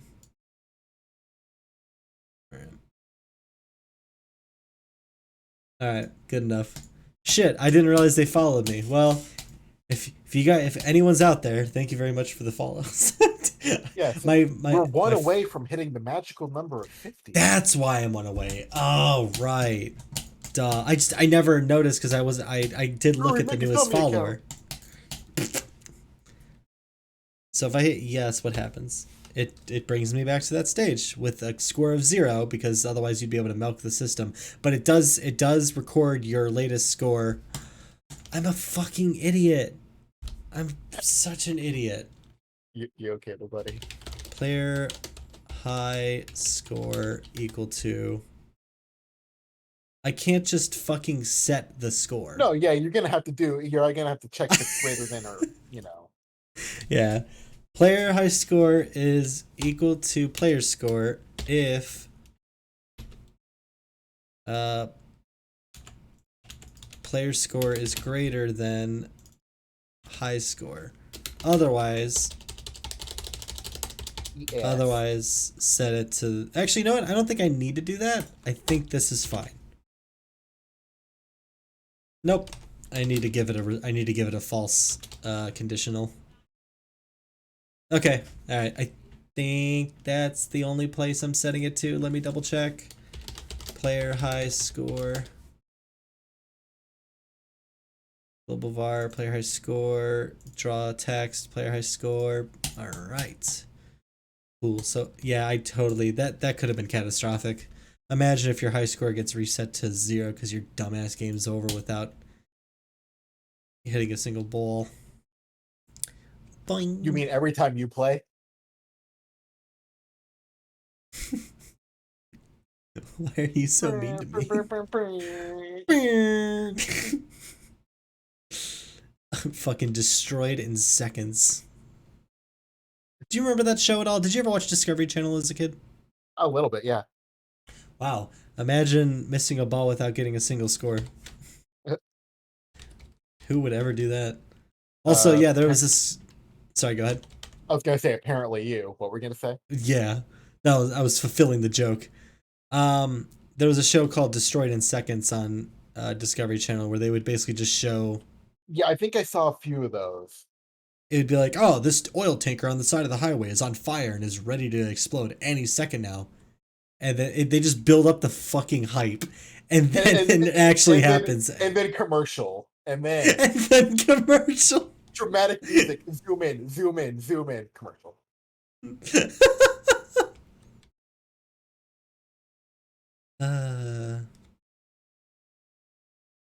Most of what I watched on Discovery Channel was Mythbusters. Mm-hmm. Let me go to the director and go to if room is not game over. Yeah.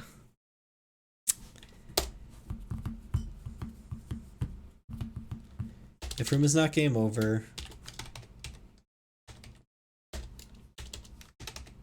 And room is not equal to room Pong. We're not gonna draw the upgrades in the Pong level. Right? Because it's gonna look like a super, look at this, minus the health. It's gonna look like a super basic game of Pong. Yeah, the entire point is subterfuge, right? Exactly. Wow, that scored. Alright. Yeah, you just got lucky on his speed. Yeah.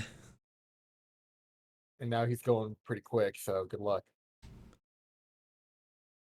Well.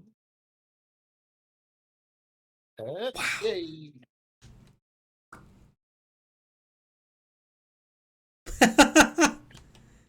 That's what we in the tennis business call an ace. Wow. You're so good. It's almost like I should make the enemy paddle switch speeds whenever the ball gets hit, period. Although, I don't want 100,000 balls switching the enemy's... That poor enemy paddle. It's gonna have an identity crisis.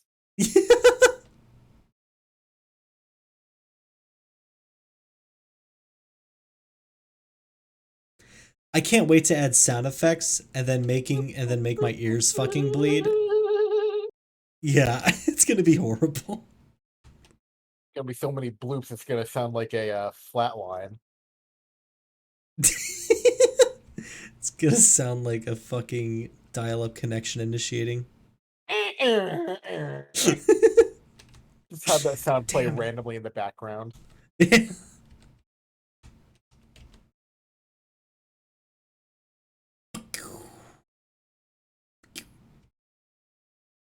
Wow, this is really slow going. Yeah, that's why I think we should have the power up base chance be actually pretty high. Yeah. Yeah. All right, let's go to the break and the create event. Power up chance is set to 0. Oh, It's fun. Yeah, we set to 0 I'm a because you didn't. fucking dumbass. Yeah. Damn it. We did that for testing. No Math wonder it felt so napkins. goddamn slow. So the number. So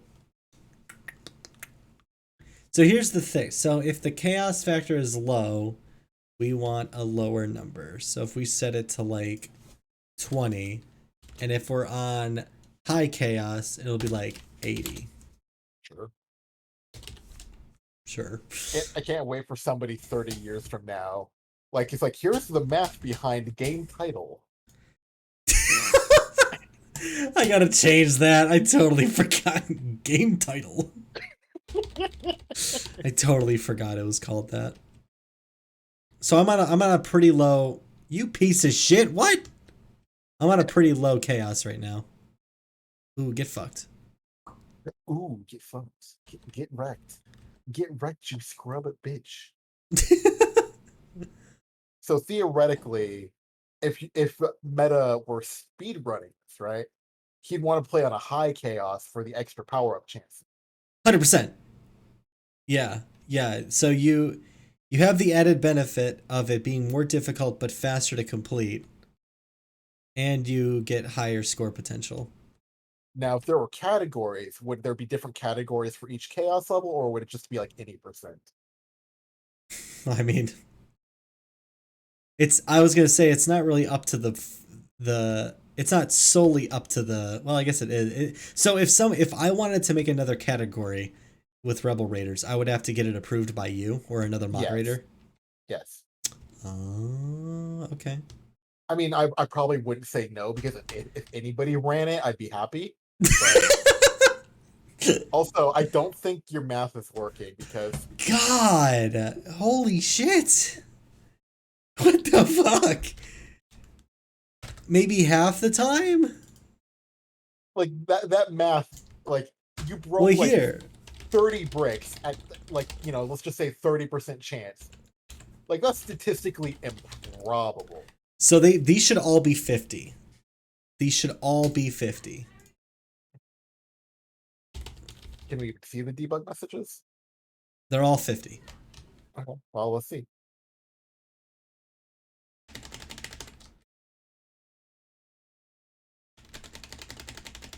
Literally not working. What the fuck? On the They were destroy working. event, if the random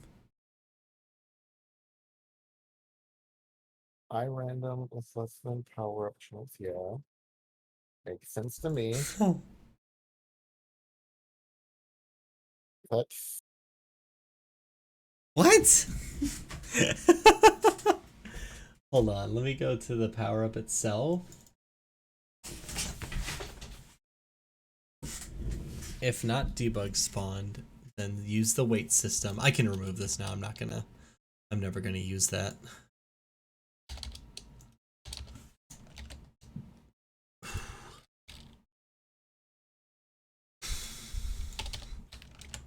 No, I yes. didn't want to run it. Yes, what? I was gonna say my favorite variable. Shit. Shit. Yeah. That's what it was called. I know. So yeah, so when it gets created, it has a drop speed, it has the weight system, and Well, these it doesn't look values. like Huh? it doesn't. The power ups aren't getting created at all. This isn't the issue. Right. Yeah, that's what I figured. I just wanted to clarify that it doesn't matter really what number these are, because these aren't based on a range. The range is all of them added together, and that's how you're doing the math of right. Yeah. Of which Even one's if they more were all probable. set to 0, you would still get a power up to spawn. Right. Guaranteed. I should have I should have. Well, here, if I hit P.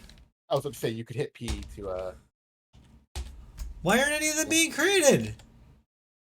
What the frick, Richard? what the fricker?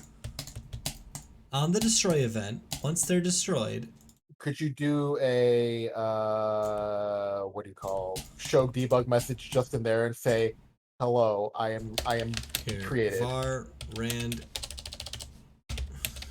equals I random.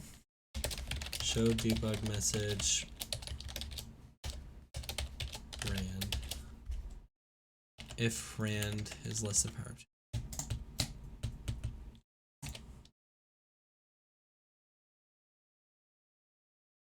Okay, yeah, you can't have it big.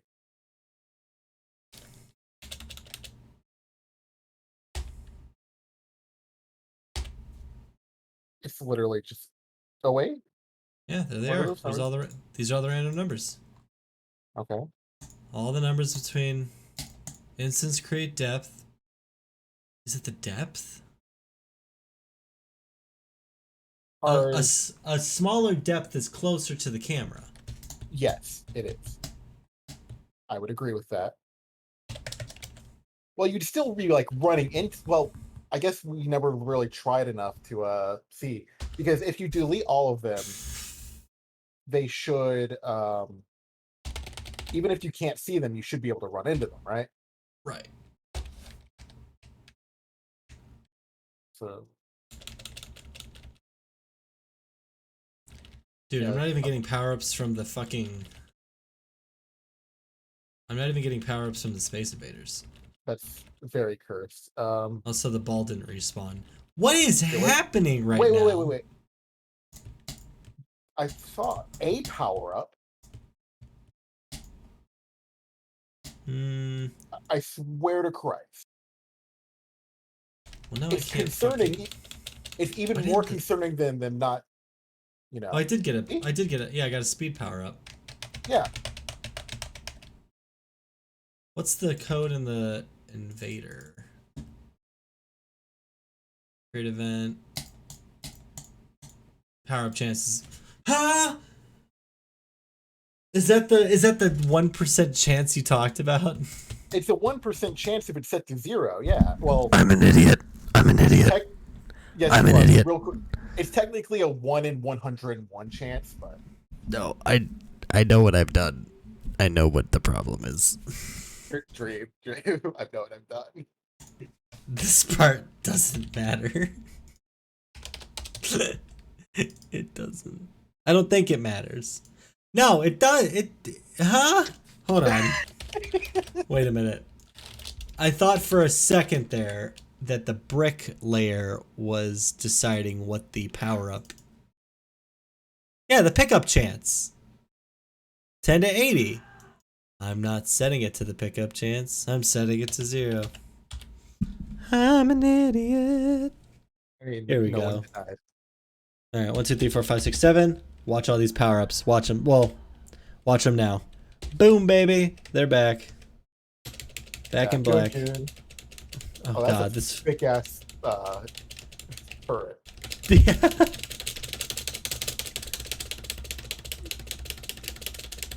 Oh, wait. I don't. Fuck. Let's go to the bullet.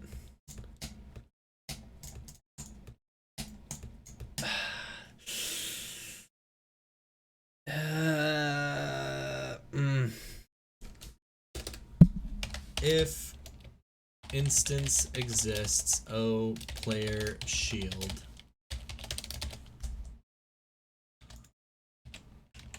What the fuck? Oh.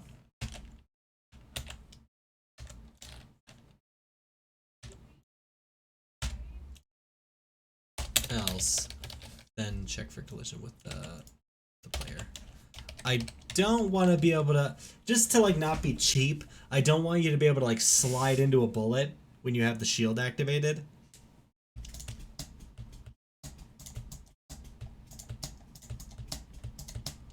In fact, what we'll do is if the shield exists,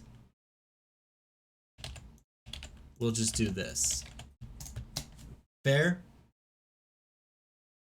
So if the shield exists, if the bullet this is while the shield exists.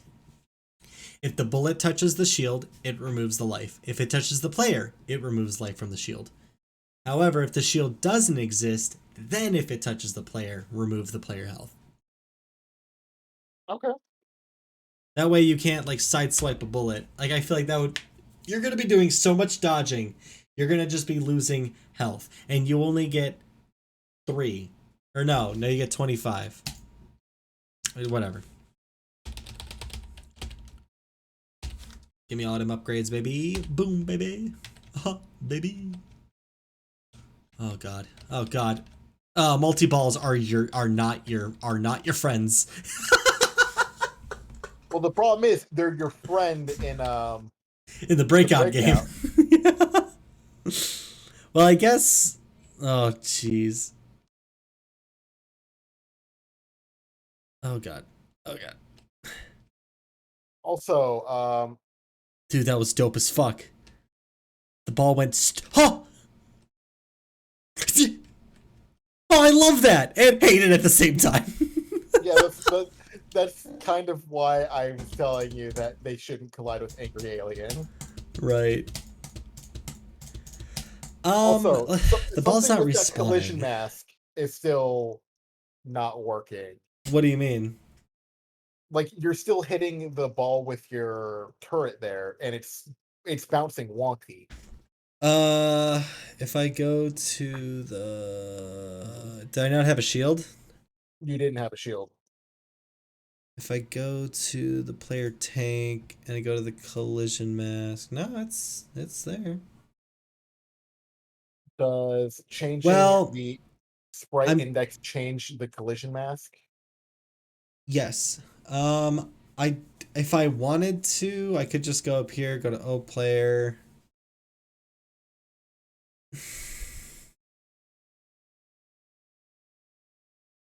I don't want to assign the... No, there's a reason why I have the mask the way I do. Because a thicker turret just...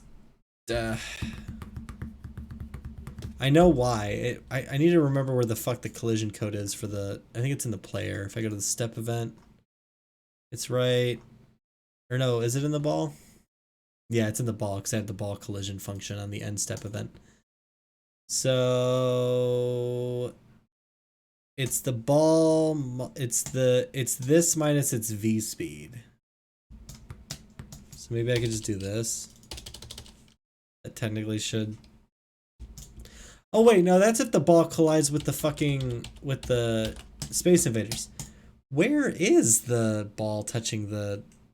Is it on the step event? It's on the step event. If place meeting XY with the player... Oh, that's it. Y minus equals the sprite get height divided by 2.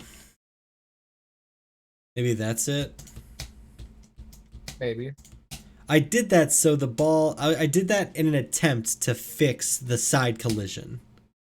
So that if I hit it with the side of the paddle, it'll push the ball immediately above the paddle so you can't possibly hit it again. You know, it can't get stuck because it's immediately going to be shoved out of the paddle's way. But we'll see. I mean... It looks fine. Slightly better. Let me get a closer look. You know, it almost looks like it's hitting the turret, but it's not. I think Jesus Christ. It's Jason Bourne. I'm already at a negative 11 health. Yeah. I'm way past dead. Do I not have... I thought I had the player... You're 2 speeds. Dead? Way too dead. Player health. Step event. Yeah. If player health is less than or equal to 0. What the fuck? Less than or equal to 0. You could just do less than 1. But... Yeah, but I don't... It doesn't look good in my code. I don't like... Yeah. Fuck it, fine. We'll do less than 1. Alright. It was a joke. You don't have to do things my way. You fucking baby. You fucking baby. Google Gaga in this bitch.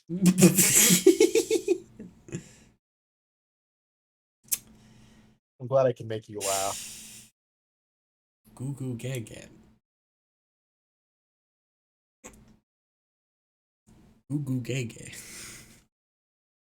I'm just imagining somebody turning on the stream and you just go Google Gaga. Goo goo Google gaga. Gaga. And then they just leave. That's enough internet for the day.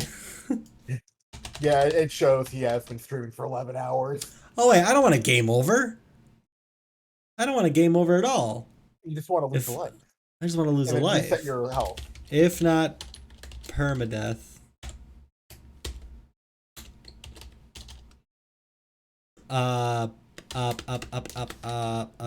Player lives minus, and then player health equals fuck.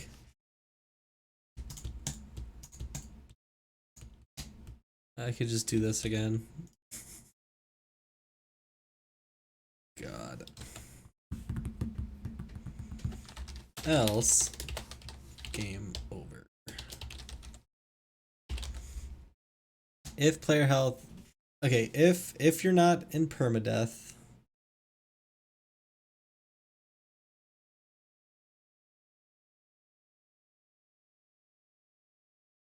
if you're not in permadeath, if player lives is less than or equal to 0, game over. Otherwise, game over. Super hot. Super. Game over, yeah. Player lives is less than or equal to 0. So if it's 0 at the time that I've lost on my health, then game over. Otherwise, subtract a health and then reset my... Subtract a life and then reset my health.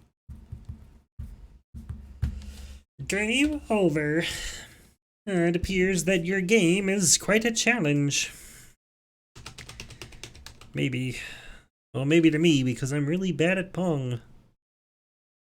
Can't even get past the first fucking level.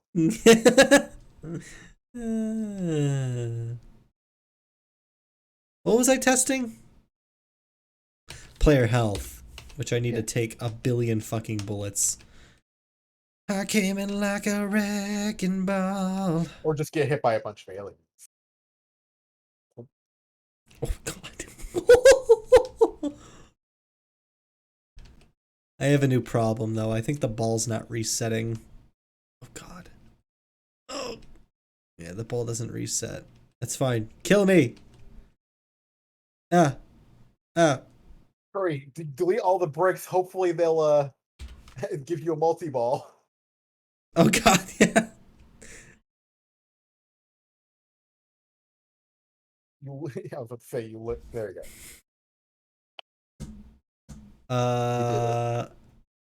Did I enable permadeath? I don't remember.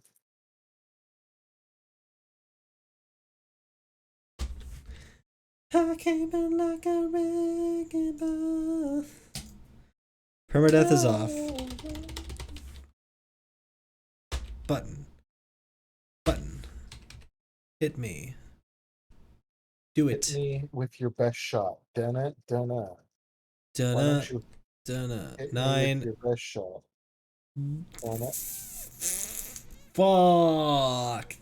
If the ball. Wait a minute. Huh? Hold on just a darn minute there, buddy. Hold I'm your confused. Jimmy Jam Flim Flams. Gotta get Jimmy Jimmy. Jam. Where's Jimmy my Jam? Jimmy Johns? Jimmy.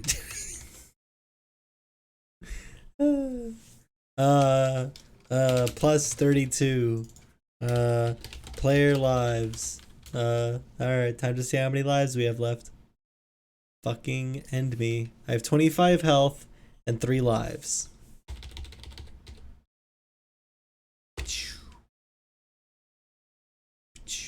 Okay. Alright. I can't read fucking anything. I can barely see it. Room width minus that. Minus 32. Wait, what am I doing with my life? You're making a pawn game. 128. You're making a game that you are objectively terrible at. Wow, don't fucking sugarcoat it, mate.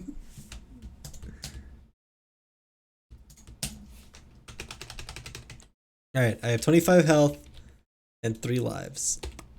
I still have 3 lives. Okay. Okay. I've lost health.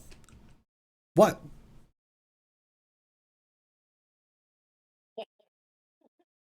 It happens too fucking quickly. I mean, Alright, like, we should reset the room on a death, correct? well, you go to a different room. I mean, like, you lose a life, not the... Yeah. Yeah. Oh, you mean when you reset the room when you lose a life? Yeah, because you failed that particular challenge, right? Or no? I've immediately lost a life because the ball fell off the edge of the thing. Now, if I do a multi-ball, which I can't. Yeah, you deleted that functionality, I'm pretty sure. Well, there goes my chance to fucking. Fucking terrible. Now I have a shield, so I won't lose health. I came in like a wrecking ball. Also, those should be able to hurt you too, obviously. Damn it! You okay, buddy? Yeah, I forgot to program what happens when they reach the bottom. All right, let's go. Now, if I should be able to drop these balls. Why do I have -7 lives? What?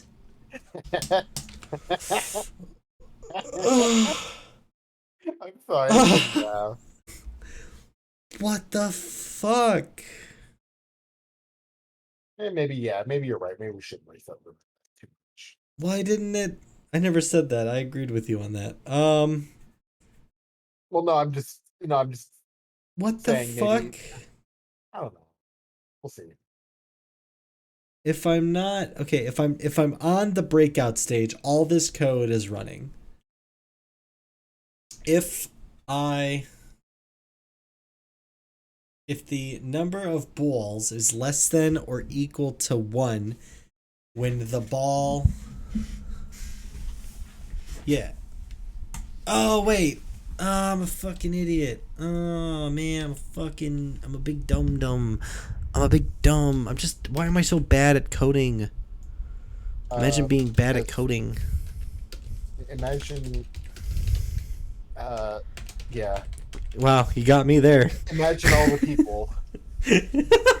Look at all the people. If instance number of the balls is less than or equal to 1. Imagine by John Lennon. Have you seen that video? It's an acai video. Acai. Oh. The Guitar Hero guy. Acai. Yeah. I've been pronouncing it acai as of late because you pronounced it acai that one time, and I was like, "Is it pronounced acai?" On purpose. I'm pretty You sure really, it's acai. yeah, but then you threw me off. I was like, I was talking about a different YouTuber.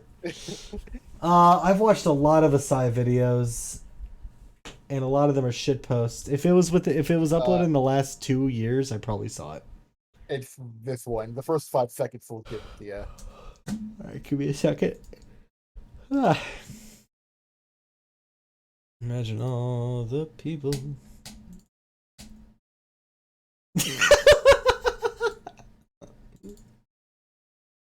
I'm playing Imagine John Lennon. Wait, why did he say that? Why did it say that? What I'm trying to imagine. Oh, it's just called John. He literally typed John Lennon. Okay. I see. No, I thought the system fucked it up. I was like, what? How? No, it was just the text to speech that fucked up. It didn't know how to pronounce the linen. My favorite President Weevil, Lenon Kennedy. Oh god. Man, we almost have a completed game except the boss fight. Ugh. That's Well, gonna we'll see be if we get tomorrow's that far. stream. That's gonna be tomorrow's stream. Tomorrow's stream will be balancing first, if we need to, and then boss fight, if we so choose. Imagine all the people. I'm fucking thirsty. I'm gonna go ahead and push the code to you. I'm not necessarily done coding, but I'm gonna take a small break right now. I finally stayed up past 10 o'clock. Crazy. Now you're gonna sleep in all day. Yeah. Let's see. What should I name? Tonight's gonna be a relatively early night for me. What does that mean? Meaning I'm not gonna stay up until 6 a.m. Oh, good. God, I changed a lot. What I named this push? Push, Lady Lightning. Game over. And General bug fixes life system and art. Parentheses and bug fixes and art. Commit. Push. All right, baby. Have fun. Ooh. Crispy knuckles. Crunchy. Oh my gosh. I've been streaming for 10 and a half hours. Ooh. Let's go.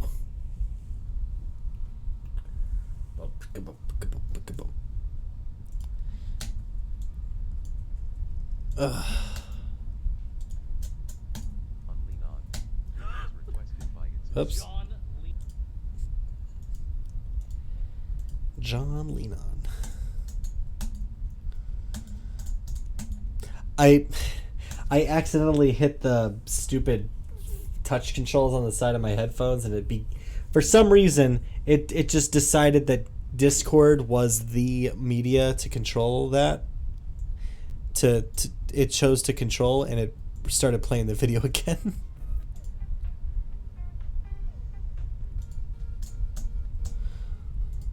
All right, let's see. What's a good song to play? Scarlet Fire. Such a good song.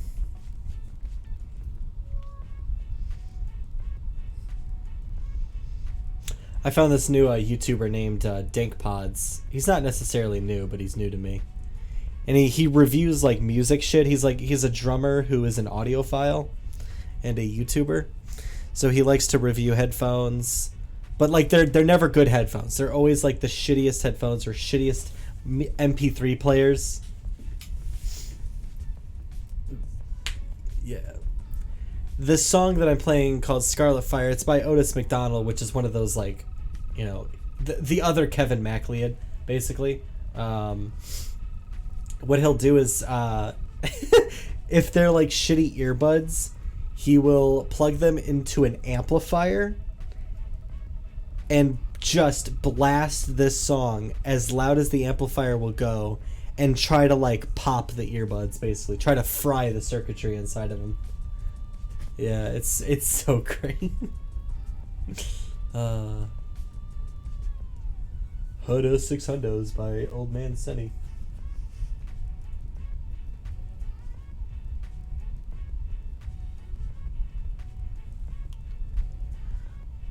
I am gonna go grab a drink real quick. I will be right back.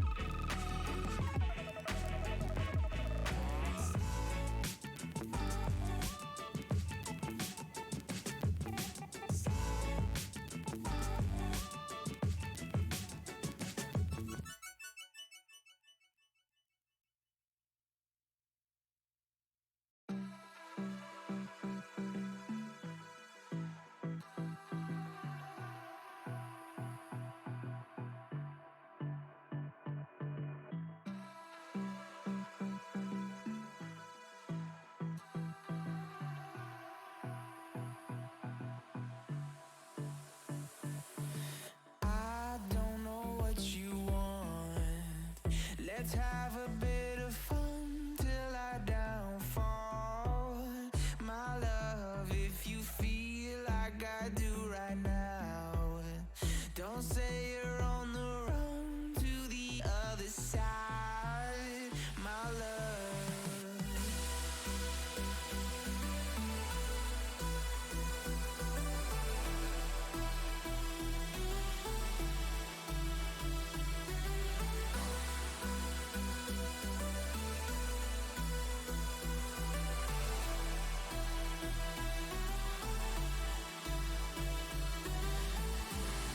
You say you wanna try, but you never do. Sugar, there's a reason. And back.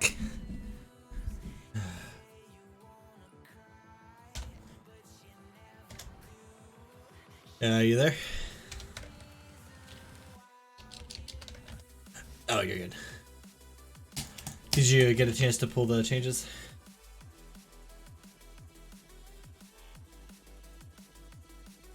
Go for it. Oh god, liquid is so good. Boys, it's that time. I've taken 20 milligrams of melatonin. It's bye-bye to What the fuck is that from? I know it's from a stream, but who? Oh, God. That's marvelous.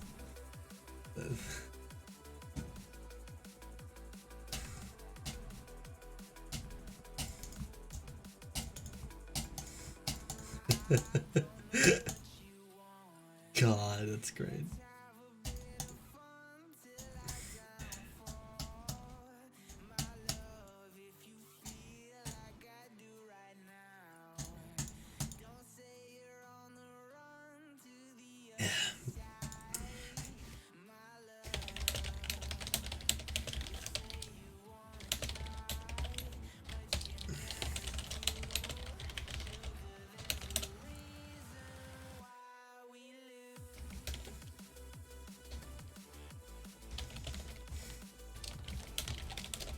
Oh, gotcha. Okay.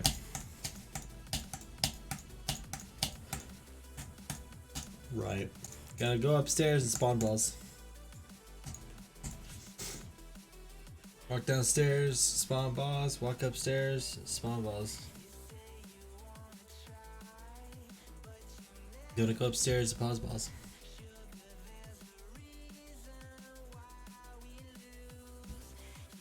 Imagine being in an existence where YouTubers feel the need to take down their content. That is not controversial at all.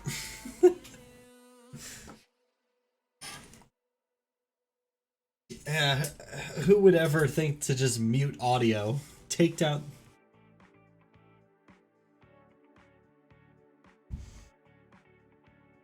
Oh. But like YouTube gives you the tools to go in and mute audio. You just have to mute the 1 second John says anything stupid, and then you get to save the entire episode. For fuck's sake.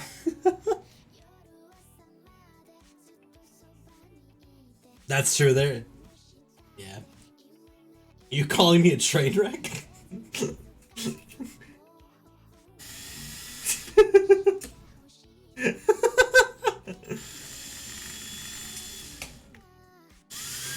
Yeah, that was the moments leading up to the you're a train wreck.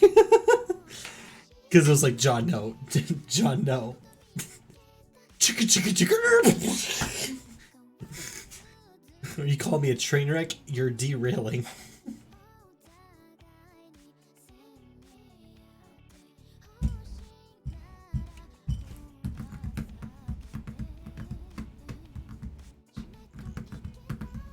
Oh man.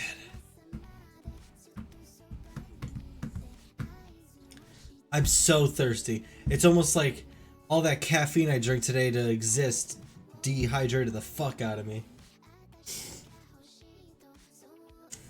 I've had like 2 cups of coffee and like 3 energy drinks. I'm like a real programmer now.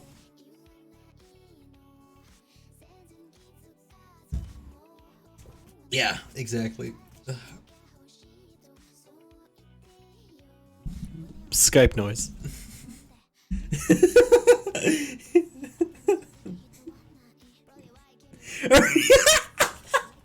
Yeah, that's what. God, I love that video.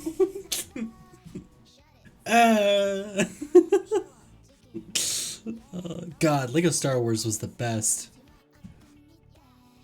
Oh man, boy, did you miss out. Imagine owning a PlayStation 2 and not playing any good games for it.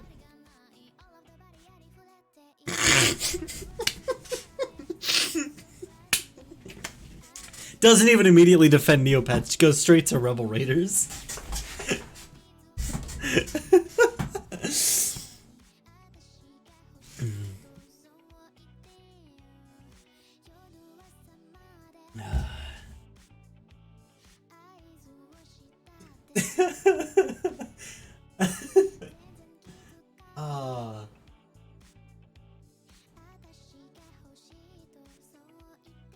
Right. So stupid. Oh, God.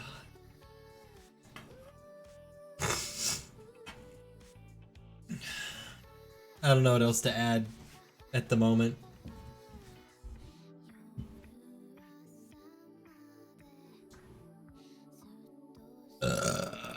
That's fair, yeah. But you never played Shadow of the Colossus, Jack and Daxter, Ratchet and Clank, fucking, man, Ratchet and Clank was pre-furry. I will defend that till the day I die. What? You're joking.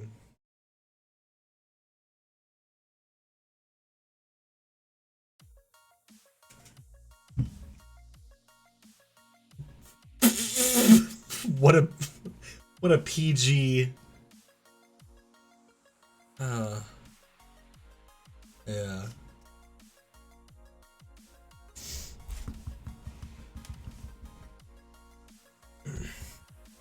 Right. God damn. So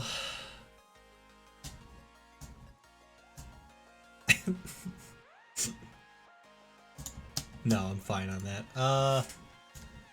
Trying to think.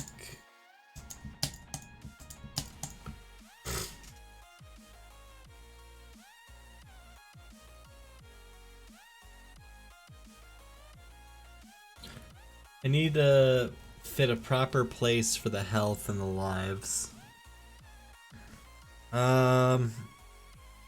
In the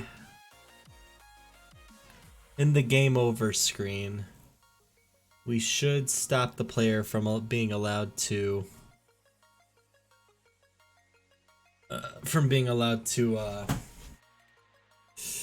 hit yes if permadeath is enabled.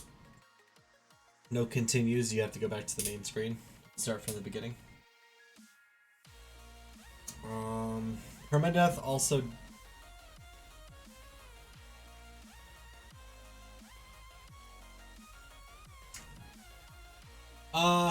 yeah, we can set the continue room to room title or whatever. That's where the...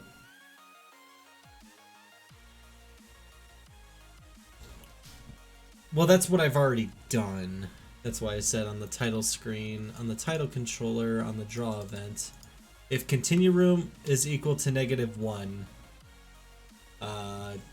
the display color for continue is gray, and in the step event, if the mouse is within the boundaries of the continue button, and you left click it, and the continue game room is not equal to -1, then yeah. So in the game over controller, you do that, and then I'm trying to think of like a small list of things that you can do if you need something to work on. Unless, what I just said or the thing I was listing in the code.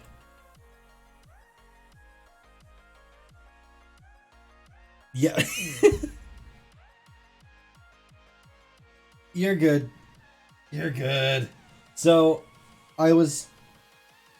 Oh, I was trying to come up with ideas of just a small task list for things to keep you occupied if you need something to work on.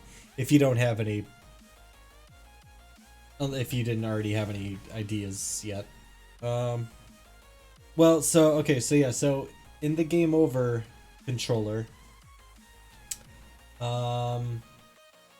if permadeath mode... Yeah, in the game over controller, if permadeath mode is on, you shouldn't be able to hit Y, yes, to continue.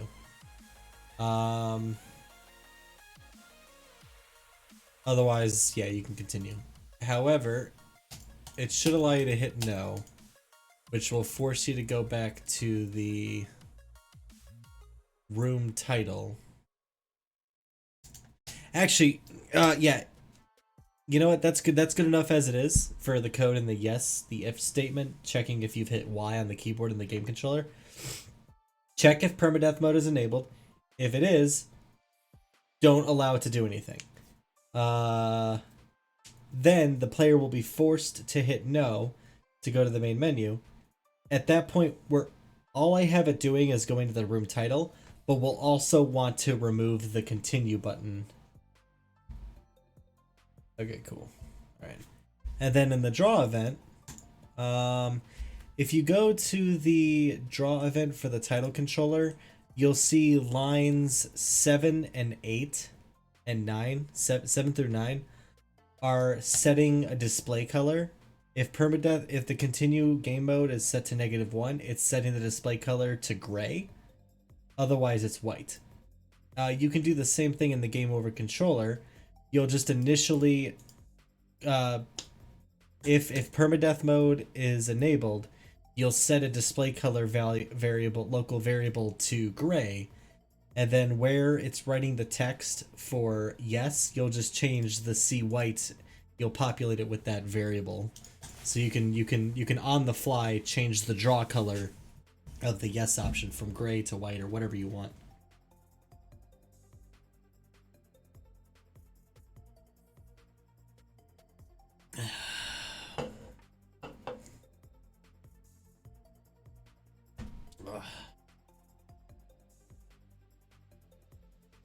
Otherwise, as far as like the main mechanics go, if you absolutely want to, you can totally add in like an asteroids thing. I feel we're already at the point though where we have so much. Yeah, I'm thinking the same thing. Okay, then I'm gonna give you the last thing we need. The absolutely last thing we need is to display the amount of lives and how much health we have somewhere in the bottom right. I'll give you the creative decision to decide where that goes. And I'm not even gonna move it if I don't like it. Just kidding. It'll be fine. Just fine. makes the text size like fucking 256. Just text covering your screen. Oh man. But yeah, I think that's it. Just displaying all that, and then yeah. I mean, if we want it to just be a high score game, I'm cool with that.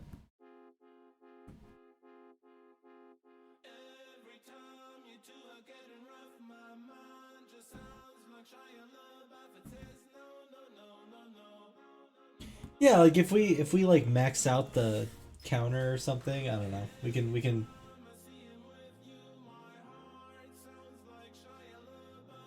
Mm-hmm.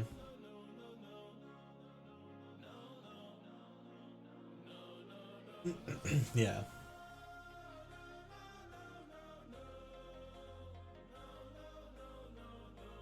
Yeah, I'm cool with that. Yeah, because we can easily just destroy the director and none of the code will run. and then we can go into a room, spawn in a new player object or something, whatever we want, and we could just have we could basically have a standalone boss room that is not dependent on any code that came before it.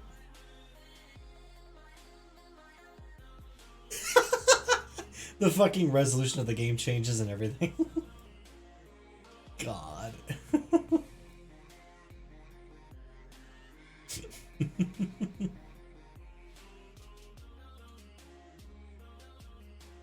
Yeah, no, I'm cool with there being a boss fight. I don't know what it would be. We'll figure it out, I'm sure.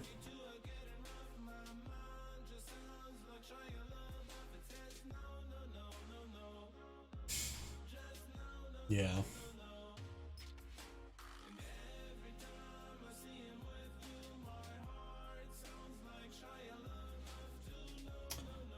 Soon. I'm actually not too tired yet.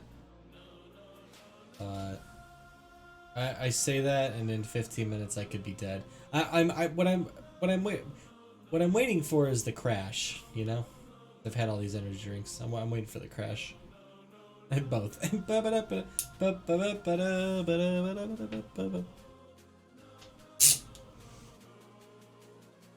How dare you?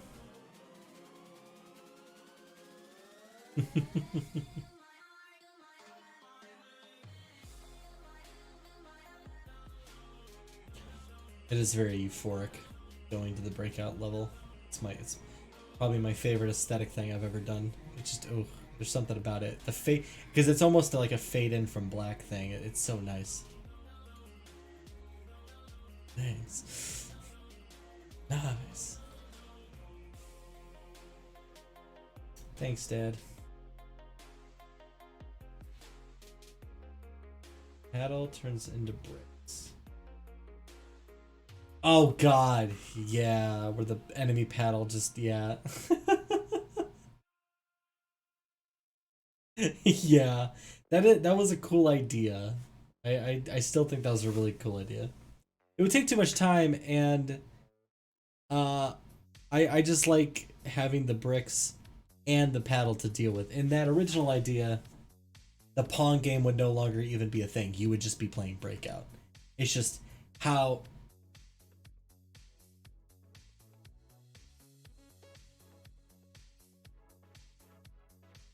Yeah, you're right. We could have done that.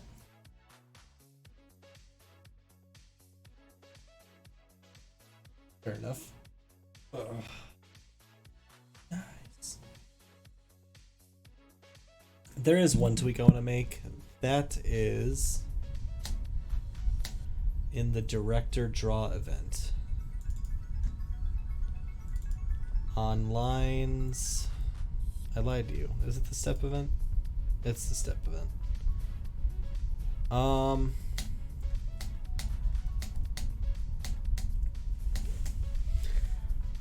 And the regular step event of the director on line 25. If you want to write this code real quick and let me know what you think of it. Okay.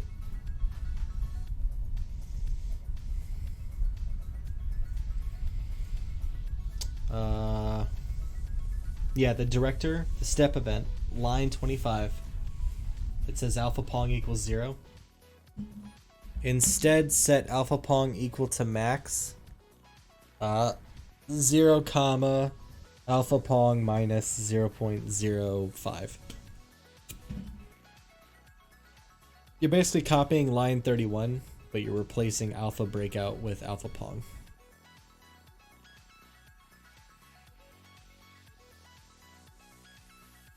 Minus 0.05. 0.05. Yeah. So again, it should be identical to line 31, but with instead of... Oh, good.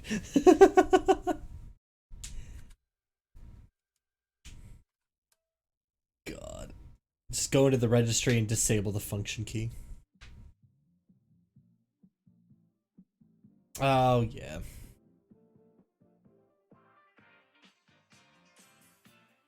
So when you go from the Pong room to the breakout room, the Pong playfield background will fade to black instead of just disappearing.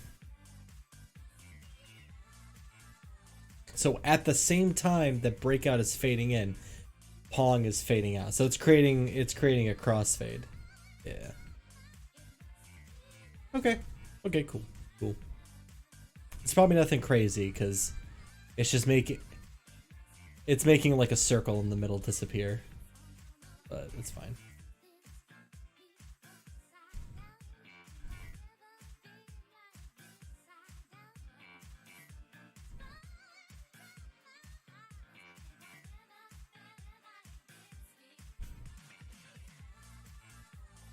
Yeah, you're good. If you don't feel like working on it, that's fine. It's no big deal.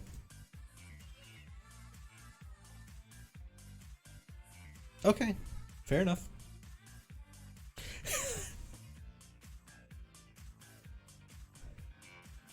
Do not pull the project. God. That's fine. It'll be all right. I don't imagine you could break anything with what I tasked. Trying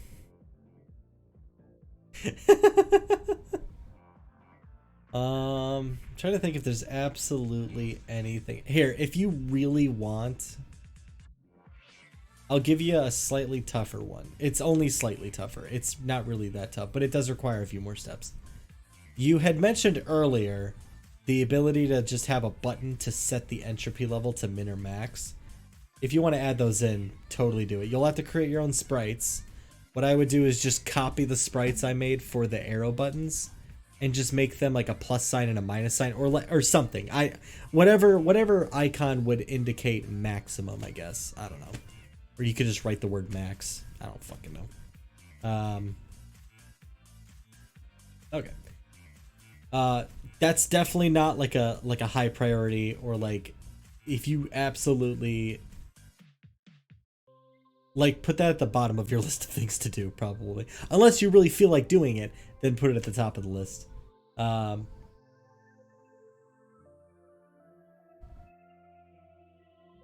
you're just gonna set a variable to its max. I'm trying to think what button would symbolize max. I'm trying to imagine a user interface I've used before that does that.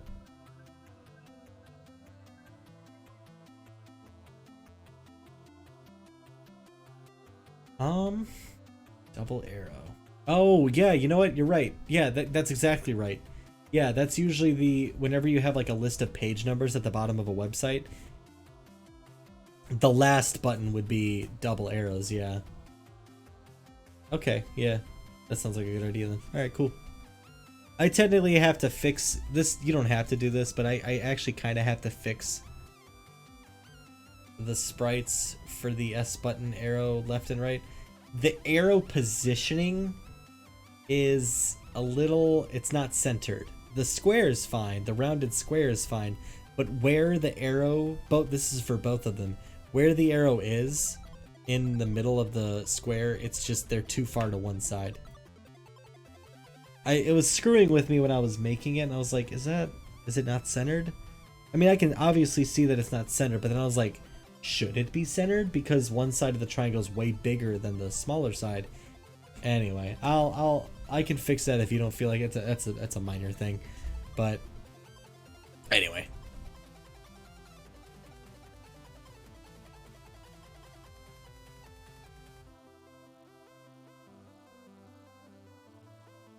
God, well, you can't change the parents, and the way that the ball collision code works is it's that's the one issue with the ball collision code. If I go all the way to the top and I open up the ball, in this end step,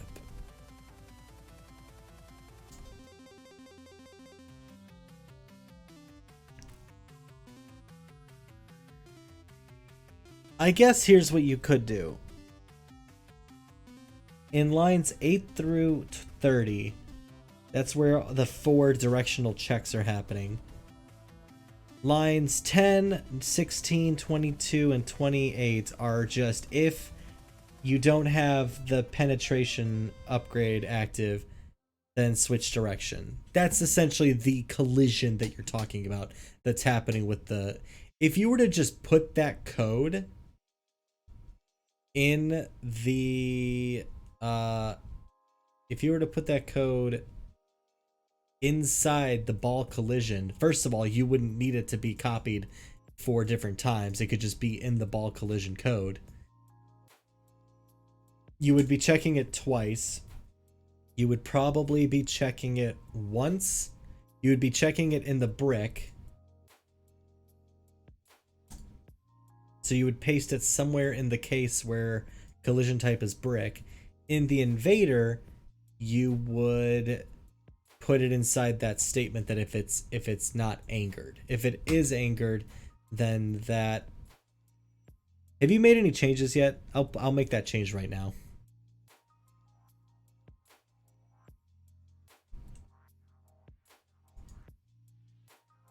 Okay, so here's what you'll do then. So you'll basically cut. Oh, there's fish. Oh, wait. Ah, shit.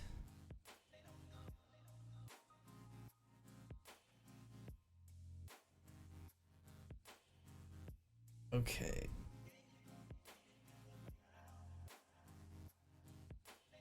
Yeah, I just realized that it's directional based collision, so we're not always changing the V speed, we're changing the H speed in 2 of them.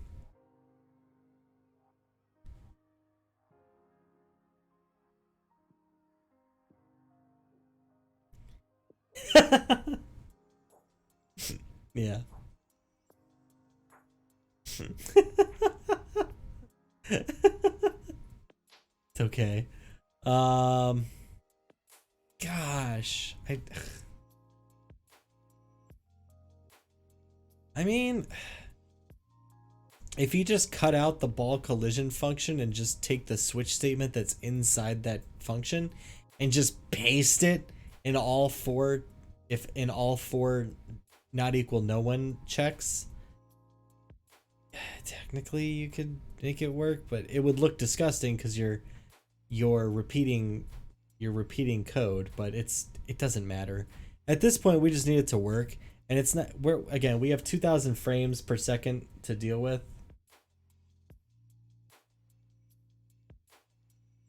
God, you're right. I wish I had a shitter, like a. Would you,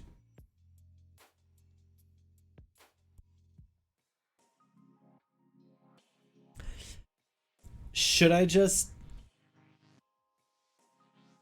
Let's see. What if I were to like make a virtual machine with like 2 gigs of RAM, and I underclocked it, and it was on Windows 7? Do you think that's like the worst computer we're dealing with in this competition?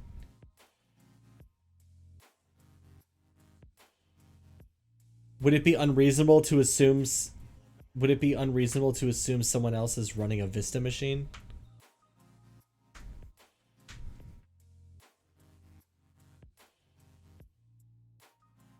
Yeah. Are you saying a gig of RAM was too quick? Is too much? Or two? Are you saying 2 gigs of RAM is even then still too much?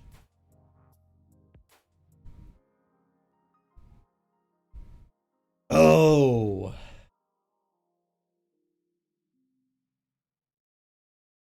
Oh, that's fair.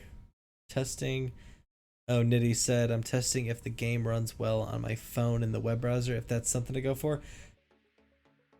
Yeah, we don't have web publishing. That being... Well... I guess we have your sister's license. The thing about smartphones is that they're more powerful than you think. Believe it or not. I mean, I can run Grand Theft Auto, like fucking Vice City, on a phone. Like, that's insane. Believe it or not, like that is insane. These games that we're making are probably around like between the NES and PlayStation 2 as far as like necessary.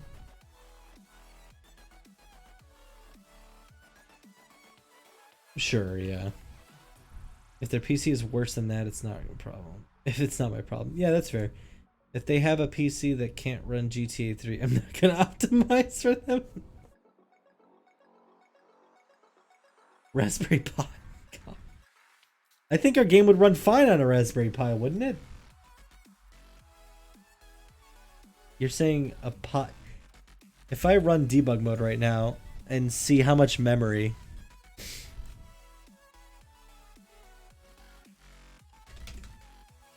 Oh, I disabled the stupid. Damn it.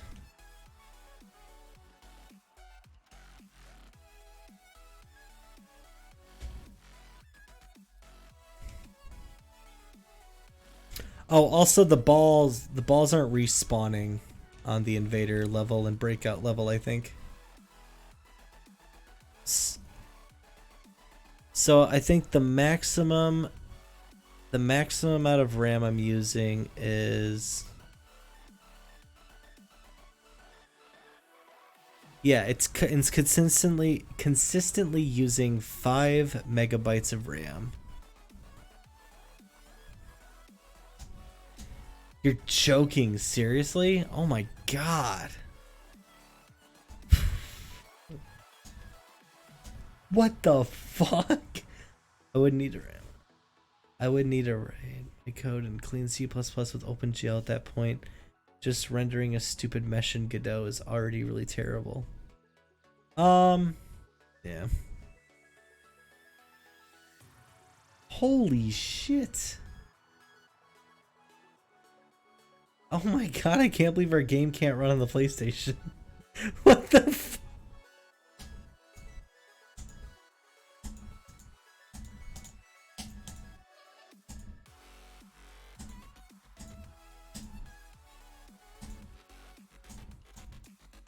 I thought all languages interpreted into machine code.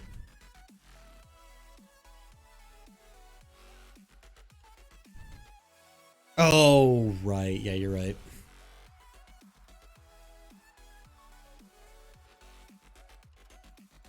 You're telling me that a Pi 0 couldn't execute this though? Or are you saying it would be hot? Yeah. Really? Just it's got.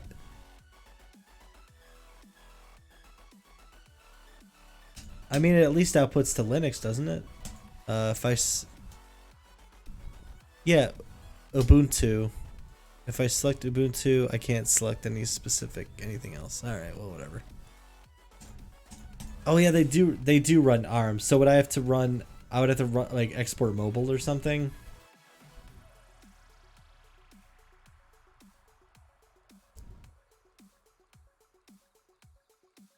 Got it.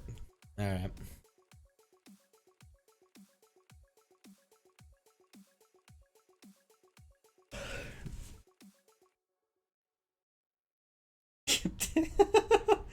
Yeah, just get I'll just get Firefox at that point, or if there's any other, if there's a lighter weight browser, then yeah.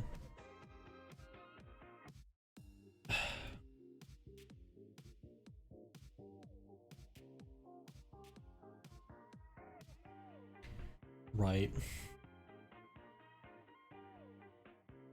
In fact, it doesn't have any caching. It's just it strictly has to execute code. Yeah, constantly. Oh god, yeah, it's midnight.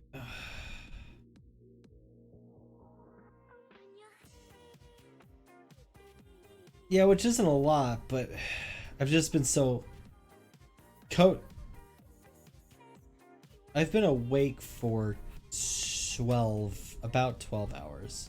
Yeah, because I woke up when Liv did.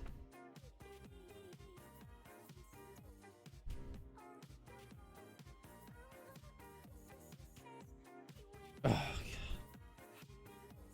I forgot about... No, I just forgot about audio. I gotta do that tomorrow. Yeah, I know it's not. We're not gonna have banging music for this one.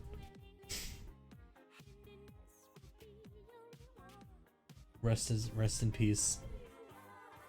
He's not dead.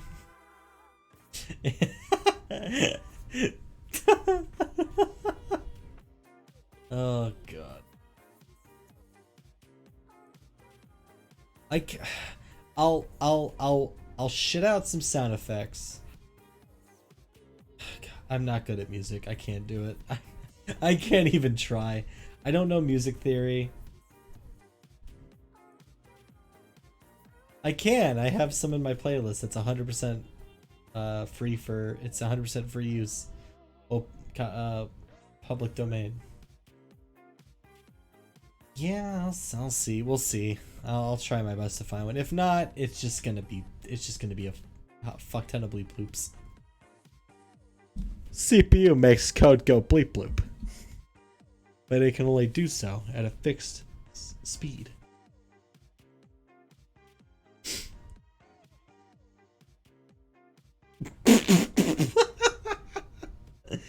God, yeah. Who knew? I'm really bad at playing chords and arranging music, but give me a microphone and voice filters, and I'll be your next Skrillex.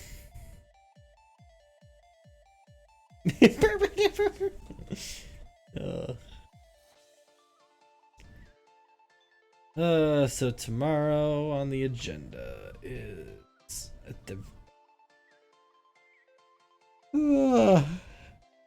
sound. That's what tomorrow's stream is gonna be. I feel I'm gonna apologize so much because it's gonna be the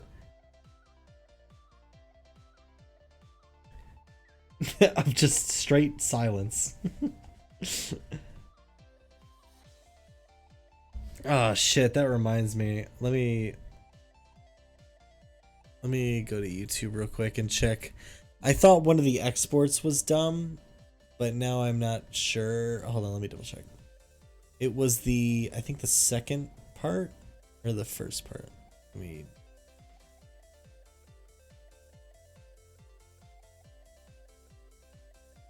Yeah, but it shouldn't mute the entire video.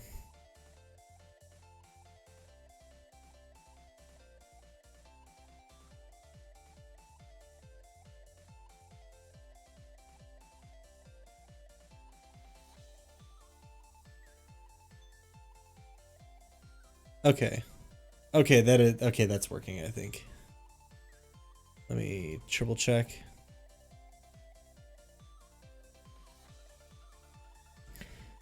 Oh my god, I don't want to talk about that.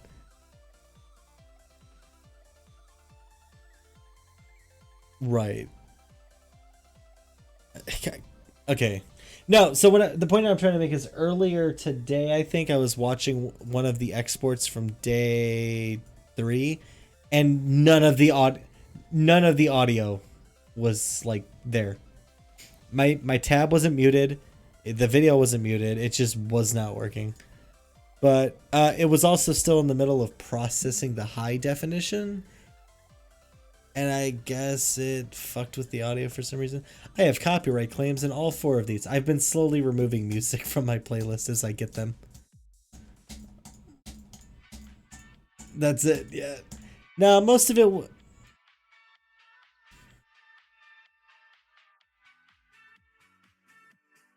I have, yeah. I didn't want any, like, obnoxious dubstep. Really, I wasn't in the mood. That's not the music I listen to when I'm like in the middle of fucking coding. I need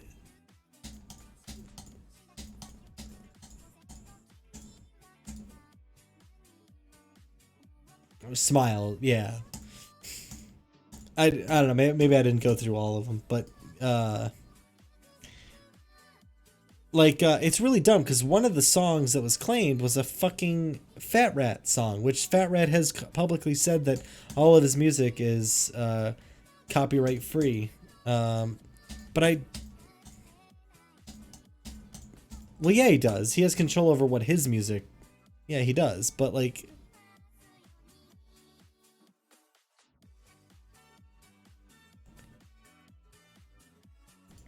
well. Oh, I get what you're saying. Yeah.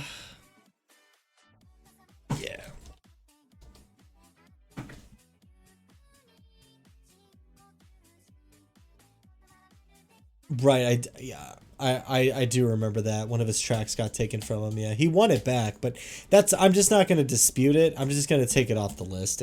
I'm not fucking with it. It wasn't even like a good fat. It wasn't a bad fat rat. I just didn't care for it.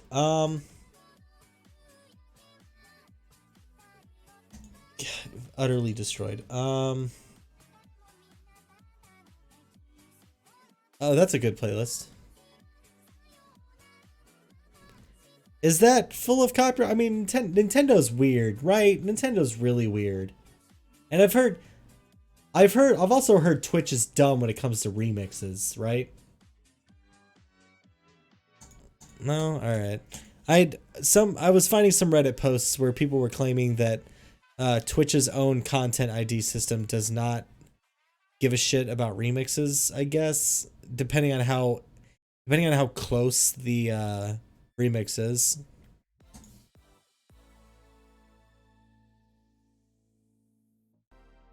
I mean, possibly, yeah, where lyrics could be found in it.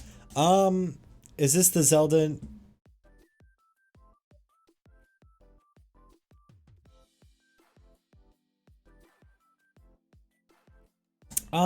Yes, but if I go to Masonic, he made a song called Weapon, and it's basically Weekend by Skrillex. I'm pretty sure it did not get copyright. Okay, interesting. Never mind then. Whatever. Anyway, there are no lyrics. Yeah, so the Zelda, that's the one that starts with the Great Fairy Great Fairy Fountain, right?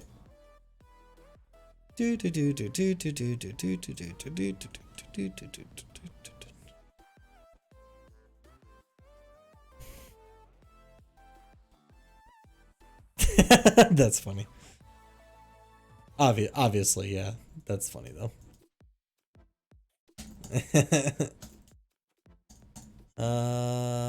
Day 4, Centipede and Other Bugs. Yeah, that got scrapped. Does this have any? Yeah. No, I'll export it. I don't know.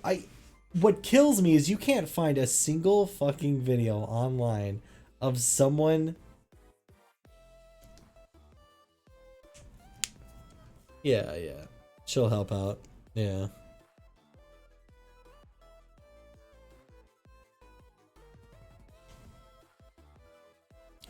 I found one that was JavaScript based. I'm like, I don't need.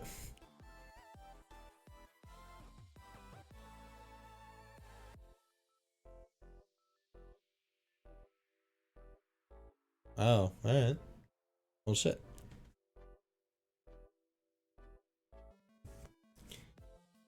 Yeah, if you look at the arcade game itself, they don't actually move on a tile. They seem to like interpolate what their current position is and what their next position should be, and then it moves there in a curve. It's really weird. Because you'll see if you have a path of mushrooms vertically, the centipede will actually wiggle through it. It's a really cool effect, but I don't know. And even if I knew what the source code was, it wouldn't help. It's all assembly, and I'm not gonna be able to fucking read it. Life is pain. Who knew centipede was such a holy grail? It makes me that much more upset that I can't fucking.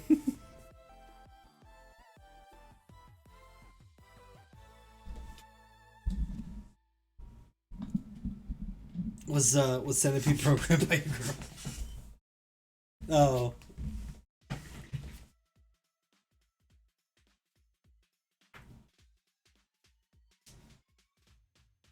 I mean, it was the 78, it was 81 or something. Diane. Diane Sawyer. Oh, you were close. Head log.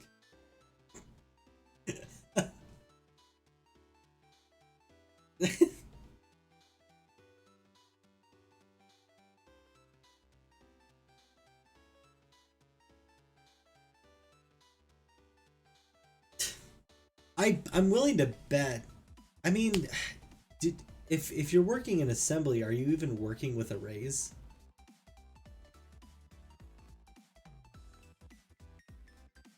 Okay. Well,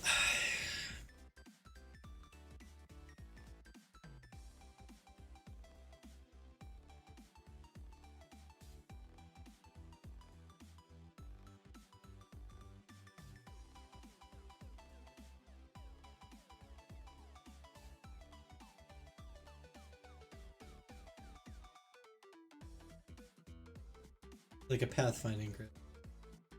Or do you mean like, well, kind of like how I have a macro called grid.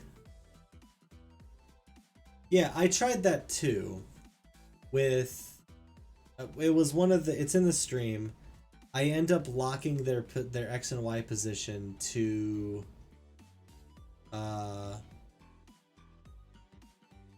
I do the whole thing where you divide their X position by the grid size and then multiply that number by the grid size after rounding it or whatever, right? That's how you would create like a drag and drop system. Like you would get where its X position is and then you would get the nearest point on the grid to it and then snap it there is basically what that is. You know, my only problem was I wasn't moving them grid spaces. I was still moving them by pixel amounts and I really should have just moved them forward or back in one.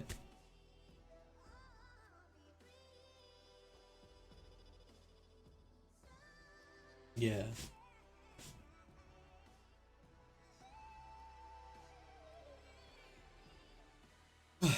Yeah.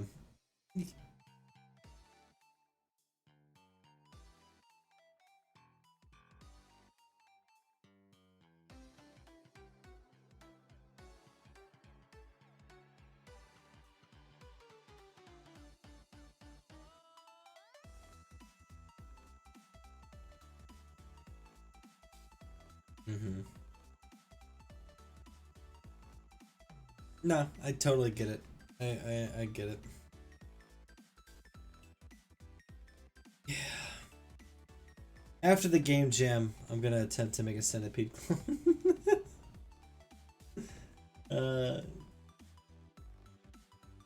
I fucking ew. I don't think we have centipedes up here. We definitely have millipedes. We probably have the tiny centipedes with really long legs, but yeah. I've gotten I've gotten house centipedes, which are the gray ones with really long legs. Like they're mostly leg. House centipede. I've had them in my room before. I've had one. Yeah, I'm sorry if anyone's grossed out by bugs. Ooh, I'm getting like some like goosebumps, like minor goosebumps just looking at these. What's that?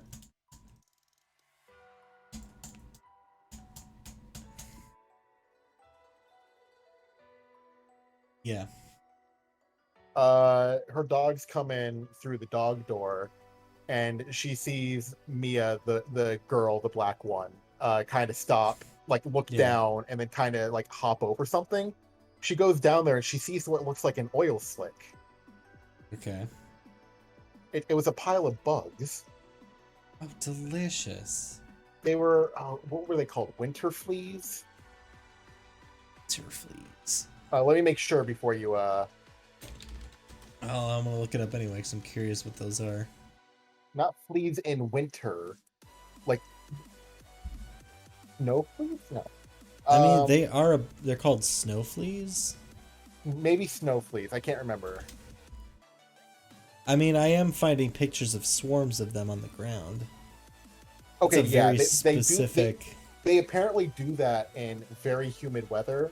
Like they will what they do is that they live in the dirt. They're not actual fleas. They're just called that colloquially. Yeah, They live in the dirt, and their entire purpose is to help break down dirt. That's all they do. Mm-hmm. But if it gets really hot and humid, they will. They have a tendency to congregate together and try to find a way inside. Mm-hmm. And they went through the dog door. Oh god. And so there's just a writhing pile of bugs that, my sister doesn't know what's going on. She hadn't looked this up yet. That's very weird. I've never seen these or heard of these And you before. can't kill them with water because they're way too buoyant. They just pop up. Yeah. So she just Surface pours tension. bleach on them. What's up? Huh? Probably soon. I'm getting tired. We're just chit-chatting at this point. Very little work is being done. Just chatting. You gotta change your category. Just chatting. I think I started the export. No, I don't remember. Okay, yeah, day 4 is being uploaded. Oh my god, it's already been uploaded. Wow, they've gotten fast at that. That's great. The upload from Twitch to YouTube has already happened. It's already processing standard definition. That's great. Alright. I'll check that one out and see if there's any copyright claims on it. Not that I care. It's not like I'm getting strikes against me or anything, so I'm not bothering disputing them. Fuck that. I don't monetize anyway, because I can't. And who would watch it to get money? Go and get deserved sleep. 2 more days to go for 3 bosses. I believe in you, man. You can totally do it. We had our boss and everything done in like the last couple days. Yeah, in the previous game jam, yeah. Yeah, the previous. We actually finished a few days early because if we had kept working on it, we probably would have started feature creeping. Right. Yeah. Here's my house. I'll go get my deserved sleep. Yeah, I agree. You should go do that. We have 2. Is it exactly 2 days left still? Let me double check. Essentially, yeah. It is approximately. It's like Saturday. It's 2 days and 5 hours. Right. Yeah. Yeah. Ugh.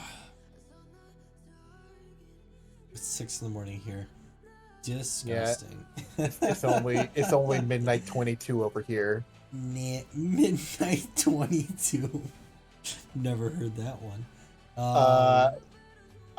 The thing is, that's a joke from Home for Imaginary Friends, I think. Like, they're being loud, and Blue comes out and was like, "It's noon 30. Why are you guys being so loud?" Oh, noon 30. I think I've heard, but not that seriously. what came to my head. I know what reference you're talking about. Yeah. All right, Nitty. Well, thanks for hanging out till 6 in the morning. I hope you got all the progress you wanted to get done on your game, man. I hope you sleep well. I know I We all will, need hopefully. it. I will be on tomorrow, roughly the same time, probably like 2 in the afternoon or something, U.S. Eastern.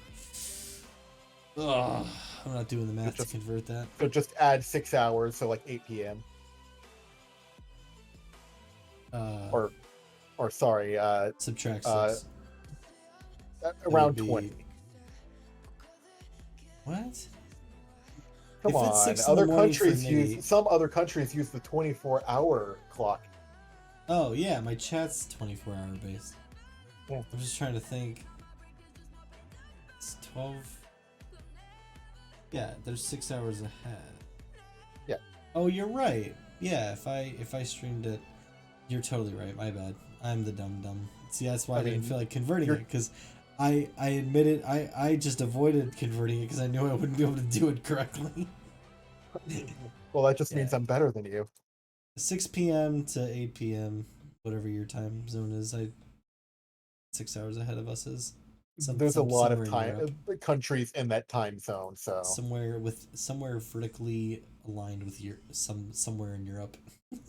Most likely Europe. Yeah. Doesn't have to be. It could be somewhere in Africa, I think, technically. I said vertically aligned with Europe. Oh, so vertically aligned. Okay, yeah. It could be directly south of Europe, but it's still within, Europe / Eastern. Sorry, Europe / Western Africa. There we go. Okay, I'm gonna end the stream here, folks. I'm fucking tired. So dead. Tomorrow I will be working on. I already forget. I said sounds.